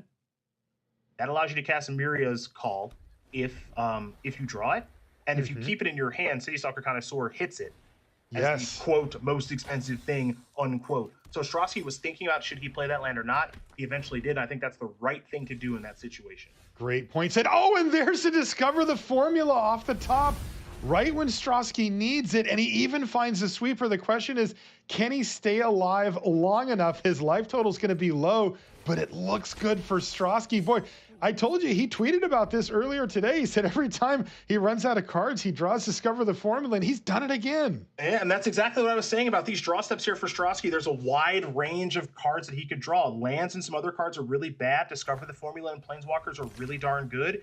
And over the last couple of turns, we have seen the Wandering Emperor be great, and now we have seen Discover the Formula show huge draw steps for Andre. Gertler's stone-faced, but we saw Strosky sit up in his chair. He's, hey, Meat's back on the menu. He's got himself a great card draw spell, and if he gets to untap here, which he certainly will, he's going to be in really good shape. Yeah, this is the nightmare scenario here for Gertler, and now he's got to attack, and he's got to put his attention towards the Wandering Emperor. The card's too powerful to just leave alone on the battlefield, but you see Strosky's hand. You see that he has another copy of the powerful Planeswalkers, so life is good here for Andre, and that draw of just Haunted Ridge, not much going on there. No. Was curious to see if Andre would even bother blocking. He's going to lose the Wandering Emperor either way, and he could chip in for a couple of damage before sweeping the board, but perhaps this keeps that information a little more to himself. There's Fable of the Mirror Breaker hitting the battlefield, so a little bit of upside there. Perhaps March of Otherworldly Light will have to take care of it. Divine Purge also an option for Strosky. He can really just sort of pick 2 spells here and do as he wishes. Yeah, this spot's pretty good here for Strosky too, because he has access to, it looks like 4 white mana symbols, which is actually really important because we're looking at cards that have double white in the casting costs. So, you know, he can do Doomscar plus Wandering Emperor, which is actually really darn good in this stage of things. It's just, how does he want to sequence out? His hand is so good, his life total is high enough, and the advantage is certainly in his favor. He just wants to make sure at this point, Marshall, not to make a mistake. So Doomscar's going to swipe the board again. A little smirk there from Gertler. And boy, I'm telling you, that Discover the Formula was so huge for Strosky. That got him right back into this game. And now I got to say, he's in the lead. Yeah, he is very much in the lead. He can pay. He uses all of his mana on this turn, says kill your battlefield, kill your Fable. You're left with just 1 creature. And this is going to be very reminiscent of that first game that we watched, right? Where Gertler now, he can't miss on a draw step, and Strosky's hand is already really darn good. That's right. And Strosky is 1 card draw spell away from just burying Gertler here. He's already ahead, but, you know, if he finds another Discover the Formula or something along those lines, you know, that should do it. Yep, totally agree with you. Okay, Wandering Emperor at the ready. What's off the top of the library? It's a Disdainful Stroke. It's actually kind of humorous. It's a good draw step there for Gertler. That's the kind of thing. That's the kind of thing that he needs to get back in this game. When I say he can't miss on a draw step, I mean he can't. If he can't afford to draw another land, it's kind of got to be perfect repeatedly in order for him to get back into this. And Strosky's got a brick. That's right. So Strosky punished a little bit here. Yep. As he held on to the Wandering Emperor, he finds a haul, but Strosky's once again out of gas. And look at this. Yep. So this, and you see Strosky's frustrated with himself, right? Because he could have slid the Wandering Emperor in. He didn't. Got mega punished. Now Hugely. now this Graveyard Trespasser transforms. It's going to hit for 4. And I know I've made this big song and dance about removal spells being pretty poor in this matchup. Well, oh, and there's huge another draw. Wandering Emperor off the top for Strosky. Oh boy, he was facing down near lethal here. Now he can fire this thing off and take out this Glutton while it's tapped. He just has to put his hands together and hope that this thing resolves. He's also looking at his Hall of Storm Giants as well as potentially a better way to interact, but it's not in this case, especially with an Infernal Grasp there. Yep, well, Giving him Strauss, the good game. yeah. Well, I think that was the good game, as in, if you have Disdainful Stroke, I concede. But Gertler doesn't have the Disdainful Stroke, which means that this Wandering Emperor is going to resolve, discard the land, take care of that, bring that life total up to 4. Again, Gertler, okay, that's a card. That's a card. Right back in action here. Kaito Suzuki off the top. But I got to say, if I'm in Strosky's seat, I'm breathing a huge sigh of relief. I get to keep playing Magic. And that didn't look like it was necessarily the case a minute ago. There's Discover the Formula! Come on! For Strosky, and even Gertler has to just burst out in laughter. Literally every single time he runs out of gas, he just finds Discover the Formula. What did he hit? Memory Deluge, Unexpected Conversion, and a Divine Purge. He unfortunately doesn't have double white for Purge. It's so sick, Strosky. So sick with these top decks. I wonder if he would have preferred to have kept up double white and just purged away muted the token. Because that can now Screaming. kill the Wandering, or actually, I guess you can plus it to Freaking out keep over alive here. if you'd like. But more importantly, though, it allows Kaito Maybe it's a Suzuki good thing to I'm be a muted. card draw engine, just having that ninja on the battlefield. Okay, Dang. Look, this game is on hard mode for Gertler, given Strosky's draw steps, but this one's not over just yet. No, it's not. That Infernal Grasp, I've just got a feeling that it may end up being relevant over the course of this game. Okay, a land Urge off it the up. top. This is a big memory deluge here for Strosky, and by big, I mean kind of little. Yeah, it's Only not the 3 biggest cards one. again. God, another Wandering Emperor. Yep. Still He just draws keeps 2. fighting him. Yeah, he's got a little bit of protection from something that gets peeled off of the top with the saw coming in hand, as long as all of the mana cooperates here for Strosky.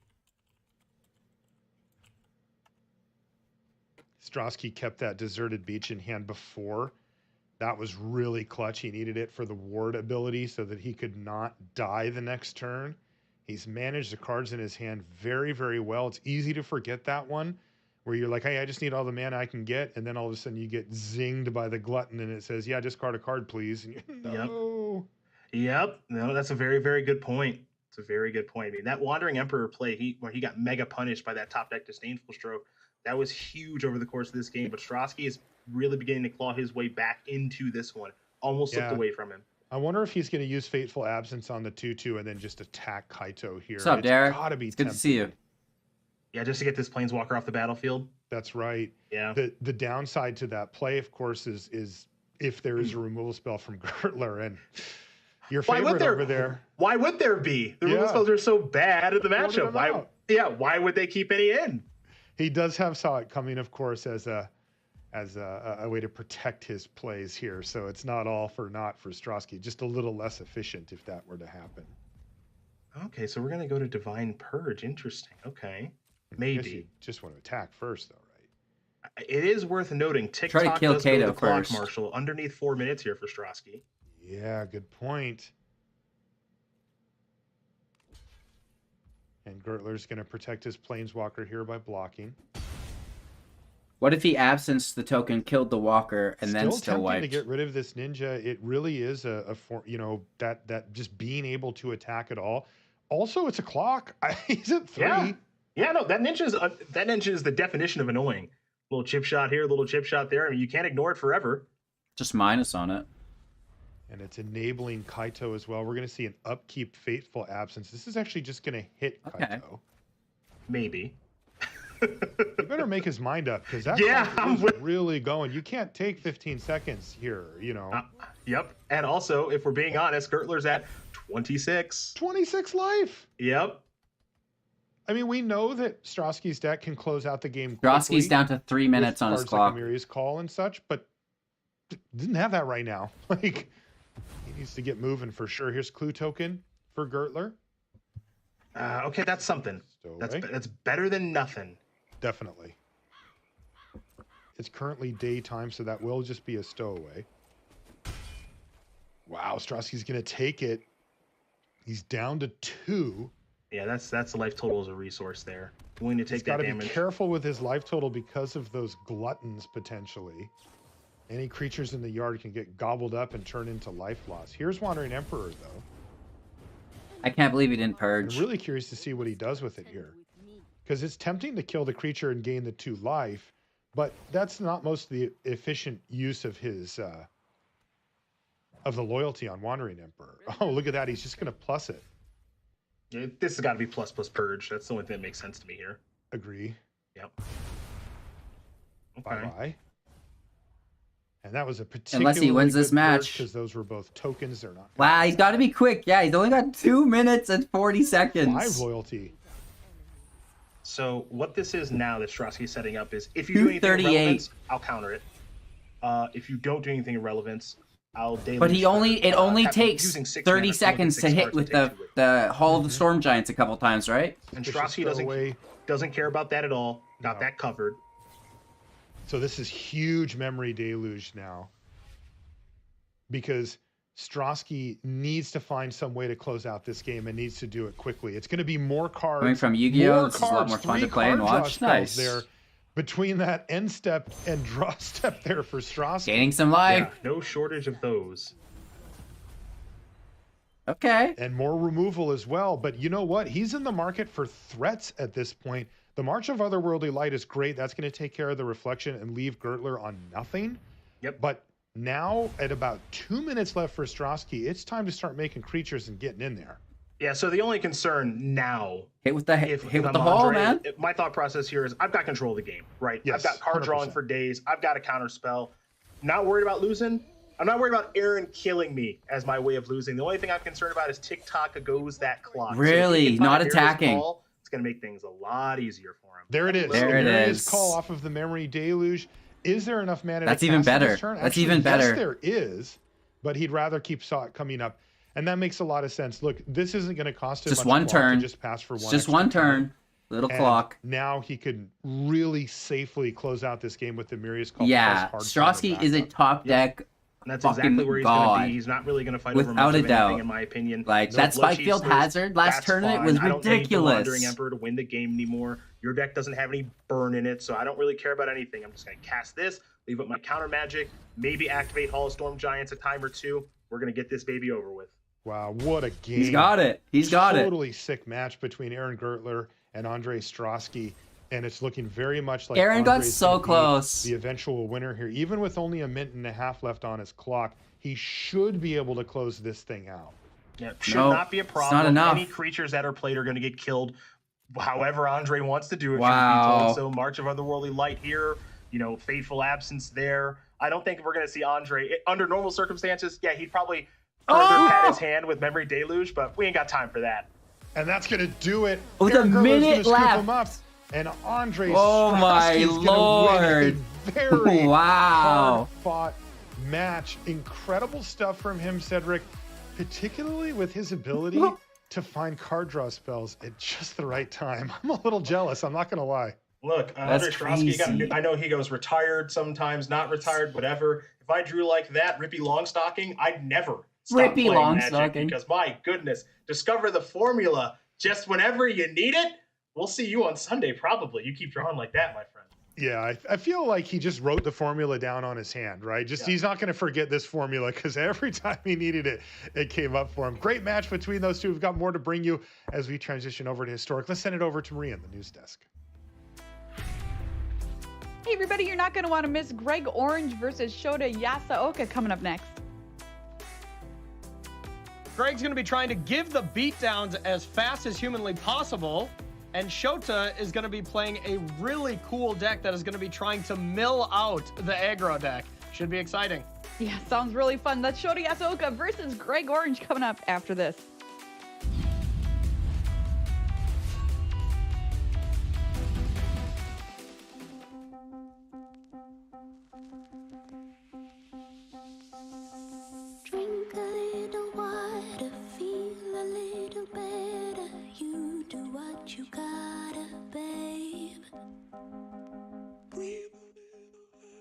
Oh, my chair slam almost went right over. What's up, you guys? What's up? Thanks for hanging out with me on the channel. Oh man, should we do a giveaway here? Should we wait a little longer? We may as well do one. Let's do one. Or we'll wait till next break. Let's wait till next break. We'll advertise it now, and we'll do it the next break. So we've literally been giving away packs and cards all day. Titan Core and a pack. That's an alternative art Mech Titan as well, which is really cool. The Kami and a pack, which is super exciting. And then to start things off today, we had the Living Lore and a pack go out as well. Our next giveaway will be an alternative art Reality Architect, which is super exciting. I mean, the green screen kind of eats it up there, but that's what we have going on next. Our next giveaway is that, and then we're moving on to some crazier cards.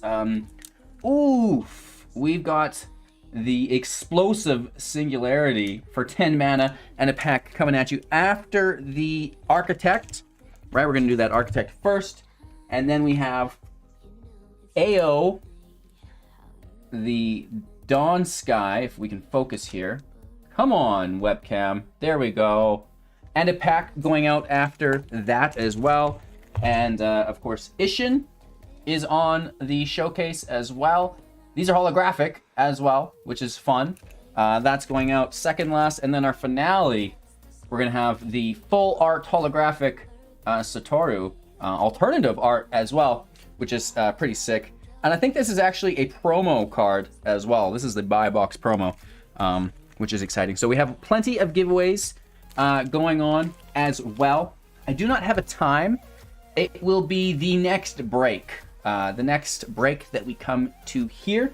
And what I'll ask from you guys is that you like the video. It really does help support the channel. Obviously subscribe if you haven't done so already. And if you really want to help out, you can become a YouTube member, join the Patreon, stuff like this, which is great. And when the next break happens, I'll do a call to action for you guys, and I'll say spam chat. Just type in chat, put an emote or something, and then it will tell me that you are a participant in a list. I'll copy the list, put it into a spreadsheet so you're numbered, and then I'll pull a random number from a generator. Boom, there's our winner. Cool beans, easy peasy lemon squeezy. And then the winners will message me on Discord, ideally, sending me their shipping information, and we'll get that sent out as soon as possible. Thank you guys so much for watching. Really appreciate you. Hope you're having a magical day. Let's get back to it. And welcome back to coverage here of the Neon Dynasty Championship. We've got more Alchemy to bring you here before we sign off and head over to Historic. We've got Gray Orange and Shoti Yasuoka playing two pretty cool decks on Greg's side. He uncharacteristically has decided on mono white aggro. On the other side, is it Mill? Now, the interesting thing here to me, Cedric, is we talked a lot about sideboards, how decks change a lot after board. Look at Shoti Yasuoka here playing against mono white. He's able to turn his deck into quite the little control deck here.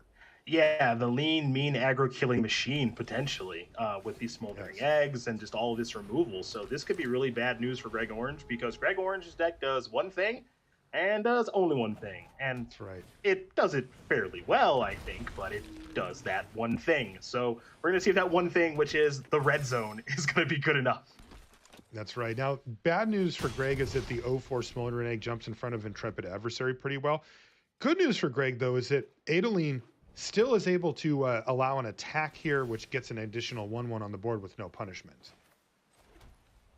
3-4 right now is Adeline, but by the time combat happens, oh, it looks like she's going to be a 5 or 6 power creature coming in.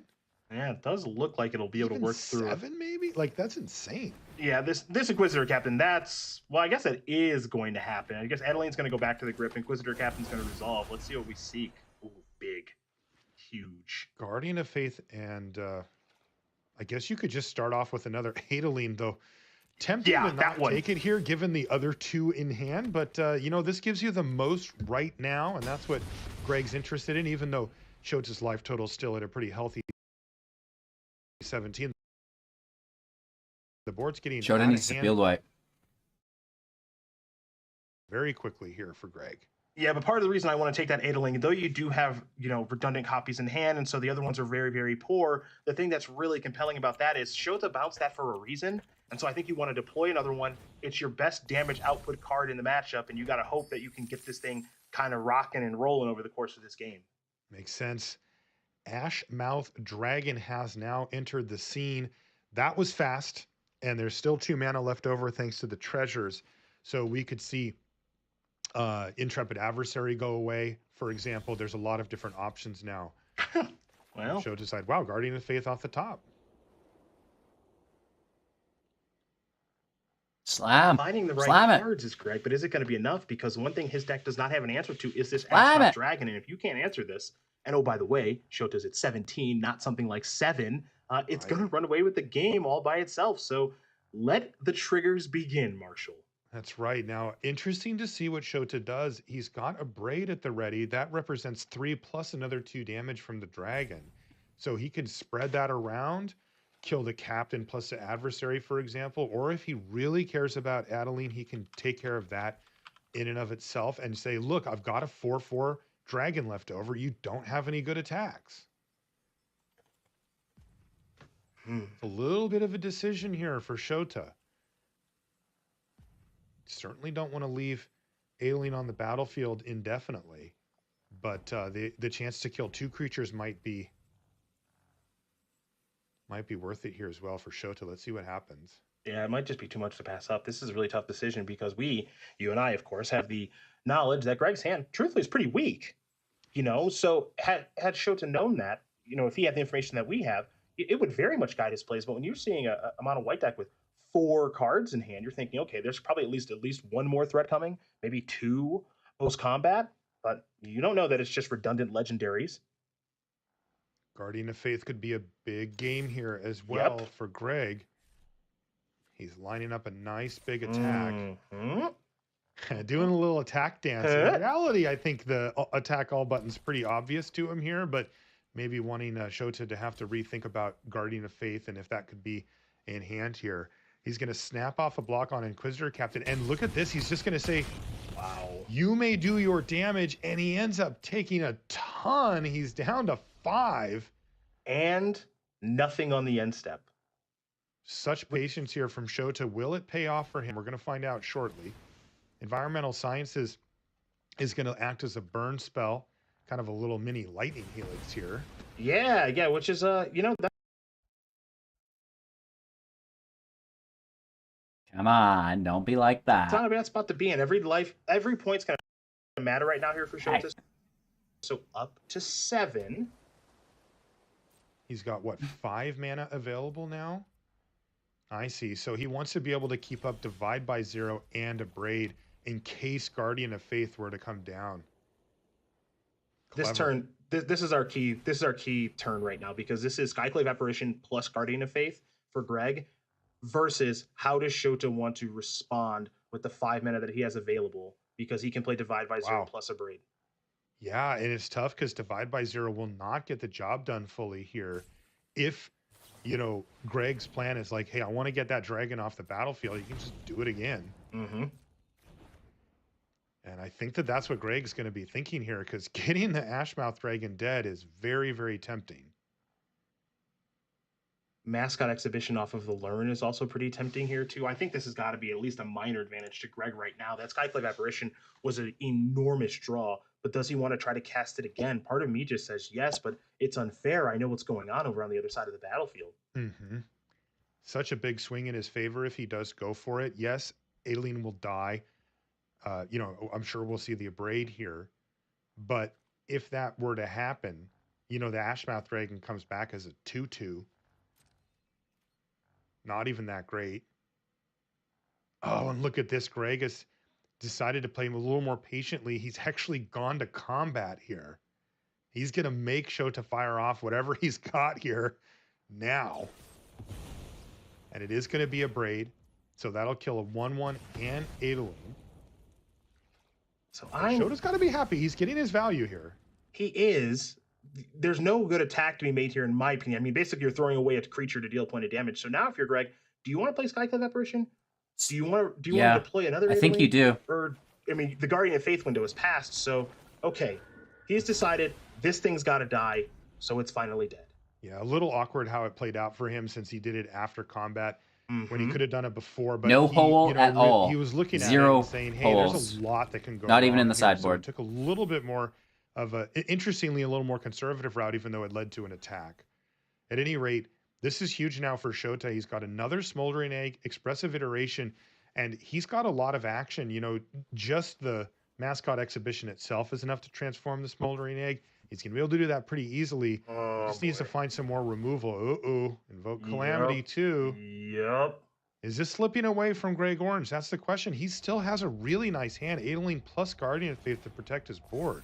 Well, his draw step is a really big deal because it looks like at the very least, Greg's going to be able to play Adeline before combat, attack step, trigger, make a token. Skyclave Apparition will get blocked by the 0-4. 3 points of damage will come through, so it means that Shota's going to be going down to at least 4. And then having Guardian of Faith up to kind of protect himself against any nonsense is what it looks like this turn's going to be. Right, so down to 4 will fall Shota, but he's got a really nice board he's facing down here. It was, unfortunately for Greg, though, just the snow-covered plains off the top of the library. So here's the fireworks turn. This is where things need to go completely crazy. Shota needs to transform this Smoldering Egg and then have a couple of spells to cast after it. He's in a little bit of an awkward spot because it's at 4, and he doesn't have any 3-mana cards. Here are the positives for Shota. If you count red mana symbols, there are 5 on the battlefield. Mm-hmm. So the ability to play Invoke Calamity plus this Voltage Surge, I believe, Yep. you're going to be able to transform plus divvy up a whole bunch of damage. Now, the thing he can't do, of course, is play Mascot Exhibition because the 7th mana end of the battlefield tapped. It was a Hall Storm Giant. But I actually don't think he would have wanted to cast Mascot Exhibition this turn anyway. I think he just wants to be able to play as many kind of spells as he can. So I think this turn ends up being a beneficial one. It's all about timing now of when are you supposed to do it. Right, because like he could fire off the Invoke Calamity. That would put a trigger on the stack. He has to do the other spells. Can he resolve the trigger from the egg first? I don't think it works like that. But let's find out right now, because here he goes. Yes, he can. So now that resolves, and then he gets to cast the Invoke spells. So this is nasty stuff here. If you're sitting in Greg Orange's seat, this is exactly what you didn't With the want to see happen. Windfall. Yeah, because now what you're going to get is you're going to get a Braid and Unexpected Windfall, and these are both really good. So first, a Braid's going to deal 3 to something. You're going to trigger the dragon. Okay, so you can go deal 3 to Adeline, attempt to kill the Skyclave Apparition, right? And then the Unexpected Windfall resolves. You get some treasures, some cards. You have a treasure to sacrifice to the Voltage Surge. So this is a tough one. Yeah, and you know, Guardian of Faith can come down and save these, but it's not without its cost, right? These are going to phase out, and that's going to effectively take combat away for the turn here from Greg. We are at the beginning of combat step for Greg Orange right now, and he needs combat steps to try to close out this game ASAP. He's not going to be able to do so. Yeah, we'll show to respond here. The answer looks like no. Yeah, currently he's scheduled to take 2 damage at the most, and it's going to cost a creature to do so. And I think we're probably... Oh, no, I'm wrong. Down to 2 he goes. I thought we were going to see him move too. Trust me. Yeah. Thought he might just use the Voltage Surge on the Faith, Guardian of Faith, and then kill a 1/1, but he chose against it. Boy, another Smoldering Egg, and here's Expressive Iteration as well. So 2 there. Still has plenty of red mana to work with between the lands and the treasures. So casting these red spells in hand is not going to be a problem. That Divide by 0. Divide by 0, so busted. Brutal. Devastating stuff here from Shota. This is game number 3, I'll remind you. We came in on game 3. Always worth noting when you are playing against a deck like this, Marshall, too. Mono white, it's got to do it all into the attack step. Oh, I just got another evoke. Doesn't have That's any over. way to just chip in that last couple of damage. Yep. If you're stable on board, 1 might as well be 100. That's I unfortunately know that better than most. Yes, you do. 29-2 are the life totals right now, and it doesn't feel close. It feels Not like anymore. Shota's very much pulled away. Now he has 2 copies of Ashmouth Dragon, and he's going to get a 2/2 as well. So this Adeline doesn't even have an attack with no cards left in hand for Greg Orange. This is Shota Yasuoka's game to win. Here comes Invoke Calamity, and this could be a heck of a lot of damage coming across. Yeah, this one's over. I mean, I'm gonna give a little secret to the folks at home. We get to control the advantage bar here. Top rope is where we're going, because look, there's no coming back from this anymore. There's no draw step. Greg knows it. He's conceding right now. There is no draw step to get him out of this. He could stack his deck and decide what he wants to draw every turn. It would not matter. Shota, the master of playing control decks and managing his life.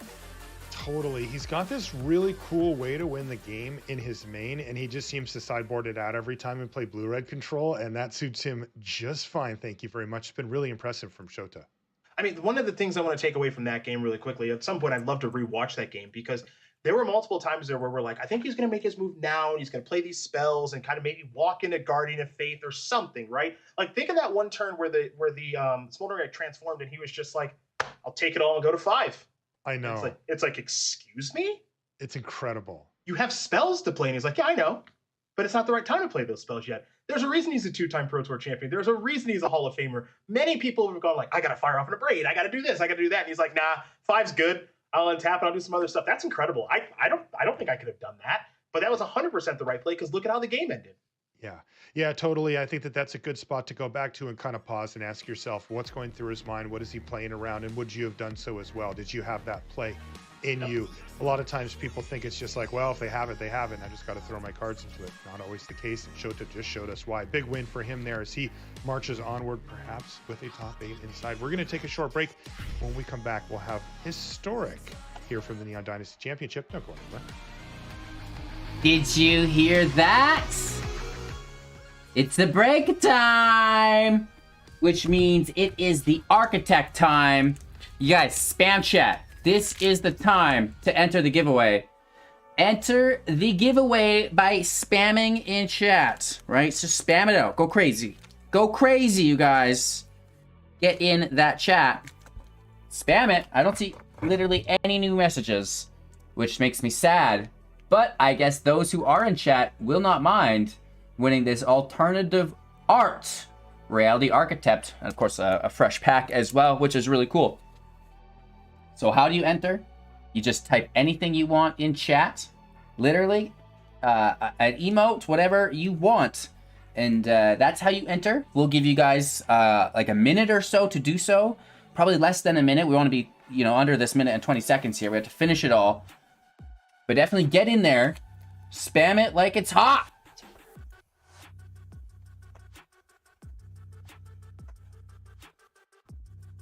There we go. There comes the spam. There comes the chat spam. Beautiful. Beautiful. All right, you guys. Don't give up. You still got a couple seconds to enter. Couple seconds to enter. Ooh, Omar Sanchez. Welcome, Omar. Thank you so much. I really do appreciate it. Y'all are ballers. Okay, let's pull a name. Let's pull a name. Let's pull a name. Oh, the list is still growing. The list is still growing. I gotta do it before at 30 seconds. I'm pulling it. I'm pulling it at 30 seconds. 2 seconds. 1 second. There it is. Oh, and it freezes. Copying the list. Opening up this other page. Boom, boom, boom, boom. Delete these. Paste the new ones in. Oh, delete these ones. Oh, we're gonna be too late. We're gonna be too late. No. Oh my gosh. I have to recopy them. They didn't copy. You guys got lucky. A couple more entries getting in there, luckily. Why isn't it, Oh my gosh. I will get this. I will get this. This might take a little extra. I don't know why it's not copying. Why isn't it copying? Welcome along. I'm so excited for everybody to be watching some great Magic today. Having a little issue. We did it earlier. I got this. I got this. Rounds of play, and check that out. Jim Davis, the lone. We got it. We got it. We got it. We got it. We got it. We got it. In the tournament. The first Boom. All right. So 1 through 61. Oh, by the way, bunch of 9 and 2. Good luck, you guys. Let's see who wins. Number 35. 35 just won. Who is number 35? At 8 and 3, and they are not out of it as well. Mowing the grass. At 11 wins. Ooh, mowing the grass. Congratulations. Think about our top 8. So sick. Is the magic number. Once you get 12 Let me go back here. For our top 8. and then you guys can hear them. Has a winning in from Congratulations, mowing the grass. next round, and we're going to be able to watch it on camera, so it'll be very, very exciting. We'll fill in this list as players make the top 8 throughout the day. Excuse me, I'm so excited. Well, one of those players who is doing very well in this tournament is, in fact, Andre Strosky. We saw him win last round. Well positioned at 9-2. Write that down. Congratulations, mowing the grass. I'm here with Andre Strasky, who's picked up another win. And Andre, you must be thinking about that top 8, my friend, growing ever closer in the horizon. Congratulations. Talk to us about your Alchemy deck. Azorius Control, not a very popular... You just won yourself a Reality Architect and a pack. Super exciting.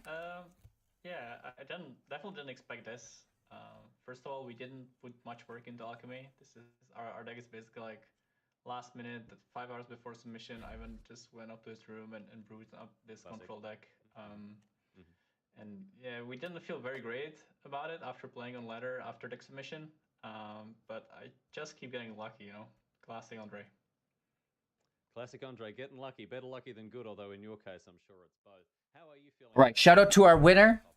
Congratulations, mowing the grass. You win, and don't worry, you guys, if you didn't win, the prizes are only getting better. We've got more packs. We've got more cards. Next up is Explosive Singularity, which is super exciting. So stay tuned, and this will be our next giveaway. Free to enter. All you can do is just hang out with us, right? Enjoy today's coverage, you guys. Make sure to like the video. It really does help support the stream and stuff like this. Subscribe to the channel, become a YouTube member, stuff like this, and enjoy. Well, Andre, congratulations on the success so far. May there be much more of it in your future. Hope to talk to you again very soon. Thank you. And that is Andre Strosky talking with Riley Knight after his big win. Reminder, Andre is at 9-2 in the tournament, so in very good position here in day 2. As we work our way towards our top 8, got Corey Baumeister and Riley Knight hanging out with me here at the virtual news desk, and it's been all Alchemy this morning, but we're transitioning over into Historic, Corey, here in the afternoon. Yeah, Historic, we're back. 4 more rounds, going to be pretty exciting. So here is the metagame, a little refresher for everybody. Izzet Phoenix being that #1 deck with 56 copies at a whopping 1/4 the field. Definitely the most popular deck going in. Orzhov Control, Azorius, excuse me, Control coming in at 2nd. And then Golgari Food, kind of the deck that a lot more people thought was going to be a little bit higher, ended up not being quite as good. And then a bunch of Auras decks followed by that. I know you're going to like that, Maria. Miss Maya's the metagame. 1/4 the field, still playing a bunch of other decks in Historic as well. All right, that's a look at our Historic metagame as we transition into Historic here at the Neon Dynasty Championship. And you're right, I want to see those Auras decks on camera. And guess what? I'm in luck. Let's talk about our feature match here coming up for round number 12. Well, you want to see Jim Davis maybe lock up a top 8 spot? You got it. Here's I Jim wish I Davis could ride Miss Maya. That'd be Zach sick. Dunn. Try and stop him from doing exactly that. Maya, Azorius Auras in the hands of Jim Davis. Zach Dunn's playing Rakdos Arcanist, which is a super fun deck as well. I like both of these decks. Here's a closer look at Jim Davis at 58.8% historic win rate. Pretty good right there, qualified for this tournament live on stream. So a lot of people got to see him do it. Fans there in the chat. Here is Zach Dunn, a very young Magic player playing Rakdos Arcanist. Said he's very, very excited about doing so well. It was his best finish in day 1 of a big event. So he's trying to follow that up here with an excellent performance on day 2. So far, doing exactly that. Let's talk about these decks though, Corey. I like both of them. Yeah, tough to pick which one because I love them both as well. But we're seeing Azorius Auras now. Green Grass and High Tides. Kind of Boggle style deck. You want one of these creatures to just strap them up with a bunch of auras and try to win the game. Now Jim has a lot of different choices in this deck that we kind of thought he just didn't see that Kamigawa Neon Dynasty came out, but after he gave us the reasoning why he was playing some of the cards, it made a lot of sense, and I'm a big fan of this list. Let's check out the other one. All right, checking out Rakdos Arcanist. This deck is all surrounding Dreadhorde Proxa Arcanist. in the house. That is your main card. You want that on turn 2. Turn 1, Thoughtseize Inquisition. That's kind of the ideal draw. It's really, really strong. And especially if Zach is going to be on the draw, that is going to be one of those draws that you really need. If not, we're going to be able to follow it up with a bunch of removal here. We got Unholy Heats as well as Fatal Pushes that are going to be very important up against this Azorius Auras deck, Maria. All right, thank you so much, Corey. There's a look at the 2 decks in our feature match area. Again, this is a win and in for Jim Davis and our top 8 to have a perfect record on the first 2 days of the tournament, which we have not seen before. Riley, it's prediction time. Who you picking? I'm going to go for Jim Davis here. He talked to us about how he wanted his build of auras to be very interactive, and I think that's going to serve him well against Rakdos. I wish I could put myself in Riley's eyes. Foil the interactive, disruptive elements of the Rakdos deck here. So I'm going for Jim. All right, what about you, Corey? Normally, I think the Rakdos Arcanist deck usually has an advantage here. Oh, but just how having could fun. you go against I'm Jim? bored. He's That's how 11-0. bored I am. I'm going for Jim Davis. Yeah, and of course, you know I got to go with the Auras deck, even though I do like this Arcanist deck too. You don't have to Auras are download the it, key to my Grass. heart. You can Jim just use Davis your will see web if he can pull browser. out the clean 12-0 to lock up a spot in our top 8. You're not going to want to miss this, everybody. It's coming up after the break. Jim Davis, go Rangers, go Jim, coming up in just a couple of minutes versus Zach Dunn. Right? We need both cams cloned and then just on his eyes, just track it.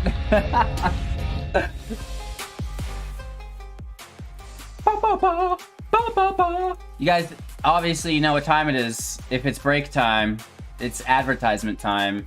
And I don't really have much to advertise. Other than I ask that you like the video here, the stream. It helps grow the community, right? It helps spread it to other people, and then maybe they get something that they like. And maybe they'll be lucky enough to win our next giveaway.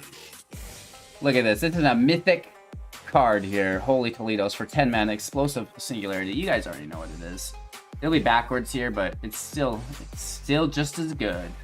Oh, and of course you'll win a pack as well, which is super exciting. We've done a fair amount of giveaways already today and a few more to go also, which is pretty cool. So don't miss out on that, right? We also have AO, the Dawn Sky, going out after that, which is super, super exciting. And then we also have an Ishin. Jim battles himself in the finals. I would love to see Jim battle himself in the final. That would be absolutely fantastic. I don't know how it's under 200 likes either. It's crazy. Y'all are cringy. It's like, it doesn't cost anything to like the video. You understand it is free. YouTube's not going to charge you. You're not going to get a bill in the mail. Thank you guys all so much for the support. No spam yet. I'm just letting you all know about the giveaway. We have to pace these out. I want to do some of these for tomorrow as well. But we'll definitely do another today. I'm actually in Canada, so that would be the cheapest shipping that I had to pay all day, John. But don't worry, no matter where you are worldwide, we're gonna hook you guys up. It's the cost of doing business. And it's just to show my appreciation for everyone spending some time here with me today. Let's get back after the coverage here.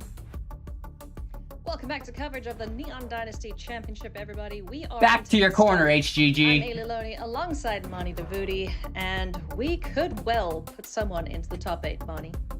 Yeah, we absolutely can. This is really where my anticipation starts building, in these events. When we reach round 12 and there's an 11-0 player that could finish the clean sweep, oh, it is so exciting, because if they don't, the next round we get another shot at it. But Jim Davis, I don't think anybody's stopping him so far. Well, if anyone could, it may well be Zach Dunn.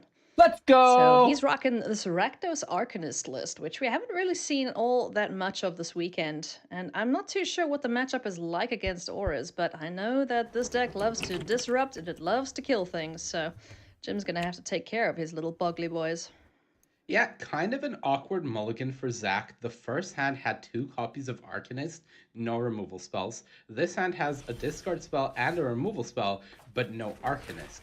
So certainly in the unfavorable position where it couldn't get the 2 to line up and really start that sort of train of making sure your opponent never gets to keep a creature on the board. But as is, seeing just a SRAM in hand is pretty good for Zach. If he takes the SRAM, what Jim may feel forced to do is just suit up the Savior with a Curious Obsession, and we know Zach has an Unholy Heat waiting in the wings, so things might actually line up pretty well for him, especially with a copy of Go Blank in hand.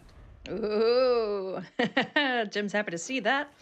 It's going to do exactly what you mentioned. Curious Obsession on the good boy with another good boy to protect it.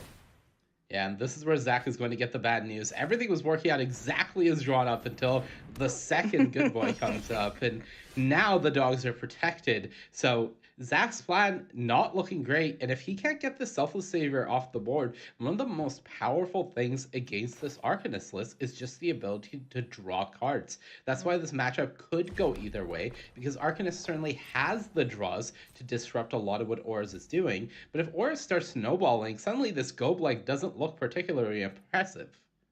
I know, then you're not too sad. You just get rid of the extra cards in hand that aren't adding to your game plan right now. And there's also Spell Pierce, so if there are any shenanigans afoot, either good boy number 2 or the Spell Pierce can take care of that removal spell. Now, Ailey, I don't read lips, but we saw Jim nod his head and say something. I'm pretty sure it was, that's a good draw, because that Spell Pierce, it's a pretty good draw here. When your opponent's trying to disrupt you using cards like Unholy Heat, having access to a Spell Pierce, if you want it now while we're in the turns where they're starved on mana, being able to save the second Selfless Savior is huge. So yeah, Jim, I agree. That is a good draw.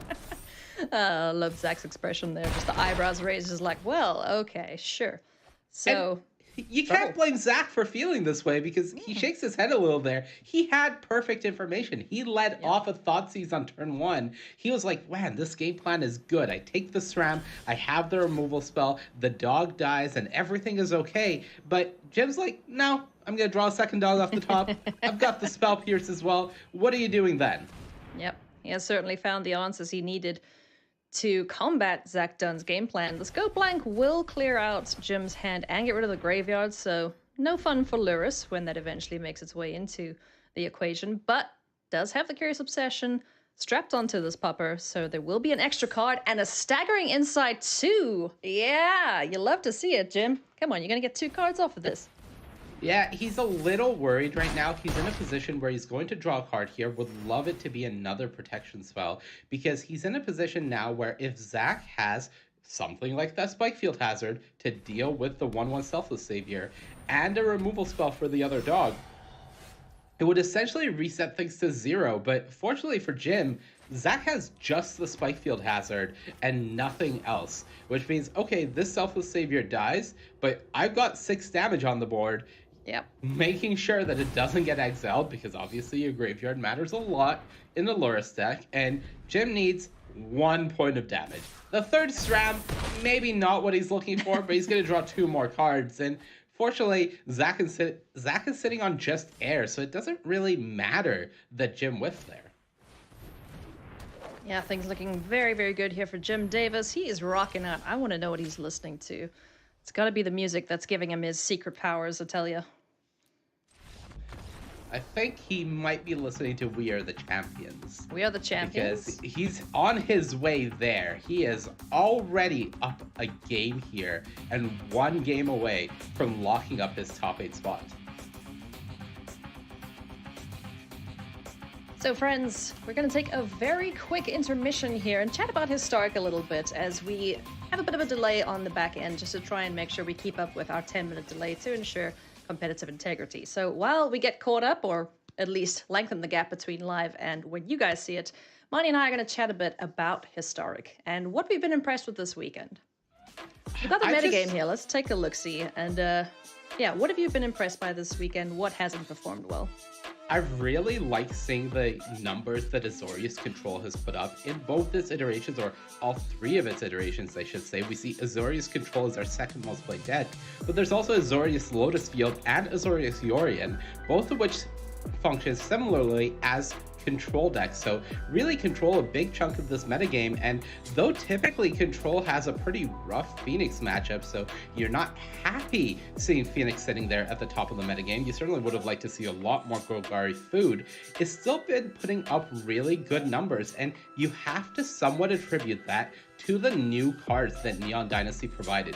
March of Otherworldly Light, Farewell, and most importantly perhaps the Wandering Emperor have just done so much work at evening up some of the matchups for this deck that were previously unfavored. Yeah, when we were looking at all of the metagame breakdown analyses and stuff from Frank Karsten before the tournament, like white is very, very popular this weekend, and you've got to attribute a lot of that to Kamigawa. You know, Neon Dynasty bringing in all of those incredibly powerful white cards and bolstering game plans that otherwise wouldn't have been as successful. You know, all of those cards being able to exile, you know, especially things like Farewell, March of Otherworldly Light, that could have led to the decline in the popularity of food as well. Absolutely. Control typically has a very good food matchup, which is perhaps why we see that decline in numbers. And it's not just the control decks that are getting some love in the form of white cards. Jim may be a bit of a hipster and not bringing the light paws, but I see Azorius Auras, I see Orzhov Auras. Most of the players playing either of those decks are bringing the light paws. So it's also the Aura strategies that got quite a bit of love in the form of a white card. So yes, Jim is crushing it, and it, you know, maybe more people will listen after this weekend and say light paws isn't the way to go in Azorius Auras. But we do see it so far represented in those archetypes. Yeah, auras have been performing really, really well, so I'm happy to see it. I love drawing a bunch of cards, suiting up a bunch of little idiots, and just getting them as large as possible. So I was a big fan of the Runes deck in Alchemy, but yeah, that hasn't had the best weekend. Yeah, definitely not. We have seen Enchantress type archetypes in Historic have some success in the past, but it's also a bit of splash damage. All of these exile effects that are able to hit multiple card types. I think one of the things that we've seen in the past where a strategy like Enchantress has succeeded is players would need to bring specific removal for it. You don't get that sort of splash damage. You would have to have some specific sideboard cards, but when you have March of Otherworldly Light in the control decks able to hit anything, well, suddenly it's so flexible that your deck takes that splash damage. So I want to ask you, now, these 4 rounds of Historic that we're going to see today, this is the last that we'll have of it this weekend. A lot of players might be relying on their Historic rounds because they possibly bought the wrong Alchemy deck to it. Which decks do you think are going to struggle the most tomorrow once everything is settled and cleared and we've got our top 8? Well, I gotta say, Runes, I think coming into the weekend, everybody was ready for it. A lot of people were thinking, is this just the best deck? Is there no beating it? Well, no, I think we've pretty adamantly answered that there is a lot of beating it, as Runes just did not put up a good performance. We do see a few players able to put up some success with it, or mediocre results and getting carried by their Historic result. But overall, I would be really worried for any Runes player that is able to make the top 8, because as we've seen, you need to win one match in the top 8 to qualify for the World Championship. But if you go lose, that's it. You're out. You do get some bonus points, but the World Championship invite is not there. So if you're a Runes player and you make it to Sunday, it is really daunting to get that one match win that you need in Alchemy. It's like kind of playing in hard mode, right? Not picking up any gear as you start your Elden Ring adventure, sort of thing. That's kind of how I imagine it happening. Yeah, just heading straight for the Tree Sentinel and then dying. And anyways. You understand our pain, those of us playing that game. So aside from the Runes deck then, who do you think has the best shot of performing very well tomorrow? I think these mid-range black-red X decks have really been impressive. Time and time again, we're seeing City Soccer Connoisseur and Fable of Kiki Chiki just put up the numbers, put up the results. And I think for the people that, yes, I was pretty impressed with Orzhov coming into the weekend, but those that were able to sort of one-up it and bring the Mardu or Grixis decks, if they make it to Sunday, which we do have a few players that are looking to head that way, I would be really keeping my eyes on them to maybe take down the whole thing. It's going to be a really good slugfest tomorrow. I can't wait to get our top 8 decided and done. We've just got a couple more minutes to kill before we can jump back into Jim Davis versus Zach Dunn.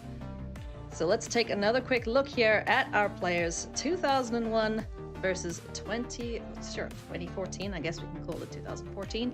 It's weird saying the 20s. I'm used to seeing all the players starting in like 1990 something, but yeah, we got some 2000s players here, both looking for their first top finish, both rocking 2 very, very cool decks.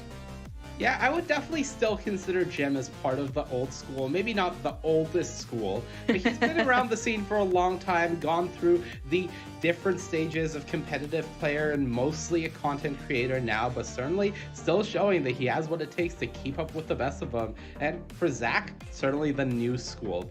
He is part of the group that I consider the future of competitive Magic. And having observed him in the scene for a while, it's inevitable that you're going to start seeing him put up performances like this over time. Can't wait to see what the future holds for Zach Dunn. Can't wait to see what the future holds for this man, Jim Davis. Can he rack up 12 wins in a row? Does he get the rest of the afternoon off? Let's join the players in game number 2 here. All right, 1 game away for Jim Davis. That's all it takes, but over on the other side, Zach Dunn has a real hand this time. Yeah, there's the Arcanist. There's the namesake card of the deck, plus a very nice curve here into Kolaghan's Command, as well as Chandra, Torch of Defiance. Yeah, and Jim is on the draw. You see him shaking his hand. If I had to guess, I would say the words are, I can't keep this, can I? It's really, if you keep a 1 creature hand like the Spirit Dancer, I say creatures as sort of a almost shortcut for Spirit Dancer or SRAM, or in this case, the Drake. If you keep one of these and you get turn 1 discard spelled and lose your engine creature, you see the nod of the head, it's pretty devastating. And with that Esper Sentinel, actually, and Jim having access to that Kolaghan's Command, I wouldn't be surprised if he just let the Spirit Dancer live. But one of the big things that he recognized, no one tapped White Source on turn 1 for Jim Davis. Yeah, so if Zach Dunn had drawn a second disruption spell there, he would have been sitting pretty. But the draw's lining up decently here for Jim Davis as Magmatic Channeler makes its way onto the battlefield. So here comes Esper Sentinel, which I'm guessing will not be long for this world, depending on what's drawn here. I have the Eye Tyrant, not an untapped land. Dreadhorde Arcanist is available to Zach Dunn. Zach might just go digging with Magmatic Channeler here, looking for a way to either play the Seasoned Pyromancer or cast this Kolaghan's Command. The Arcanist is tempting, and having the Hive as a guaranteed land drop is nice here, considering your opponent is pretty slow. I think one of the big things that Zach is happy about right now is seeing that island. This Azorius Auras deck isn't so much Azorius as it is extremely white heavy, splashing some blue. So when your opponent is showing you an island and a tapped Glacial Fortress, you know that their ability to play multiple spells is not quite there. Certainly with that Plains off the top, Jim finds some help, but Zach has already developed a board state, and the big thing is Jim doesn't have anything like that Curious Obsession, like a Spirit Dance or a SRAM, so he's very limited on card draw right now. Speaking of mana problems, little bit of an issue here for Zach Dunn, as he hasn't found his second red source yet to deploy the Pyromancer or the Chandra Torch of Defiance. Does have Kolaghan's Command, but will unfortunately be giving Jim Davis a card off of the Esper Sentinel, as it's gotten a little bit more power. Yeah, he does have an option available to him to attack with the Arcanist and use the Inquisition of Kozilek just to get a peek out of Jim's hand. Knows about that Karamesh's Blessing, so he can take that away from him for future turns. One of the nice things here is Kolaghan's Command is able to choose 2 modes. So one thing that Zach can choose is kill a creature and an artifact. So with that Esper Sentinel and that blocker there, he can target 2 things, which means the Selfless Savior will only be able to kill 1. He's going to kick things off here instead with a Magmatic Channeler and exile top 3 cards. Let's see what he finds. It's a Fatal Push. Very nice. Fatal Push, just more removal spells, and specifically here, a 1 mana removal spell. Really huge because of that Dreadhorde Arcanist being on the board, as well as the ability to pay the tax for the Esper Sentinel. The tax is 2, by the way, because of that cartouche on it. Fatal Push is going to get got. Good Boy jumps in the way of it, keeping Esper Sentinel alive. And making it indestructible too, so if the Dreadhorde Arcanist did want to attack there, it would surely die. And there's a SRAM Senior Edificer off the top for Jim, but no draw possible with the hand as it currently stands. Yeah, SRAM is a decent draw. Jim is able to also put Luris in hand if he wants and still keep Karametra's Blessing up. Blessing is great here because it can protect the Esper Sentinel through Kolaghan's command if it's necessary.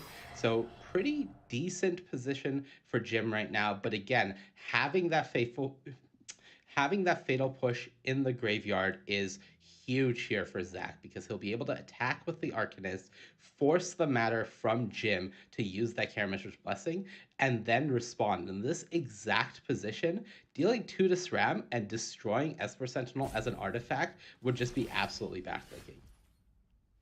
There's land number 4 for Zach Dunn. He's going to be able to get his second red source for his powerful Planeswalker or the Seasoned Pyromancer. There's also, not that it matters right now, but Fabled Passage is a nice little way to activate Revolt on the on the Fatal Push.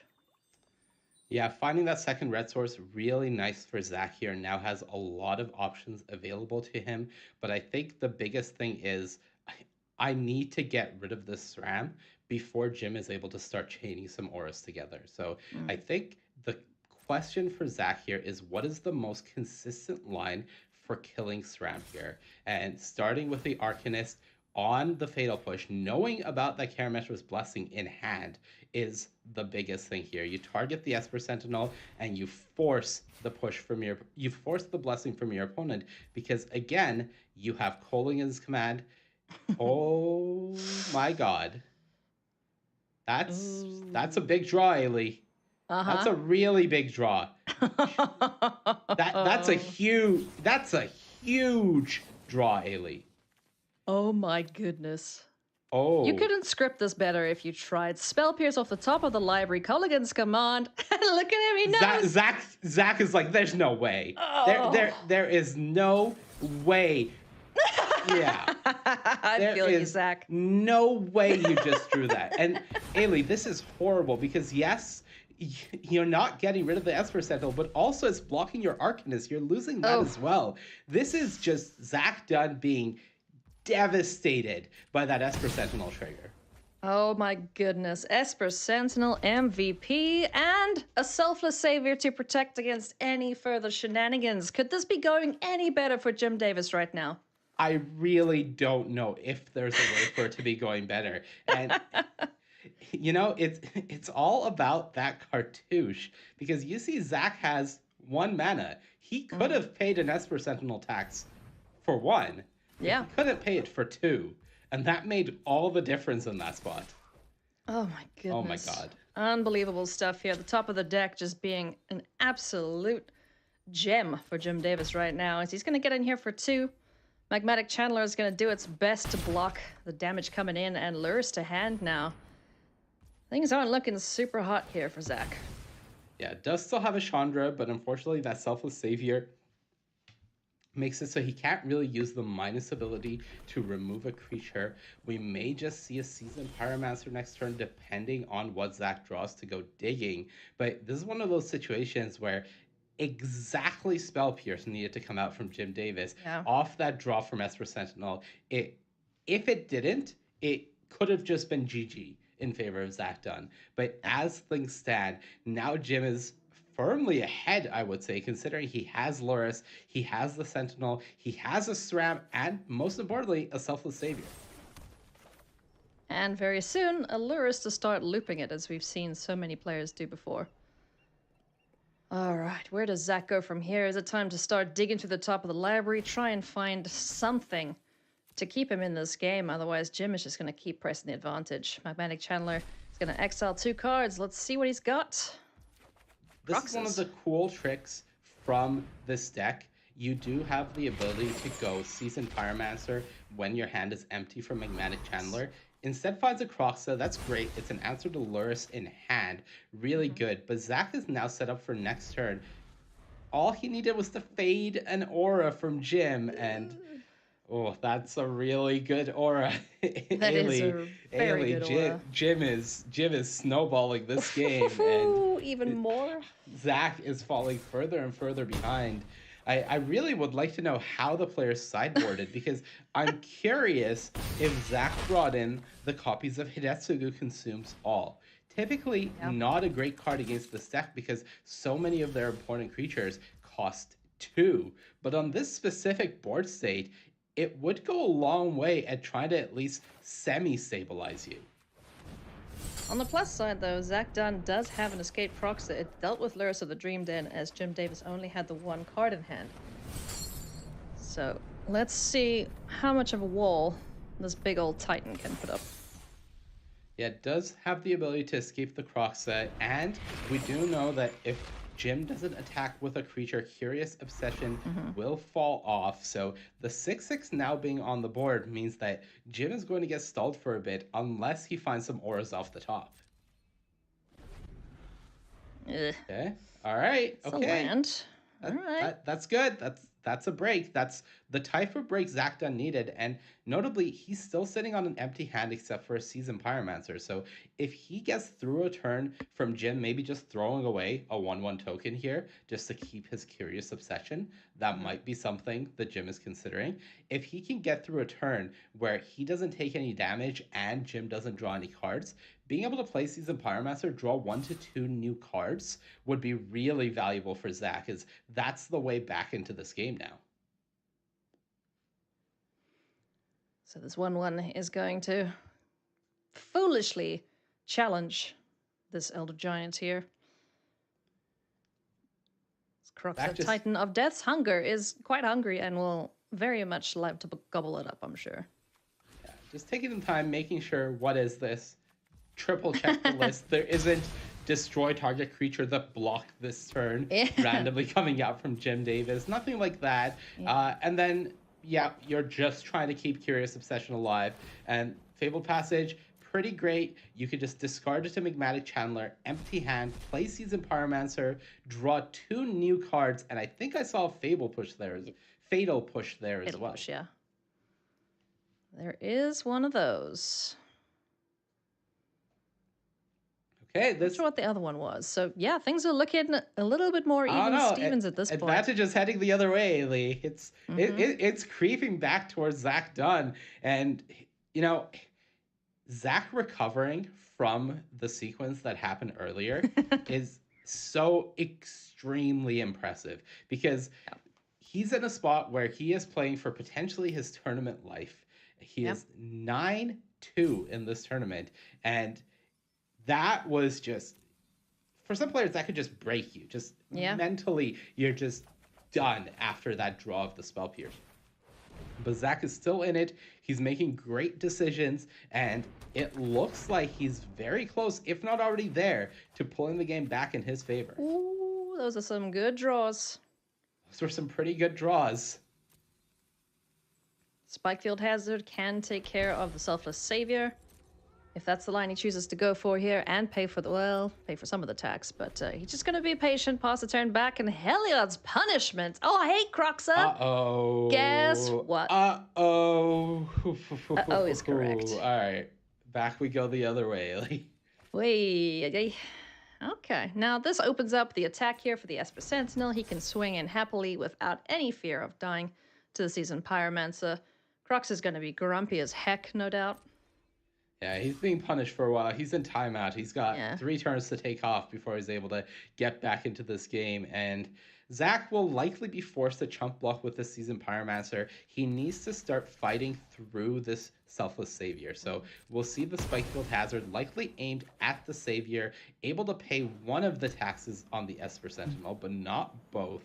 So Jim will still draw a card off of this, but at least Zach can untap and try to do something with that Chandra's Torch of Defiance. Yeah. 1 task done. 2 to go. Jim gets a card. It's a Sentinel's Eyes, so more card draw coming his way if Stram survives. 3 to go. That Croxa is taking a long time off. Yeah, he's going to be hangry by the time he gets out of that. Okay, with another Seasoned Pyromancer, I think this is the point where Zach just needs to give Jim some cards. Go Chandra, don't pay any taxes. Minus on the 3/3 Esper Sentinel. Hopefully it works. And then play another Seasoned Pyromancer and draw 2 new cards, because you're currently in desperation territory if you're Zach Dunn, I think. Yeah. Do you see Jim check his timer there? Plan. Get the Sentinel off the board. Get this 3/3 first strike out of here. SRAM is a problem, but not the biggest one right now. That Helios punishment was a huge draw. I cannot overstate it. And all right, one land, another punishment. Oh my god. Jim Davis only runs 2 copies of Helios punishment, Haley. That's the 2, and pretty freaking good here. Well, I mean, if yesterday was anything to go by, he just has to draw his entire deck and he'll see everything, right? Yeah, he did not want to see that. 2 more cards drawn for Zach. Duress Flame Blast Bolt, not bad. Isn't able to play it this turn. Ooh. And okay, Jim draws a Storm Chaser Drake. That can give him double duty against Storm Chaser Drake with Sentinel's Eyes on it is 2 more cards for the aura. So he can start a chain here. But this game could still go the other way, Ailey. It's not over yet, even though Jim is pretty heavily favored, I would say. Not over by a long shot right now, as Heliod's punishment is going to take care of the Seasoned Pyromancer. This kind of signals to me that SRAM and Esper Sentinel want to swing in here at Chandra Torch of Defiance.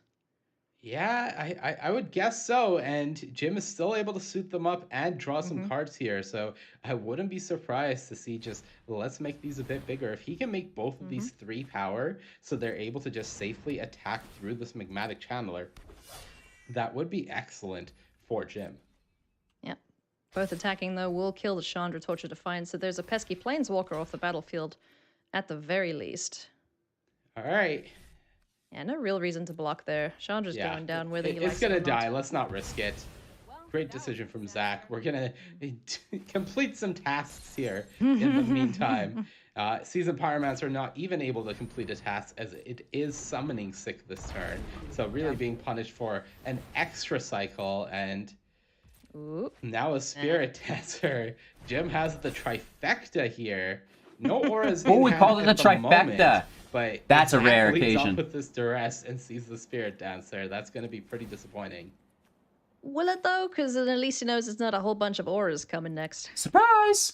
Yeah, but have you seen how Jim has been drawing Ailey? Maybe he does know, you know? Yeah. The draws have been very good indeed. Zach Dunn trying to get his way back into this matchup. He's currently down a game. Jim Davis is 1 game away from going 12-0, locking up his top 8 spot tomorrow, taking the rest of the afternoon off. He can go and hang out with his puppy dog. So cute. Little pup named Karn. If you haven't met him, you should totally go and do that. All right, Zach really thinking about this. I believe it's a Thoughtseize and a land that was found there, and opting not to take the Thoughtseize.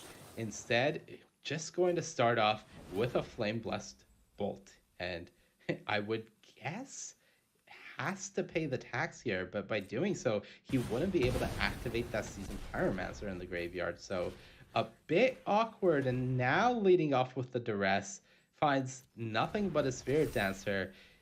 Will Jim draw an aura? Already has 6 power on the board. Nope. Another land, unfortunately. But there is a 3-2 that can start chipping away 3-turn clock here for Zach Dunn, who needs to answer that pesky little pigeon. Everything can attack here. Zach has no blockers, so this is nothing. 6 damage coming on through and putting Zach on a answer this Drake or die clock. So yes, Jim has a lot of lands, but he doesn't need much, and the onus is now on Zach to find a way back into this game again. Goodness me, Crocs is still not done. That card is dumb. Arcanist that card is not dumb. Gonna do it, so I think Zach will have to go digging with this Magmatic Channeler because he needs an answer for this Drake. Otherwise, the game is over. Yeah. He has blockers for the ground creatures in that Seasoned Pyromancer. So the most important priority right now, answer this Drake. I think he's going to YOLO for it. He's going to block some stuff. He's going to YOLO. And he's going to be very disappointed to see the Selfless Savior. Well, YOLO time is now. Yeah. All right, Zach. What can be done? I inadvertently made a pun there. That was not intentional. That's it. Jim Davis, 12-0. Yep, that's not going to cut it. Zach Dunn is going to concede, and Jim Davis 12-0, undefeated into the top 8. Congratulations. That was insane. Those draws. Jim better, I don't know what he's sacrificing to which magic gods, but keep doing it, sir, because that was incredible. Let's just get this Mana Frame Spell Pierce, because that was the MVP Twice. of that game. Unbelievable.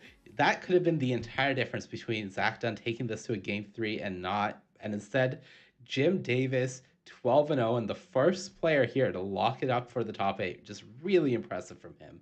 Oh, it's so awesome. It's gotta feel so good. I'm super chuffed for Jim. Hopefully we'll get to hear from him later with Riley. But for now, we're gonna head on over to Maria to find out what's next. Hey everybody, check it out. Coming up next, we've got Lucas Hanoi versus Jean-Emmanuel Duprat. Lucas is going to be trying to play a bunch of planeswalkers to gain advantage and try to destroy as many of John Emmanuel's creatures as humanly possible. John Emmanuel is going to be playing as many artifacts as he can to make Thought Monitor and Nettlecyst more powerful. That's Lucas Hanoi versus Jean-Emmanuel Duprat coming up after the break. How do you spell Lucas? How do you spell Lucas's name, chat?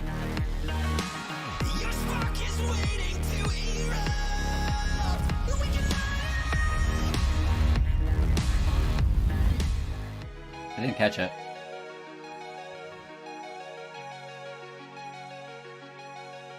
Maybe I'll start the poll later. Oh wait.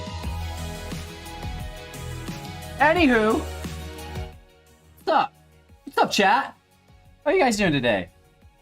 How is chat doing on YouTube today? They're gonna be right back. Don't worry. I'll take care of you guys. I'm here. Have no fear. HGG's here with a chat filled with friends, which is super exciting. Thank you all so much for hanging out. Appreciate you. Did you know that we've been giving away some cool cards and some cool packs all day? And did you know that we're going to continue to do that? Let's say the break after this one, right? Not this break, but on the next break, we're going to get you guys with an explosive singularity, which is super exciting. You check that out. I don't know. I've got to, I guess, minimize this window so I can see if you're in focus or not. Beautiful. There it is. That is one of the new mythic sorceries from Kamigawa Neon Dynasty. For 10 mana, dealing a bunch of damage. You're going to get a pack with that as well, which is pretty cool. So the break after this one, I will tell you guys to spam chats, at which point, you know, get in there with your emotes, go crazy, you know, just pop off. Not only is that going to help my algorithm, you know, bring more people into the community, which is great, but it'll also enter you into the giveaway, and then I'm going to grab all the names because I get a participant list from the chat from YouTube, and I can throw you guys into a spreadsheet, random number generator, the spreadsheet, because it just assigns you all the number. And boom, easy peasy lemon squeezy. Then you can DM me on Discord with your shipping information, and we will get you your prize. Other prizes, I think we're gonna save maybe some of these for tomorrow. Definitely, I think we should save some of these for tomorrow. But we could give out other things, right? Some goodies maybe I could find somehow, somewhere. But anywho, we got the Dawn Sky, right? We got the Dawn Sky. I don't know if we save them for tomorrow or we do them all today. I think we should really save them for tomorrow. Spread it out. Right? The Dawn Sky is worth showing up for. You know what I mean? And then we have a holographic Ishin, which is super exciting.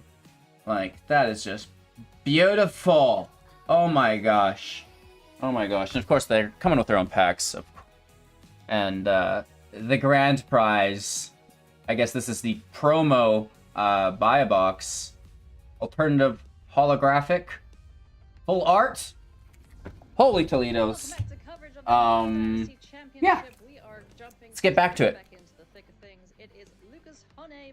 Like the video. Really does help the channel as well. And we'll continue to do the predictions in chat if you want to partake in that. It's always fun to see if you picked right or not. Let's get into it. That was very dramatic. Let's see if he can win. Let's see indeed. And this isn't a type of matchup that Jean-Emmanuel Duprat has faced so far this weekend. He hasn't actually played against this type of Jeskai removal heavy control deck yet. He is going to put this deck to the test because, yes, this Azorius Affinity deck lines up pretty well against other creature decks, but how does it fare against control? Well, Esper Sentinel, really good card, but no white source yet as it comes right off the top. Yeah, so Jean-Emmanuel keeping 2 treasure vaults. There's a Spire of Industry available to him to get some colors going. But Lucas just happy to play lands down, as all good control decks do. Pass the turn and make the opponent think about what it is he could have in hand. Yeah, Lucas unfortunately does not have a white source yet, so we'll be hoping to find one off of that expressive iteration to try to have this Lightning Helix unlocked, but at least does have access to Archmage's Charm if that's what he's interested in going for instead, which it looks to be. I mean, just steal the Esper Sentinel, right? That's a It's fun easy. thing to do. We steal the Esper Sentinel. It's so simple. And, you know, there's also that Shark Typhoon available to you if you don't want to use the Archmage's Charm. Depending on what Jean-Emmanuel Duprat does before attacking, you may just be interested in making a 1/1 Shark. And it wouldn't surprise me if in this exact spot, Jean-Emmanuel Duprat doesn't actually attack with that Esper Sentinel to play around exactly that 1/1 Shark from happening. 2 options there for Jean-Emmanuel, either the Thought Monitor or this Nettle Cyst, which is going to hit the stack, come on down, make a cute little germ, and oh, oops, it's a 5/5. Little is maybe not the right word I would use for that germ at the moment. Oh, it's tiny. Compared to Gulta, it's a itty-bitty little thing. Yeah, just a tiny little 5/5. Now, you can also steal the germ with the Archmage's Charm, but as things stand, Lucas Oné is facing a pretty big threat, and look at Jean-Emmanuel Duprat's hand. That Thought Monitor already reduced to only 2 mana, so able to start drawing some more cards if Lucas allows it, but from all angles, Jean-Emmanuel's looking pretty good right now. Yeah, he's getting all the discounts in this artifact deck. As another Esper Sentinel hits the battlefield, grows the Nettle Cyst. Ingenious Smith could be the follow-up here, but looks like it is Thought Monitor time, so will we see a response here from Lucas? I don't think you can afford to. I think what he's thinking right now is he might need to fire off this Lightning Helix and pay the tax for both Esper Sentinels.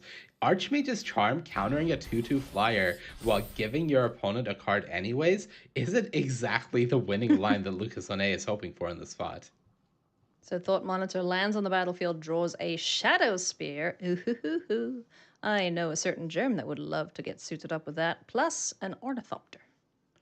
Yeah, and the power of Nettle Cyst being that if your opponent deals with this germ, you can just move it onto any of your other creatures and immediately make them a threat is a big part of why this Azorius Affinity deck is so scary. And I'm looking at Lucas Oné's list right now. 1 Wrath of God, 1 Divine Purge, and currently only has 1 white source. So even if those were the cards that he's hoping to draw into, not going to do it quite yet.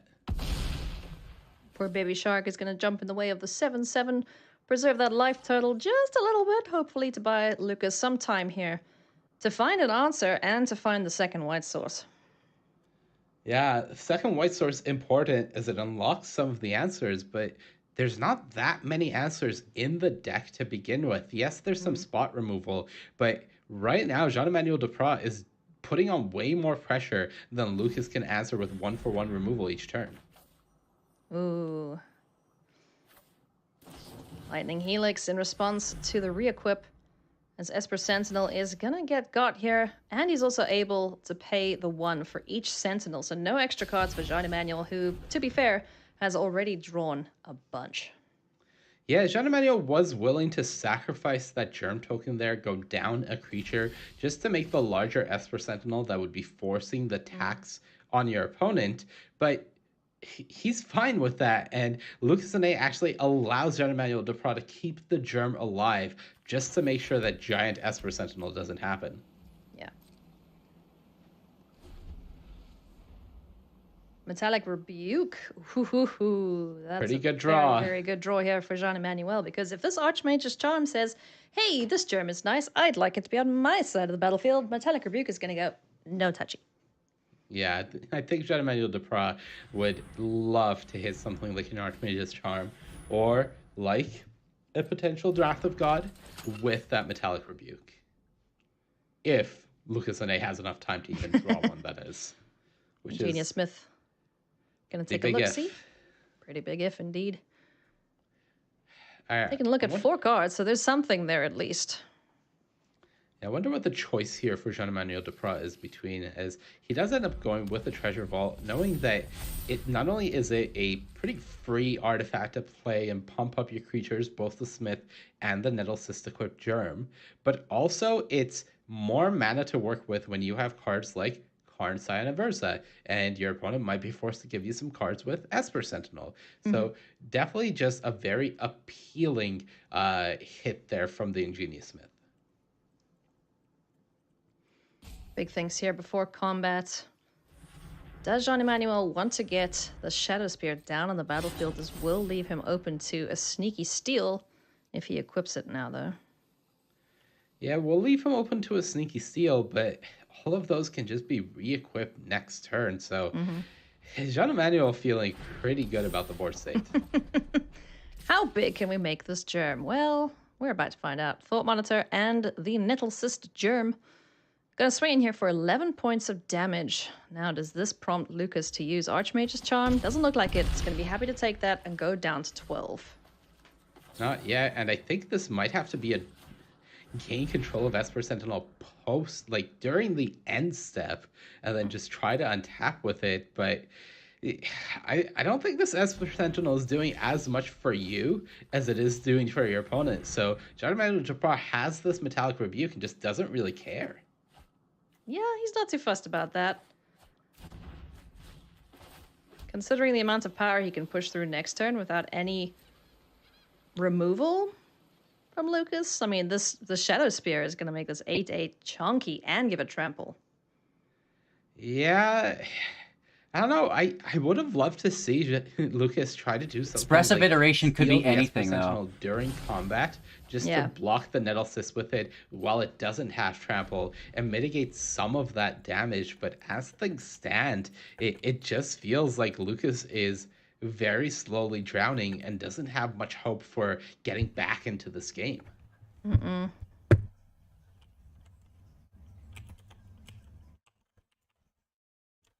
He will be able to make a 2/2 Shark, possibly trade with the Thought Monitor. But let's see what Jean-Emmanuel does pre-combat here. He's got 2 lands to play, has a Metallic Rebuke, Counterspell backup, and also has Karn, Sign of Urza. The Landlord himself, because all I ever find of Karn is lands. I would guess that in this Affinity deck, more often than not, we're going to just see Karn make some Karn Structs, because the Karn Structs are very large if this Nettle Cyst Germ is any indication right now. Oh yeah, they're gonna be ginormous. All right, trample up. Yes. Yes. Swing, swing, swing. All right, Lucas, what can you do? Can you survive the swing with a shark? You sure can. There's going to be a 2/2 jumping in the way here of one of these creatures. Pretty sure he's going to take 9 at the very least here. Yeah, and this is, I need to draw Divine Purge, I need to draw Wrath of God, or I am pretty done for here territory. And Jean-Emmanuel might just take this opportunity to go, all right, let's get Karn on the battlefield and If not, why make not? another potential threat. Now, there is Expressive Iteration. That's still a scary, scary card, because top 3 of your library, chances are he'll find an answer to this board state right now. Yeah, I think what Jean-Emmanuel Duprat is looking at right now is looking at Lucas Hone's list and wondering, okay, what are the ways back into this game? Yeah. Because he could leave up this Metallic Rebuke, try to hit a Wrath of God or a Divine Purge. But if Lucas Hone has one of those, well, he's already going to be able to pay for the Metallic Rebuke. Yes, if he has to express a veneration into them, then he won't be able to pay, but that's not something Jean-Emmanuel Duprat wants to play around. So instead, maybe a March of Otherworldly Light, an answer for the Nettlecyst or the Germ, and try to answer it that way, and just adding more pressure on the board. Really like it from Jean-Emmanuel. Yeah, unfortunately, Lucas didn't find anything useful there. Teferi could have bounced the Nettlecyst, dealing with the Germ at the same time, but too much power on the battlefield as it stood. So we're going to go to game number 2 here, and Jeskai Control, what does this deck need to do to beat Jean-Emmanuel? Well, take out some of the dead cards for sure. Bring in that Farewell and the second copy of Divine Verge. It'll help. You really can't afford to be drawing a card like Rest in Peace in this matchup. Dovin's Veto, deceptively good against this Affinity deck, just because they're trying to play cards like Nettlecyst and Karn, so it does still have a lot of value here, but it feels like Lucas needs more cards that he's able to actually take out from his main deck here. It's always fun to watch the amount of sideboarding that the players do.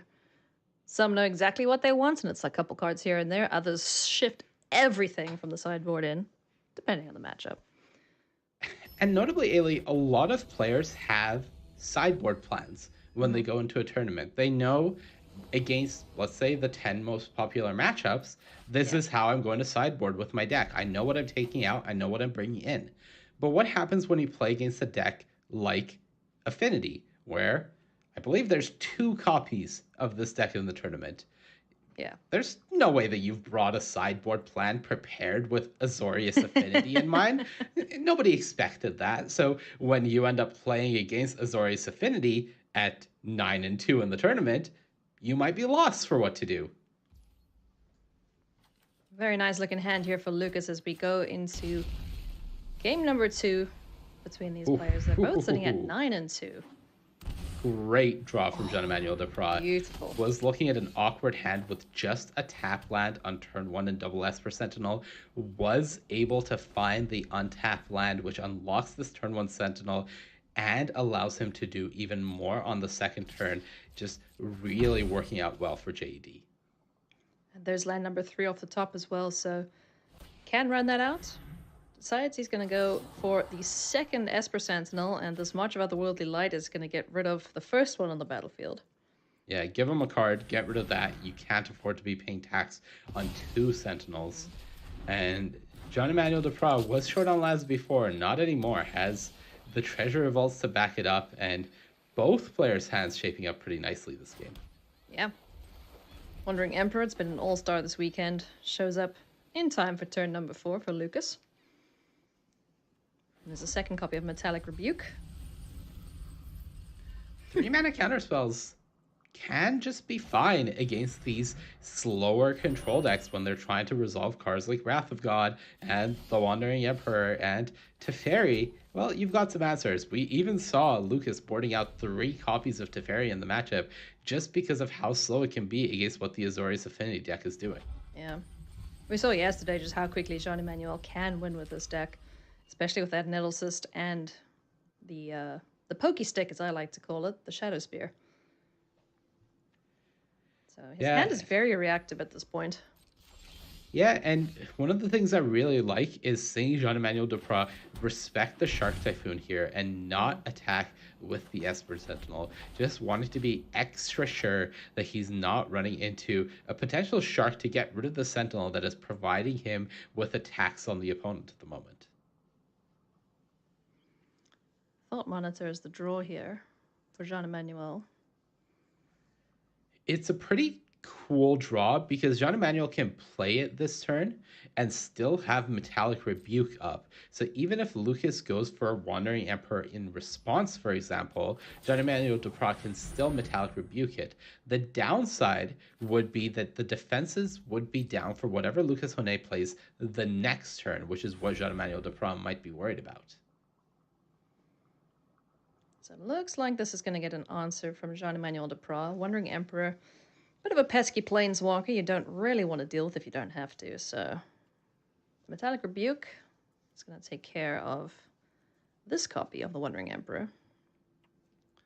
Yeah, thinking about what to tap, it does have improvise, so you could tap the prototype or the treasure vault. This exact tapping does allow you to have another metallic rebuke up, but you don't have the copy of Dovin's veto up. Yeah. Expressive send it. Iteration. Expressive Iteration is going to be met with a metallic rebuke, but there is a mystical dispute for Lucas, which will be able to answer that, allowing him to dig deeper into the library and find some more proactive answers. Archmage's Charm. He's going to love to see that. Sulfur Frost comes into play untapped, and you still Nice. have Dovin's veto up, although you can't pay the tax, but uncounterable counterspell, pretty good here. You can use it to get that Reckoner Bankbuster if Jean-Emmanuel Deprat goes for that, but this Thought Monitor is going to be resolving, and that means that JED will draw another 2 cards if he goes for that. So Bankbuster on the stack. That's going to draw an answer out here from Lucas. Dovin's veto says, no thank you. Esper Sentinel fetches a card, and there's a Nemesis now too. Oh, that's man. tempting. That's pretty good. I don't know.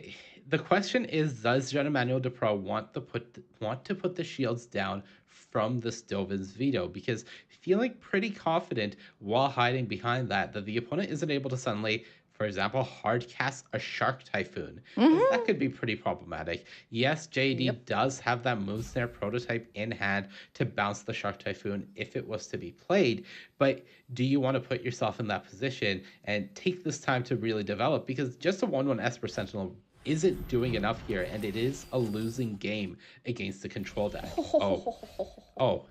Be still my beating heart. 2 Thought Monitors off of the first. Stuff's gonna die here, but you know, it's okay. We'll rebuild. Yeah, that's advantage. That is advantage Jean-Emmanuel Deprat right there. As you know, in matchups against control decks, having cards feels really nice. And JD is about to have some cards. And he gets to untap and have Dovin's veto. This is beautiful. Yeah, this is Lucas is not going to like the next couple of turns. Oh no, he won't. Another land here off the top for Jean-Emmanuel. He's doing all right mana-wise, though, able to keep up with all the shenanigans that Lucas is throwing his way. The ideal sequence for Lucas would be if Jean-Emmanuel Deprat goes for something like this Nettle Cyst this turn, and ends up being able to use the Dovin's veto to counter the potential Archmage's Charm trying to counter it. And then Lucas can untap and go Wrath of God, destroy your board, if that's what he wanted to do. But JD still has these Thought Monitors, so it doesn't even matter if any of that was to happen. So he's just going to sit and, yeah, I'm going to sit behind this Dovin's veto. I feel pretty good. Oh, goodness me. This deck just draws so incredibly well when there's stuff down on the battlefield. So how does Lucas respond here? Thought Monitor on the stack. He's going to give Jean-Emmanuel, or allow him to get 2 extra cards and another counterspell backup here for JED. You'll love to see it. Draw 2 cards, pay the tax, untap, Wrath of God, run into a Dovin's veto. Sadness. Sadness goes on the stack? Yeah. I think Sadness is split second. I don't think it goes on the stack. Ah, okay. Yeah, that's... this is tough. Oh, you pay the tax? Okay. Goodbye. Dovin's veto says, no thank you, I like my board just the way it is. Now let's see how much power Jean-Emmanuel can get down on this battlefield. There is a Lightning Helix to keep Lucas alive a little bit, but there's a Mystical Dispute ready and waiting for any such shenanigans if he waits to play it. So Lightning Helix is going to get fired off now. Get rid of that Thought Monitor. Back up to 20 he goes. Yeah, there was 12 coming across, and if you pass the turn, you're also giving your opponent an Esper Sentinel card, if nothing else, about a counterspell. So fires it off. Now there's only 9, and I say only 9. But there's probably going to be a little bit more than 9. Shields are down for Lucas and A, and I think it's time for Jean-Emmanuel Deprat to play some artifacts. Yeah, let's just dump some stuff on the board. Let's see what happens. Giddy up indeed. There's a Karn sign of Urza. Ooh. Hey, buddy. Would you Okay, like to make some Karn structs for us? Yeah, I don't know. I like Karn minus. Let's just make a Karn struct. You're already sending 10 damage. Honestly, you don't even need to. You have multiple counter spells. You could just send for 10 and pass the turn. That's, Yeah. I guess, the disciplined play. That would be the Jean-Emmanuel play, yes. Yeah. Maybe when you're 9-2 at the Neon Dynasty Championship, you don't feel a need to put more on this board. I don't know. It's really just, it feels like Jean-Emmanuel Deprat can do anything with this Azorius deck, and it just looks so I feel like good. he can do anything with any deck. We've said this time and time again. He brings the most, I don't want to say bizarre, but the most unexpected decks to these tournaments and somehow manages to win with them. Where any other player, give them the same deck, they're going to struggle. He is just such a world-class player, and it's a joy to watch him play. Okay. March for 1 mana gets rid of the Germ.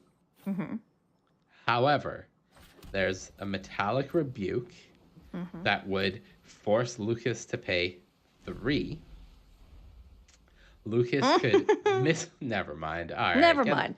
Get Just us scratch out that. of here. Yep. Jean-Emmanuel Deprat JED. poised to go 2-0 here. Wins the advantage block can rematch only take against so much. Lucas. Try the Nettle Cyst. Have we'll the see what Mystical happens. Dispute up. None of it matters. Delvin's Veto drawn. Jean-Emmanuel Deprat still winning. No surprise. 10-2, Ailey. He's doing it. I got a feeling we're going to see him in the top 8 tomorrow, but he's got to do a few more matches before we can say that for sure. So March of Otherworldly Light doing its best to keep Lucas Hane alive here. And Yeah, I like Jean-Emmanuel's this. just going to say, no thank you. Make you pay 3. Start there. All right, now I'll veto it. You're tapped out. Good game. Hand extended. Give him the good game. 10-2. Oh my goodness. He just makes it look easy. He's Jean-Emmanuel so Deprat. good. Absolutely incredible. Just so good. Goodness me. So, 2 more matches he needs to lock up his top 8, but he is putting himself in a very, very good position right now to do that regardless. So, any final thoughts from that matchup there, Monty? I mean, I am a known affinity aficionado, and looking at Jean-Emmanuel Deprat play this deck, I just want the day to end so I can go home and play You this just wanna deck. play Or, it, yeah. I guess I am home. I can just are. start playing more of this Well, affinity deck. It looks We so have a round off now, just saying. All right, firing it up. Magic. We're going to go play arena. Magic. We'll Yep. leave you in the hands of It's Maria loading. and the rest of the desk crew. See you after the break.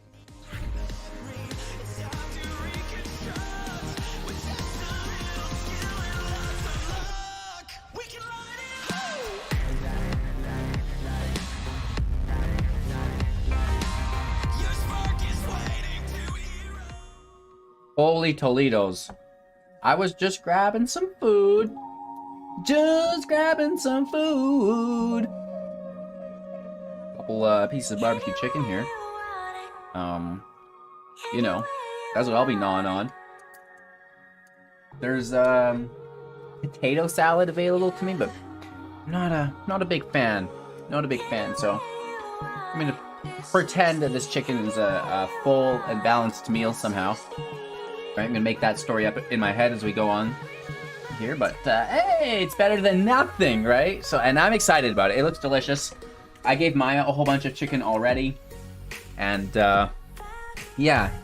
To wrap up today's stream, like I know we've got more Magic to go, but we'll be giving out another pack and a Mythic card, Explosive Singularity, which is super exciting. So, you know, just buckle up and enjoy, you guys. We got some cool matches of Magic coming up, I'm sure.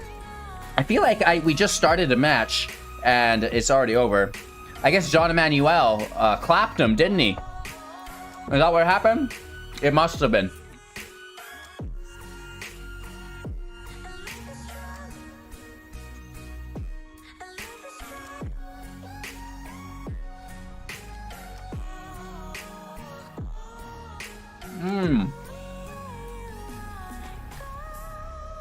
Absolutely delicious.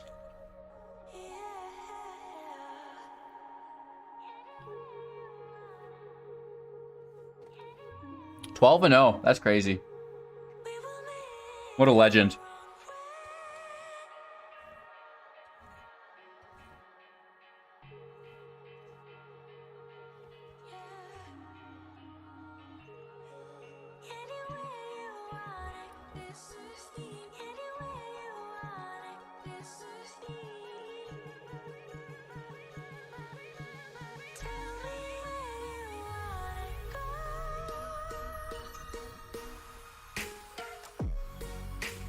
A lot of players still trying to get in there.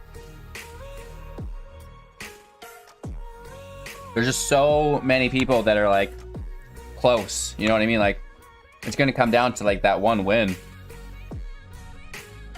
Every win counts.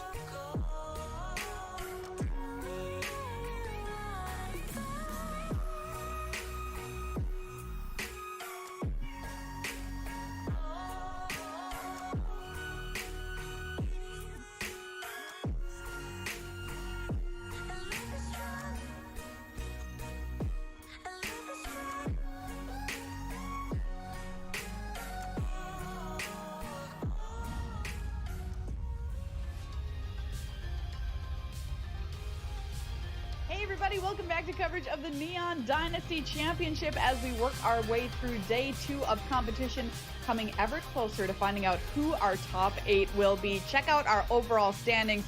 That's right, Jim Davis has locked up his spot in the top 8 because 12 wins is the magic So many number. people at 9 wins. That's crazy. For tomorrow. They're all 9 John and 3. Emmanuel Duprat and Andre Strosky right behind, sitting at 10 and 2, well poised to make our top 8 as well, and hoping they can do so in these coming rounds. And then a slew of amazing players on 9 and 3 as well. Greg Orange, we've seen him on camera this weekend, Johnny Gudman, etc., etc. Take a look. Here is our top 8. There's Jim Davis sitting there ready to battle tomorrow. All he has to do is kick up his feet tonight and get ready to fight on Sunday. 7 people, though, need to join him, and we're going to find those 7 people over the next rounds of the tournament. Well, as I said, Jim Davis, our first player to lock up top 8, and he did it completely undefeated. First time ever at a set championship. Riley, talk to him about it. I'm here with Jim Davis, who has just secured his spot, the first spot in Be our humble, top Jim. 8 this weekend. Congratulations, Jim. You must be over the moon with this result. Yeah, it's sweet. I mean, I've honestly just been trying to keep an even keel all day. My tournament procedure is mostly just to like ignore the actual tournament and sort of just keep playing. So feeling pretty even at the moment. I'm sure later today I'll be celebrating a little bit, but for now I'm just happy. Yeah, get up and about, I'm sure, once the Magic has been played. But let's talk about this list that you brought to Historic. You took a very unorthodox take on the Auras list into this format, playing Esper Sentinel, Spell, Pierce, Storm Chaser, Drake. Talk to us about some of these cards, in particular Esper Sentinel. I know you're a huge fan of this card. Yeah, I think the card's just really, really good. It gives the deck, it makes the deck less one-dimensional. You know, before it was kind of just like, all right, you have these 8/2 drops. If they live, you pop off. If they die, you're just looking at a bunch of auras in your hand. But with Sentinel in your deck, now you have 7 1-drops that either protect you or just kind of like keep you going. So yeah, they kill your 2-drop, but you drew a card off Sentinel. And the deck's really good at applying pressure to your opponent and making them have a lot of answers very quickly. Sentinel's drawing a lot of cards because of that, and those cards draw you into your Spell Pierces, your Chirometra's Blessings, your interactive elements. So you're sort of like half this Boggles deck, and then half sort of like the mono blue deck that Autumn Burchett played at Mythic Championship 1, where you're kind of just like playing this kind of fishy Drago strategy, not Drago, but like interactive strategy. So it just works out really well. Well, I'm sure people are going to be reevaluating the archetype after your impressive performance this weekend, Jim. Congratulations, mate. Looking forward to seeing how you go in the top 8. Appreciate it. Thanks. That is Jim Davis, our first player to lock up top 8 here at the Neon Dynasty Championship. Welcome to the virtual news desk. We've got Corey Baumeister and Riley Knight hanging out. And guess what? You could be one of the players playing in the next championship we have. How, you ask? Well, I've come prepared with a PowerPoint presentation. That's right, Arena Qualifier Weekends. These are my favorite to play in, and there's one coming up March 26th and 27th. Put that on your calendar if you like these events. That's Neon Dynasty Phantom Limited, which should be really fun. And if you like the Alchemy portion of this tournament, April 9th and 10th is your chance to play and qualify in that format. or you can head on over to Magic Online, play in one of the super qualifiers. Top 2 finishers in all of these various formats qualify for the new Capenna Championship. You can play Modern, Pioneer, Pauper, or Limited if you want to qualify in a format that's not one of the ones you've seen today. You can also qualify via the MOX if you're a superstar. Showcase qualifiers there, you can see them on your screen, as well as Showcase Opens, open to everybody, which are Neon Dynasty Limited if you can't get enough of that, which, raising my hand right now, I sure can't. It is one heck of a limited format. And that is how to qualify for New Capenna. So hopefully we'll see you there next tournament. Well, speaking of Alchemy, we have had some just incredible moments that we've caught on camera throughout the course of this tournament, and Corey Baumeister has been keeping track of the best ones for us. Yeah, I've been checking out a lot of different Alchemy moments, and Maya there's needs a more lot chicken. of fun stuff. So let's just check out this little presentation we got here. All right, so first up here, we got Brad Nelson, my older brother, playing Key to the Archive, being able to draft up some spells. You get a bunch of different options here that really impact the game in so many different ways. Let's check out what Brad picks. It's one of my favorite cards to draft up some different spells. So we got Lightning Helix here. Next game, we're going to go to Torov Severin, who isn't doing the most alchemy of things, but we have Hinata mixed with Magma Opus, where you have these 1, 2, 3, and 4 targets to make this, instead of an 8-drop, all the way down to a 4-drop. Really shows off the power level. Let's run the tape here. Yeah, you got Archon falling, as well as a 4/4 standing right next to Hinata. That's not all the Magma Opuses we're going to see, though, because here we go again. There's 1, 2, 3, 4 targets, making that Magma Opus a 4-drop again. We're kind of seeing how Matt's going to respond to this one, but let's roll the tape. Yeah, not responded too well with that one. Matt's going to scoop that one in. Next up, we got Paulo Vitor Dama de Rosa here, showing off probably my favorite card of Alchemy, and that's Inquisitor Captain. It seeks up 2 creatures, so you're able to put one of these right into the battlefield straight away. And can anybody else guess which one Paulo is going to pick? Well, let's check it out. Yeah, of course it's Elite Spellbinder. Of course he's going to pick the card with his own likeness. Paulo's going to take a look at Yuta's hand, and then we're going to fast forward to the very next turn, well, where, yeah, you guessed it, Paulo's going to cast another Inquisitor Captain. We're going to see a couple more options. This one's kind of more of a slam dunk. Look at this Skyclave dealing with this 6/5, and then just look at this battlefield that we have here. Paulo has 6 creatures to Yuta's 1. Just really impressive stuff here. Paulo's able to take that game down pretty easily. Last clip, we're going to check out Jim Davis showing us the power of Town Razor Tyrant. This card's going to come in and show us a little bit about Perpetually. We're going to add a counter to one of these lands. That's going to make it so John Emmanuel Duprat is going to have to think, do I want to sack that land or take 2 damage? But this clip's really about Reflection of Kiki Jiki here. We're going to see that card copy something. What should we copy? Yeah, let's probably copy this Giant Dragon. That's going to create another dragon right here. That's going to create 2 counters on lands. And yeah, we're probably going to see those attack John Emmanuel Duprat. Let's see how he has a response to that one. Yeah, that's another good game with that kind of sick value. Maria, this is just a few of the really cool things that you can do in Alchemy. The list just keeps going if you want to try this on the arena, or on Arena on the ladder. Thank you so much, Corey. That was a great illustration of all the cool stuff you can do in Alchemy that you just can't do in Standard, really setting itself apart as Magic's newest format here. Well, let's take a look at our next feature match. Coming up, we've got round number 13. Ready to go, Jean-Emmanuel Duprat versus Andre Strosky here. Azorius Affinity from Duprat, such a cool deck, versus Auras in the hands of Strosky, one of my beloved decks. Take a look. Here's Jean-Emmanuel Duprat, almost 30,000 games played on Arena, and check out that win rate, 70.2%. That's absurd given how many games this guy has played. He's so good at Magic. Speaking of good at Magic, here's Andre Strosky. I feel like he just kicks back and he just wins. He just wins, and he does it just in the chillest of ways, playing Azorius Auras, one of my all-time favorite decks, as longtime viewers will know. That's a look at our players. Both flavors of Azorius here, Corey. How do you expect these 2 decks to play out against each other? Yeah, two decks that are both Azorius and two players that are both really chill as well, but the decks couldn't really be farther apart. John Emmanuel Duprat's Azorius Affinity we just saw on camera, it's incredible, and it's able to put pressure on with cards like Esper Sentinel, as well as Nettle Cyst, but then you get to interact as well by playing Metallic Rebuke as a counterspell that most of the time only costs 1 mana. We're going to see that come up quite a bit against Strosky with the control deck, with the Auras deck. So let's go over to Andre Strosky. We're going to be able to see just a bunch of creatures that are going to be strapped up with a bunch of auras and then just going to town, trying to get John Emmanuel dead before we see cards like Nettle Cyst or anything like that, Maria.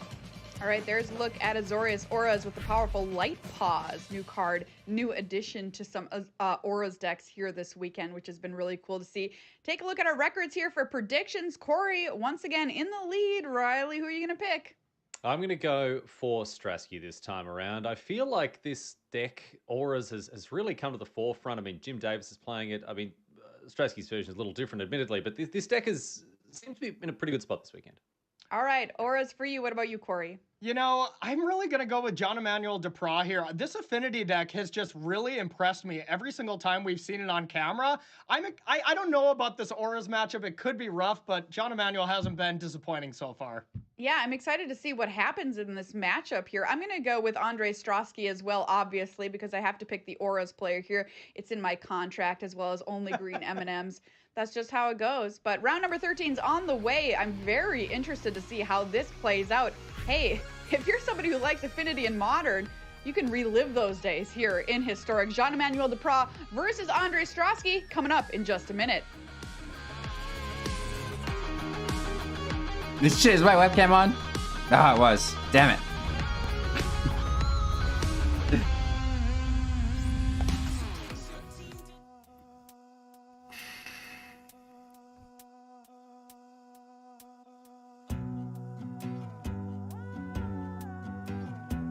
We'll be back in a little bit. 2 minutes. Can you wait? Oh my gosh, yeah, so cringe, but what's up? What's up, chat? How are you guys doing today? Are you enjoying yourselves? Ed in chat, welcome, hello. I'm getting a little bit tired, but we're gonna power through. We've been here for 7 hours, and we did a Twitch stream before the YouTube stream earlier today. Yesterday was incredibly long as well. Local time, 4:43. I truly wonder how late we'll go. Hopefully not that late. Probably not.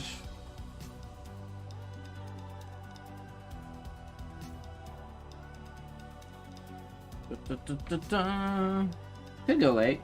It is what it is. We're committed, so we'll wait. We'll wait it out. We'll wait it out. Pebbles cheesecake? Are you kidding me? Oh my god. I do not have cheesecake and would do anything for some cheesecake. We've got a pack and a card, though, that we're going to give out on today's finale, which hopefully soon. We've already given out a bunch. And then we have some for tomorrow as well. Really cool cards for tomorrow, like some really cool cards for tomorrow.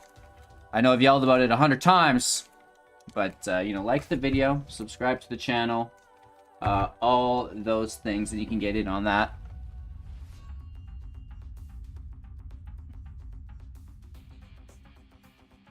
And welcome back to coverage here of the Neon Dynasty Championship. Marshall Cyclip with Cedric Phillips. Coming up on round number 13 here, Cedric. And we've already got one top 8 competitor in Jim Davis, but we're going to start filling out those seats. Now, not quite yet. This round, nobody's going to seal a top 8 victory, but they're going to put themselves very, very close. We've got John Emmanuel Duprat playing Azorius Affinity, Azorius Auras in the hands of Andre Strosky here. Eric had to bounce. Eric was actually one of our winners. I think Eric won. What did Eric win? The mech. Eric won the alt art mech, you guys. Really cool stuff. But 10-2 for these two, and Dudley. I love their chances with a win. Get into the here, match. You know, sitting in 11-2 with multiple shots at just winning a round and locking it up for sure, with maybe even tiebreaker implications as well. Huge match here between these two, and they've both been really on top of their game. Andre Strosky, we got to cover his match. Fantastic match a couple of rounds ago. Really exciting stuff. Him just hanging in, top decking, falling back behind, top decking again, getting back into it, you know, playing really tight and getting rewarded for it. Same thing with John Emanuel. Man, he's one of the best players in the world, and it's like people just seem to forget every time, and then they watch. Not me. Yeah, you're honestly, you're one of the biggest John Emanuel cheerleaders out there, and you're really being paid off for it. Did you know that he didn't even have a testing team for this? He just did this all himself. Yeah, like, we asked him, please share the nuts. names of the players that you're going to test. He just put 0. That's what he put on the thing. Just 0. Nobody. It's just me. It reminds me of Sean McLaren. The lone Many wolf. moons ago, the lone wolf who went like Pro Tour champion into Pro Tour runner-up. Just unbelievable. Now, speaking of unbelievable, of course, Andre Strosky is not working with a lot of cards so far this game. On a mulligan down to at least, I think it was down to 4. Had to put 3 cards back. So, look, it's brutal to start a game off that way, Marshall. I think we already know that. But a deck that can kind of undo those mulligans pretty quickly is this Azorius Auras deck. Couple copies of Spirit Dancer, Light Paws, and an Aura there as well. And the clock here from Jean Emmanuel is really not all that quick. No, he's got one of those draws that puts out some artifacts in the form of Esper Sentinel ×2. Very nice start, but it's just 2 power. That's it. Right now, he's just 2 power on the board. Spire of Industry is going to hit the battlefield, chip in for 2 down to 17, goes Strosky, and it's just going to have to be your move. No plays there for Jean Emmanuel, staring down at 3 lands and a Thought Monitor. Another Esper Sentinel off the top of the library for him, but no land still for Strosky. He is going to fall behind quickly here. Look, you mentioned it. He can come back in, but he's got to find that land. Yeah, and now this is gonna shorten the game quite a bit here because 2 more cards are coming, more power on the battlefield, and then Karn's going to be cranking out constructs. It needed to be a land that turn for Strosky to have any chance. Now, I'm not sure if he's going to be able to come back from this, but at least it's a step in the right direction. That's right. His hand is stacked, too. He's got SRAM, Light Plus, Double Core, Spirit Dancer, Sentinel's Eyes, and a Curious Obsession. I mean, he certainly has the tools. The question is just, can he deploy them quickly enough? And at least at this all this juncture, cheesecake talk, I had to go get a snack.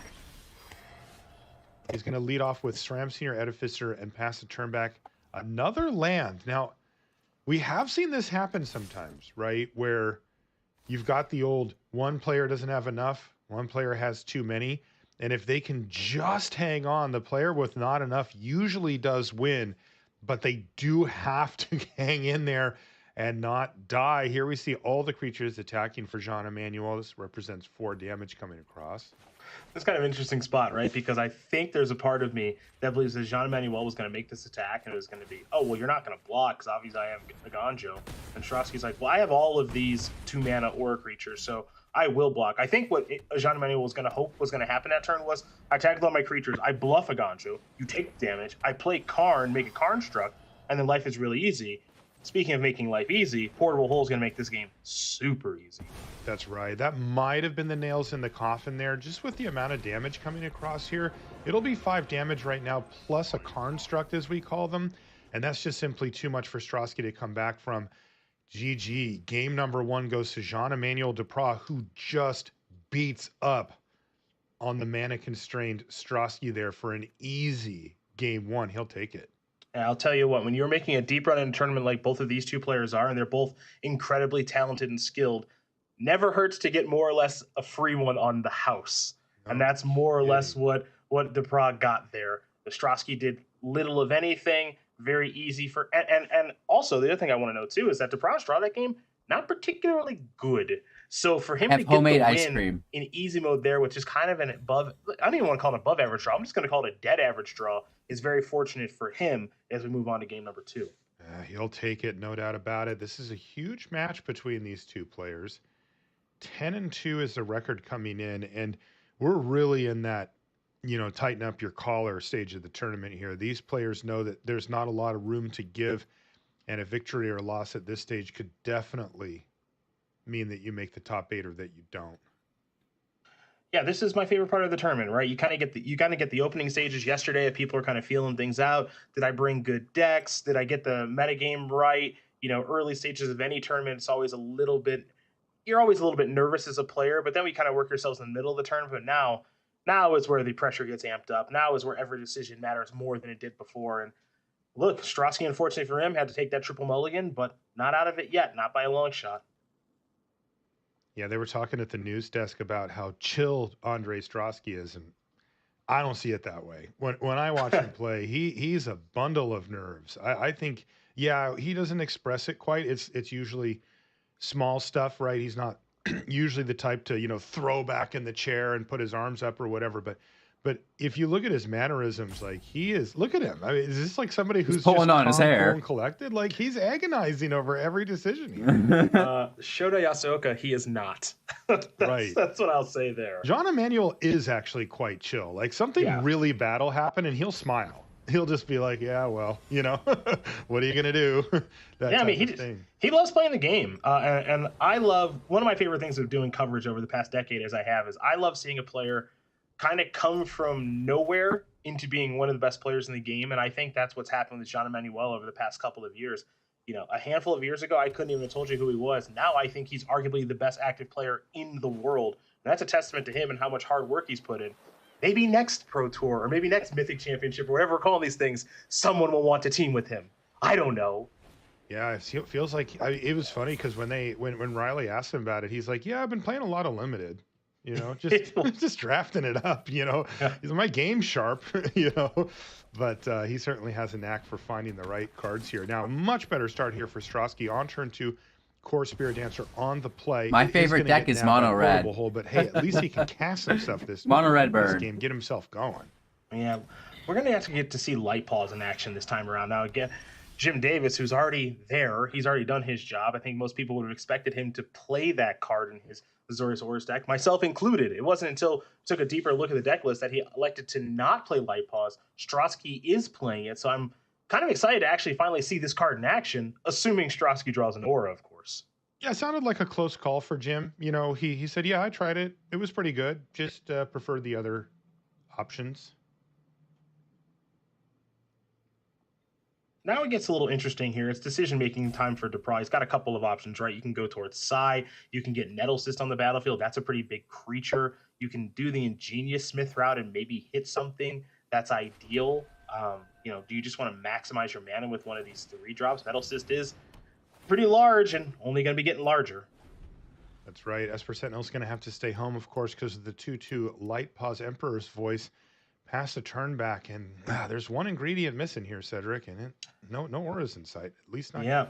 No, not yet, but if one does show up, things are going to kind of spiral out of control. This is a little bit strange to see happen, but here we are. The auras deck is missing the part of their deck it's named after. That's right. There's the Psy Master Thopterus off top of the library. He's already got one in his hand, not going to really want to be seeing that, but he still has a land drop to hit, a Thought Monitor, Ingenious Smith, and Psy in hand, so still a lot of action here for John Emmanuel. He also has an attack, which is nice. And this will be interesting to see which route he wants to go here. Thought Monitor is somewhat appealing, but there's also the whole, I want to get Psy on the battlefield so I can start cranking stuff out with that card, and every artifact I play is better. So it does look a little strange right now if you're Deprav. Okay, you haven't played any auras yet, so presumably you don't have any auras in your hand, so what do you have in your hand? We'll find out eventually, because Strossy's going to have to do something. So John Emmanuel's going to go for maximum mana here and just play out the Thought Monitor. He has an attack with the Nettle Cyst token if he'd like. Sort of. The only reason I mentioned that, and the reason we don't see him attack that turn, is because of Aganjo, right? There's 2 mana up. Light Paws is a legend, so Strosky could be bluffing that card. So John Emmanuel says, I'm not going to attack with my 4/4. I'm just going to wait. It'll be bigger than a 4/4 at a turn from now. And it will be a lot bigger than that, too. Yeah. If he plays a land especially, he can go Psy. He doesn't actually need a land. He can just play Psy plus artifact here, spit out a token. All of a sudden, the Nettle Cyst is huge. And certainly out of range. There's Staggering Insight, so big draw step now for Strosky. Does he want to pay for Esper Sentinel? Yes. And he finds a SRAM. That's one of the ones he doesn't have on the battlefield, so that'll work too. Still wanted to find more auras, but you know what? He is well set up for it. Let's see what Light Paws digs up for him here. He's taking a look now.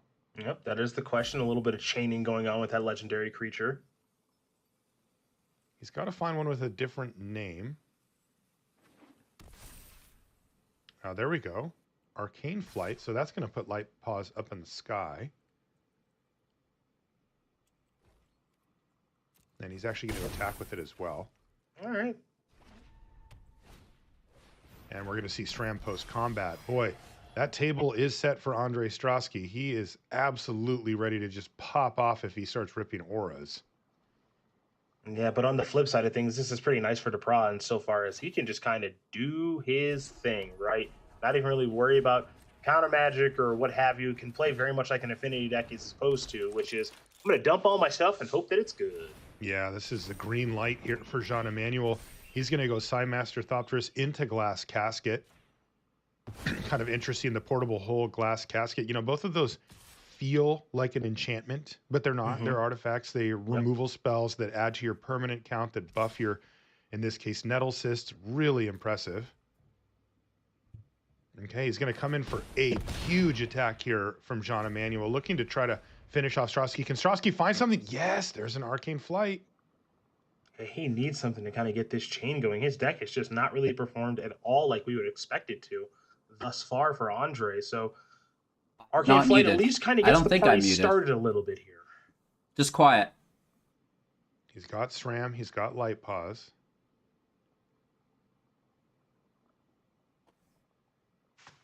If he really wants, he also has Otawara Soaring City that he could use to bounce the token on the other side and maybe stem the bleeding.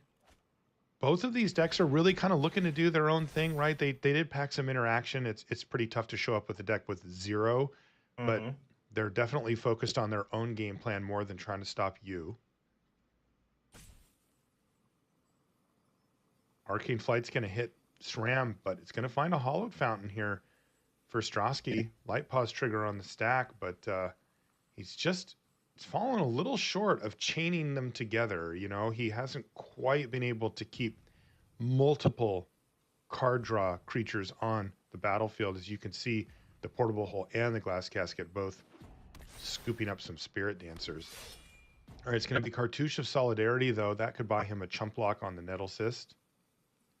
Which right now certainly does matter because, again, that Nettle Cyst is only going to be getting larger as the game kind of continues. And for Strosky, to his credit, going to be able to get in a little bit more damage here. It looks like 4 more in the air. So kind of slowly chipping away at Depra's life total while also kind of developing his battlefield. So not a bad space to be in. Yeah, Strosky has to be careful for the Nettle Cyst just going on a Thopter or on a Thought Monitor or a Thopter and just killing him, right? Like, that's a really good point. That's a really good point. That can go off here. He is at 12, though, so probably out of range of that under most scenarios right now. He's going to kick things off as Jean Emmanuel with Ingenious Smith.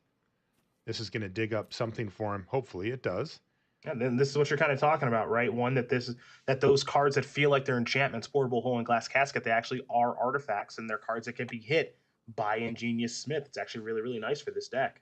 Yeah, he finds a Glass Casket, or he could even just take an Ornithopter if he decides that he just wants to get more stuff on the battlefield. But he's got to be tempted to just Glass Casket here. I mean, he can take SRAM out. He could take Light Paws out. Jean Emmanuel's taking a pause here to do a little math, it looks like. You want to talk about a deck that was not even on the radar coming into Historic. Everybody knew Phoenix was going to be a major player here this weekend. I think we're all a little surprised at how little Golgari food there is. But look, our production meetings and talking to anybody who was getting ready for this tournament, no one was talking about Azorius Affinity. No. Really sweet deck. Jean Emmanuel now has it set up so that he's forcing a chump block. It was probably going to happen anyway with the Nettle Cyst, but now he's actually making it mandatory. Yep. If he wants to play the Moon Snare prototype, he could add 1 extra power, but he also can use that as a removal spell next turn, and he's going to hang on to it. And Depra, unsurprisingly, figured out the thing that I was going to say, which is because the Nettlesis is so large, that means you're clear for takeoff with everybody else. Because if Nettlesis doesn't get blocked, everything else is going to get its damage through. So Nettlesis being as large as it is allowing other creatures to get through for damage. That has so to be game. It's got to be advantage to Pra here in a very meaningful way, which Absolutely. which I can take care of. Take a look at this board state. I mean, just as a snapshot, what in the world is Strosky supposed to do? You know, neither of these decks are equipped to come back from being way far behind. Best case scenario for Strosky in these spots is to try to gain a bunch of life with a big lifelink hit. He does have Luris in hand as well, which he could maybe suit up or something. He looks like he's in a very tough spot, though. Yeah, I mean, Azorius is not a deck that plays sweepers, right? You mentioned the lifelink aspect of things, and that's where it kind of comes from. It's just kind of a big hit with a life-linking creature. Staggering Insight would, kind of maybe help in that regard. But yeah, you're looking for a big life-linking chunk of damage, and I'm not sure we're really going to be able to find that here if you're Strosky. This is very troublesome. Yeah, even if he does, the Moonsnare prototype, which he doesn't know about, is really looming in hand here for Jean Emmanuel, as he can just send that Luris packing. And even if it's just for a turn, that's plenty enough to get the job done here. Yeah, and I love that Depra didn't deploy that card, has mostly just had that card been hidden in hand. It's a really, really powerful card for this strategy. Maybe this is a card that he's really leaned on over the course of this weekend, and is why he's playing that card and this deck to begin with. Yeah, John Emmanuel's just playing beautifully. Didn't risk the Nettle Cyst. It wouldn't have been punished for it, but he recognized, look how important that card is now, right? Hugely important. Okay, Light Paws is going to attack. Why? Because it's free. It's got Vigilance now. Yeah, might as well. Could get a card out of the deal here. John Emmanuel considering chump blocking with the Thopter there just to prevent that one extra card going into hand here, I think. But he's going to let it go. Doesn't have lifelink, so... No real concerns. Right. He's going to play Iganjo. And does that leave him the ability to play Otawara? He has 2 legendary creatures. Yeah, 4 to channel on that, so that's enough to channel this now. Okay. He's kind of all in on that plan. Ooh, there's Shadow Spear now for Jean Emmanuel as well.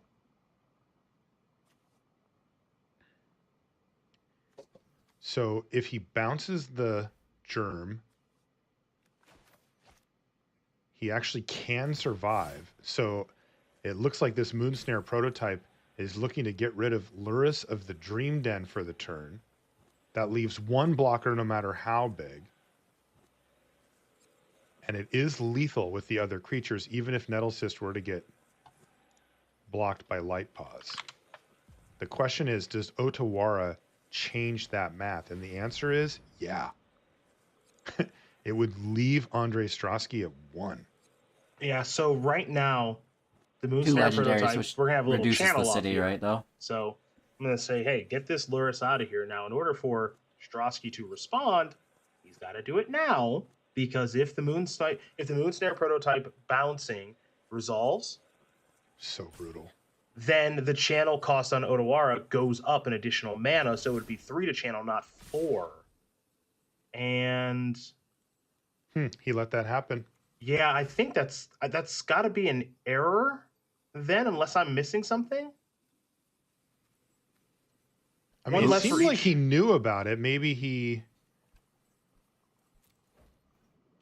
Well, he's dead now, right? So this is block Nettle Cyst. Take 2, 3, 4, 5, 6. Oh, 7, 8. I think this is 8 actually. Yeah. So this is. Yeah. Are we short here? No, he's got enough. No, yeah, I think that this should be enough damage. Yeah. Okay. Yeah. Just want to make sure. It is lethal, as we say in the business. And I don't know if Strosky was just supposed to fire off that Otawara just to say, take the 8/8 off the battlefield. Perhaps it could have just been re-equipped. The mana situation there for Depra was getting a little bit tight. He did have to pay 5 mana for the channel on that prototype. At the end, though, Jean Emmanuel Depra continues his winning ways. He's now 11-2 and on the cusp of another top 8 here. If he can pick up one more win in the tournament, Cedric, he will find himself right there.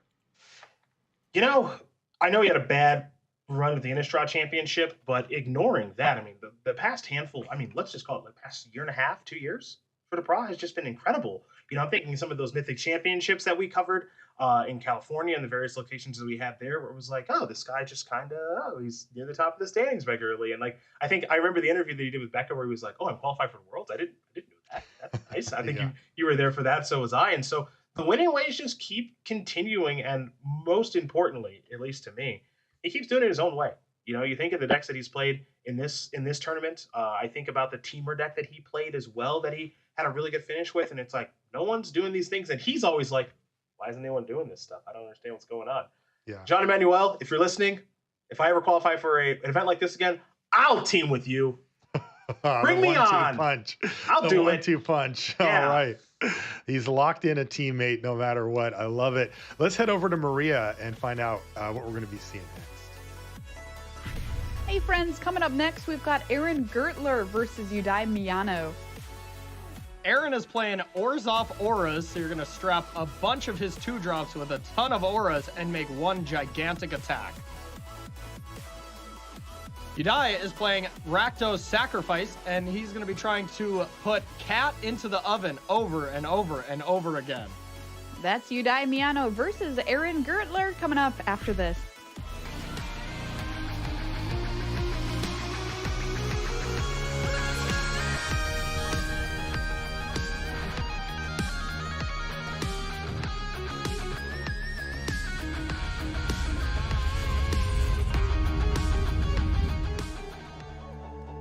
Oh my lord, 3 minutes. 3 minutes is a long time. Will we make it? I honestly don't know if we'll make it. Will we survive 3 minutes, you guys? Holy Toledo, it's been a long day. I'm basically falling asleep. Did you know, though, that's to end today's stream. At the end of today's stream, we're going to be giving away a pack and an explosive singularity new mythic card from Kamigawa Neon Dynasty, which is exciting. So don't go anywhere. Continue to hang out and have a just fantastic viewing experience. Probably watch me fall asleep if you want. You know, like the video. It really does help the channel. Subscribe if you're interested in seeing new decks every day. And yeah, maybe if you want to support financially, that's always an option as well through the membership, the Patreon, stuff like this, right? We stream live on Twitch every single day, and we produce new educational content, I guess, on YouTube. I don't know. We do deck techs and build new decks every day on YouTube for you guys, which is super exciting. Dun, dun, dun.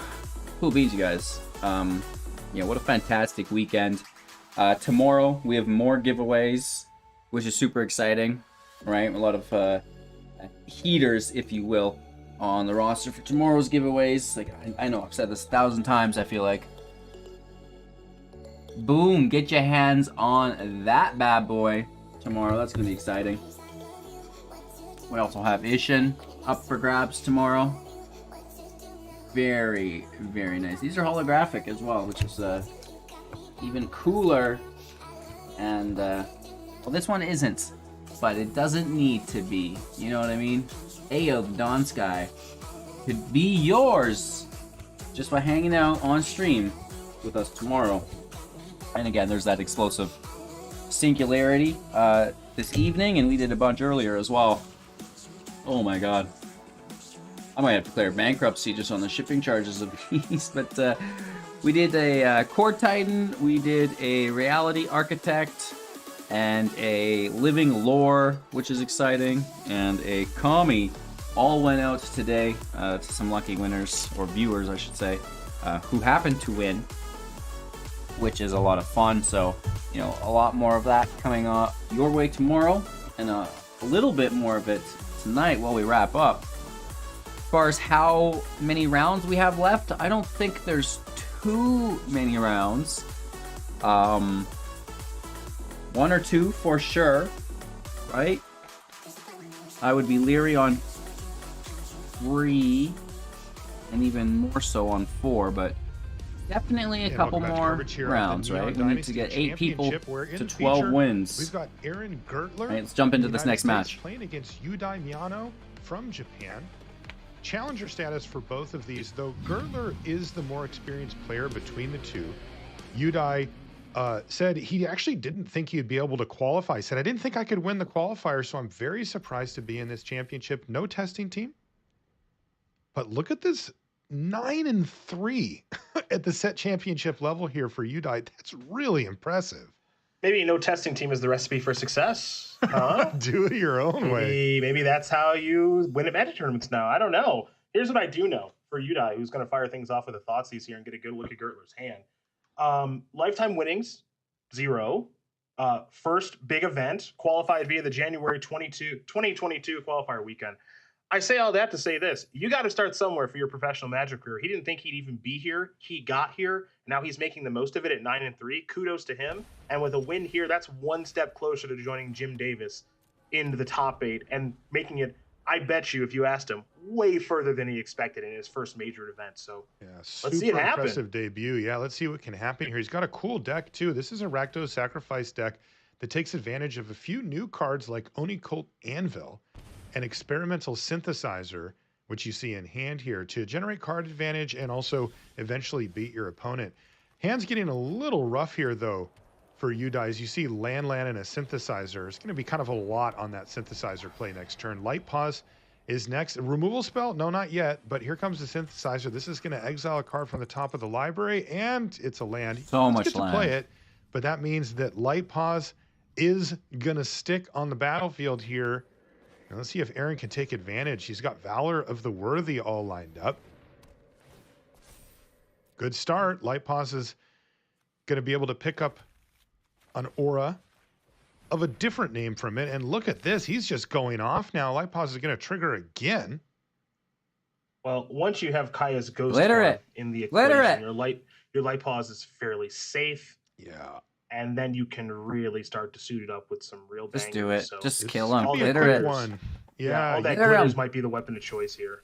Because it just makes it Oh, yeah. huge. 8 power. That's a 2-turn clock. 3 lands in hand for Yudai. There's Over. another land. The synthesizer does make a 2-2, but it doesn't fly. Over. It's Fatal Push, though. Okay, Oh, wow. Okay, that's at least lets you get to keep That's playing. so here. lucky. My goodness. That was extraordinarily needed at that juncture. Wow, what a rip there for Yudai to actually still be alive in any capacity at all. Yeah, but Gertler is going to keep it coming here. You see the SRAM and now Heliod's Punishment, going to be able to draw a card that way. So Yudai still got quite a bit of work to do. Can't believe he's even still alive after that turn, starting with nothing and then top decking a land. I mean, it had to be a 1-mana answer. But Rune of Sustenance plus 1/1 on the Light Pause here are going to come in and down to 5. There's a Cauldron Familiar. Currently no way to generate any long-term advantage. There is Luris of the Dream Den over in the... in fact, these are both actually Luris decks. And it looks like it's going to be a scoop here. Nothing to do there for Yudai Miyano. And that's going to be game number 1 going to Aaron Gertler very quickly and very decisively.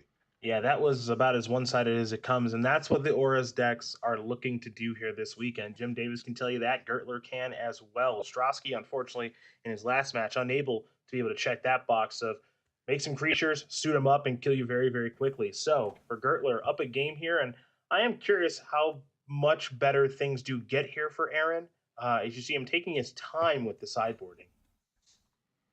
Yeah, we just really didn't get to see what Yudai's deck is doing. It just was such a poor draw that he was trying to keep his feet on the ground the whole entire time and wasn't able to do so. Gertler had the red carpet, right? It was just like, here you go, you know, like I'm tapped out, cast all your spells. And it, you know, he had the easy mode there. Let's see if Yudai can fight back though. A really great start to the tournament at 9-3. These players, like I mentioned before, with the 10-2 is certainly true for the 9-3s. They're not playing for top 8 here, but they're not out of contention for it. Yeah. But another loss would be a big step backwards for a top 8 run. So, you know, they're really in that like keep winning and keep praying to the magic gods mode here. Yeah, when you're playing a tournament like this, my thought process is always win until they tell you you're not allowed to anymore. It's a good way That's to do it, right? Yeah. I mean, would you change something if you saw the standings, right? No. It's like there's no draws. You just keep battling. I don't look at them. Yeah, I like that. Yeah, I'm just going to... I came here to win matches anyway, so I'm going to win until they say no more. There are no more matches left to play. It's a really good approach. Here's Cauldron Familiar after the Voldaren Epicure hits the battlefield. And a Witch's Oven. Much more action for Udai this time around. This looks like a sacrifice stack now. Yeah, now we're in business. Shram Senior Edificer is going to hit the battlefield. Once again, Inquisition comes off the top a little bit late there for Aaron. Witch's Oven's going to do its thing with the Cauldron Familiar. So that cat's going to re-enter the battlefield. 22-16 are the life totals in favor of Udai. And look at this. We get to see all the new toys here. Oniko Anvil's going to be at the ready. There's also Voltage Surge and some artifacts to sacrifice if he finds the need, though getting SRAM off the battlefield, it's got to be tempting. Yeah, there's always the question of, am I supposed to do this in response to an aura being cast, or am I supposed to just do it right now? There's arguments for both sides of that, but the engine is kind of online right now for Udai with the anvil and the oven and the cat here. So this looks a lot different than the last game we just watched. All right, Witch's Oven going to generate a food off of the familiar. It's now going to come back. Onikote Anvil will also trigger. This is going to pile on the extra triggers. And it looks like Udai has decided to pass the turn. Yeah, no red mana right now either, unfortunately, for Udai. So this is going to allow Gertler to kind of do a little something here with Kaya's Ghost Form and drawing some cards.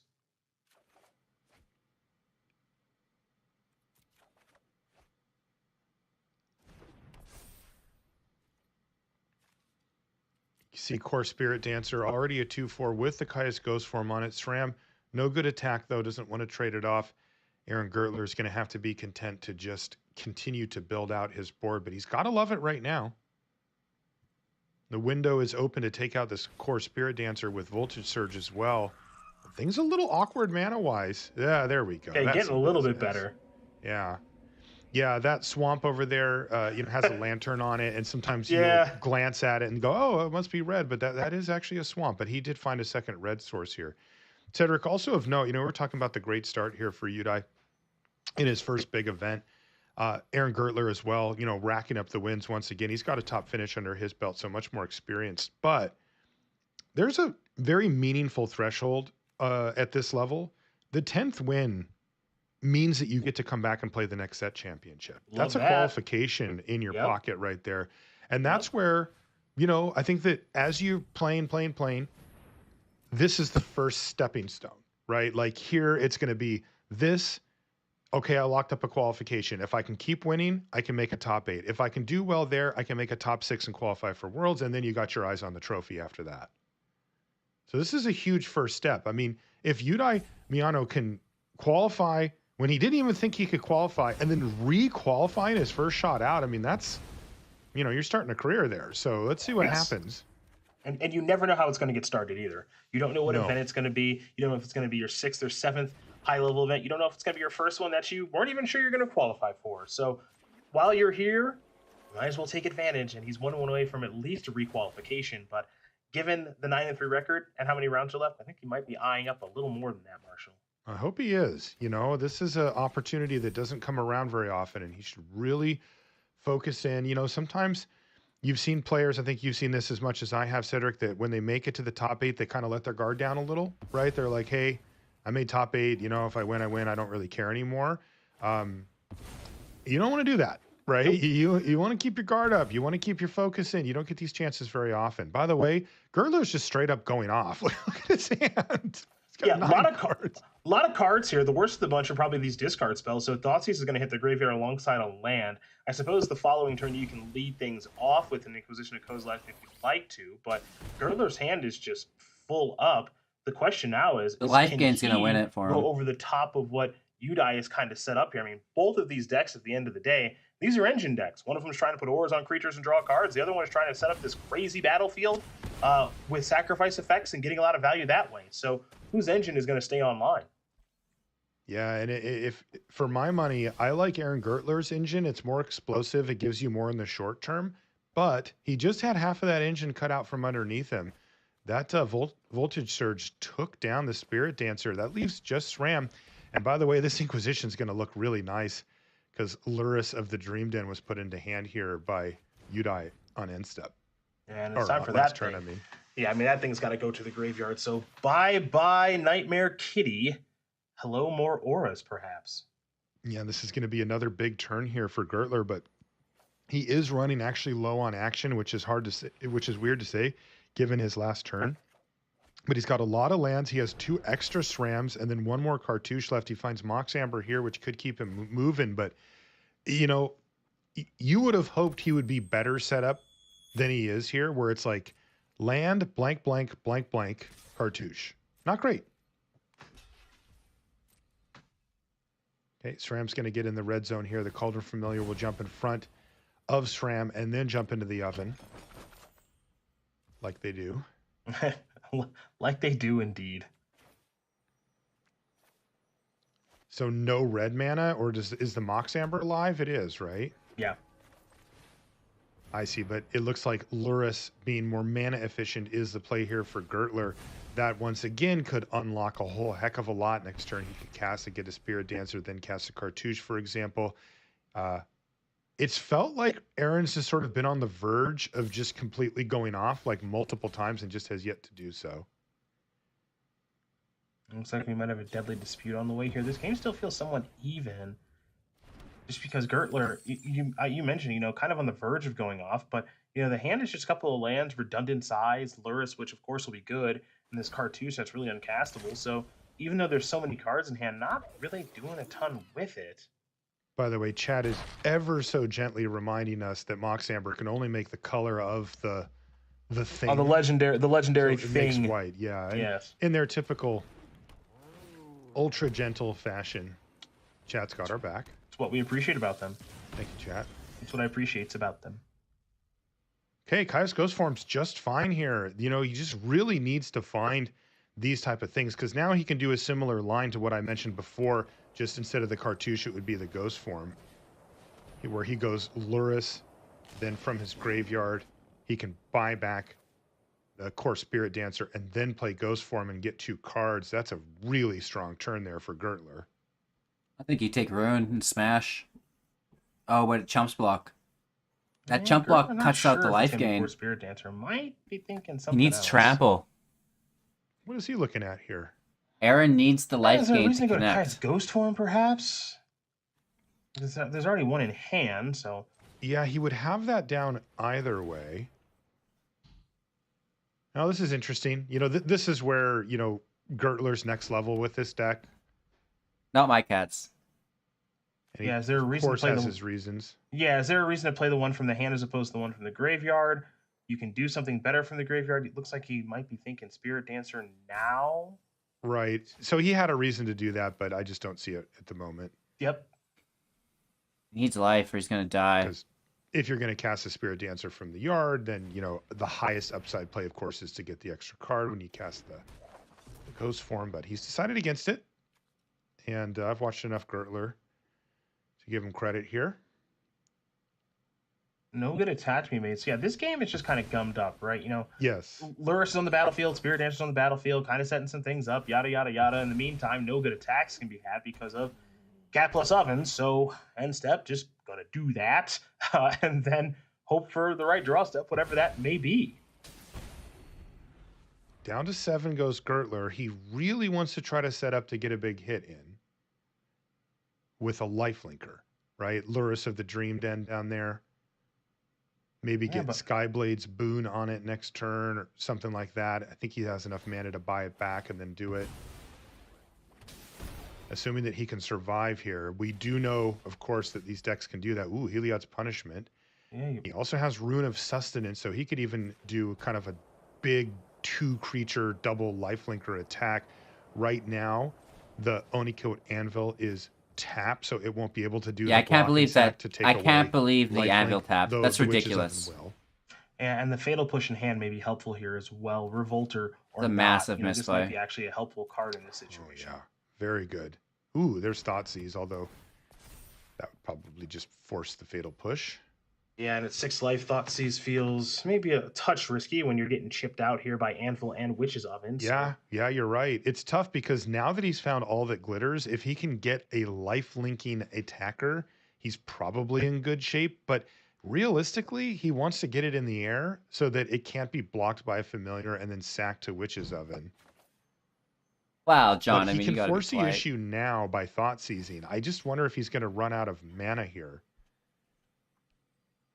Because this is a very costly 2 life.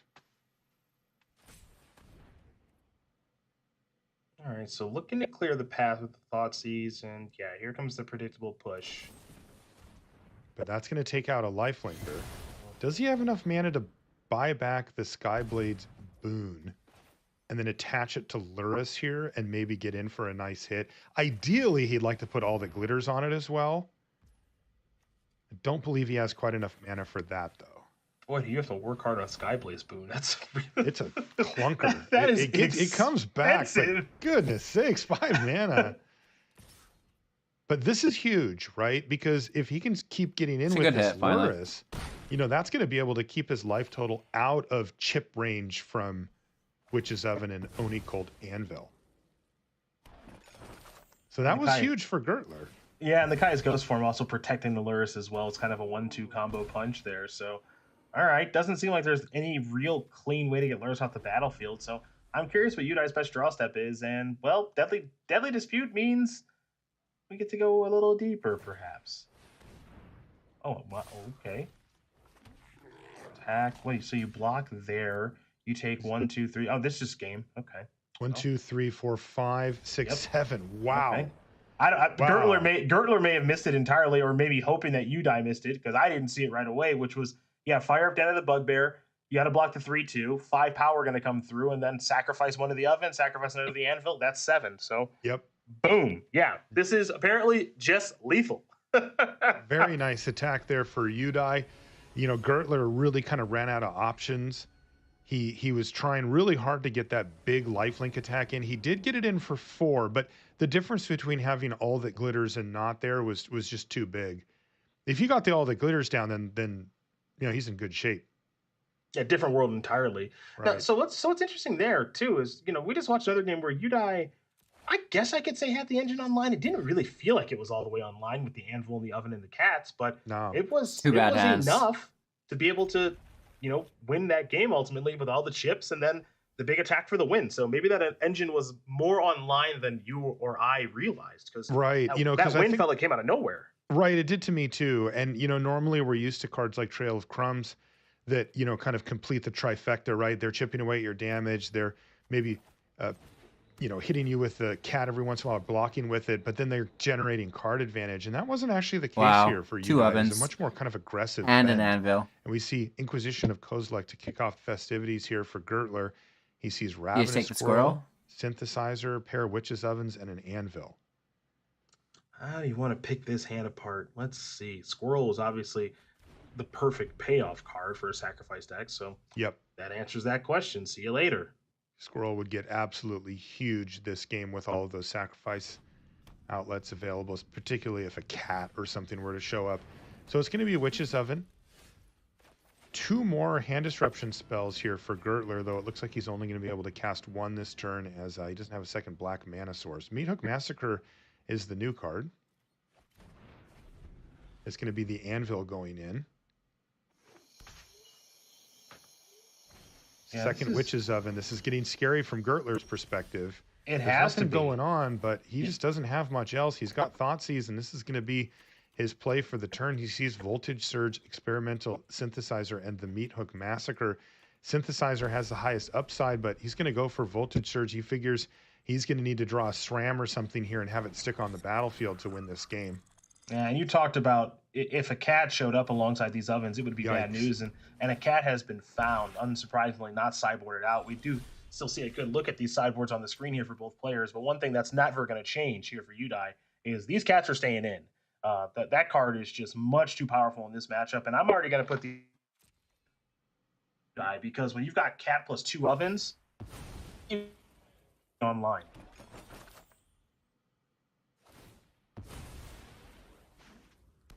Well, this one could be over very, very quickly indeed. As with no Gertler creature to suit up. Right. He found another all that glitters last turn, so now he's all auras and nothing to put him on. Yeah. There we go. There we Heliod's go. punishment is at least an aura that he can... Actually, he can't even do anything with it. I was going to say, hey, he could throw that on something. No, that doesn't even work either. Heliod's punishment actually seems fairly miserable against this deck in general. They don't really need to have their stuff stick around. And some of it's just passive abilities as well. Oh, so goody. that's pretty tough. Another cat. Mm-hmm. The meat hook, I think we're just done here. I mean, if there's a SRAM off the top of the library, is that even close to good enough at this point? It's just. I think it's just too slow. Yeah. He's going to put Heliod's punishment on Luris of the Dream Den. It does lose its abilities while gaining one new one. So, hey, at least it's a target. It's also got summoning sickness right now, so it won't be able to it's start a free round here. working off its debt to Heliod. But this is not looking good for Aaron Gertler. No, to Just put keep it running the cats. very mildly, Just keep running the cats. I think the window has passed now because yeah, I think the window has passed to draw one of your 2-mana creatures, Light Paws, SRAM, Core Spirit Dancer, whatever. Because even if I'm looking at the auras in hand here, Kaya's Ghost Forms, it's not about that this game. Right. Sentinel Eyes is just a little weak, and then All That Glitters is nice. Don't get me wrong, but you need to be doing this stuff significantly earlier. Now this cat stuff is just run out of control now, and yeah, I don't know how Gertler can get back into this game, and especially when Meat Hook Massacre is on the battlefield now too, and the static of that, I don't think so. Yeah, he's just going to play it as an enchantment, and that's going to be concession there from Gertler. Congratulations to Udai, as he is going to re-qualify at the very minimum on his first big run. In fact, his first big tournament. We asked him before, and he said he didn't even think he could qualify for this thing. And now, not only is he still in top 8 contention, let's not forget, he's just qualified for the next one. I remember my first Pro Tour way back when, 2004 in San Diego. Yeah, I started 0-3. I was nervous. I felt like I was just, maybe a little bit imposter syndrome, all this other stuff. And, I knew I wanted to get back and play on that level. My first Pro Tour and Pro Tour level event like this one, I didn't do well at all. I didn't know what the heck I was doing.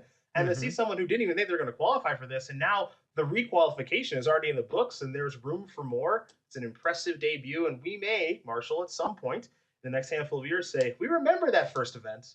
And now we remember the one where he's making top 8s and who knows what else. So congratulations. That's awesome to see. Yeah, and he's just got to keep on going. Might even find himself in the top 8 with a few more wins. We've got more Magic to bring you here from Historic. We've got game number 2 of Brent Voss versus Shintaro Ishimura. As we come in, you can take a quick look at them. Coming in, is it Phoenix versus Azorius Affinity? There's Riser. Don't get scared, Cedric. I know you've played against Riser before. Yeah, I am scared because I know I would lose. Yeah, he is a monster.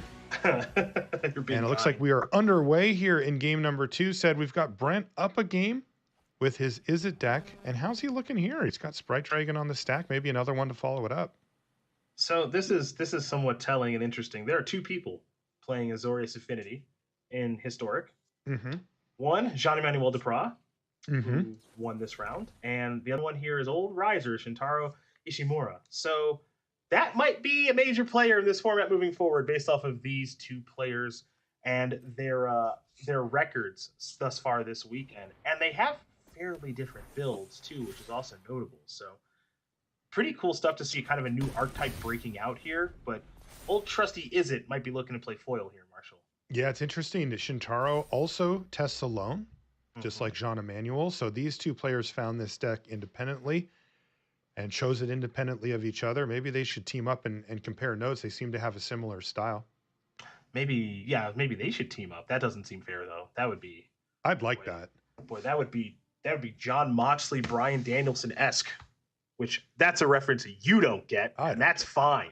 That's fine. Is that from your Nickelodeon show? Or? No, it's not from Legends of the Hidden Temple. Come on, man. Oh, I'm sorry. I know I really let you down with that. I have so many YouTube links for you when this show is over. My goodness. Oh, man. Shintaro is staring down at some action, right? He's got a few things going on, but he's under some pretty intense heat right now.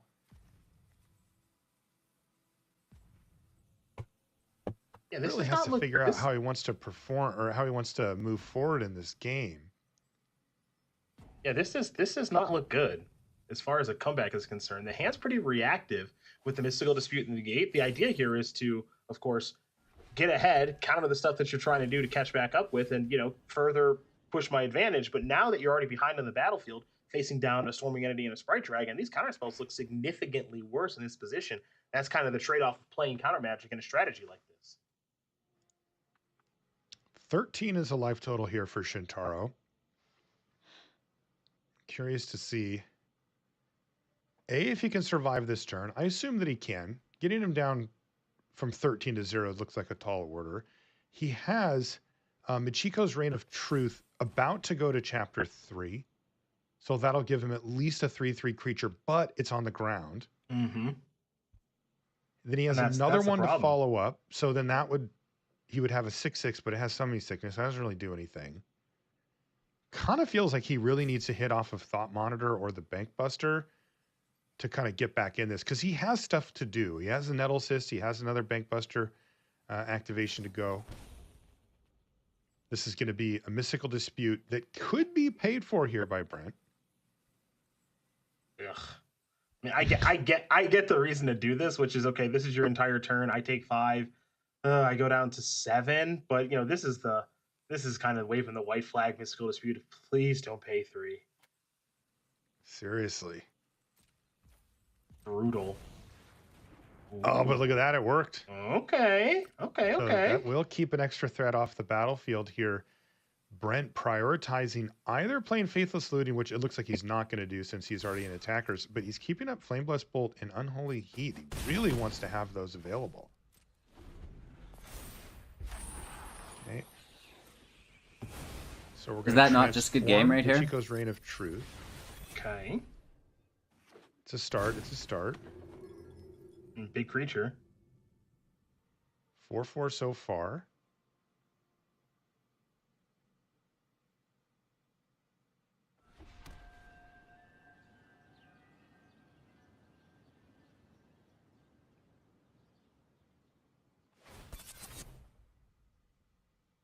Okay, crew this up. Then I guess you could just play the other Michiko's Reign of Truth if you want to get in for a very large hit here. With Negate at the ready. Mm-hmm. Though getting Thought Monitor down is tempting. It would leave Negate unavailable currently.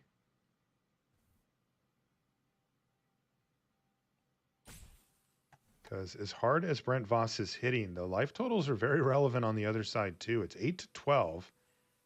Bankbuster could get in for 4 here. Or more. Might be Nettle Cyst time. I'm not sure how to It does look like that might be the case. And then if that happens, you can see why Brent was prioritizing leaving up that Unholy Heat. Yep. Okay. And he would need to spring into action here if he wants to take down the Bank Buster.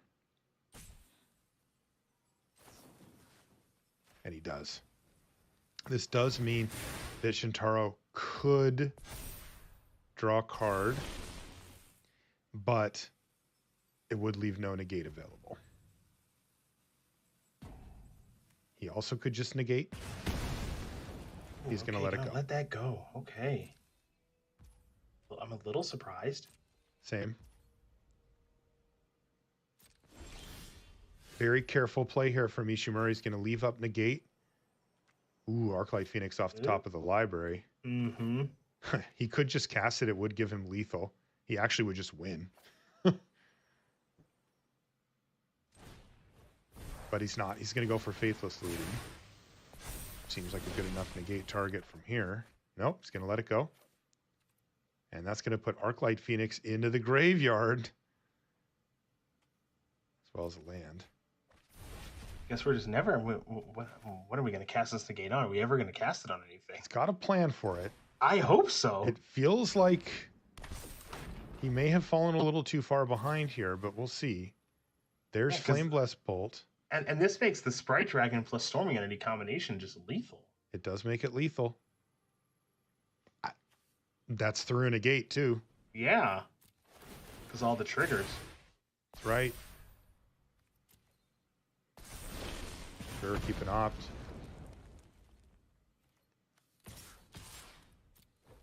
And Brent's like, attack you for the win? Yeah, that's how I feel. I hope you don't have anything. Okay, I guess I win. Okay, yeah. And that is game Easy. number 2 going to Brent Voss. He's going to seal the deal, kind of inching closer and closer, and then just said, like, I guess I got you. And Shintaro said, yeah, you do. And in fact, that is going to be game number 2 going to Brent Voss. So he's going to improve to 10-3, and he's going to get that same qualification that we talked about in the last match. A good reminder that Izzet Phoenix is still in this tournament. It is still the most played deck in Historic. One could argue the best deck in the format, and still performing admirably, regardless if its namesake card, Arclight Phoenix, does or does not show up. So for you Blue-Red fans out there, deck is still plenty fine. It is very solid, and a lot of people chose it for this tournament. We've got another couple of rounds to bring you of Historic. We're going to take a short break, but when we come back, we'll have more action here from the Neon Dynasty Championship. Don't go anywhere.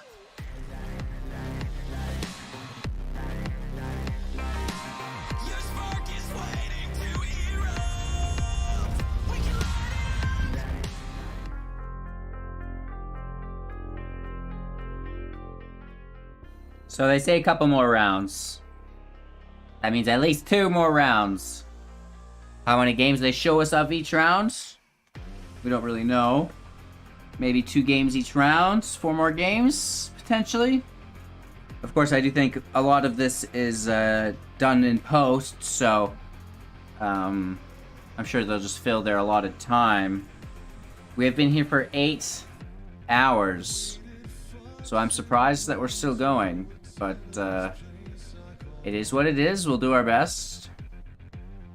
Tomorrow we have new giveaways.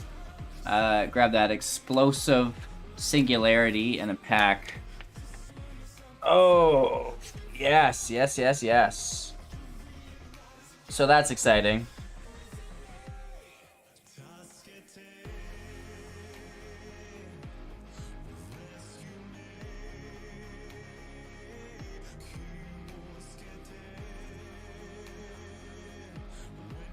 Current round 14. I'm pretty sure there's only 15 rounds, but I could be wrong.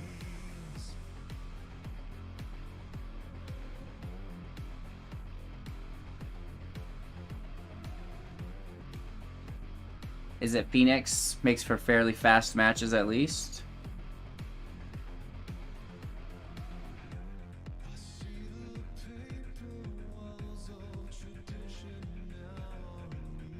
Zorius, Yorion is not quick matches though. This shit is slow. Oh my gosh. Hopefully the Zorius deck gets paired against a really nice aggro deck that just goes like absolutely ham. Right? Hey friends, welcome back to coverage of the Neon Dynasty Championship here on day 2 of competition as we work our way towards our top 8.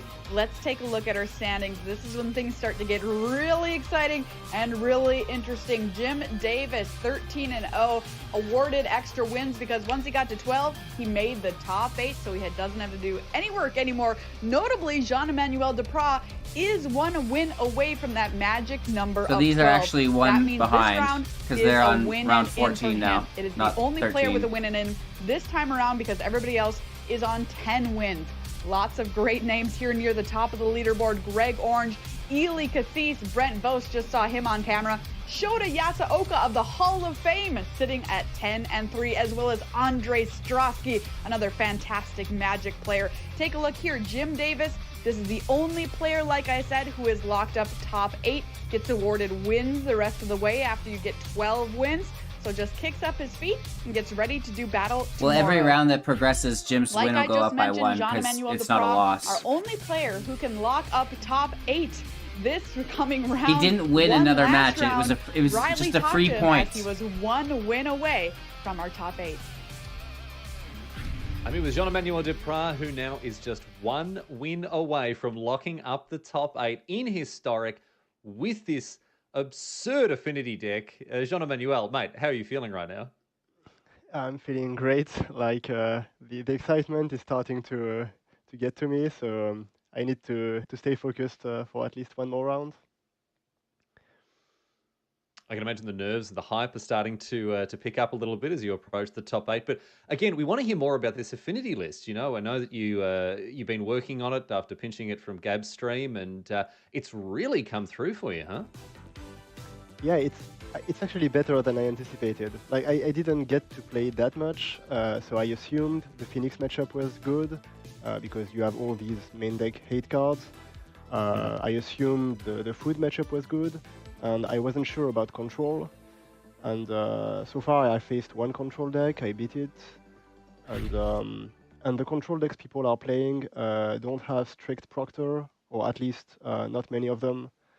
So yeah, I feel good actually about how I'm positioned. It's a pity the top 8 will be in Alchemy, but at least I believe in my chances to get there.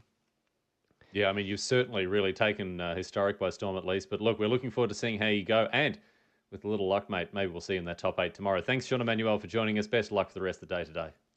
Thank you. There's Jean-Emmanuel Duprat, 1 win away from the top 8. I feel like this could be just about any tournament, and I could say that, and that would be true. That's just how good this player is. And our players, by the way, are not just playing for top 8. They're also playing for 6 spots in the World Championship, which is just an enormous thing that they could get at this tournament if they take 1 win once they're into the top 8. Corey, talk about qualifying for this championship. Yeah, absolutely. So the first spot goes to the reigning world champion. That is Yuta Takahashi. Then we gave 6 people an invite at the Innistrad Championship. 6 more will be given away tomorrow at the Neon Dynasty Championship. 6 more at New Capenna. And then we do the top 5 of the MPL or Rivals season performance, as well as the top 8 challengers, how they perform throughout the whole year. And here's the players who are already qualified, Riley. Yes, indeed. You can see some huge names there and that enormous Japanese contingent. These players have just been on an absolute tear. The dominance of Japanese Magic continues, although Simon Gertzen and Zachary Keeney representing other parts of the world, but still plenty of slots to be filled out. And as you've said, 6 of them will be decided tomorrow. Wow, we haven't done the World Championship like this in a while, so it's super exciting to give out 6 spots tomorrow, everybody. Come on back, you're not going to want to miss that. Well, it is deck tech time, and this time I'm doing the deck tech. It's with Arne Huschenbett, who's playing Azorius Control in Historic. Was I too mean to him because he was playing a control deck in this deck tech? I don't know. You watch it and tell me.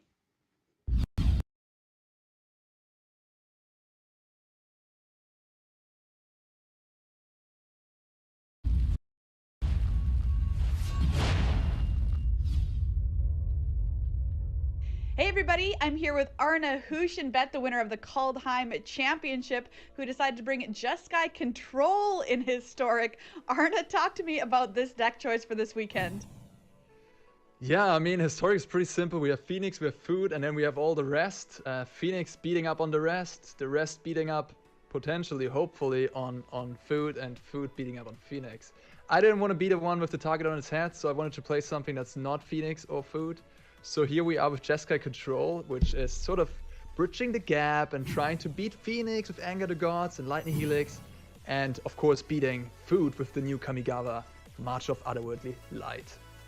Arne, I gotta say, this deck right here, this is my absolute nightmare as a Creatures player. How could you do this?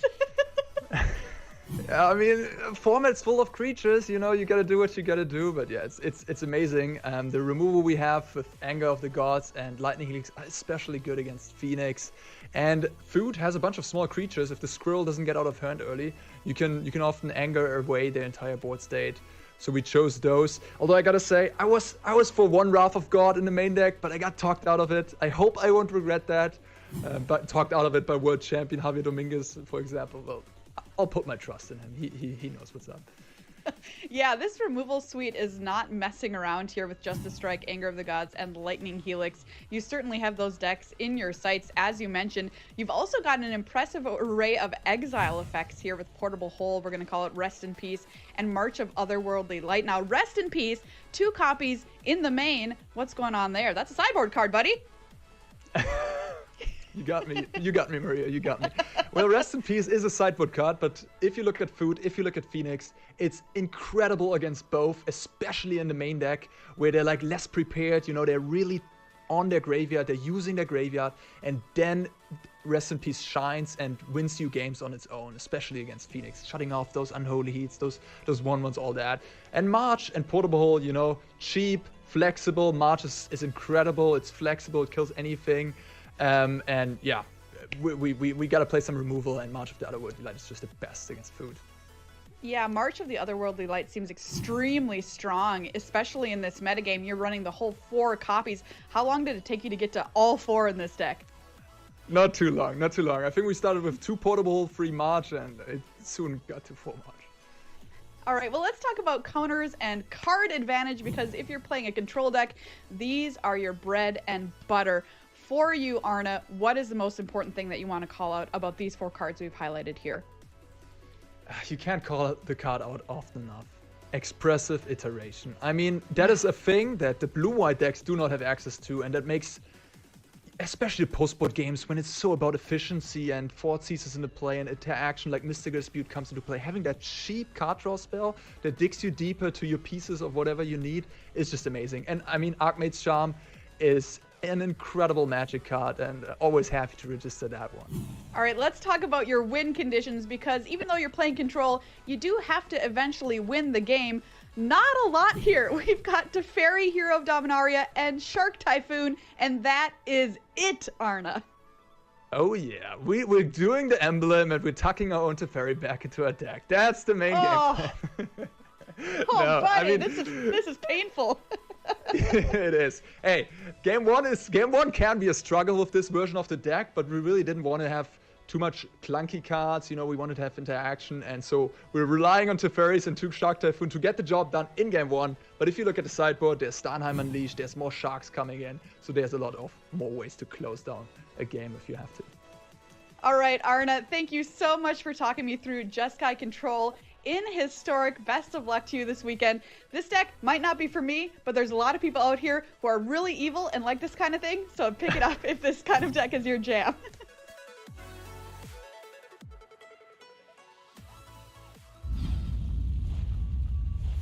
And I meant it. Evil. That deck is evil. Sorry, Arna.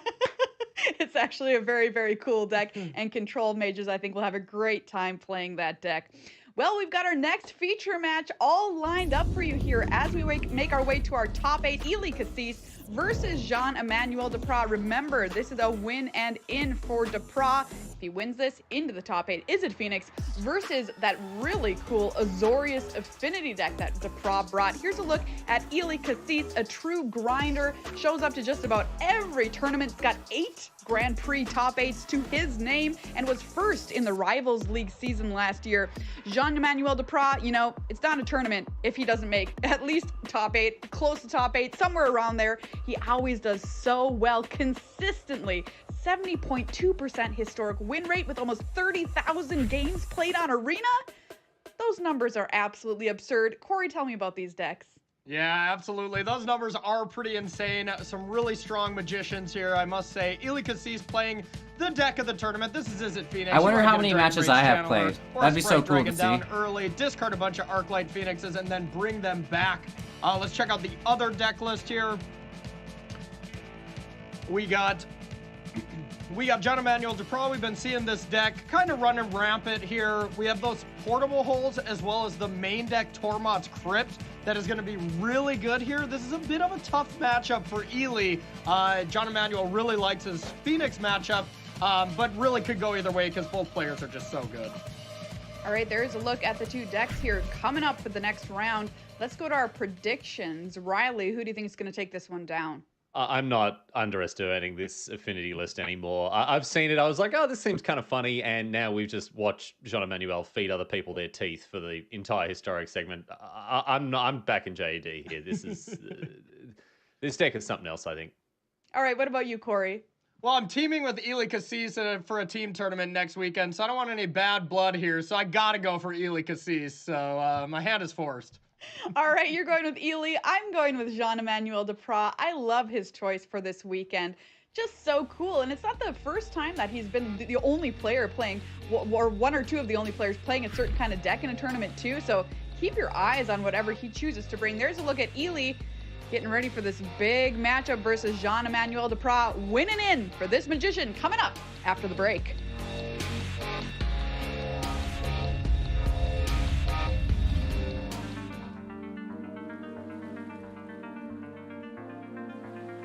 Holy Toledos.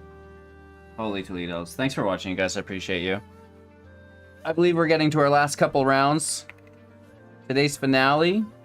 One more giveaway for today, and then I'm going to save the rest of them for tomorrow, which is cool. So an explosive singularity and a pack.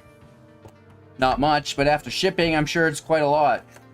So stay tuned. We're going to wrap up with that today. If you haven't done so yet, throw a like on the video. It helps. Maybe subscribe to the channel for more cool content daily, and become a YouTube member if you want exclusive goodies. But yeah, let's just let's hang out and get after it. A few more rounds to go.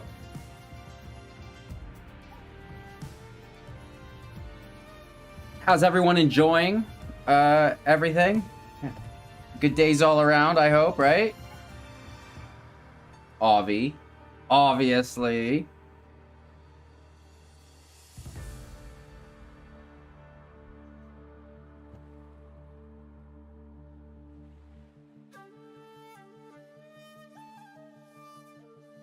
Almost 7,000 views on the video. That's all right. Definitely not 7,000 likes, though. What the heck, you guys? That's such a small percentage of people actually like the video. That's okay, though. It's okay. It's okay. Still love you.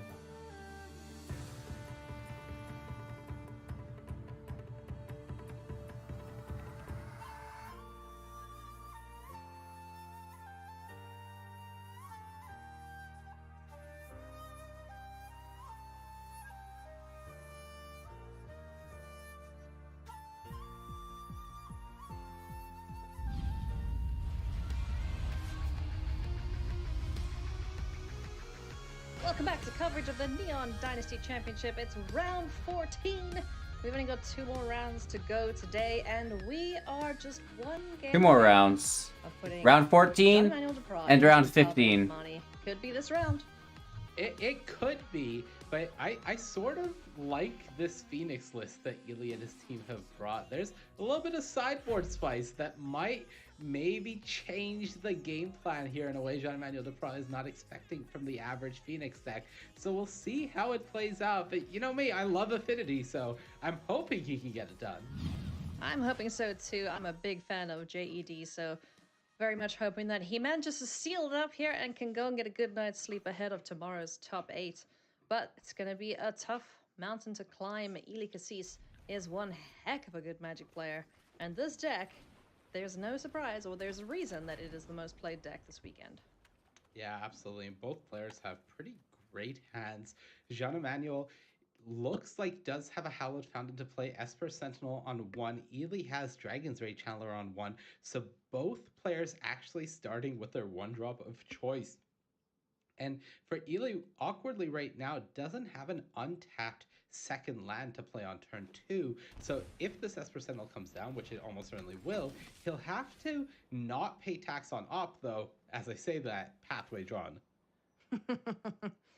the top of the deck is just like, you know what, money, just for that, I'm going to give him an untapped land so he can pay his taxes. Dragon's Rage Chandler swinging on in here, tempting the Esper Sentinel with a block, but JED says, nope, no thank you. Passes the turn back, holding up that opt for the end step. Thought Monitor is the draw here for Jean Emmanuel, who doesn't have all that many options for turn 2, just the Soul Guide Lantern, which would ideally like to catch a good old Arclight Phoenix.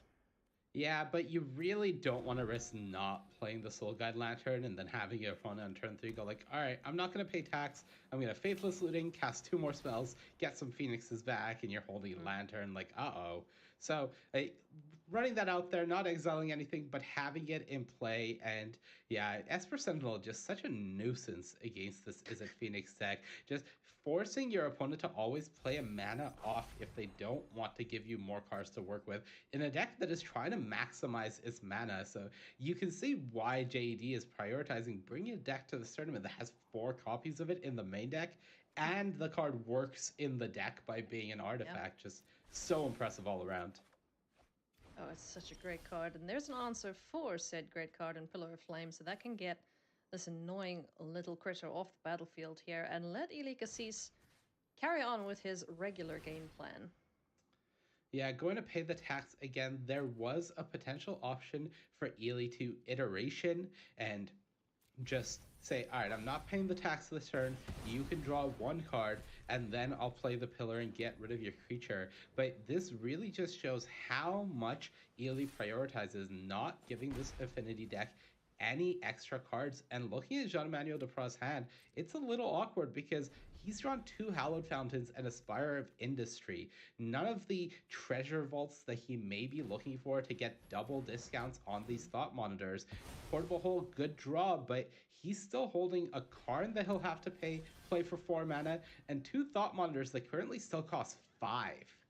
Yeah, those are some expensive birdies right now. Expressive Iteration is going to be the play here for Eli Cassis, as he wants to find land number 4. Nothing that JED could do about it at this point. Yeah, JD does have the Soul Guide Lantern available for him, but he's not going to use it in response to an Expressive Iteration. Certainly wanting to save that one for Phoenixes to come back, or if things start to get out of hand for Ely. Finding another Expressive Iteration here is nice. Unholy Heat, maybe not that necessary here, considering Jean-Emmanuel hasn't presented a threat yet, though you don't really want to get caught off guard. So Ely taking the time to think about it, I would guess that regardless of what the first card he chooses is, he's going to take the Spire Buff Canal as the second. And it's really, do I value more card selection over being safe with having a removal spell? Something to do here for Jean-Emmanuel, who finds an Esper Sentinel in his draw step. Land number 4 is available to him, and Karn, Scion of Urza, is going to come on down. And let's see if he finds some lands here for Jean-Emmanuel, or if we're just going to start making good old Karnstructs. He's making the Construct, which is good for Ely because this Arclight Phoenix hard cast from the hand can now take down the Karn, but this token is going to stick around. So getting that board presence, but it is at the cost of exposing your Karn to a potential bird. Upsetting way consider Storm-Carved Coast. Drawn off the spell, and like you mentioned, Arclight Phoenix, you can hardcast them, and a nod of recognition there from Jean-Emmanuel, as Karn is gonna bite the dust here, unfortunately. Yeah, and unfortunately for Ely, doesn't have Delirium, and even if he did, the Soul Guide Lantern on the battlefield would be able to negate it. So this Unholy Heat not able to deal with this Construct yet, and that means that Jean-Emmanuel Duprat can now have a turn where he goes something like Esper Sentinel into a 3-mana Thought Monitor, draw some cards, and start getting artifacts on the battlefield, which, with another Thought Monitor in hand, look pretty good. Now, as with Convoke, 1-drops are free, so if he wanted to run out the Thought Monitor there, it could do so, but opts to go for the Nettle Cyst instead, getting a big ol' 5/5 down the battlefield, so Karnstruct gonna swing in there for 5 points of damage. Down to 14 goes Cassis, who draws another Unholy Heat, and would love to get the 4th card type into the graveyard here to get that Delirium online. Yeah, this is really tough for Ely because he's holding two heats that are essentially only able to answer this Esper Sentinel right now. And he's also holding a Finale of Promise that is fully countered by that Soul Guide Lantern that's on the battlefield. So it feels like Ely might need to force the issue here and just make Jean-Emmanuel Duprat counter this Finale of Promise by using that Lantern so he can try to build Delirium for these Unholy Heats. Gonna pay the one here for the Esper Sentinel. We'll get a trigger off the Dragon's Rage Chandler. Yeah, we want that one. Oh, yeah. Yeah. Want maybe too casual of a word. I think Ely needs that one. Yeah.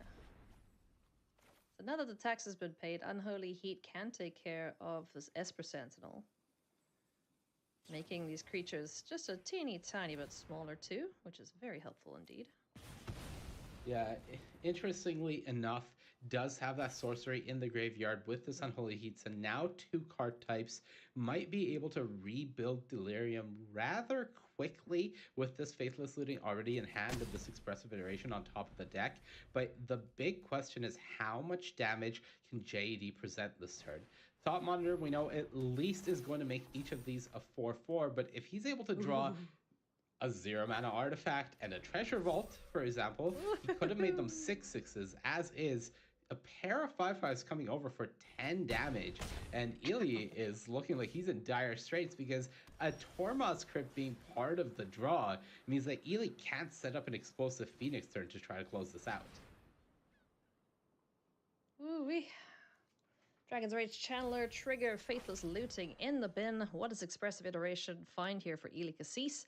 An Unholy Heat and a Sprite Dragon, which he may well need just as an extra blocker against this ever-growing army that Duprat is assembling. Yeah, this is tough. Taking the Steam Vents would actually allow you to Faithless Looting, or the Sprite Dragon, would allow you to Faithless Looting, try to put a creature and a land in the graveyard and turn on Delirium. So I wouldn't be surprised to see Ely's line be something like Unholy Heat goes to exile, one of the two card types comes to the hand, and then tries to set up a Faithless Looting to clear off this board, but maybe just wants to play it safe by getting the Sprite Dragon onto the battlefield as a creature. Yeah, and doubtless something's going to have to block this turn, so that would get a creature type, well, that would get a creature into the bin.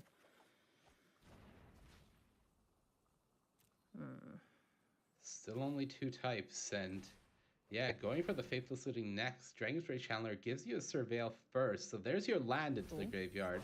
So now you just need a creature to turn on, and there's some creatures. All right, so Unholy Heat and Delirium online. You can double Unholy Heat down those creatures and attack with everything, but Ely, the big problem is still that Tormod's Crypt, so Ely being aware of this has to time these spells properly if he wants to actually get any use out of them. Woohoo! He's going down to 2. This is terrifying. Okay, this is fine. Nobody panic. Yeah, 2 lands. Get out of here. We don't need any of that right now. I'm panicking, Ely. Haley. I don't know. This is tough. This Chandler has to attack. You've got 3 3s that are mostly on chumping duty right now. It would be pretty dreamy for Ely if Jean-Emmanuel just decides to activate the Tormod's Crypt, because you can at least kill off this Construct now. You're still losing your Dragon's Rage Chandler, but one of the big threats is answered. But I don't know if this is enough. Well, yeah, this is tricksy. But Unholy Heat can take care of one of the bigger creatures, like you mentioned. Dragon's Rage Chandler is going to get chomped. Arclight Phoenix can block the Construct. Storming can block the 2/2. Yeah, you see JED shaking his head because he knows this is Unholy Heat here. So he's like, did I really need to give this timing to him? I could have just taken 3 damage. I'm at 13, and I'm so overwhelmingly ahead. And yeah, I think at this point, JD has a pretty near certain read that this last card in Ely's hand is an Unholy Heat, but yeah, I don't think it's doing enough once that Tormod's Crypt resolves.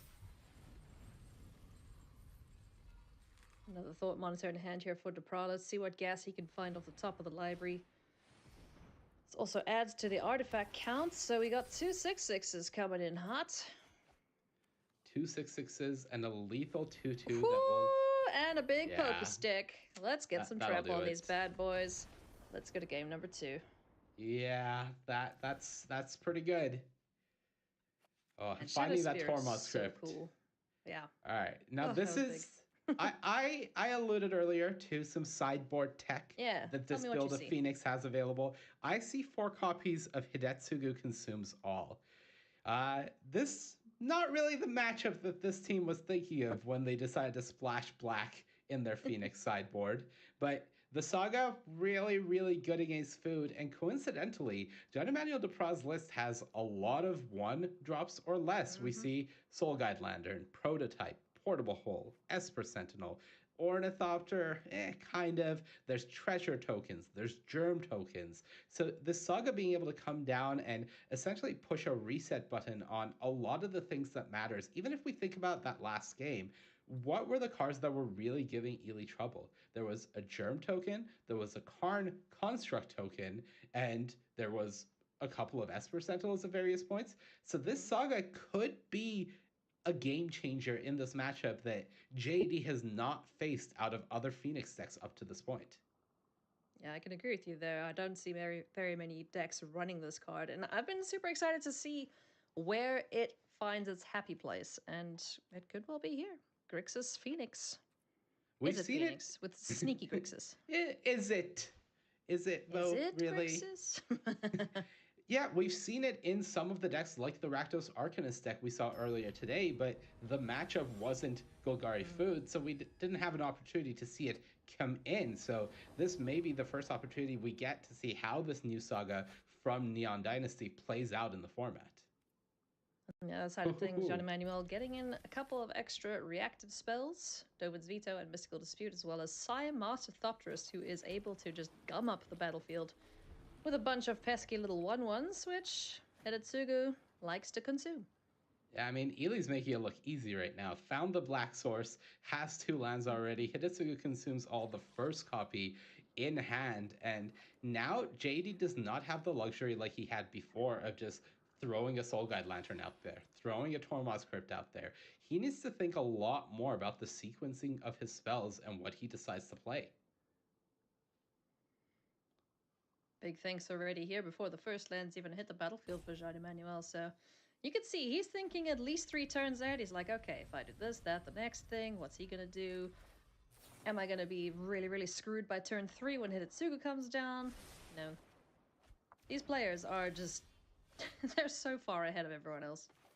Yeah, part of the consideration there is if I play an island and the next turn I want to use Spire of Industry to cast Ingenious Smith because I want to hold on to my Iganjo, then I'll have to play out this Tormod's Crypt as an artifact to get that online.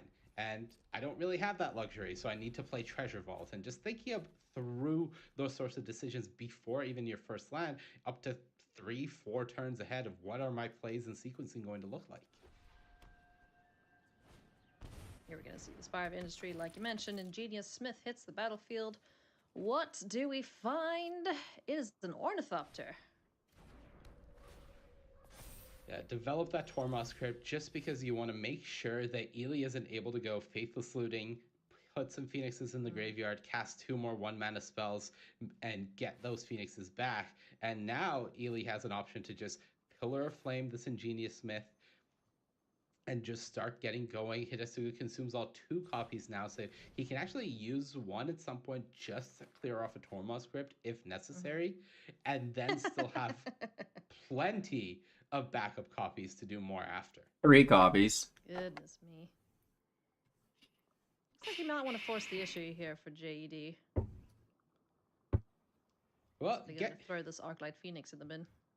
Yeah, he can get a Phoenix in there. Doesn't quite force the issue yet, as JD isn't going to be facing 3 spells cast this turn. Only the Pillar of Flame is the follow-up here. So it is possible that Ely might want to hold it back, but I think considering your game plan is going to be casting multiple copies of Hidetsugu Consumes All, which is going to exile your graveyard anyways, you don't really care about this Phoenix potentially going away. No 3rd spell as a follow-up. That's going to be Good to see for Jean-Emmanuel. So a bunch of spells hanging out there. Hallowed Fountain is the draw. Plenty of lands going. Now, Jean-Emmanuel does have a nice turn here where he can run out the Psy Master Thopterist into the Ornithopter and just get those creatures flooding this battlefield. Yeah, this is Jean-Emmanuel saying that, yes, you discarded a copy of Hidetsugu Consumes All to that Faithless Looting, but there's no guarantee you found the black mana. There's only 4 black lands in this deck, so I'm going to run some stuff out there, and maybe you discarded the Saga because you couldn't cast it, rather than because you had a backup copy. As it turns out, Ely was slow rolling the black land, had it all along, and the backup copy of Hidetsugu Consumes All. So able to get on the board, do a little mini reset, and unfortunately for Jean-Emmanuel, actually has the 3rd copy for next turn to do it again with Jean-Emmanuel Duprat. Slightly rebuilds here with a copy of Nettlecyst, making a Germ as well as a Thopter token. Here we're going to see the Hallowed Fountain follow up from the Nettlecyst. If the 2nd copy of Hidetsugu Consumes All hits the battlefield, those 2 tokens will go away. All graveyards go bye-bye. All right, let's do it again. Yeah, why not? That's a terrifying art on that card. I've actually checked it out properly. It's very scary. I believe it's something getting consumed by Hidetsugu, and right on time for Jean-Emmanuel Duprat. Finds a copy of Dovin's Veto, but this hand doesn't look great against what Ely is presenting here, because I think Ely's game plan is just to hard cast an Ox of Agonis next turn and refuel the hand that has been emptied up to this point. Yeah, he's like, hey, you're drawing cards. Let me try that too. Seems like a good idea. Psy is large here. Psy is swole. He's been lifting, man. Look at that. Woo! 4-7. Go, man. I don't know if he's been lifting so much as just getting infected by some germs, but whatever it may be, Psy is definitely in charge right now, and a very, very scary threat to see equipped with a Nettlecyst on the other side of the board.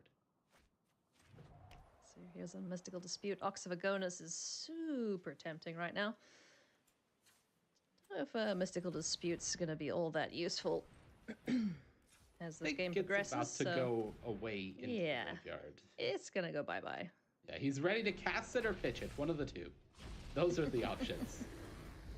What'd you get? Ooh, Unholy Heat. All right, and an Opt, so that'll help him dig a little deeper into the library. Find some extra goodies. And mind you, Vessel of the All-Consuming is fairly threatening, so something that Jean-Emmanuel Duprat has to either leave back a blocker for or get rid of before it grows out of hand, as we see Ely hovering over it like, what do you do? Yeah, just gotta remind yourself there. It's an alternate win condition, basically, because if it deals 10 damage, the player loses the game, so you don't want that guy making too much contact with your face. Yeah, notably it has to be 10 damage in one turn, but that's still pretty terrifying. And now Ely, with that Drake and that Arclight Phoenix, okay, I've got the ground sort of gummed up against your Psy. You're fortunately not drawing any artifacts right now. I'm going to start developing my Air Force and try to get in that way. Big old birdie now, 5-4, another Unholy Heat off the top of the library. No land. Arclight Phoenix won't be able to caca its way into action. Does he fancy attacks here? Smash. An attack would require him to trade off the creature plus 2 Unholy Heats to deal with Psy, which I don't think is a proposition that Jean-Emmanuel Duprat is really unhappy about, even though Ely would be. So it makes sense to just sit back and wait for the Air Force for now. Jean-Emmanuel Duprat has some choices still. Those treasure vaults can make treasure tokens that, although they don't trigger Psy, they would give you some sacrifice fodder, which certainly is looking tempting. There is also a portable hole in JED's hand that at some point he can just play, saying that, okay, well, you're not going to play a Dragon's Rage Challenger that matters this game, so I'm just going to play this hole to get a Thopter token. Nice. Psy getting a little chunkier with those 2 treasures generated off of the treasure vault. Another land for turn. And I think Psy is just on the good old blocking duty. There's another copy of Hidetsugu Consumes All. Wow, that's all 4 that we've seen this game for Cassis. Yeah, and if JED takes the opportunity to sacrifice another treasure vault on this end step, I think Cassis is going to be pretty excited about the opportunity to wipe up 4 treasure tokens with the Sedetsugu Consumes All and shrink that side down, or maybe even use it as an opportunity to shrink down the side post combat here. Unfortunately, that Dovin's Veto is there to make this maybe not the best attack from Cassis, though it's a lot of pressure all the same. Yeah. 5 creatures swinging on in. Sai's going to do his best to block one of these vessels of the all-consuming. There is the Iganjo. Yep. There is the Iganjo that can deal with one of these other threats. Crackling Only Drake cost being 2. the biggest of the bunch. JD has to remind himself that he does have a legendary creature on the battlefield. So Iganjo not going to cost 3 mana to activate. So bye-bye Crackling Drake. Just 3 damage coming in the air and then 7 on the ground. That's still a big chunk of damage being taken here. Yeah, Down to 9 goes JD. Half of his life total. This vessel grows, so still a lot of value. Oh, they see each other? Oh, that's icky. Oh, no. I was about to say, if that one gets both the counters, that would be gross. Yeah, Vessel does get the counter from any combat damage it deals. It doesn't have to be 2 players. So the one that died did trigger from dealing damage to the side, but ultimately it's gone before it gets that counter. And considering play this Hidetsugu's Consume All wouldn't actually kill the scythe here because it would only get shrunk down by 2, there's no reason for Ely to run it out here and now can just sit behind his Air Force. I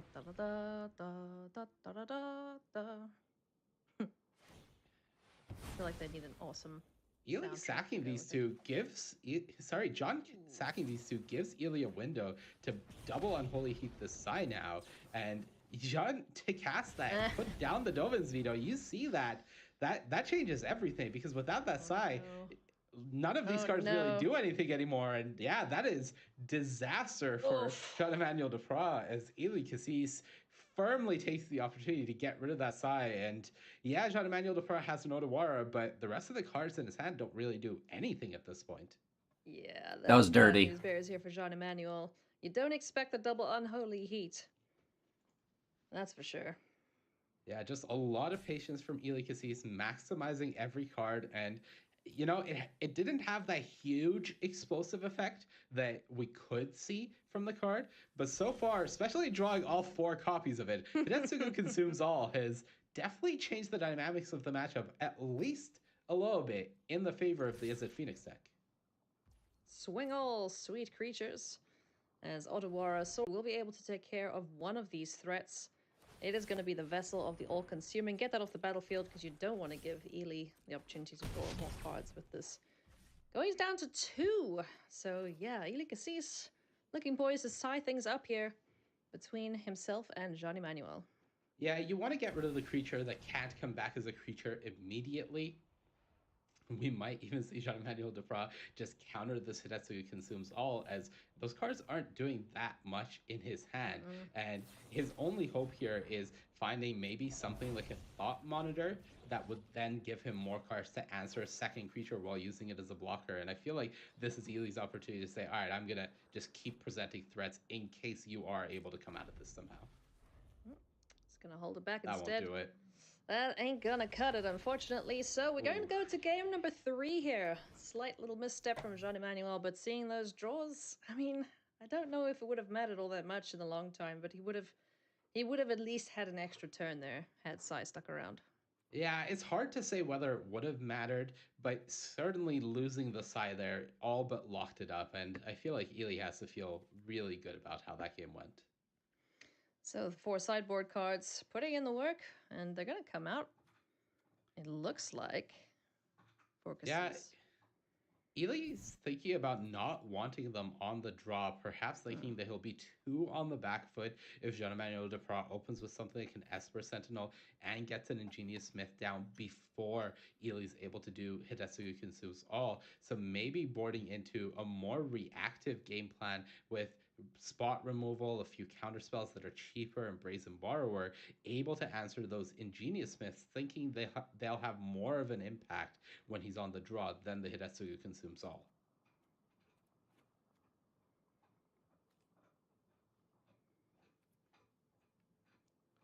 This must be a very, very tense moment here for Jean-Emmanuel Duprat. He's just one game away from locking up a top 8. Pretty sure he wants to get it over and done with right here, right now. So just gotta keep his wits about him and play it cool, calm, and collectedly like he always does. Eli Cassis would love to improve to 11 wins, increase his chances of making day 3.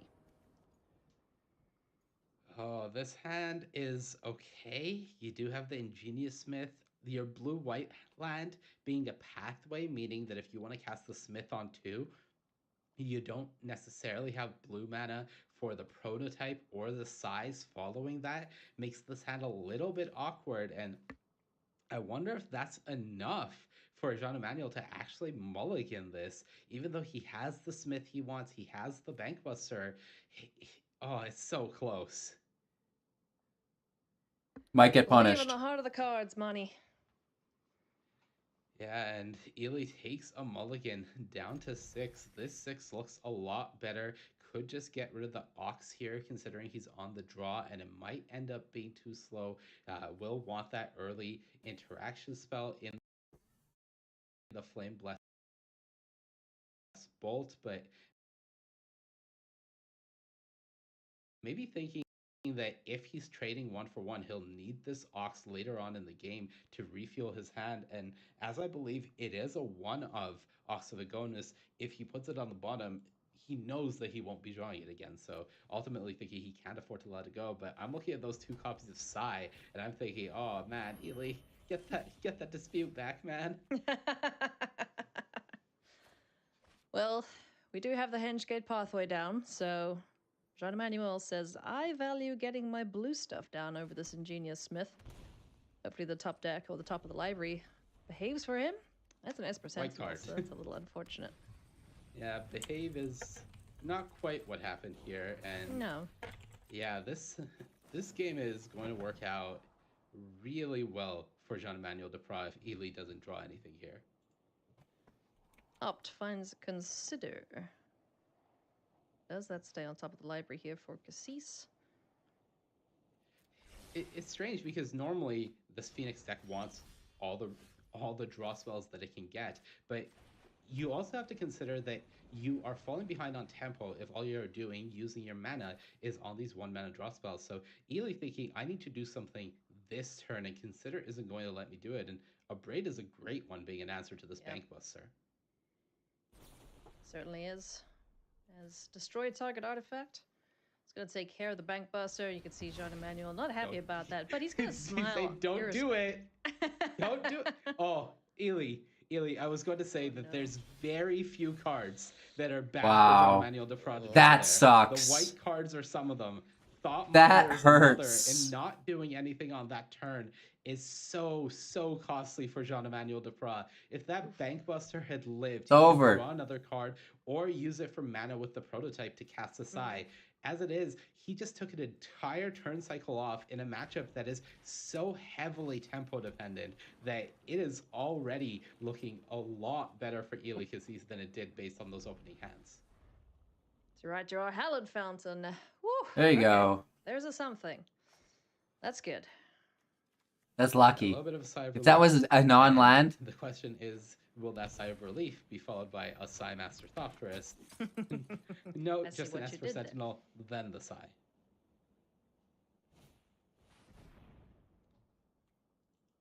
All right, so we got something going here. Got the mana. Have the colors. It's all good.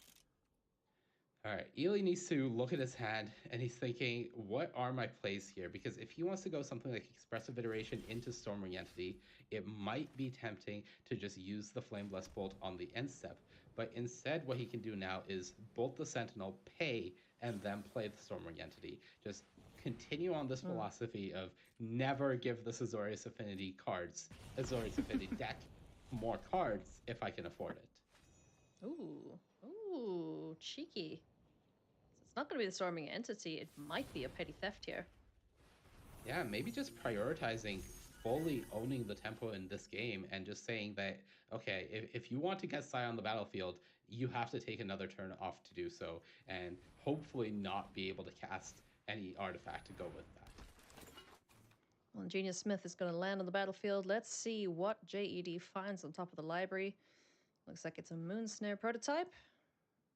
And something else as he considers what he needs to add to this battlefield to get himself even Stevens here with Cassis. Yeah, thinking about the options, does have that treasure vault that he drew for the turn, so is able to go land, use the prototype with the Smith to get Psymaster Thoughtverse back on the battlefield. So Ely bought a little bit of time, but now it's once again Jean-Emmanuel Duprat that's fully on the board, and Ely's playing from the hand, so. Yeah. So to kick things off this turn, Ely Cassis is going to look to Expressive Iteration. Sees a Phoenix and 2 lands on top of the library. It's okay. It's not great. You have a land, you're able to go Storming Entity here, you're able to get some scries in, and potentially this Ox of Agonis next turn discards 2 Phoenix. Pretty good.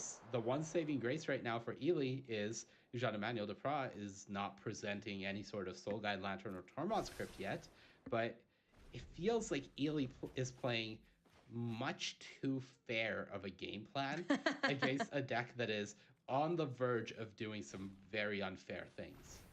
Oh yes. Let's start off with said unfair things. Let's make this Thought Monitor redonkulously cheap and see what goodies we can find on top of the library here for JED. Thought Monitor for 2, draw 2 cards, make another Thopter. This ingenious. What are you looking at, Maya? You can attack with it. If I love this blocks, you can make a treasure. Oh no, it's already grown once this turn. So this is just offering a trade. This is just offering a fair trade here from Jean-Emmanuel Duprat, saying that I don't want you to have a large flyer with prowess available to you. Yeah, this is also him saying, I don't think you have anything that can make this birdie bigger. Yeah. And if you do, you're giving me a card, so I'll take it. Mm-hmm. Esper Sentinel just makes you feel so powerful. Oh. All right, off the top of the library, what do we get, Thought Monitor? Let's see. Ooh, another Bank Buster. Nice. Another Bank Buster, another Thopter token. The question is, does Jean-Emmanuel Duprat think Ely boarded out the Hidetsugu Consumes All for the 3rd game, or if he's still under the assumption that they're in the deck? Will we see him play a bit more conservatively, or will we see him just allow it to happen and go all in? Do you pay the 1? Yes, says Cassis. All right, so now that that guy's had his tax paid. Unholy Heat's not really what you want to see. Can't cast 3 spells in succession here. If you could find... Yeah, would have loved a Faithless Looting. Yeah, that would have been great. Unfortunately, no Delirium can send the Unholy Heat at the Esper Sentinel. Could even shock and represent this Brazen Borrower as well. But it's a situation where you're not dealing with the main problem card from Jean-Emmanuel Duprat, which is the Psy. And the worst news for Ely is, even if he answers it, there's a backup copy waiting there in Jean-Emmanuel Duprat's hand.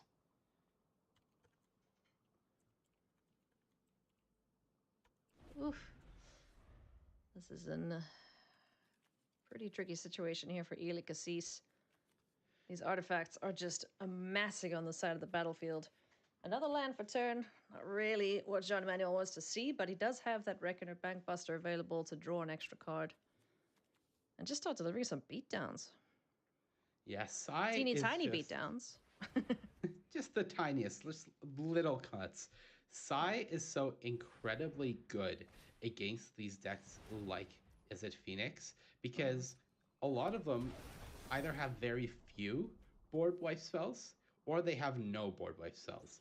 And if you start just taking the board wide with a 1/4 creature that is pretty resilient to a card like Unholy Heat, unless your opponent jumps through some hoops to get Delirium online and your deck can remove Delirium sometimes, when this creature is sticking around and you're seeing that it is single-handedly just burying Ili Cassis this game in tokens, in potential card advantage, because Jean Emmanuel Need could at Tetsugu. any time activate it, sacrifice 2 artifacts, and draw a card. And it just feels like with every decision, Ili is falling further and further behind, and his deck doesn't have the tools to come back into it. Oh, that is a great find for Jean Emmanuel. Tormod's Crypt, an answer to these Arclight Phoenixes should they find their way into the graveyard. Oh boy. Yeah, holds back the Thought Monitor. Brazen Borrower as a blocker is there, though honestly, I'm not even sure if Jean-Emmanuel Duprat cares that much about losing the Thought Monitor in that exchange. It's just every single card is so good here. The Tormod's Crypt in hand will just make sure that Ili Cassis isn't able to have that explosive Phoenix turn that he might be looking for. And even if he does, well, JD is at 18 with a flying blocker back. So John Emmanuel could honestly just hold the Tormod's Crypt back here and just say that I don't really need this to walk into a Hidetsugu Consumes All. Yeah. I can beat you getting some Phoenixes right now. I don't care. There's a consider. Oh boy. All right, Cassis, what can you do here, friend? Let's see if there's an answer to this battlefield. I feel like we are getting closer and closer to Ili considering conceding this game, Ili. Depends what's on top of the library here. Can he find anything to keep him in this? That's a crackling Drake. That's a big old birdie. It's large for sure, but it's going to have such a hard time breaking through against the Thopter tokens. So yes, it's large. Yes, it's going to do a good job of blocking some of this aggression from Depra. Maybe not able to attack as much as he was previously and giving Ili a bit more time, but it's not going to further the game plan of Ili winning quite yet. Yeah. I think at this point, Ili's just happy to have some creatures down on the battlefield. Soul Guide Lantern, another piece of removal for the graveyard here. Another Thopter as well, off of Sai Master Thopterist. So, you know, he's almost at the point where he can just keep spamming out these little 1/1s, just swing, and eventually chip away at the life total here. A 1-mana Thought Monitor. Yep, seems good. All the 1 mana, coupons. 3 power of flying, draw 2 cards. That... I don't know. I'm not a mathematician. We may need Frank's help for this one, but I like that rate. Look at that. Nettlesis times 2 off the top of the library. These cards are going to be huge. This is going to be the biggest germ I've ever seen. It's going to be Godzilla-sized at this rate. Yeah, those are going to be some large germs. And again, at this point, John Emmanuel just has to be thinking, what can I lose to? And that list is getting smaller and smaller. I'm sure that he's still thinking about Hidetsugu Consumes All, but what Jean-Manuel Deprat may not know is, guess what? They're boarded out. Ili doesn't have a comeback mechanic against this board. Goodness, this is just such an absolutely ridiculous battlefield right now. Look at that 15/15 germ. This Nettlecyst is gonna attach itself to one of these ground creatures, no doubt. Oh, hey, Esper Sentinel, would you like to pay the, I don't know, 16/16? Yeah, that's the heftiest tax we've seen so far in this tournament. And at the moment, Ili only has 1 blocker available for ground creatures. So you know how this Crackling Drake was going to hold back? It's not. It's not holding back any attackers. It's a chump blocker. It's going under the Sentinel bus. It sure is. Oh, he's hovering over the adjust options button. Ili Cassis has no answer here to Jean-Emmanuel Deprat's token army, and Jean-Emmanuel is gonna be our second player. Lord in have the mercy. Top 8. Congratulations, sir. Azorius Affinity getting it done for the Frenchman. I love the sort of moment of wind down Yeah. that we always see. They definitely didn't pull it. Emmanuel Deprat. There's maybe not that visible pop off, but it's okay. Game's over. A little bit of zen. Breathe out, and then the smile, like, I got there. I did it. Another top 8, casual. I'm too good. Whatever. I don't think I think he's very humble. He's probably not thinking, yeah, I'm good. He is an excellent player, though. Leaving that to the rest of us, we're thinking. Yeah, we'll be your hype man, JED. Congratulations, into the top 8. You can go and sleep now, which is awesome. So we have much more Magic, friends. Still plenty more to come. So let's head on over to Maria and find out what's next. Damn, son. Coming up next, we've got Udai Miano versus Brent Voss. Udai is playing Rakdos Sacrifice, an aggressively slanted Rakdos deck that is trying to win the game with Cat Oven. That's Brent. Oh, sorry. God. We can't see this. We can't see anything in program, so I'm messing up. Sorry. Yep.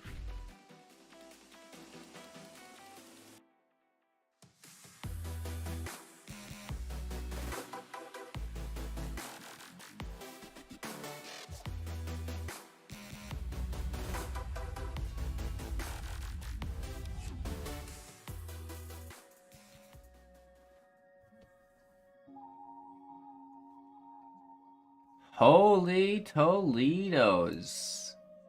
Right? Absolutely crazy. Wow! They're not gonna let me get to bed, are they? No siree. HGG's up all night tonight, I guess. Wow. They're just ripping these matches. 9 hours and they still got more. Holy Toledos. For today's finale, you know, at whatever point this comes at, I really don't know. We have our explosive singularity going out to a lucky chatter. Focus on the camera is brutal. Come on, Cannon. There we go. Beautiful. So you can win a Neon Dynasty pack, explosive singularity. That's pretty cool within today's stream. And then we've got a bunch more giveaways for tomorrow's stream, which is exciting. So don't miss out on that when we see who wins this whole tournament, which is quite nice. Super exciting. You know, obviously, I've been betting on Jim all weekend, making out like a bandit, which is fun. It's a great time. So if you guys like the video, it really does help support. You know, if you want to subscribe, that's cool too. But I get you. Whatever. I don't want to pollute your feed. You know, become a YouTube member for exclusive content if you want stuff like that, right? So big old cheers to everybody who's been here all day. You guys are amazing. Thank you so much. 200 of the coolest people online, without a doubt. And if we look at our stats here, we've got 7,200 playbacks at an average time of 12 minutes each. That's a lot of time that you guys have spent with me here today, which is really cool. So could not be more grateful. Appreciate you guys. Again, I'm live on Twitch every single day and then daily YouTube videos here, which is exciting. So beautiful.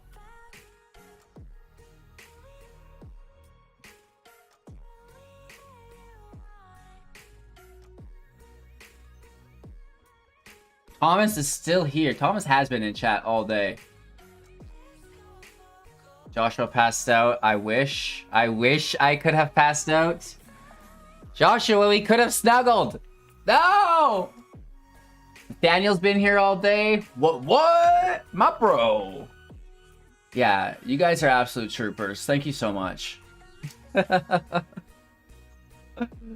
Oh my gosh. A lot of Phoenix here. It looks like in the second half of the day. Get draked out. Welcome back to coverage of the Neon Dynasty Championship, everybody. I'm Ailey Loney alongside Monty DeVuti, and we are going to check out another Smokestack awesome matchup in the here house. between Rakdos Sacrifice in the hands of Udai Miano versus Brent Voss. Rockin' Is It Phoenix. Both of these players are looking to get Christian their in the 11th house. win. So at 10-3, they're just one game win away as we join these players in game number 3.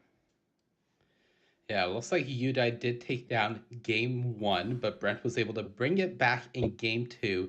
And I have a sneaking feeling I know why, because Brent was on the same testing team as Ely. So this is the Phoenix list that had Hidetsugu Consumes All. And whereas it's not that good against Affinity, it's pretty insane against the sacrifice strategy. So Brent taking down game 2 and game 3 against Udai. This is not the hand Brent wants to see. Good grief. 3 phoenixes in hand, or phoenixes, whatever you want to call the plural. That is a bit rough, I'm not gonna lie. All right, Would you call them Phoenixes line up What would you really call well them? against Thoughtseize, and Udai doesn't really want to cast these Thoughtseize when he knows a good chunk of Brent's hand, and they are not cards that you want to discard. The worst feeling is Thoughtseizing your opponent and being forced to take a Phoenix, which is currently what would be happening. Notably for Brent, does not have the black mana yet. So even if he was to top deck a copy of Hidetsugu Consumes All, wouldn't be able to cast it yet. And Udai really tried to decide, what is the timing here? This ain't it, Udai. Like, you can't have all 3 phoenixes, right? Right? Sorry, bad man. news. Don't do it again. And I feel you that know, frustration. that hurts because now Brent can just cast a Phoenix. There's one already in the yard. Udai isn't doing anything to interact and actually has to sacrifice a Witch's Oven to this Onicult Anvil just to get a creature on the board. But looking at Udai's hand, it's not really doing much. So 3-2 Flying Birds might just be good enough, even though Brent's hand is otherwise pretty atrocious. Yeah. Voltage Surge can take care Fire of these chickens. pigeons, but there's just another one in hand, as Udai has made himself aware. So here comes Air Force number 1. Swinging in here, it's going to get Voltage Surged away, so that deals with that problem for the time being. But like you mentioned, this hand isn't doing all that much. There's a replacement Witch's Oven. And Luris, gonna need to rely on you here, little kitty cat. Get your button here. Yeah, and if Brent finds a way, if Brent finds something like a Faithless Looting to find some spells and get those Phoenixes like a Faithless Looting, get those Phoenixes back from the graveyard. He needs 2 more spells to be drawn here. If he really wants to risk it, could just play a Phoenix and just attack again and go next turn when hopefully he has the opportunity to find 1 more spell and be in the more likely position. This does make it so Udai could try to Thoughtseize Brent again, see if he's drawn anything since then. But I don't know, that Faithless Looting is a really good draw considering you can flash it back from the graveyard still. Yep. Turns out this Phoenix deck doesn't mind playing in the graveyard. In fact, it quite enjoys it. So we're going to get an attack in here with a little 1/1. Luris of the Dream Den hits the battlefield and can get this Witch's Oven back on the board. And Onicult Anvil going to do Onicult Anvil things and just chew on some artifacts. 4th Phoenix. All right, this Come is on, it. go Let's for go. it. Wow. Go for it. Risk it for the One spell, biscuit. considering he can flash back the Faithless Looting. Come on, library. All right. One more Flash it chance. back? Yeah. All right, Yep. 1 spell.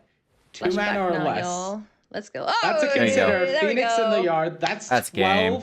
damage already here coming from Brent. Ooh, Oh what? my goodness. The I don't think I've ever unholy seen... heat to deal with Luris. Ailey, advantage, Brent. What Wow. What is going on? disastrous game for Udai Miata. Oh my goodness. Oh my goodness. Both of their heads. When you get let's it, be you honest, get I'm not it. gonna pull a Which punch, emote they do you suck. use here? It has to be a good game. Goodness me. And I think this is the throw the thoughts Thoughtseize out on yourself. Yeah, yourself. Thoughtseize yourself. Definitely. I love it. Gonna go Oh, out on his own terms. Oh. What an absolute train wreck situation there for Udai Miyano. Brent Foss, though, improves his record and Ouch. next round. That's really he is going lucky. for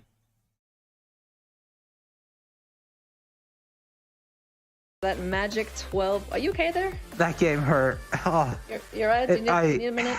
Look, Cedric talked about it. Udai is in his first event of this level. To get that 10th win, to qualify for the next event, already huge, massively impressive.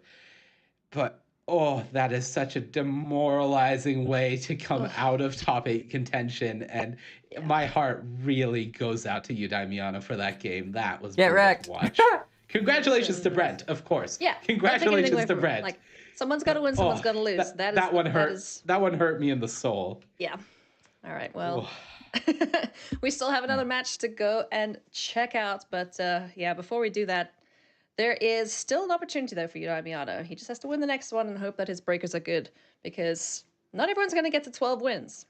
So not everyone's going to get to 12 wins, and getting 11 wins is pretty huge still, because Ayla, you might not make it to the top 8, but we do still have the World Championship to look at, and there are some at-large spots for players that can get those top points.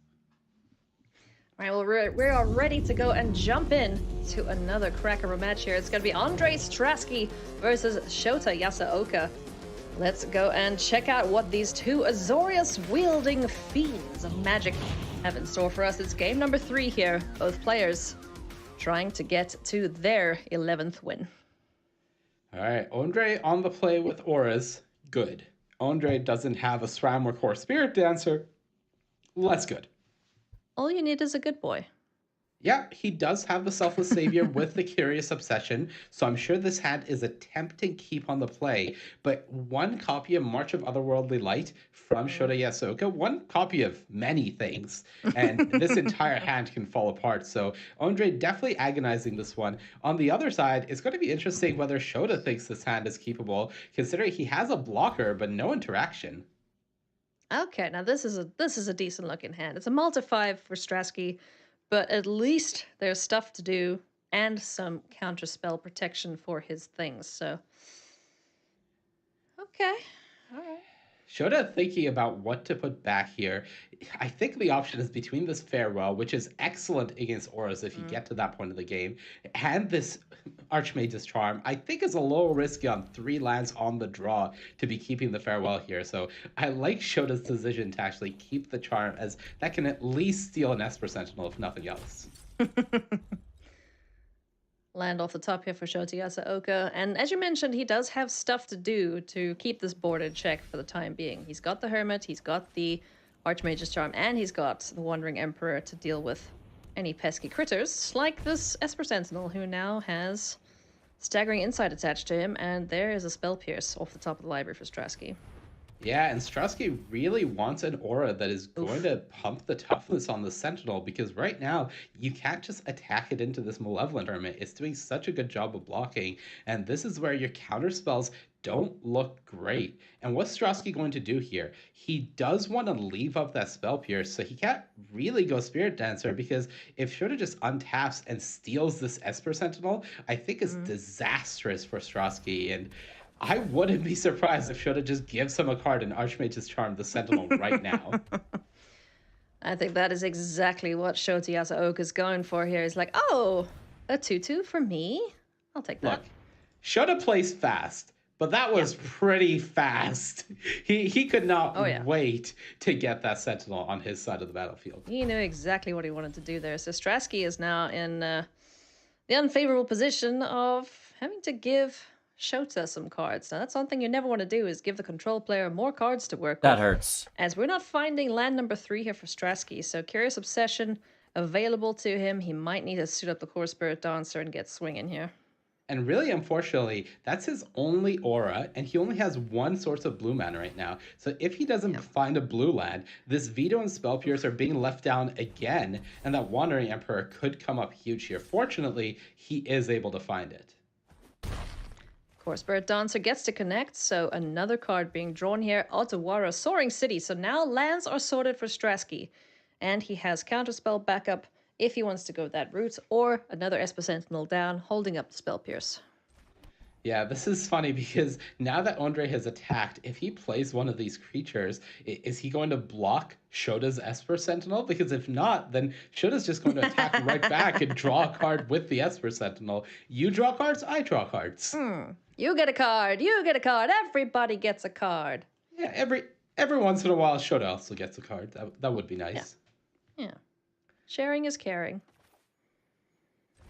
Yeah, and it looks like Sentinel leave up Spell Pierce and just allow Shota to draw another card from that Sentinel is the line. And yeah, this time I think Shota's definitely in the market for leaving back this Hermit to just chump block the Spirit Dancer potentially. Land pass there for Shota after the attack with the Sentinel. And another land off the top of the library here for Strasky, who hasn't found another aura yet. So Notably, because of the staggering insight that Andre has put on the Esper Sentinel that Shota stole, the tax from Shota's Sentinel is 2. So with Andre somewhat stuck on mana, he might actually be paying too much of a tax, and Shota will draw more cards. This is such a silly situation. I mean, he could get it back if he really wants it. Otawara Soaring City could get that Esper Sentinel off the board. I'm guessing that's his line here. Shota, on the other hand, let's steal another Sentinel. Why not? Yeah. Thinking about it, at least. Seems good. Yeah, because he does have the option available to him here to just go for the charm, and if Andre tries to fight back with counter magic, a Spell Pierce, or a Dovin's Veto here, then Shota, if the Dovin's Veto happens, okay, you let it resolve, and then you have 5 mana, so you get to go Wandering Emperor plus Malevolent Hermit as backup. If the Dovin's Veto doesn't get cast and the Spell Pierce happens, it's just all so good for you in that exchange, but instead just cycling 2 lands.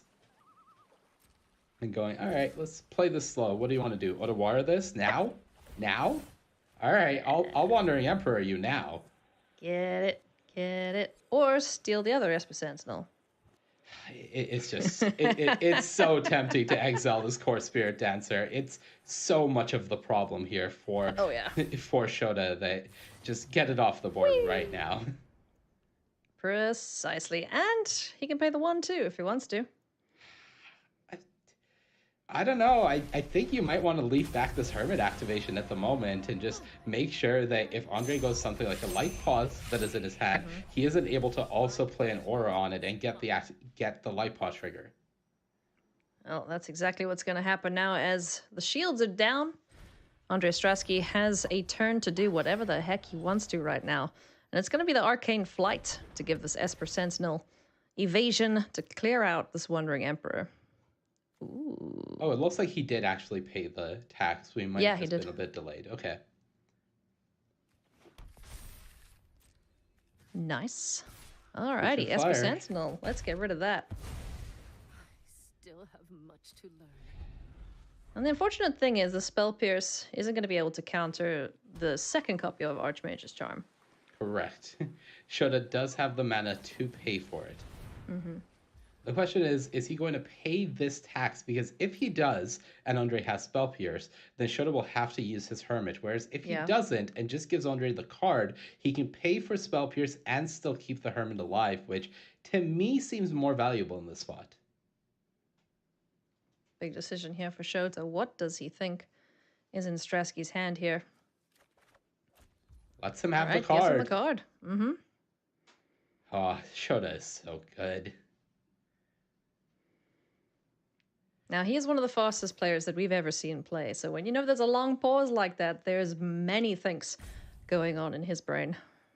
Yeah, even in the longest of pauses, he's still thinking through like 3 times the things that the normal player is thinking through. And no surprise, pay there, and your Sentinel, my Sentinel. Yeah. We're just exchanging custody of these Sentinels. My tax? No, your tax. It's too funny. So pretty even Stevens, at least at this point between the players. Shota's hand looks far worse than Andre Strasky's, who has plenty of things to do, lots of reactive spells. Oh, the 1 reactive spell in the Dovin's Veto. Yeah, I don't think Shota would mind getting that Farewell back now, although there is still that copy of Dovin's Veto, so resolving it may prove difficult, but ultimately doesn't feel too bad about the sports state at the moment. Do you pay the tax? Do you pay the 2? Having Esper Sentinel in play with his power augmented as a control deck must feel so spectacular. Yeah. Like, I just can't imagine how powerful Shota feels right now having this Esper Sentinel on his side of the battlefield. Yeah, because it's not a card that you typically see in control decks, huh? Not really, no. And I think the plan here for Andre is wanting to use this cartouche to go find something like a Curiosity out of his deck. Ooh, does he pay the 3 now? Yeah, I like it. Let's get more things. More cards? I guess the only options are Obsession and Curiosity, so more cards. More cards. Shota does like a need plan. to draw something that isn't a land. Does have a cycle land there, so able Yeah. to potentially find an extra card, but Whoa, Nelly. okay. Hi. Hi, Lyra. I haven't seen you in a enough. hot That minute. qualifies. It qualifies. Not a land. Oh, man. This just takes me back to Dominaria.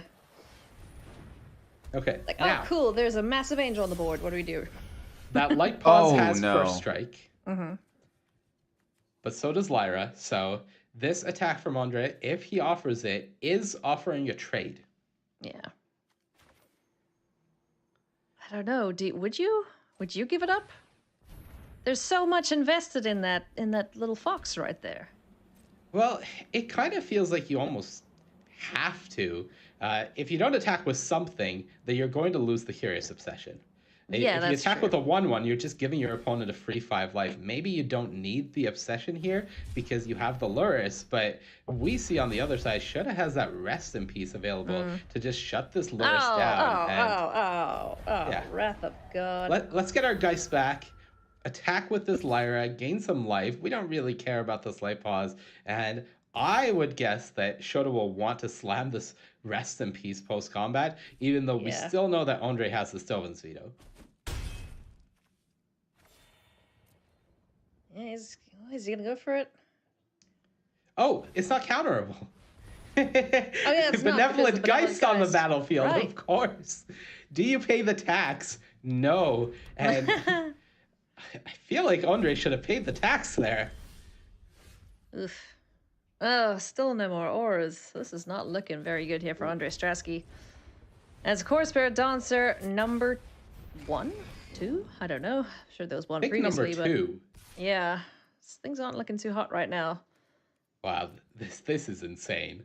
And this race is not going to be won here by Little Light Paws because Lyra just negates every damage you're doing. And then some. And notably, the one turn that Andre didn't attack, letting that Curious Obsession go to the graveyard, well, that is the big threatening factor of that Light Pause, was the fact that it would draw cards when it dealt damage. If it's not drawing cards, Shota doesn't really care about 4 damage. It's got a dragon. Or, you know, an angel, but An angel. it's basically a dragon. It's a dragon with feathers. Yeah. Just don't irritate Lyra and you'll be fine. Benevolent Geist is going to get in here for 2 points of damage. Lyra getting in there too. This is a 2-turn clock, I Ailey. mean, just swing with everything. Why not? There's no harm. There's nothing that Andre could do here unless he gets. Okay, hold on. Let's slow down. There's a lot Andre could do. There's a Spirit Dancer on the battlefield. That won't do it. That's game. But there's a lot that Andre could potentially do there with that Spirit Dancer. This is true. I mean, at this point, is it just like, please kill my Light Pause so I can recast my auras? Thanks. No, but even then, it wouldn't matter because rest in peace. Rest in peace says no. This is just lethal in the air. It's Yep. over. GG, well played. Shota Yasuoka. My goodness me. And Ailey, I'd like to take this opportunity.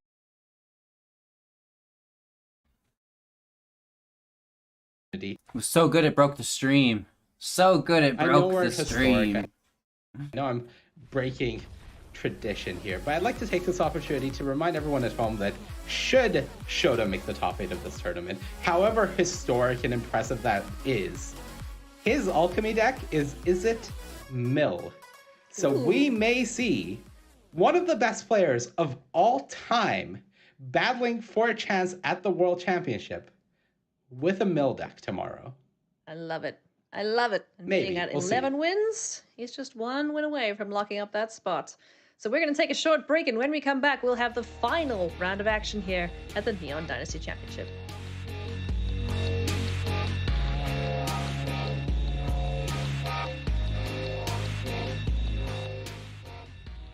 Holy Toledos. Holy Toledos. Oh my gosh, what a long day. We've been live for 9.5 hours on YouTube, and I think we were live for about 2.5 hours on Twitch before this. What a day. We had some really cool giveaways. Shout out to all of our lucky winners. So many so that we had to slow down on them if we were going to save any for tomorrow. So we have an explosive singularity going out with the Neon Dynasty set booster, which is super exciting to wrap up today's stream, which by the sounds of it is right around the corner. Super exciting stuff there. About a minute and a bit. If you guys want to support, a great way to do so is just by liking the video. It's as easy as that. It's free. But if you want to go above and beyond, you can become a YouTube member, gain access to exclusive content. So like we're talking feet pictures, you guys. High level shit. Oh, just having fun, but regardless, I appreciate your time, your attention, your support. I hope you're having a magical day, enjoying the tournament. We've got more giveaways tomorrow, which is super exciting. Let's talk about tomorrow's giveaways, because they're what's really exciting. Oh, Ao, my boy Ao is going out tomorrow with someone in a pack on a hot date. And then we have our boy Ishin getting lucky as well. Beautiful, beautiful. That's holographic there as well, which is really cool. And then top prize, the promo full art, alternative art, in fact, holographic Satoru, which is super exciting. So, tomorrow, same time, same place, and I would assume it's going to be all day again. They do not skimp on these tournaments. Let me tell you what, they do a great job. The production team here is absolute gas. So I've been enjoying myself. Welcome back to coverage of the Let's get back to it. Dynasty Championship as we get ever closer to finding out who our top 8 will be. These last few rounds are a sweat. Check it out. There's the overall standings right now. Jim Davis locked at 14 wins. Jean-Emmanuel Duprat also locked at 12 because 12 is the magic number. That's what players will try to be reaching this round. Of course, you don't need 12 to get into the top 8, but 12 guarantees you a spot in our top 8. Speaking of our top 8, let's take a look at who is locked right now. There it is, Jim Davis and Jean-Emmanuel Duprat. Don't have to play this last round. They get to sit back and relax and prepare for tomorrow. Congratulations to them. But look at that. We've got 6 more names that we've got to add in the final round of competition.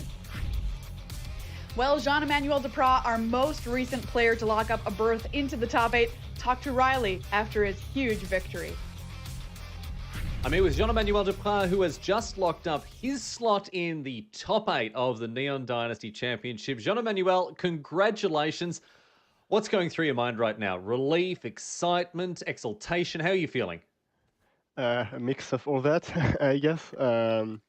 Yeah, relief, a lot of relief, because when you start tournament 7-0, you always feel the pressure that, like at any point, things might go down, go south, and yeah, at the beginning of the day, I started feeling that when I lost a couple matches in Alchemy, but then I knew that historic was my best format for the tournament, so yeah, I felt pretty confident that I could rack up the needed wins, and I did. And here you are, exactly right. Well, let's talk about historic. We'll have plenty of chance to talk about Alchemy tomorrow, as our top 8 is Alchemy. I want to talk to you about your historic deck. Do you think that this affinity list is going to change the landscape of historic? It seems really good.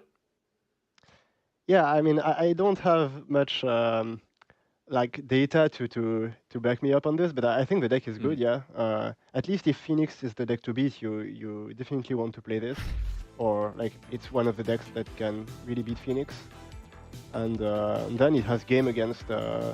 Like from what I saw, it has game against anything else apart from maybe the Lotus Field Strix Proctor decks, as I mentioned earlier. But yeah, it's just a good Magic deck. Like you can beat pretty much anything. You have card advantage, you have interaction, you have a fast clock. So yeah, I like it, and I wouldn't be surprised that people start playing it. Well, maybe a shift coming to the historic metagame thanks to your efforts, JED. Congratulations. Looking forward to seeing you tomorrow in the top 8. Yeah, see you. Thank you. That is Jean-Emmanuel Duprat, our newest player to lock up a spot in the top 8. Hey, it's not a tournament if Jean-Emmanuel Duprat does not make the top 8. I've said it before. I'm saying it here again today. Congrats to him. Yeah, pretty much, exactly. Let's take a look at our standings again, because we have reached what some would say is the most important moment in the tournament here, this final round. Still 6 spots left to give away in our top 8, and those are huge, because not only are you battling for the title of champion of this event, you're battling for 6 spots in the World Championship as well. So getting into the top 8, it's a pretty big deal. All right, so we're going to talk about some of our feature matches coming up here in round number 15. The first one I want to highlight is Ji Yi-min versus Shota Yasuoka. Corey, tell me about this matchup. Yeah, absolutely. So that's Azorius Control up against Rakdos Arcanist. Shota, as we can see right now, has that 11 wins. So this is a true win and in no matter what. Shota can get to that 12th win and can lose and have a chance, right? Like then you're in this tiebreaker mess. But otherwise, everybody else at 10 points. You need to win, and then you need to hope that your tiebreakers hold up. So in this Shota Ji Yi-min matchup, Shota's playing Azorius Control, which is something you never want to see across the table from you if you're sitting down to play a game of Magic. Ji Yi-min's playing Rakdos Arcanist. Riley, what do you make of this matchup as far as the decks are concerned? The thing is, like, it doesn't matter who you are, how good your deck is, and how well you've prepared, or what the metagame looks like. When Shota Yasuoka sits across from you with a blue-based control deck, I think it's very hard to be the favorite, just ever, right? Like this deck, this Azorius Control deck that Shota's brought, it's benefited from some new cards. You know, the Wandering Emperor's up in there. There's Farewell as well, which is this really just pristine, flexible card that can be used so in so many different circumstances. And Azorius Control has proven time and time again to be a real competitor in the historic metagame. Even with the removal of Memory Lapse and Brainstorm from the historic format, Azorius Control is still kicking to Shota did Riley Yasuoka. just I mean, freeze? it's Oh, there he is. He's back. He's back. That was just a good suspenseful moment. I think just the staying power of Azorius Control has been well and truly established here, in addition to, you know, being in the hands of one of the best control players in the world. So, I mean, she's got his work cut out from here. Yeah, I agree. Absolutely. And sorry, Maria, to interrupt you there. I think one of the biggest factors in this matchup, too, is Shota has 2 Rest in Peace in the main. And any Rakdos Arcanist player seeing enchantment-based Graveyard Exile effect is exactly what you don't want to see. It's very difficult to win with those. All right, well, let's talk about our next feature match that we've got lined up here for you in the last round of Swiss play here today. Brent Voss versus Zach Dunn. This is, once again, Rakdos Arcanist in the hands of Brent Voss. Is it Phoenix in the hands of Zach Dunn? Tell me about this matchup, Corey. What does it mean for the players? Yeah, so this one for the players is a little bit different. Zach's in third, so has a little bit better of the breakers. Both players, true winning in, lose and hope. Zach, of course, has a little bit better chance being in third instead of fourth. But yeah, you don't want to leave your tiebreakers, to chance at this for such a big moment. That I just cannot imagine taking 9th on breakers for such a huge tournament. It's devastating. So both players are definitely going to want to win here. Absolutely. Rakdos Arcanist versus Is It Phoenix for Zach Dunn. Is It Phoenix turning out to be the most popular deck here in Historic, Riley? Yeah, and look, there's no surprise in my mind there. This is a deck that has been very, very carefully honed ever since Arclight Phoenix joined not just the standard format, but also now historic and pioneer and even modern. This card has always been the centerpiece of very powerful decks. And I think it's just that collective knowledge that we have as a sort of competitive Magic playing community. We know that Arclight Phoenix is really good, and these decks just get better and better. The addition of things like Unholy Heat. The Dragon Rage Channeler, the DRC, that's come into play as well here. So I don't think you can ever count Is It Phoenix out. And in the hands of Brent Voss, I think this is a rock solid deck. Yeah, it's going to be around for a long time across multiple formats. That's my prediction right there for you. My $5 prediction. Take a look here at our next feature match. Greg Orange versus Yudai Miyano. This is Rakdos Sacrifice in Miyano's hand versus Is It Phoenix we were just talking about in the hands of Greg Orange. Tell me about why this one matters, Corey. Yeah, this one's getting a little bit rougher. It's still pretty close to a true win and in, but as we go down on these standings, it's more win and hope This one is still in that range where it is a win and more than likely in. But yeah, Greg Orange playing Izzet Phoenix up against this Rakdos Sacrifice deck. Usually not the best matchup for Rakdos Sacrifice. But, you know, Yadai has just been playing this matchup so much already. Probably pretty prepared for it and has a solid plan. All right, so that's our last feature match. Corey, who else has a shot realistically as we think about where we're at here in this final round? Yeah, looking at it, and a Johnny Gutman versus Lucas, that is decent. We have Noah versus Andre Strosky. That one's possible. And then Ely Cassis. If Ely wins, that's probably in as well, but that's really the bulk of it. Anything outside of that is a win, and something has to really happen, including, let's say, Shota winning when playing down, you know, kind of denying that other spot. You know, if Shota loses, maybe both players get in, and then as we go down to like the Ely Cassis match, probably doesn't have a chance because of that factor. So that's about where it ends, usually at about table 6, table 7, if they're lucky. All right, thank you so much, Corey, for that analysis. Let's bring it back now to our main feature match. Ji Yimin versus Shota Yasuoka. Rakdos Arcanist versus Azorius Control. Check out those top finishes for Shota. 9. Huge. Here's Ji Yimin, 0, hoping to make the first one here this weekend. Qualified back in November on Arena. Started playing the same year I did, back in 2012.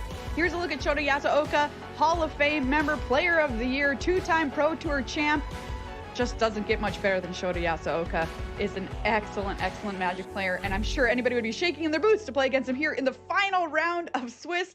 Tell me about the 2 decks here, Corey. Yeah, the 2 decks, starting with Rakdos Arcanist. This is a pretty graveyard-centric deck. You really want to start the game with either Thoughtseize, Inquisition, or Duress, and then the major card that you want to follow up, Dreadhorde Arcanist. It's pretty tough to lose the games, especially when you're on the play. When you can go Hand Disruption into Arcanist, you kind of clear out whatever is going to deal with Arcanist, and then Arcanist will take over the game from there. So that's what we're going to be looking for. But then from Shota's side, gonna be a really tough matchup because we have a lot of really tricky cards. You have Portable Hole, you have March, you have Farewell that just exile stuff straight away. And then, as I was saying, you have these Rest in Peace. Rest in Peace in the main deck is just devastating for Rakdos Arcanist. And then even looking at the sideboard, yeah, why not? We got a couple more. So gonna be an uphill mountain. And I know if I'm playing Arcanist, which I play pretty often, it's one of my favorite decks, seeing a bunch of Rest in Pieces is not ideal, I'll tell you that. Yeah, that is a tough one. We've arrived at our prediction segment here from the news desk. Corey in the lead, Riley in second, me in the losing spot. Not so hot this weekend for me. Riley, who's going to win here? Shota Yasuoka playing Control with main deck Graveyard Hate. I don't know, man. I think it's pretty clear cut from my perspective. All right, you're picking Shota. What about you, Corey? I can't even add anything. That was perfect, what Riley just said. I'm with Shota as well for those reasons. You know, I said this weekend I would never pick a control deck, even if it was right to pick it. I lied. I'm picking Shota Yasuoka here to try to get myself up to 8 and 7. I'm sorry, those Rest in Pieces in the main deck versus Arcanist? That's brutal, y'all. That's brutal. Betrayal, Maria. Yeah, betrayal. We've got the last round of Swiss coming up here in just a minute. Don't go anywhere. Players fighting for this trophy, a shot at winning it tomorrow. They want to get into our top 8. Stick around. You don't want to miss it.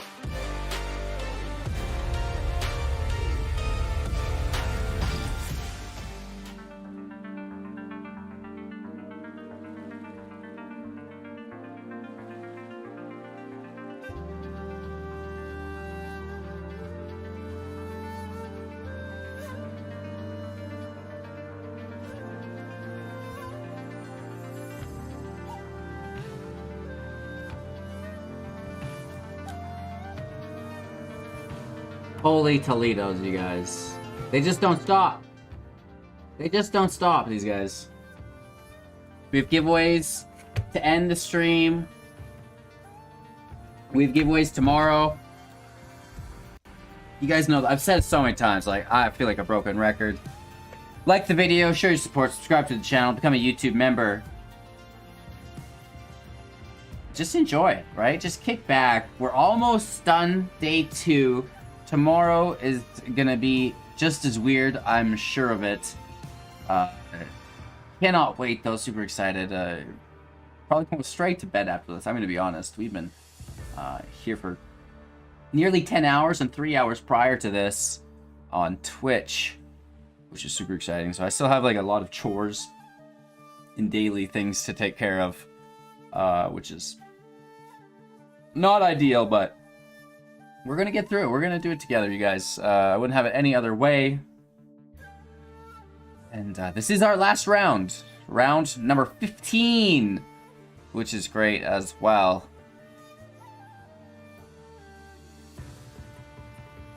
He can make top 8 if he drops this round, I believe, Leo.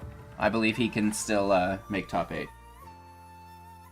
A crepe and calzone are way different, but aren't they just different based on like what's gone into them? And like obviously a crepe is much thinner of a wrap than a calzone is. But aren't they just both like pockets of goodness? Shout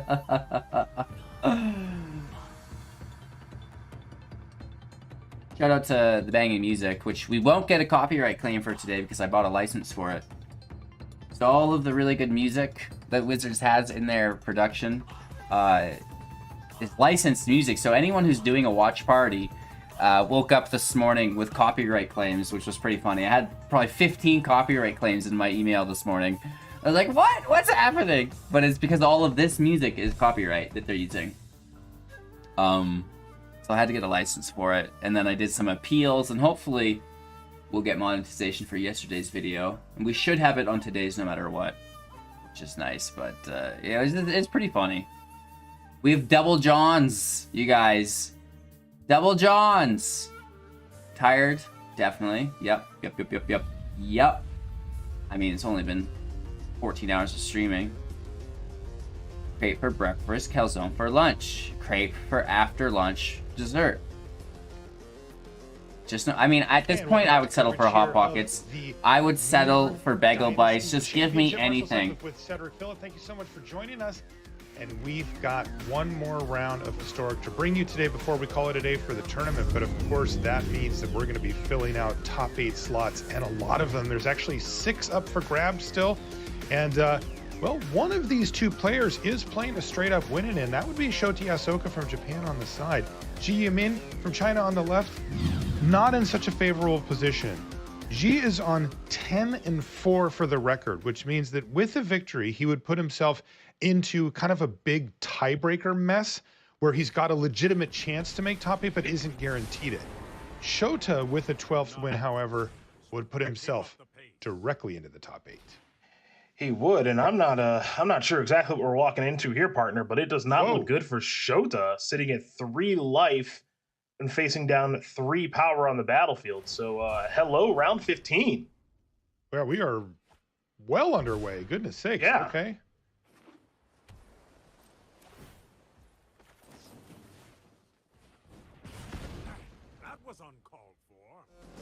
That was uncalled for. All right. Apparently just kidding. Why don't we just start over again real quick here, Cedric? Pretend that never happened. Never happened. I don't even know what you're talking about anymore. That's easy to see. A look at our matchup for the round. We've got Ji Yimin from China on 10-4, hoping to pick up a victory, and then hope a little more for a tiebreaker. Magic Shota Yasuoka again is on 11-3, and the privilege of being on 11-3 means that you're 1 win away from 12, and 12 leaves you no doubt, Cedric. There's a, there are times before when we were covering tournaments similar to these Mythic Championships, Pro Tours in the past, where there wasn't a Cedric looks as tired as me. You had to look. There was a point at which it became mathematically impossible for you to not be there, but now it's much more clean cut. With the 12th win, you're just locked for top 8, and that is what Shota's playing for. But only Shota out of our feature here. Yeah, only him, which is why we're going to focus there. Of course, we already know that Jim and Jean Emmanuel, they're all set. So they're 2 of the 8. Shota looking to be in very good position to be number 3, almost regardless of outcome. Now, of course, we're going to watch this match, and life will be very easy if it is a victory. But for G, that's where things actually get very interesting in that 10-4 record, because a win is going to make things much, much easier. Though the matchup is difficult with those main deck copies of Rest in Peace, as our wonderful people at the desk did tell us already. Yeah, that's really tough. Cedric looks What do you sleepy. think about the matchup as a whole? If we zoom in on the match as we come in here, this is Rakdos Arcanist, a deck that's heavily graveyard based, but also a really nice value engine. It's hard to kind of stomp out this deck entirely. Yeah, I do like the matchup for Azorius Control here, especially the build that Shota does have with those main deck copies of Rest in Peace, but also just has a lot of creature control in general, so I don't expect a lot of work to get done here from Dreadhorde Arcanist. But as I say that, you're seeing a hand here from Shota who doesn't really have any spot removal at this moment, so gonna cycle a Shark Typhoon, not only to try to find spot removal, but also to try to find a third land. Accomplished one of those goals, but not the more important one, which is getting Dreadhorde Arcanist off the battlefield. That's right. We know how devastating it can be. I mean, this is what the dream is for players when they play this deck, is just to get a Dreadhorde Arcanist on the battlefield and actually get to turn it sideways, because it is a must kill, right? That's the strength of it, is that you cannot leave it on the battlefield for even a turn, or it starts generating huge amounts of advantage, and it's immediate advantage. Stuff like this, Thoughtseize you, attack you, pick whichever one fits the bill, and pick another card out of your hand, and all of a sudden your hand just gets completely destroyed by this stupid little 2-drop that, if you didn't have the answer for, it will take you down. And Shota's going to have a very difficult road ahead of him here, given that this Arcanist is doing just that. It gets to attack. Yeah, and now you're going to see Inquisition and Kozilek going to get recast here. Now there's only one target there in Dovin's Veto. The rest of the hand here is Shark Typhoons plural alongside a Memory Deluge. We're probably going to see a land and a Magmatic Chandler to finish things up for the turn. So it's a good start here for G, but you know, Shota does have a lot of life to work with at 19. Yeah, his hand's gotten shredded a little bit here, but Shark Typhoon makes a creature that'll draw a card, get you closer to that 4th land, which he did find, and now a 5th land too. What this means, Marshall, is that though the hand has been shredded to start the game, there's one thing discard decks never can do, and that's stop the top card of the deck being a good one for the opponent. So a great start for G, but by no means is this game over. We need to develop a deck, Cedric, that has hand disruption and mill. Attack the top card of the library, attack their hand. See, then there's no way out. And then if the opponent ever resolves anything whatsoever, are we just dead? Or Yeah, but we cut off the most likely avenues here, right? I mean, giving ourselves the best chance. Well, I had to ask. It's a game theory thing. You know, we'll talk about it later. Yeah. Okay. Game theory stuff. Here comes Kroxa, Titan of Death's Hunger on the battlefield. If temporarily, it's still just Shota's hand continuing to fall apart. This is going to be Memory Deluge to try to find a couple of spells. And boy, there's some action there. You see those are real cards. No, those are real cards. Yeah. Another one will go away. There's still the... I think it was Inquisition. I wonder if he can play around that here. Probably not. So Inquisition bit the dust on the last activation from Dreadhorde Arcanist, so there should be a Thoughtseize in the graveyard. So it's actually Thoughtseize. Okay. Yeah. So that's either what should one be left over. Yep. Yeah, but at any rate, one of these cards is going to go away, because you can't cast March here anyway.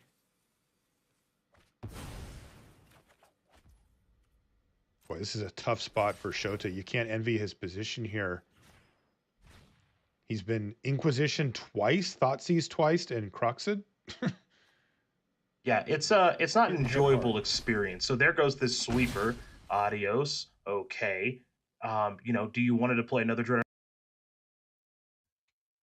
Arcanist in the face of maybe a top deck sweeper? Maybe yes, maybe no. The answer is clearly yes. The draw here is Jwari Disruption, which that one doesn't matter very much. The only other thing I'll point out here, Marshall, is that we're getting closer to Kroxa being brought back via Unearth, but also there's a Den of the Bugbear among the lands there for G. So life is pretty darn good for our Rakdos Arcanist player. Yeah, this is exactly how you want to kick off your campaign here in the very last round of Swiss of the tournament. This is very much fighting for G's life in the top 8. March of Otherworldly Light will take care of at least one threat. Now there's 2 Arcanists, 2 lands, and nothing left in the graveyard to get back, right? Yeah, and so this is a weird thing to say, but this is one way to combat the Arcanist, which is if they don't have much fuel, then it's just a 2-mana 1/3. What's the big deal? You know, it's just, who cares about a 2-mana 1/3? No one would care about that. So it's not the most troublesome thing right now, but milling a couple of cards could make it a little bit better. This is pretty nice too. The mill from Takenuma serving double duty, not only finding a better target than Cruxa in Seasoned Pyromancer to put into hand, but also potentially filling up that graveyard so that Cruxa can come back on its own. Kind of seeing a little bit of a trade-off here. When you do play Dovin's Veto, you're going to be good against some things and poor against others. That might seem like an obvious thing to say, but Dovin's Veto does not counter creatures whatsoever, so perhaps Shota had those in his deck here this weekend to combat other Azorius control decks. And is it Phoenix more so than this Rakdos Arcanist deck, which is not one of the top decks in Historic? I think it's a little underrated, but it's making a run, and it's giving Shota some serious difficulty. Yeah, now Cruxa Titan of Death's Hunger is really threatening to do huge amounts of damage here. And we're going to even see more damage as Shota feels compelled to play his land untapped so that he can flashback Memory Deluge. But it's adding up very, very quickly here. That shark is kind of hanging on for dear life. Yeah, it has been an inconsequential shark. It'll probably have the opportunity to block the 6/6 here, but past that, it hasn't done much of anything. This Memory Deluge is going to have to be a real banger in order for Shota to get back into this, because as things stand, you got G kind of coming from multiple angles. You got the Dreadheart Arcanist, maybe I find something, maybe I don't angle. You've got Croxa tearing apart the hand and just being more or less a 9-power attacker, and then you've got the aforementioned Den of the Bugbear, which is causing some issues as well. So G doing a beautiful job here in this first game. You thinking Sweeper here for Shota? Kind of. Like, the problem here is it feels like Sweeper or bust, and Sweeper is not a bad place to be, but Croxa can come back, and Den of the Bugbear is still going to be causing some trouble. So I'm not sure what the best draw is here, because remember, this Croxa is going to, it's going to come in, it's going to hit for a lot. Maybe Den of the Bugbear comes in too, and now it's about, if I'm G, I'm trying to get this game over with in 2 turns. Yes. Can I interest you in a farewell? Not a bad one. Still, Den of the Bugbear says, yo, what's up? I don't care. True. Very true. And yeah, as you mentioned, the shark pretty much compelled to jump in front of Cruxa here. So it's 3, 4, 5, 6 damage coming across. Hey, that's the right amount. Mm-hmm. Does not set up the guaranteed 2-turn win if Shota does find a sweeper, but tons of pressure.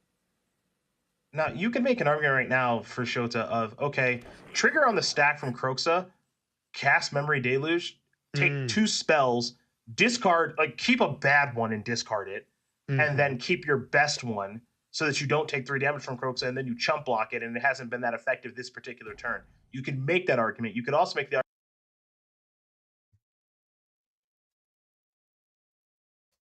argument of take the 3, chump block the thing, take 3, 6, 7, 8, 9 total, fall down to 4. That doesn't sound great. This is interesting too, Cedric. There's also Hall of Storm Giants there. And that's a really good point. That's a really good point. Is tapped out. Like, is there a world where he eats the Den of the Bugbear or the Croxa here? No, that's a very, very good point. I mean, it means he doesn't get to fire off Memory Deluge. There it is. Hall of Storm Giants is going to enter play and block Croxa. That's going to be a chump block on the Den. Only 3 damage coming across, but the board's still very much intact. Land off the top here for Shota. Don't love that.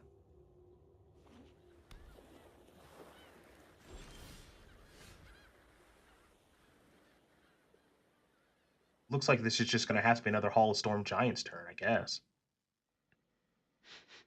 It's kind of funny. Shota's hoping that the threat of that is enough for G to just be like, yeah, okay, never mind. I'm just going to set up for next turn, go.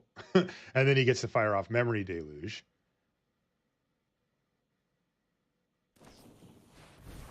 He just wants to see what he gets. He's doing it now. He needs to find a white. He needs to find that, which he did, March of Otherworldly Light, and then I assume a white card, or can he survive by taking out just a token here? He can not, right? He's at 6? Yeah, not quite. Because it's 3 plus the token, plus the 2 1/3s. That's 6. Well, let's see if this March interacts favorably with Den. Yeah, exile target artifact creature enchantment with mana value X or less. Okay, so he can just kill the den for 0? Yep, so this, that's some business. So this matches up favorably. Up, oh Lord. My goodness sakes. This is so unbelievably close for these two. 3 damage coming across. I don't think he has anything to get back. So down to 3, but he does have Teferi, Hero of Dominaria,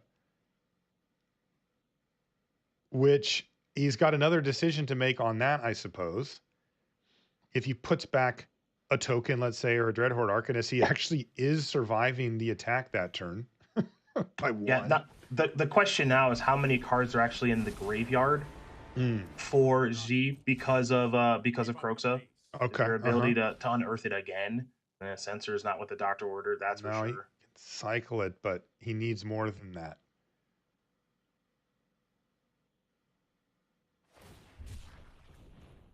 I don't even know what the best find is here. Maybe the Wandering Emperor or something like that. It's not There's farewell. the farewell, but it may be farewell here for Shota, as it looks like that's a little too late.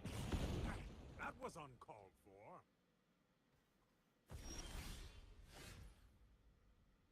Yeah, and that's a fine enough card to lead out on with 2, just to make sure the coast is clear in Inquisition of Kozilek. So it doesn't. I mean, it's a totally fine draw. It's just nice to know that, hey, I am clear for takeoff here to win this game. G's going to get a quick look at the farewell in hand just to know that there's nothing to fear. And with 3 creatures coming in, each having 1 power, 3 life for Shota, that should be it.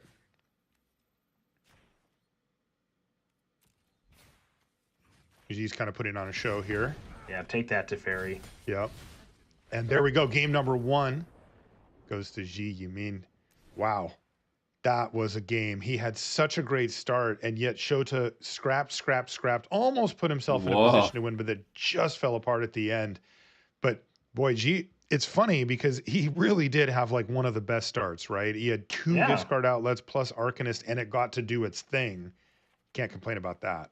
And there are plenty of good cards to sideboard in here. Rekindling Phoenix, Chandra Torch of Defiance, Legion Warboss. Those are 5, I think, pretty easy ones to bring in. Go Blank could also be coming in here potentially as well. So I think there's some pretty nice ones to bring in right now. As you see the key cards in the sideboard for G. And then on the other side of things, Shota also making some pretty quick decisions on what to sideboard in here. So we could see this Angel plan once again of the old Baneslayer plus Lyra combo finish package that we have seen before, as he is clicking around a little bit, trying to keep track of that and everything else that's going on here. So both players' decks, I think, get appreciably better after sideboard, which should ideally make for a pretty good second and potentially third game here. I got my eyes on you, Shota. I want to see if those Angels are coming in. Yeah, I'm curious too. I'm really curious because he's been pretty consistently going with the plan with the matchups that we've been seeing, but this one might be a little different. Definitely the Dovin's vetoes were painful for him in that first game. Looks like he's making some room here. Pulled out the vetoes, pulled out one of the marches. Yeah, Wrath and Day of Judgment, those being out of the deck makes a lot of sense to me. They're just don't seem particularly good in the matchup. Okay. Narset coming in. You know you want to. Looks like they're staying on the bench. Okay. All right, game number 2 incoming between these two. Just a quick reminder of those records on the left and the implications for them. 11-3 means a win is for top 8 for Shota, but 10-4 for G means a win is puts you into what is going to be a fairly large tiebreaker with the top however many of those actually making it in. Maybe 4 people, maybe 5, maybe 3. You never really know. It depends on how the other matches go, but that's to keep your hope alive for a top 8 finish here. G has already mulliganed once. It looks like it's going to be twice. This hand is not particularly functional. As you see, there's only 1 land and it's a red mana. I think you could make an argument for keeping it if it was a black mana to be able to fire off a Thoughtseize and have black mana for Feed the Swarm to blow up a Rest in Peace. But I think your hand is somewhat forced here on a mulligan to 5. We'll see if he agrees.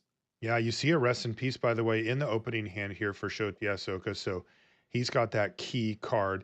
Feed the Swarm, a very annoying answer. You know, there was quite a long time in Magic where if your opponent was playing black-red and you landed an enchantment, it was sticking on the battlefield. That isn't necessarily the case anymore, but still fairly narrow answers. Yeah, there's 5 now for G. Again, a little bit of a struggle. Well, less of a struggle. I take that back because there is a black source and a red source here. So this totally works. Do you want to put Chandra on the bottom or that Dreadhorde Arcanist or Magmatic Channeler? It looks like we're going to just stay with some cheap cards, put the more expensive ones away. Your lands make your hand functional, and you've got an Inquisition to immediately cast and blow up the Rest in Peace plan. So that's a good mulligan to 5. Yeah. Oh, look at this. A backup plan too. Feed the Swarm. So if G doesn't take the Rest in Peace here, Shota's going to go, okay, well, I know you've got an answer of some sort then. It gets a little awkward because having drawed Feed the Swarm, that really is kind of in there for Rest in Peace. And you may want to earmark it for that and then take one of these other powerful spells. If you take the Rest in Peace, you may be staring at that Feed the Swarm for a while. Mm-hmm. And this is also, what's interesting about this too, is this Jawari Disruption, right? Because the next turn, Shota probably just goes land, go, with Disruption up, and okay, which 2 mana threat are you going to play? If you're going to play one at all. So, Archmage's Charm is going to play with us. Now we're going to have some fun. Yeah, so this is interesting because Shota will have to have picked up on this. He's going to run out Rest in Peace anyway, though. And this is a good development here for G as he can get that Rest in Peace off the battlefield when he wants. He can use Feed the Swarm. So here we go. Magmatic Channeler is going to be his 2-drop of choice while the shields are down. Passes the turn back. Ooh, Thoughtseize here for G as well. This is pretty nice for him. I'm going to be very interested to see how both these players play this game because you could make an argument for any of the cards there on turn 2 for G. It could be Magmatic Channeler, it could be Dreadhorde Arcanist, it could have been just Feed the Swarm, blow up your Rest in Peace, let's play some Magic, right? So this is kind of interesting. So we're going to fire off this right now and hope that a counterspell has not been drawn. Of course, could have let out with Thoughtseize and elected not to. So, okay. Because there's only one mystery card.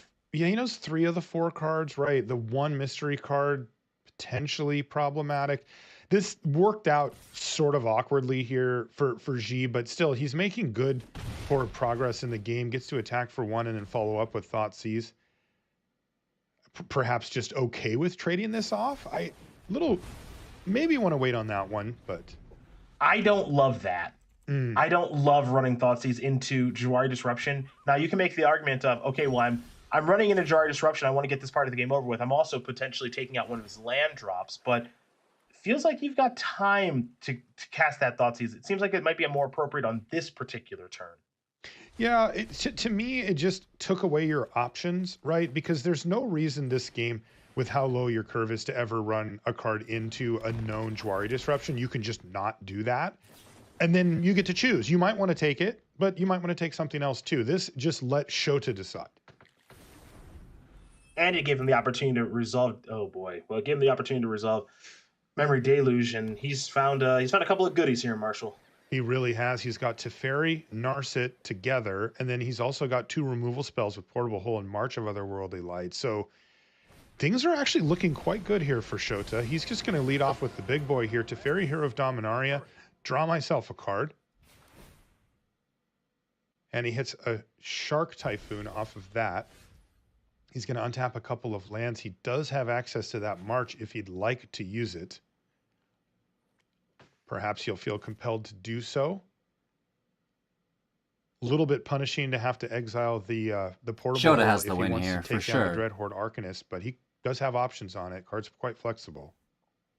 And we know how this song and dance goes when you're playing Azorius Control, or more importantly, playing against Azorius Control. Teferi gets to stick around for 2 or 3 turns. You're going to be too far behind then. It's very, very scary. So I like Shota taking the risk because now what we're doing is we're playing a little bit of a sub game here, which is, can you get Teferi off the battlefield? If you can't, you're probably going to lose. If you can, it's basically going to require your entire turn to do so. This is a sweet turn, though, for G. He drew Seasoned Pyromancer off the top, which has got to be one of his best draws possible. And he's getting to attack with this Arcanist, so the Thoughtseize gets to pop off. And his creatures are going to take at least a chunk out of Teferi's loyalty as well. That is a lot of action for one turn here for G. How do you want to poke a hole in this hand? Portable Hole, Yeah. the March, the Narset, the Shark Typhoon, they all take you down different routes, which is all pretty difficult to kind of plan for. Narset can, find a bevy of things. Shark Typhoon's a blocker. It looks like Shark Typhoon's going to bite the dust. Teferi is still living, though. Mm-hmm. And now the Seasoned Pyromancer hit the battlefield. And wow, draw a lot more action there. Chandra Torch of Defiance and another Seasoned Pyromancer. So both players playing at full force here. We really get to see the brunt of what these decks can do. And we'll see who walks away the winner of this game. If it's G, then that's the match. It is worth noting, too, as we were in that sideboard game, we were paying attention to how Shota was sideboarding. Looks like he boarded out the majority of his sweepers, the Wrath of God, the Day of Judgment, and is taking a much more spot removal-based approach, which does make some sense. This Rakdos Arcanist deck doesn't normally flood the battlefield very much or anything like that. It's kind of just, hey, I got one good creature or two good creatures, pick them apart, you're going to be okay. So you see Portable Hole take care of the Channeler, Narset being the follow-up, but in that situation, the sweeper kind of may have been nice, but it just doesn't exist in the deck. Narset finds an Ether Gust. Okay. Haven't seen that one in a while. Yeah, I was thinking the exact same thing. Haven't particularly missed it, but there it is. Seasoned Pyromancer number 2. So action for days here for G. And Chandra Torch of Defiance, the other option.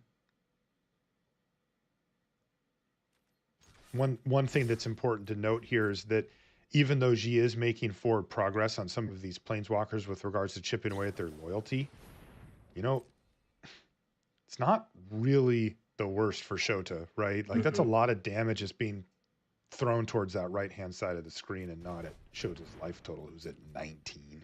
Yeah, we're playing the sub game now. That's what I like to call it. A sub game, a mini game, what have you. Now it's a Planeswalker party. There's 2 on one side, there's 1 on the other. And so now probably both players are going to be playing some sort of a sub game because these Planeswalkers are so darn powerful. Okay, so Chandra Torch of Defiance is going to get rolling as well. That's 2 damage to Shota as there was a land revealed. Teferi's going to plus. This is the 3rd turn that Teferi's been plussed. Most people don't survive that. Nope. Something special is going to have to happen most likely, even with the really nice draw here from G. Oh, look at this. Hall of Storm Giants. Where did you come from? Right off the bench and into the game. And boom, Chandra down. I wonder if G saw that one coming. Yeah, you just can't let this Planeswalker stay around. You kind of got everything else kind of solved. The Shredheart Arcanist isn't particularly good. You know a Seasoned Pyromancer is going to be coming, but you don't really care because you got these Planeswalkers running around, and your Teferi's still going to live. So I like that play. It does look a little unorthodox, right? Because it's all of your turn, but Chandra is such a powerful card that it's worth it. Yeah, you do a little snapshot at this point here, and Shota's looking to be in beautiful position with Teferi, Narset, a bunch of lands, a healthy life total, only 1 creature on the other side of the battlefield. A little bit of work to do, keep working that Teferi, maybe get that Memory Deluge fired off, and then it's one of those avalanche situations where G just hasn't made enough ground on actually getting this game over. A lot of distractions from the Planeswalkers, a lot of chipping away at their loyalty. Here's another indication of that, and a little too reactive of a game here for G. Finding answers, trying to stop Shota from what he's doing, but 1 resolved Planeswalker's great. And look at that, a Seasoned Pyromancer that just gets wobbed by Narset. Can't be what you want to see if you're G. No, that's not your favorite. Narset not going to stop Teferi, though. Going to allow Shota to continue to draw some cards. Commence the end game. Could be a real banger here now as well. Named. Yeah, this is getting problematic. This is what Azorius Control is trying to do. And you got to remember, too, at the jump off of this game, 1, G did take a mulligan to 5. So, wasn't starting at max capacity. But 2, Rest in Peace showed up. Rest in Peace got taken care of. And Shota is totally fine. What that means to me, Marshall, is pretty simple. Rest in Peace makes it really easy, but he can still win a normal game. Mm-hmm. Especially since G has to react, like bring in kind of awkward cards to try to kill a Rest in Peace that don't really have a whole lot to do with his normal game plan. Well, this is a well and truly endgame commenced here from Shota Yasuoka. He's just going to fire that off. He gets a 5/5 zombie army token here. Teferi's going to trigger on end step as well. And a land off the top for G is probably the nails in the coffin here. Yeah, no more cards coming, right? Because of Narset being on the battlefield, unless you can get it off of the battlefield. But you got to expend some resources to actually do that. So, yep, here we go. Yeah. Just continuing to send things at Planeswalkers, and I think Shota just couldn't be happier.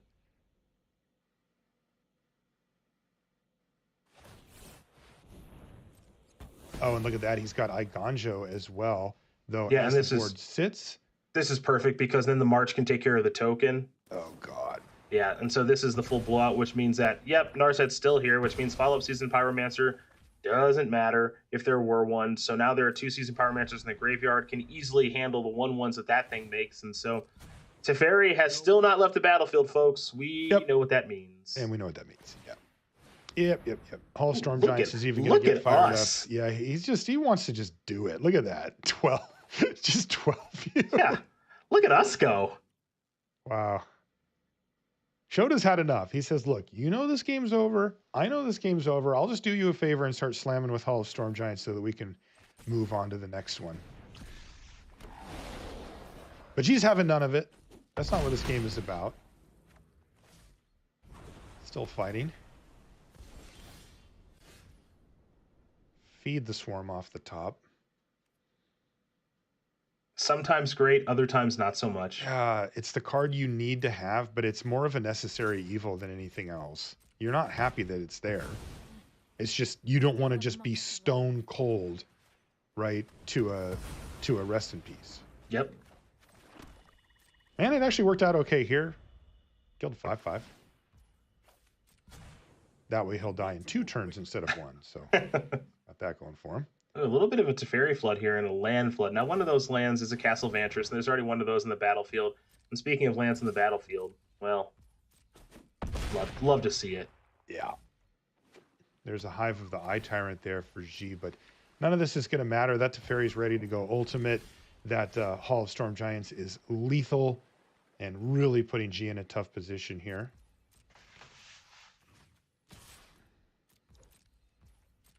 Okay. Chip you down so that you don't get to ultimate. Play a land pass. Now this is Season Pyromancer for 2 more or fire up the Hive either way.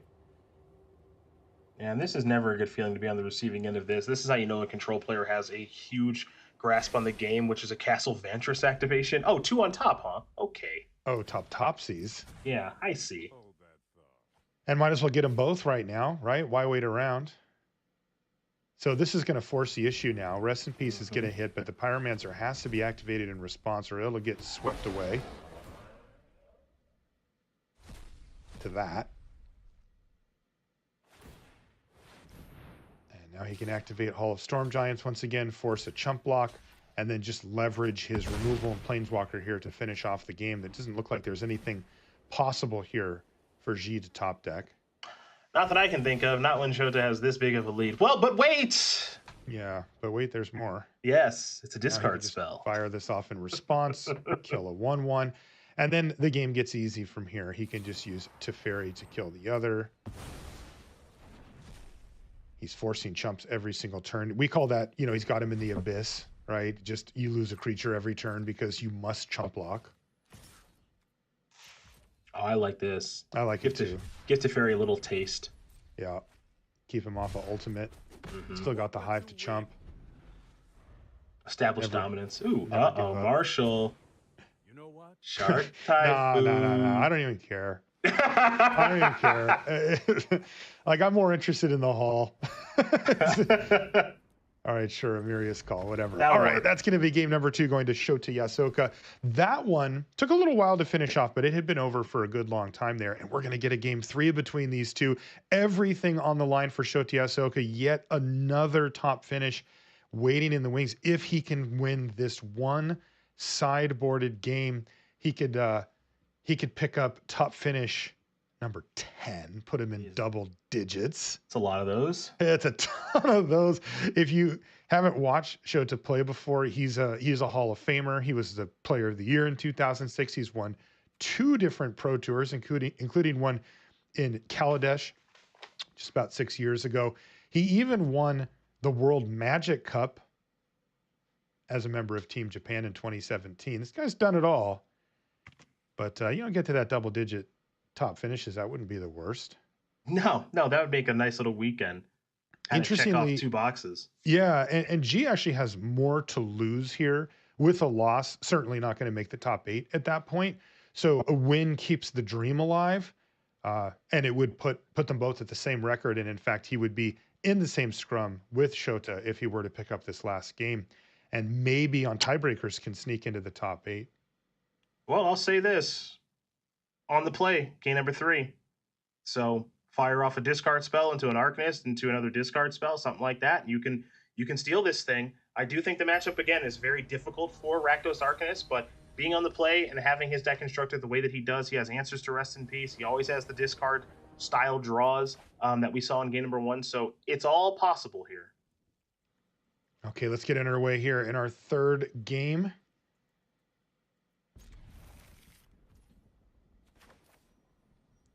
See how this goes. Oh, I like it. Let's get the full look. Okay, no discard. So no discard off the jump, but Kroxa into Legion Warboss or Kroxa into Go Blank into Chandra. I mean, these are haymakers. Absolutely heavy hitters here for G. Kroxa's the first one. This is the easy mode. But Warboss is a card that must be answered or it runs away with the game on its own. Go Blank is just a nightmare for Shota. He just hates to see that card. Yeah, and that might be the follow-up, right? Like, I think the sequencing here just might be, Kroxa into Warboss, because you might want to save Go Blank for when there's a Memory Deluge in the graveyard or something. Okay. Right? And just go this is brutal. But I'm like, I like Warboss into Chandra into stuff afterward. I'm really into that. I like your line there too. It's also worth noting that the Warboss is better the sooner it gets on the battlefield, right? You just get an additional token. Let's just say that resolved. It's better now than it would be next turn, where Go Blank arguably gets better a little later in the game. Yeah, totally agree. And you know what? I'm liking this full picture mode we got here from G's side. It's kind of like the poker hand cam. It's like, I don't know what my opponent's got going on there, but I'm going to find out. I'm led to believe that Shota does not have a third land if they're main phase cycling. I'm a genius. This is huge. Cycling main phase and misses. Now we got clear path for Chandra Torch of Defiance, and this card's a problem. It's going to be a lot of damage, a lot of card advantage, and maybe even an ultimate to win the game a little bit. Shota Yasuoka completely on the ropes here, has to start hitting land drops to get back into this thing, or that 10th finish might be out of reach. Okay, so Rest in Peace is fine enough. Now there's an Arcanist, so now Rest in Peace has gotten significantly worse. Now we see what Shota's working with here, and it's a lot of marches. It is not it's not triple blue for Archmage's Charm. I mean, this hand is not good, folks. Really bad hand. Seasoned Pyromancer was the hit, by the way, off of Chandra, and perfect timing for it, as you can get rid of cards that you just don't really need with a Rest in Peace out there. And it looks like G is going to try to pounce here. Was that a land? It was a haul, the all-star from the prior one, but he's really going to be leaning on perhaps even the alternate cost on these March of Otherworldly Light to get him out of this mess. Yeah, what's interesting now is that you have the ability to open up mana with Chandra and the land in hand to just go, okay, I'm going to fire off multiple copies of Go Blank and shred your hand.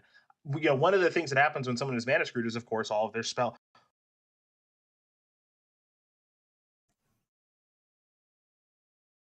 All their cards in hands are spells, right? So the thought process is, if I just kind of runner multiple lands and you kind of float out a little bit, well, then life is good. I've got spells to play. But on the flip side, if you're mana screwed and then your hand gets destroyed, you can't draw a land in the spell in the same draw step. So these Go Blanks are actually going to be, I think, pretty good, because you mentioned March and the alternate casting cost on that. Well, that's going to take some cards to do that, and that makes Go Blank even better. Yeah, I like your line of just making mana and just double Go Blanking here. You still get to plus Chandra and set up for a potential ultimate or a threatening of an ultimate, but you get to empty your hand quicker, and that's better for Seasoned Pyromancer. So I say let's let these spells rip, baby. Yeah, he did end up just plussing Chandra on the take a look at a card. Now that does, of course, get you some extra damage flowing here. Down to 16 is Shota already. And going to still take 4 damage potentially.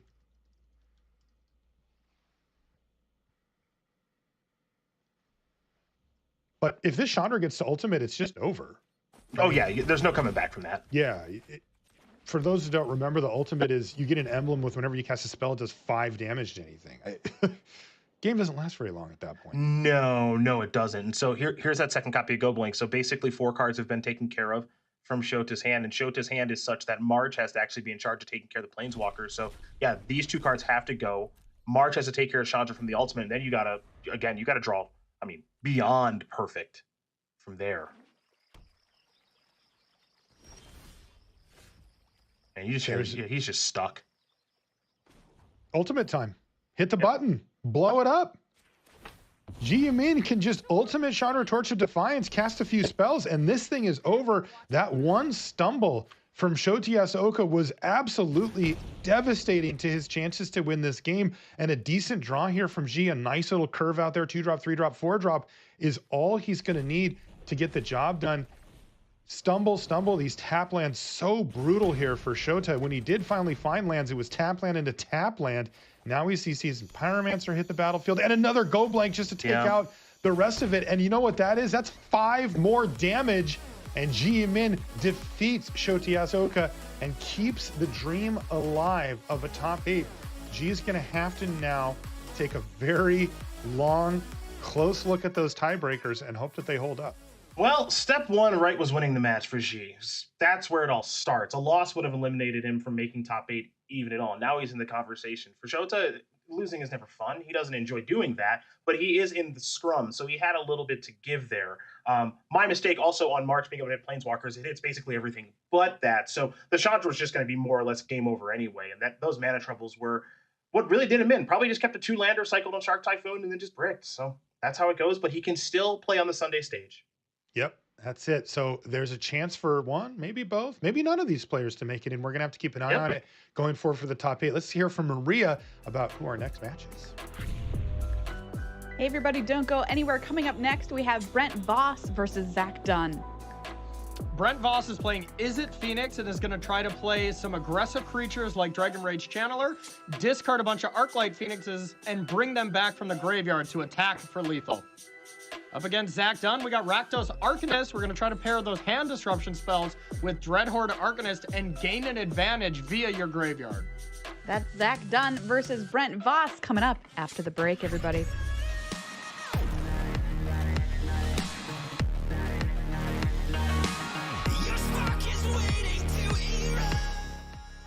Holy Toledos. Holy Toledos. That is not a great way, but luckily he's not in a position where it was an elimination, right? Gets to play another round and still sneak into the top 8, most likely. Wow, what a long day. Did you know that we still have one giveaway left to do? You could win Explosive Singularity in a pack. That's pretty cool stuff. And then we've got a bunch of giveaways tomorrow as well. Don't miss out on that. Like the video, subscribe to the channel, become a YouTube member, you know, super chat me, make my day just beautiful. And most importantly, enjoy, you guys. I hope you're having a magical day. Thank you so much for hanging out. I appreciate you. I'm a little sleepy. Not so entertaining anymore, but we're here. We're kicking around. We're going to limp through and get that giveaway taken care of. Wrap up after what I would assume to be maybe 1 or 2 matches. I wonder how long they push this thing. Like, we're at 10.5 hours. And they're like, yeah, you know, we got more magic. We got more magic. We'll be right back. Don't go anywhere. Right? It's like, holy Toledos, you guys are off the chain. I hope they're paying these casters just like some serious money. More than I get paid, I hope. I just do it for free, you know, just for fun over here. Do it for the culture. Holy Toledos. But yeah, tomorrow we've got giveaways. That'll be one of them. Here's another. Beautiful.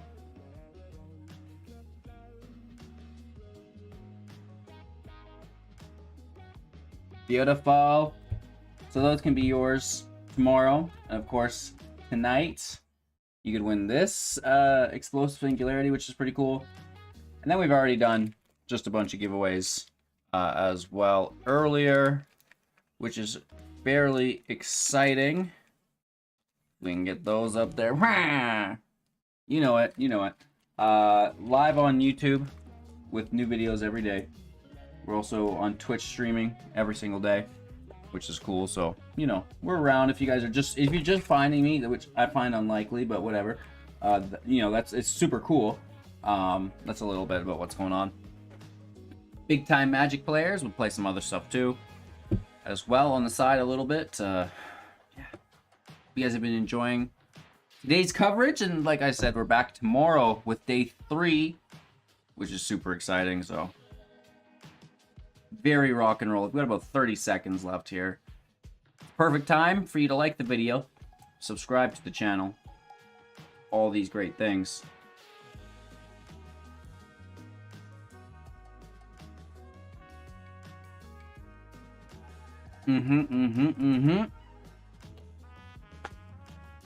I'll get back to my corner. Back to the corner.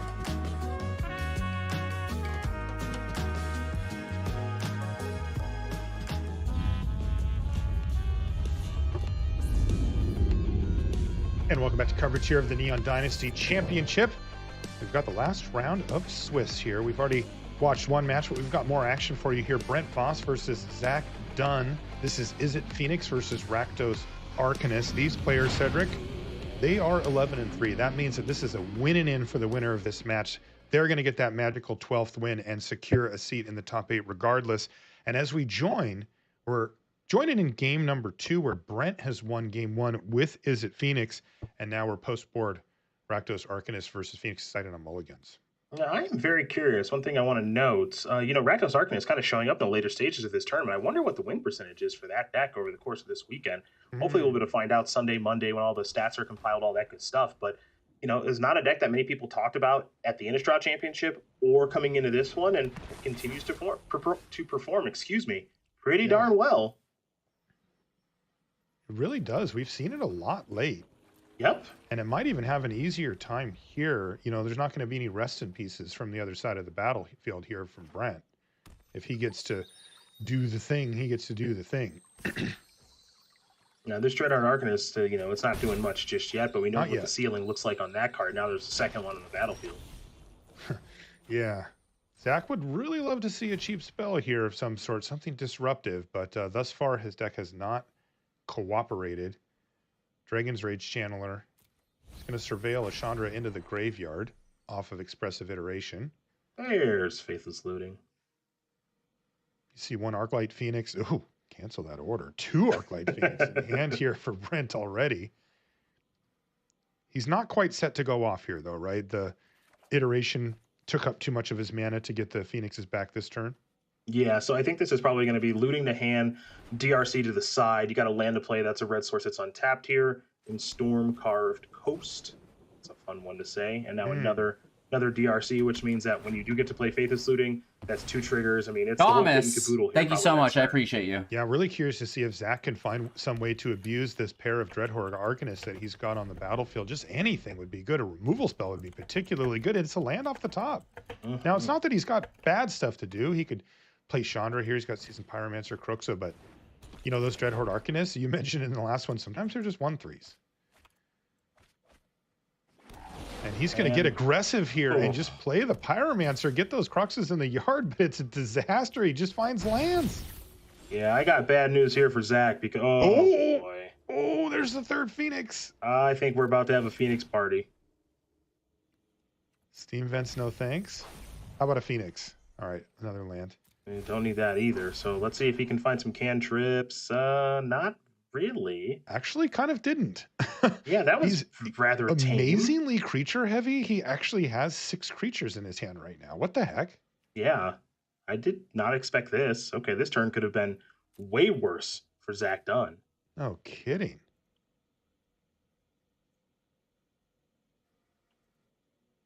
Wow. Now, oddly enough, it might not even be as straightforward as discarding 2 copies of Arclight Phoenix, which going into the turn was I thought he was for sure going to do. Definitely wants to get 1 in the yard, because if he wants to flashback Faithless Looting, he can put the other 2, but yeah, I don't know about the second. Yeah. Looks like he's going to discard a coast to it. Huh. He even surveilled 2 cards into the yard. Like, he got to see 5 cards or 4 cards there. Somehow couldn't find a cantrip? What? Yeah, this is not the way I thought this turn was going to go.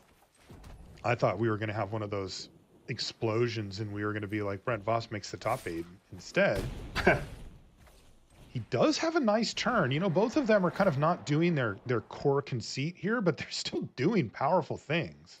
Yeah, the turn is still good, right? You get to play Stormwing Entity, you get to play another Dragon's Rage Channeler.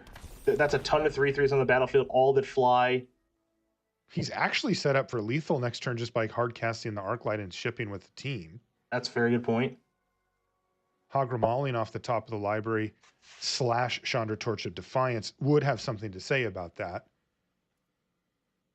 And he's left Expressive Iteration on top of his library as well. That's just about where you'd want that.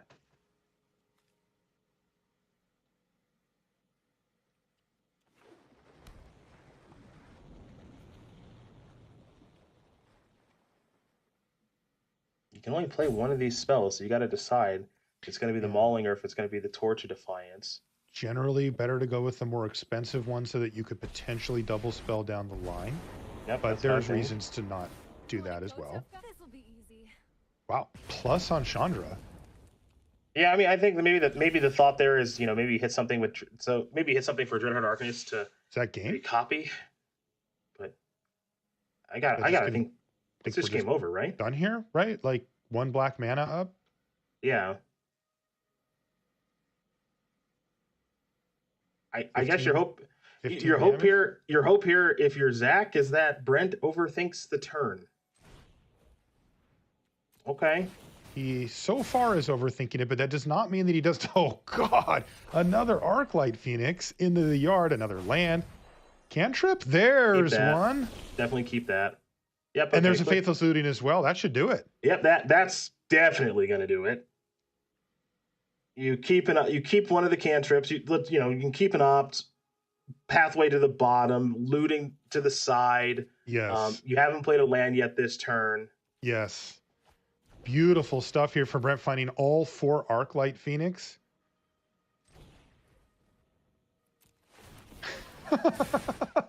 This is what happens when this deck is completely uninterrupted, right? Like there was no removal, there was no hand disruption. Like he just got to goldfish this thing. Discard a Phoenix and a land. You cast your opt. You can play your land first if you'd like. Now you play your opt. You get a million triggers once again. Yeah, this is lights out guerrilla radio, buddy. This is Phoenix doing its thing. What a turn for Brent Voss. Heck, what a game for him. Just explosive stuff. Seen so many cards. There's another Consider as well. But when he goes to combat, we're going to see not 1, not 2, not 3, but 4 Arclight Phoenix back on the battlefield, all ready to rumble. And he just gets to attack with everything. Wow. Attack you, not Chandra.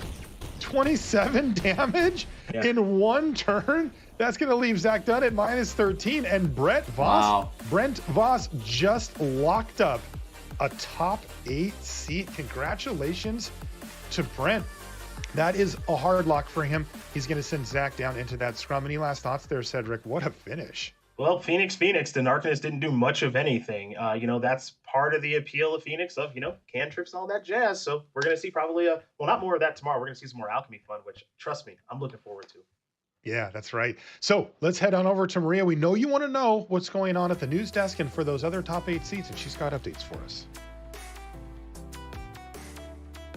What's that red drop card? Hey everybody, check out that trophy. That's what the players will be battling for tomorrow. Welcome back to the news desk. Maria Bartholdi, Corey Baumeister, and Riley Knight here with you at the most exciting moments of the tournament, other than crowning the champion, of course. It's time for the top 8 reveal. It all comes down to this: 2 days of competition in Alchemy and in Historic. 15 grueling rounds have led to this.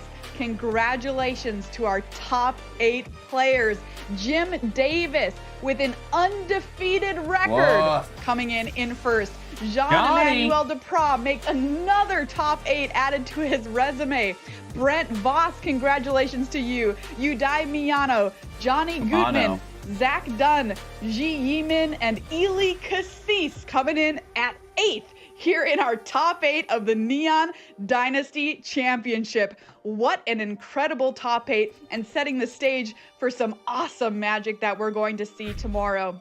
Well, we've come to the point of the show where we name our player of the day, and the player of the day, who it is, should be no surprise. Corey, let's do it. Yeah, no surprise on this one. That's Jim Davis. Jim Davis takes it down being 12-0. Nobody else has ever went 12-0 or even 11-0 at one of these set championships. So really impressive work. And honestly, this isn't even his full-time job. He's not a full-time professional Magic player. He's a content creator.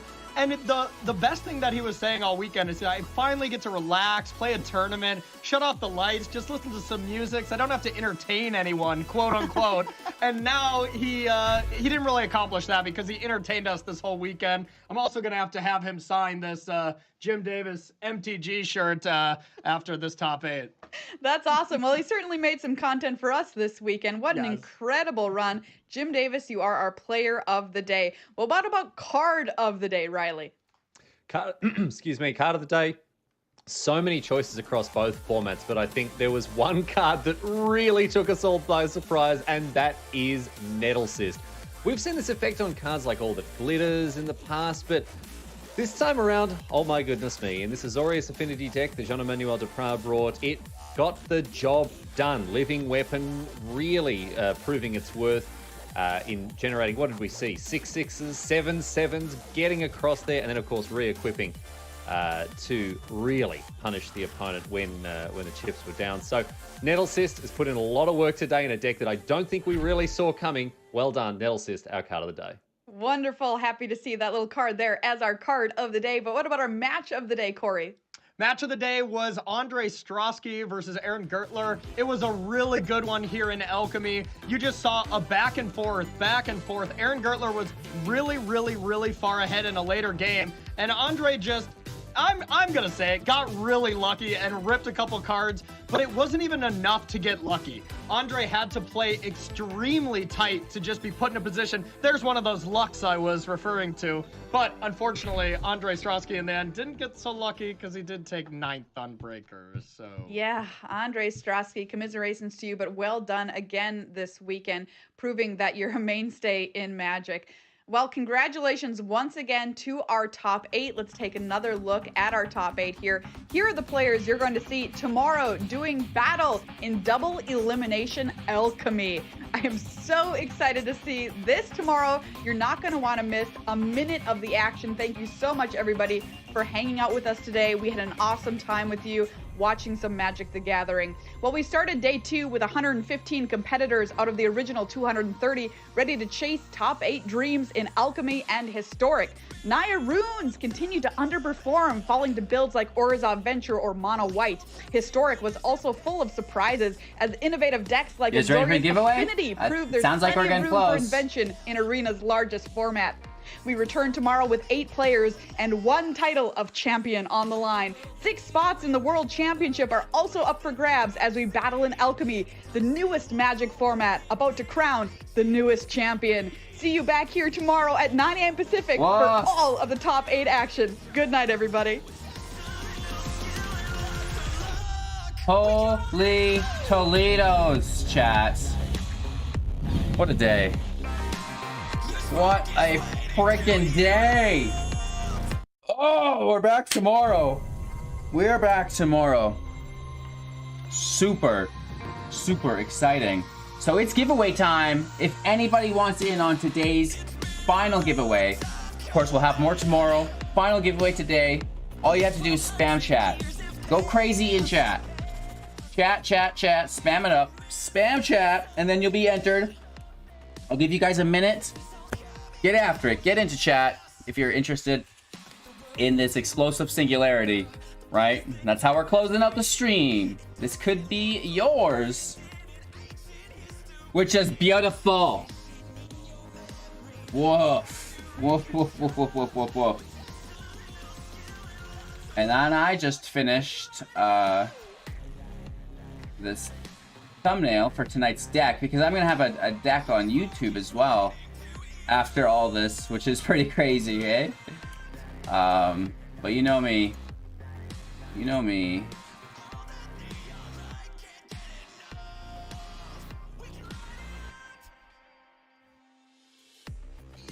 There we go.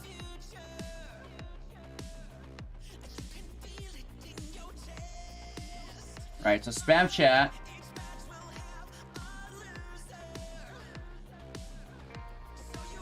Just export this. This is for our next video. Beautiful. Alright. Did you guys spam chat yet? Did you spam chat yet? I still see spam lighting up, so we'll give you guys just a couple more seconds here. I got my spreadsheet. Oh, they ended stream. No, they're still here. All right, we'll clean the roster up here. Beautiful. I'm gonna shrink my stuff down. I feel weird being so big. And then I need that list from YouTube, if I can get that open here somewhere. I'm sure I have it. There we go. There we go. There we go. Grabbing the participants. Oh, that can't be right. It's showing me that there's not very many people here. It's only giving me like a list of 10 names. That cannot be right. Is it only 10 of you just like spamming? Participants. Yeah, that's like a small list, but yeah, I mean, you guys have good odds. You've got good odds, I guess, right? Really good odds tonight. I just expected it to be more of you guys, but that is what it is, I suppose. That's how we've been doing it all day, so that's how we're going to continue to do it. I don't even have to scroll this time, which is great. So we're just going to grab your guys' names here. I get it. It's late. It's late. People don't want to be here anymore. I understand. I understand. So here's a spreadsheet. Boom. Let's turn it to black here. Beautiful. 23 of you guys. 1 out of 23. Really good odds. It is number 8. We have Jangles. Jangles in the house. Oh my gosh. Congratulations, Jangles. Beautiful, beautiful, beautiful. Jangles, definitely message me on Discord, right? For your information. That would be fantastic. That's going to be how you want to do that. And I will write your name down here as well, just so I don't forget. Jangles. You won yourself the Explosive Singularity. Beautiful, and a pack. That's so deadly, you guys. So we are back tomorrow, literally same time, same place. Getting down, getting dirty, which is super fun. We have more giveaways tomorrow as well, which is super exciting. You know, a ton of really high quality giveaways as well. So thank you guys all so much for your time, your attention, hanging out on stream. I really appreciate it. Jangles in chat, everybody. Congrats, Jangles. Just message me on Discord, Jangles. On Discord, Jangles. Google my link tree. Google my link tree.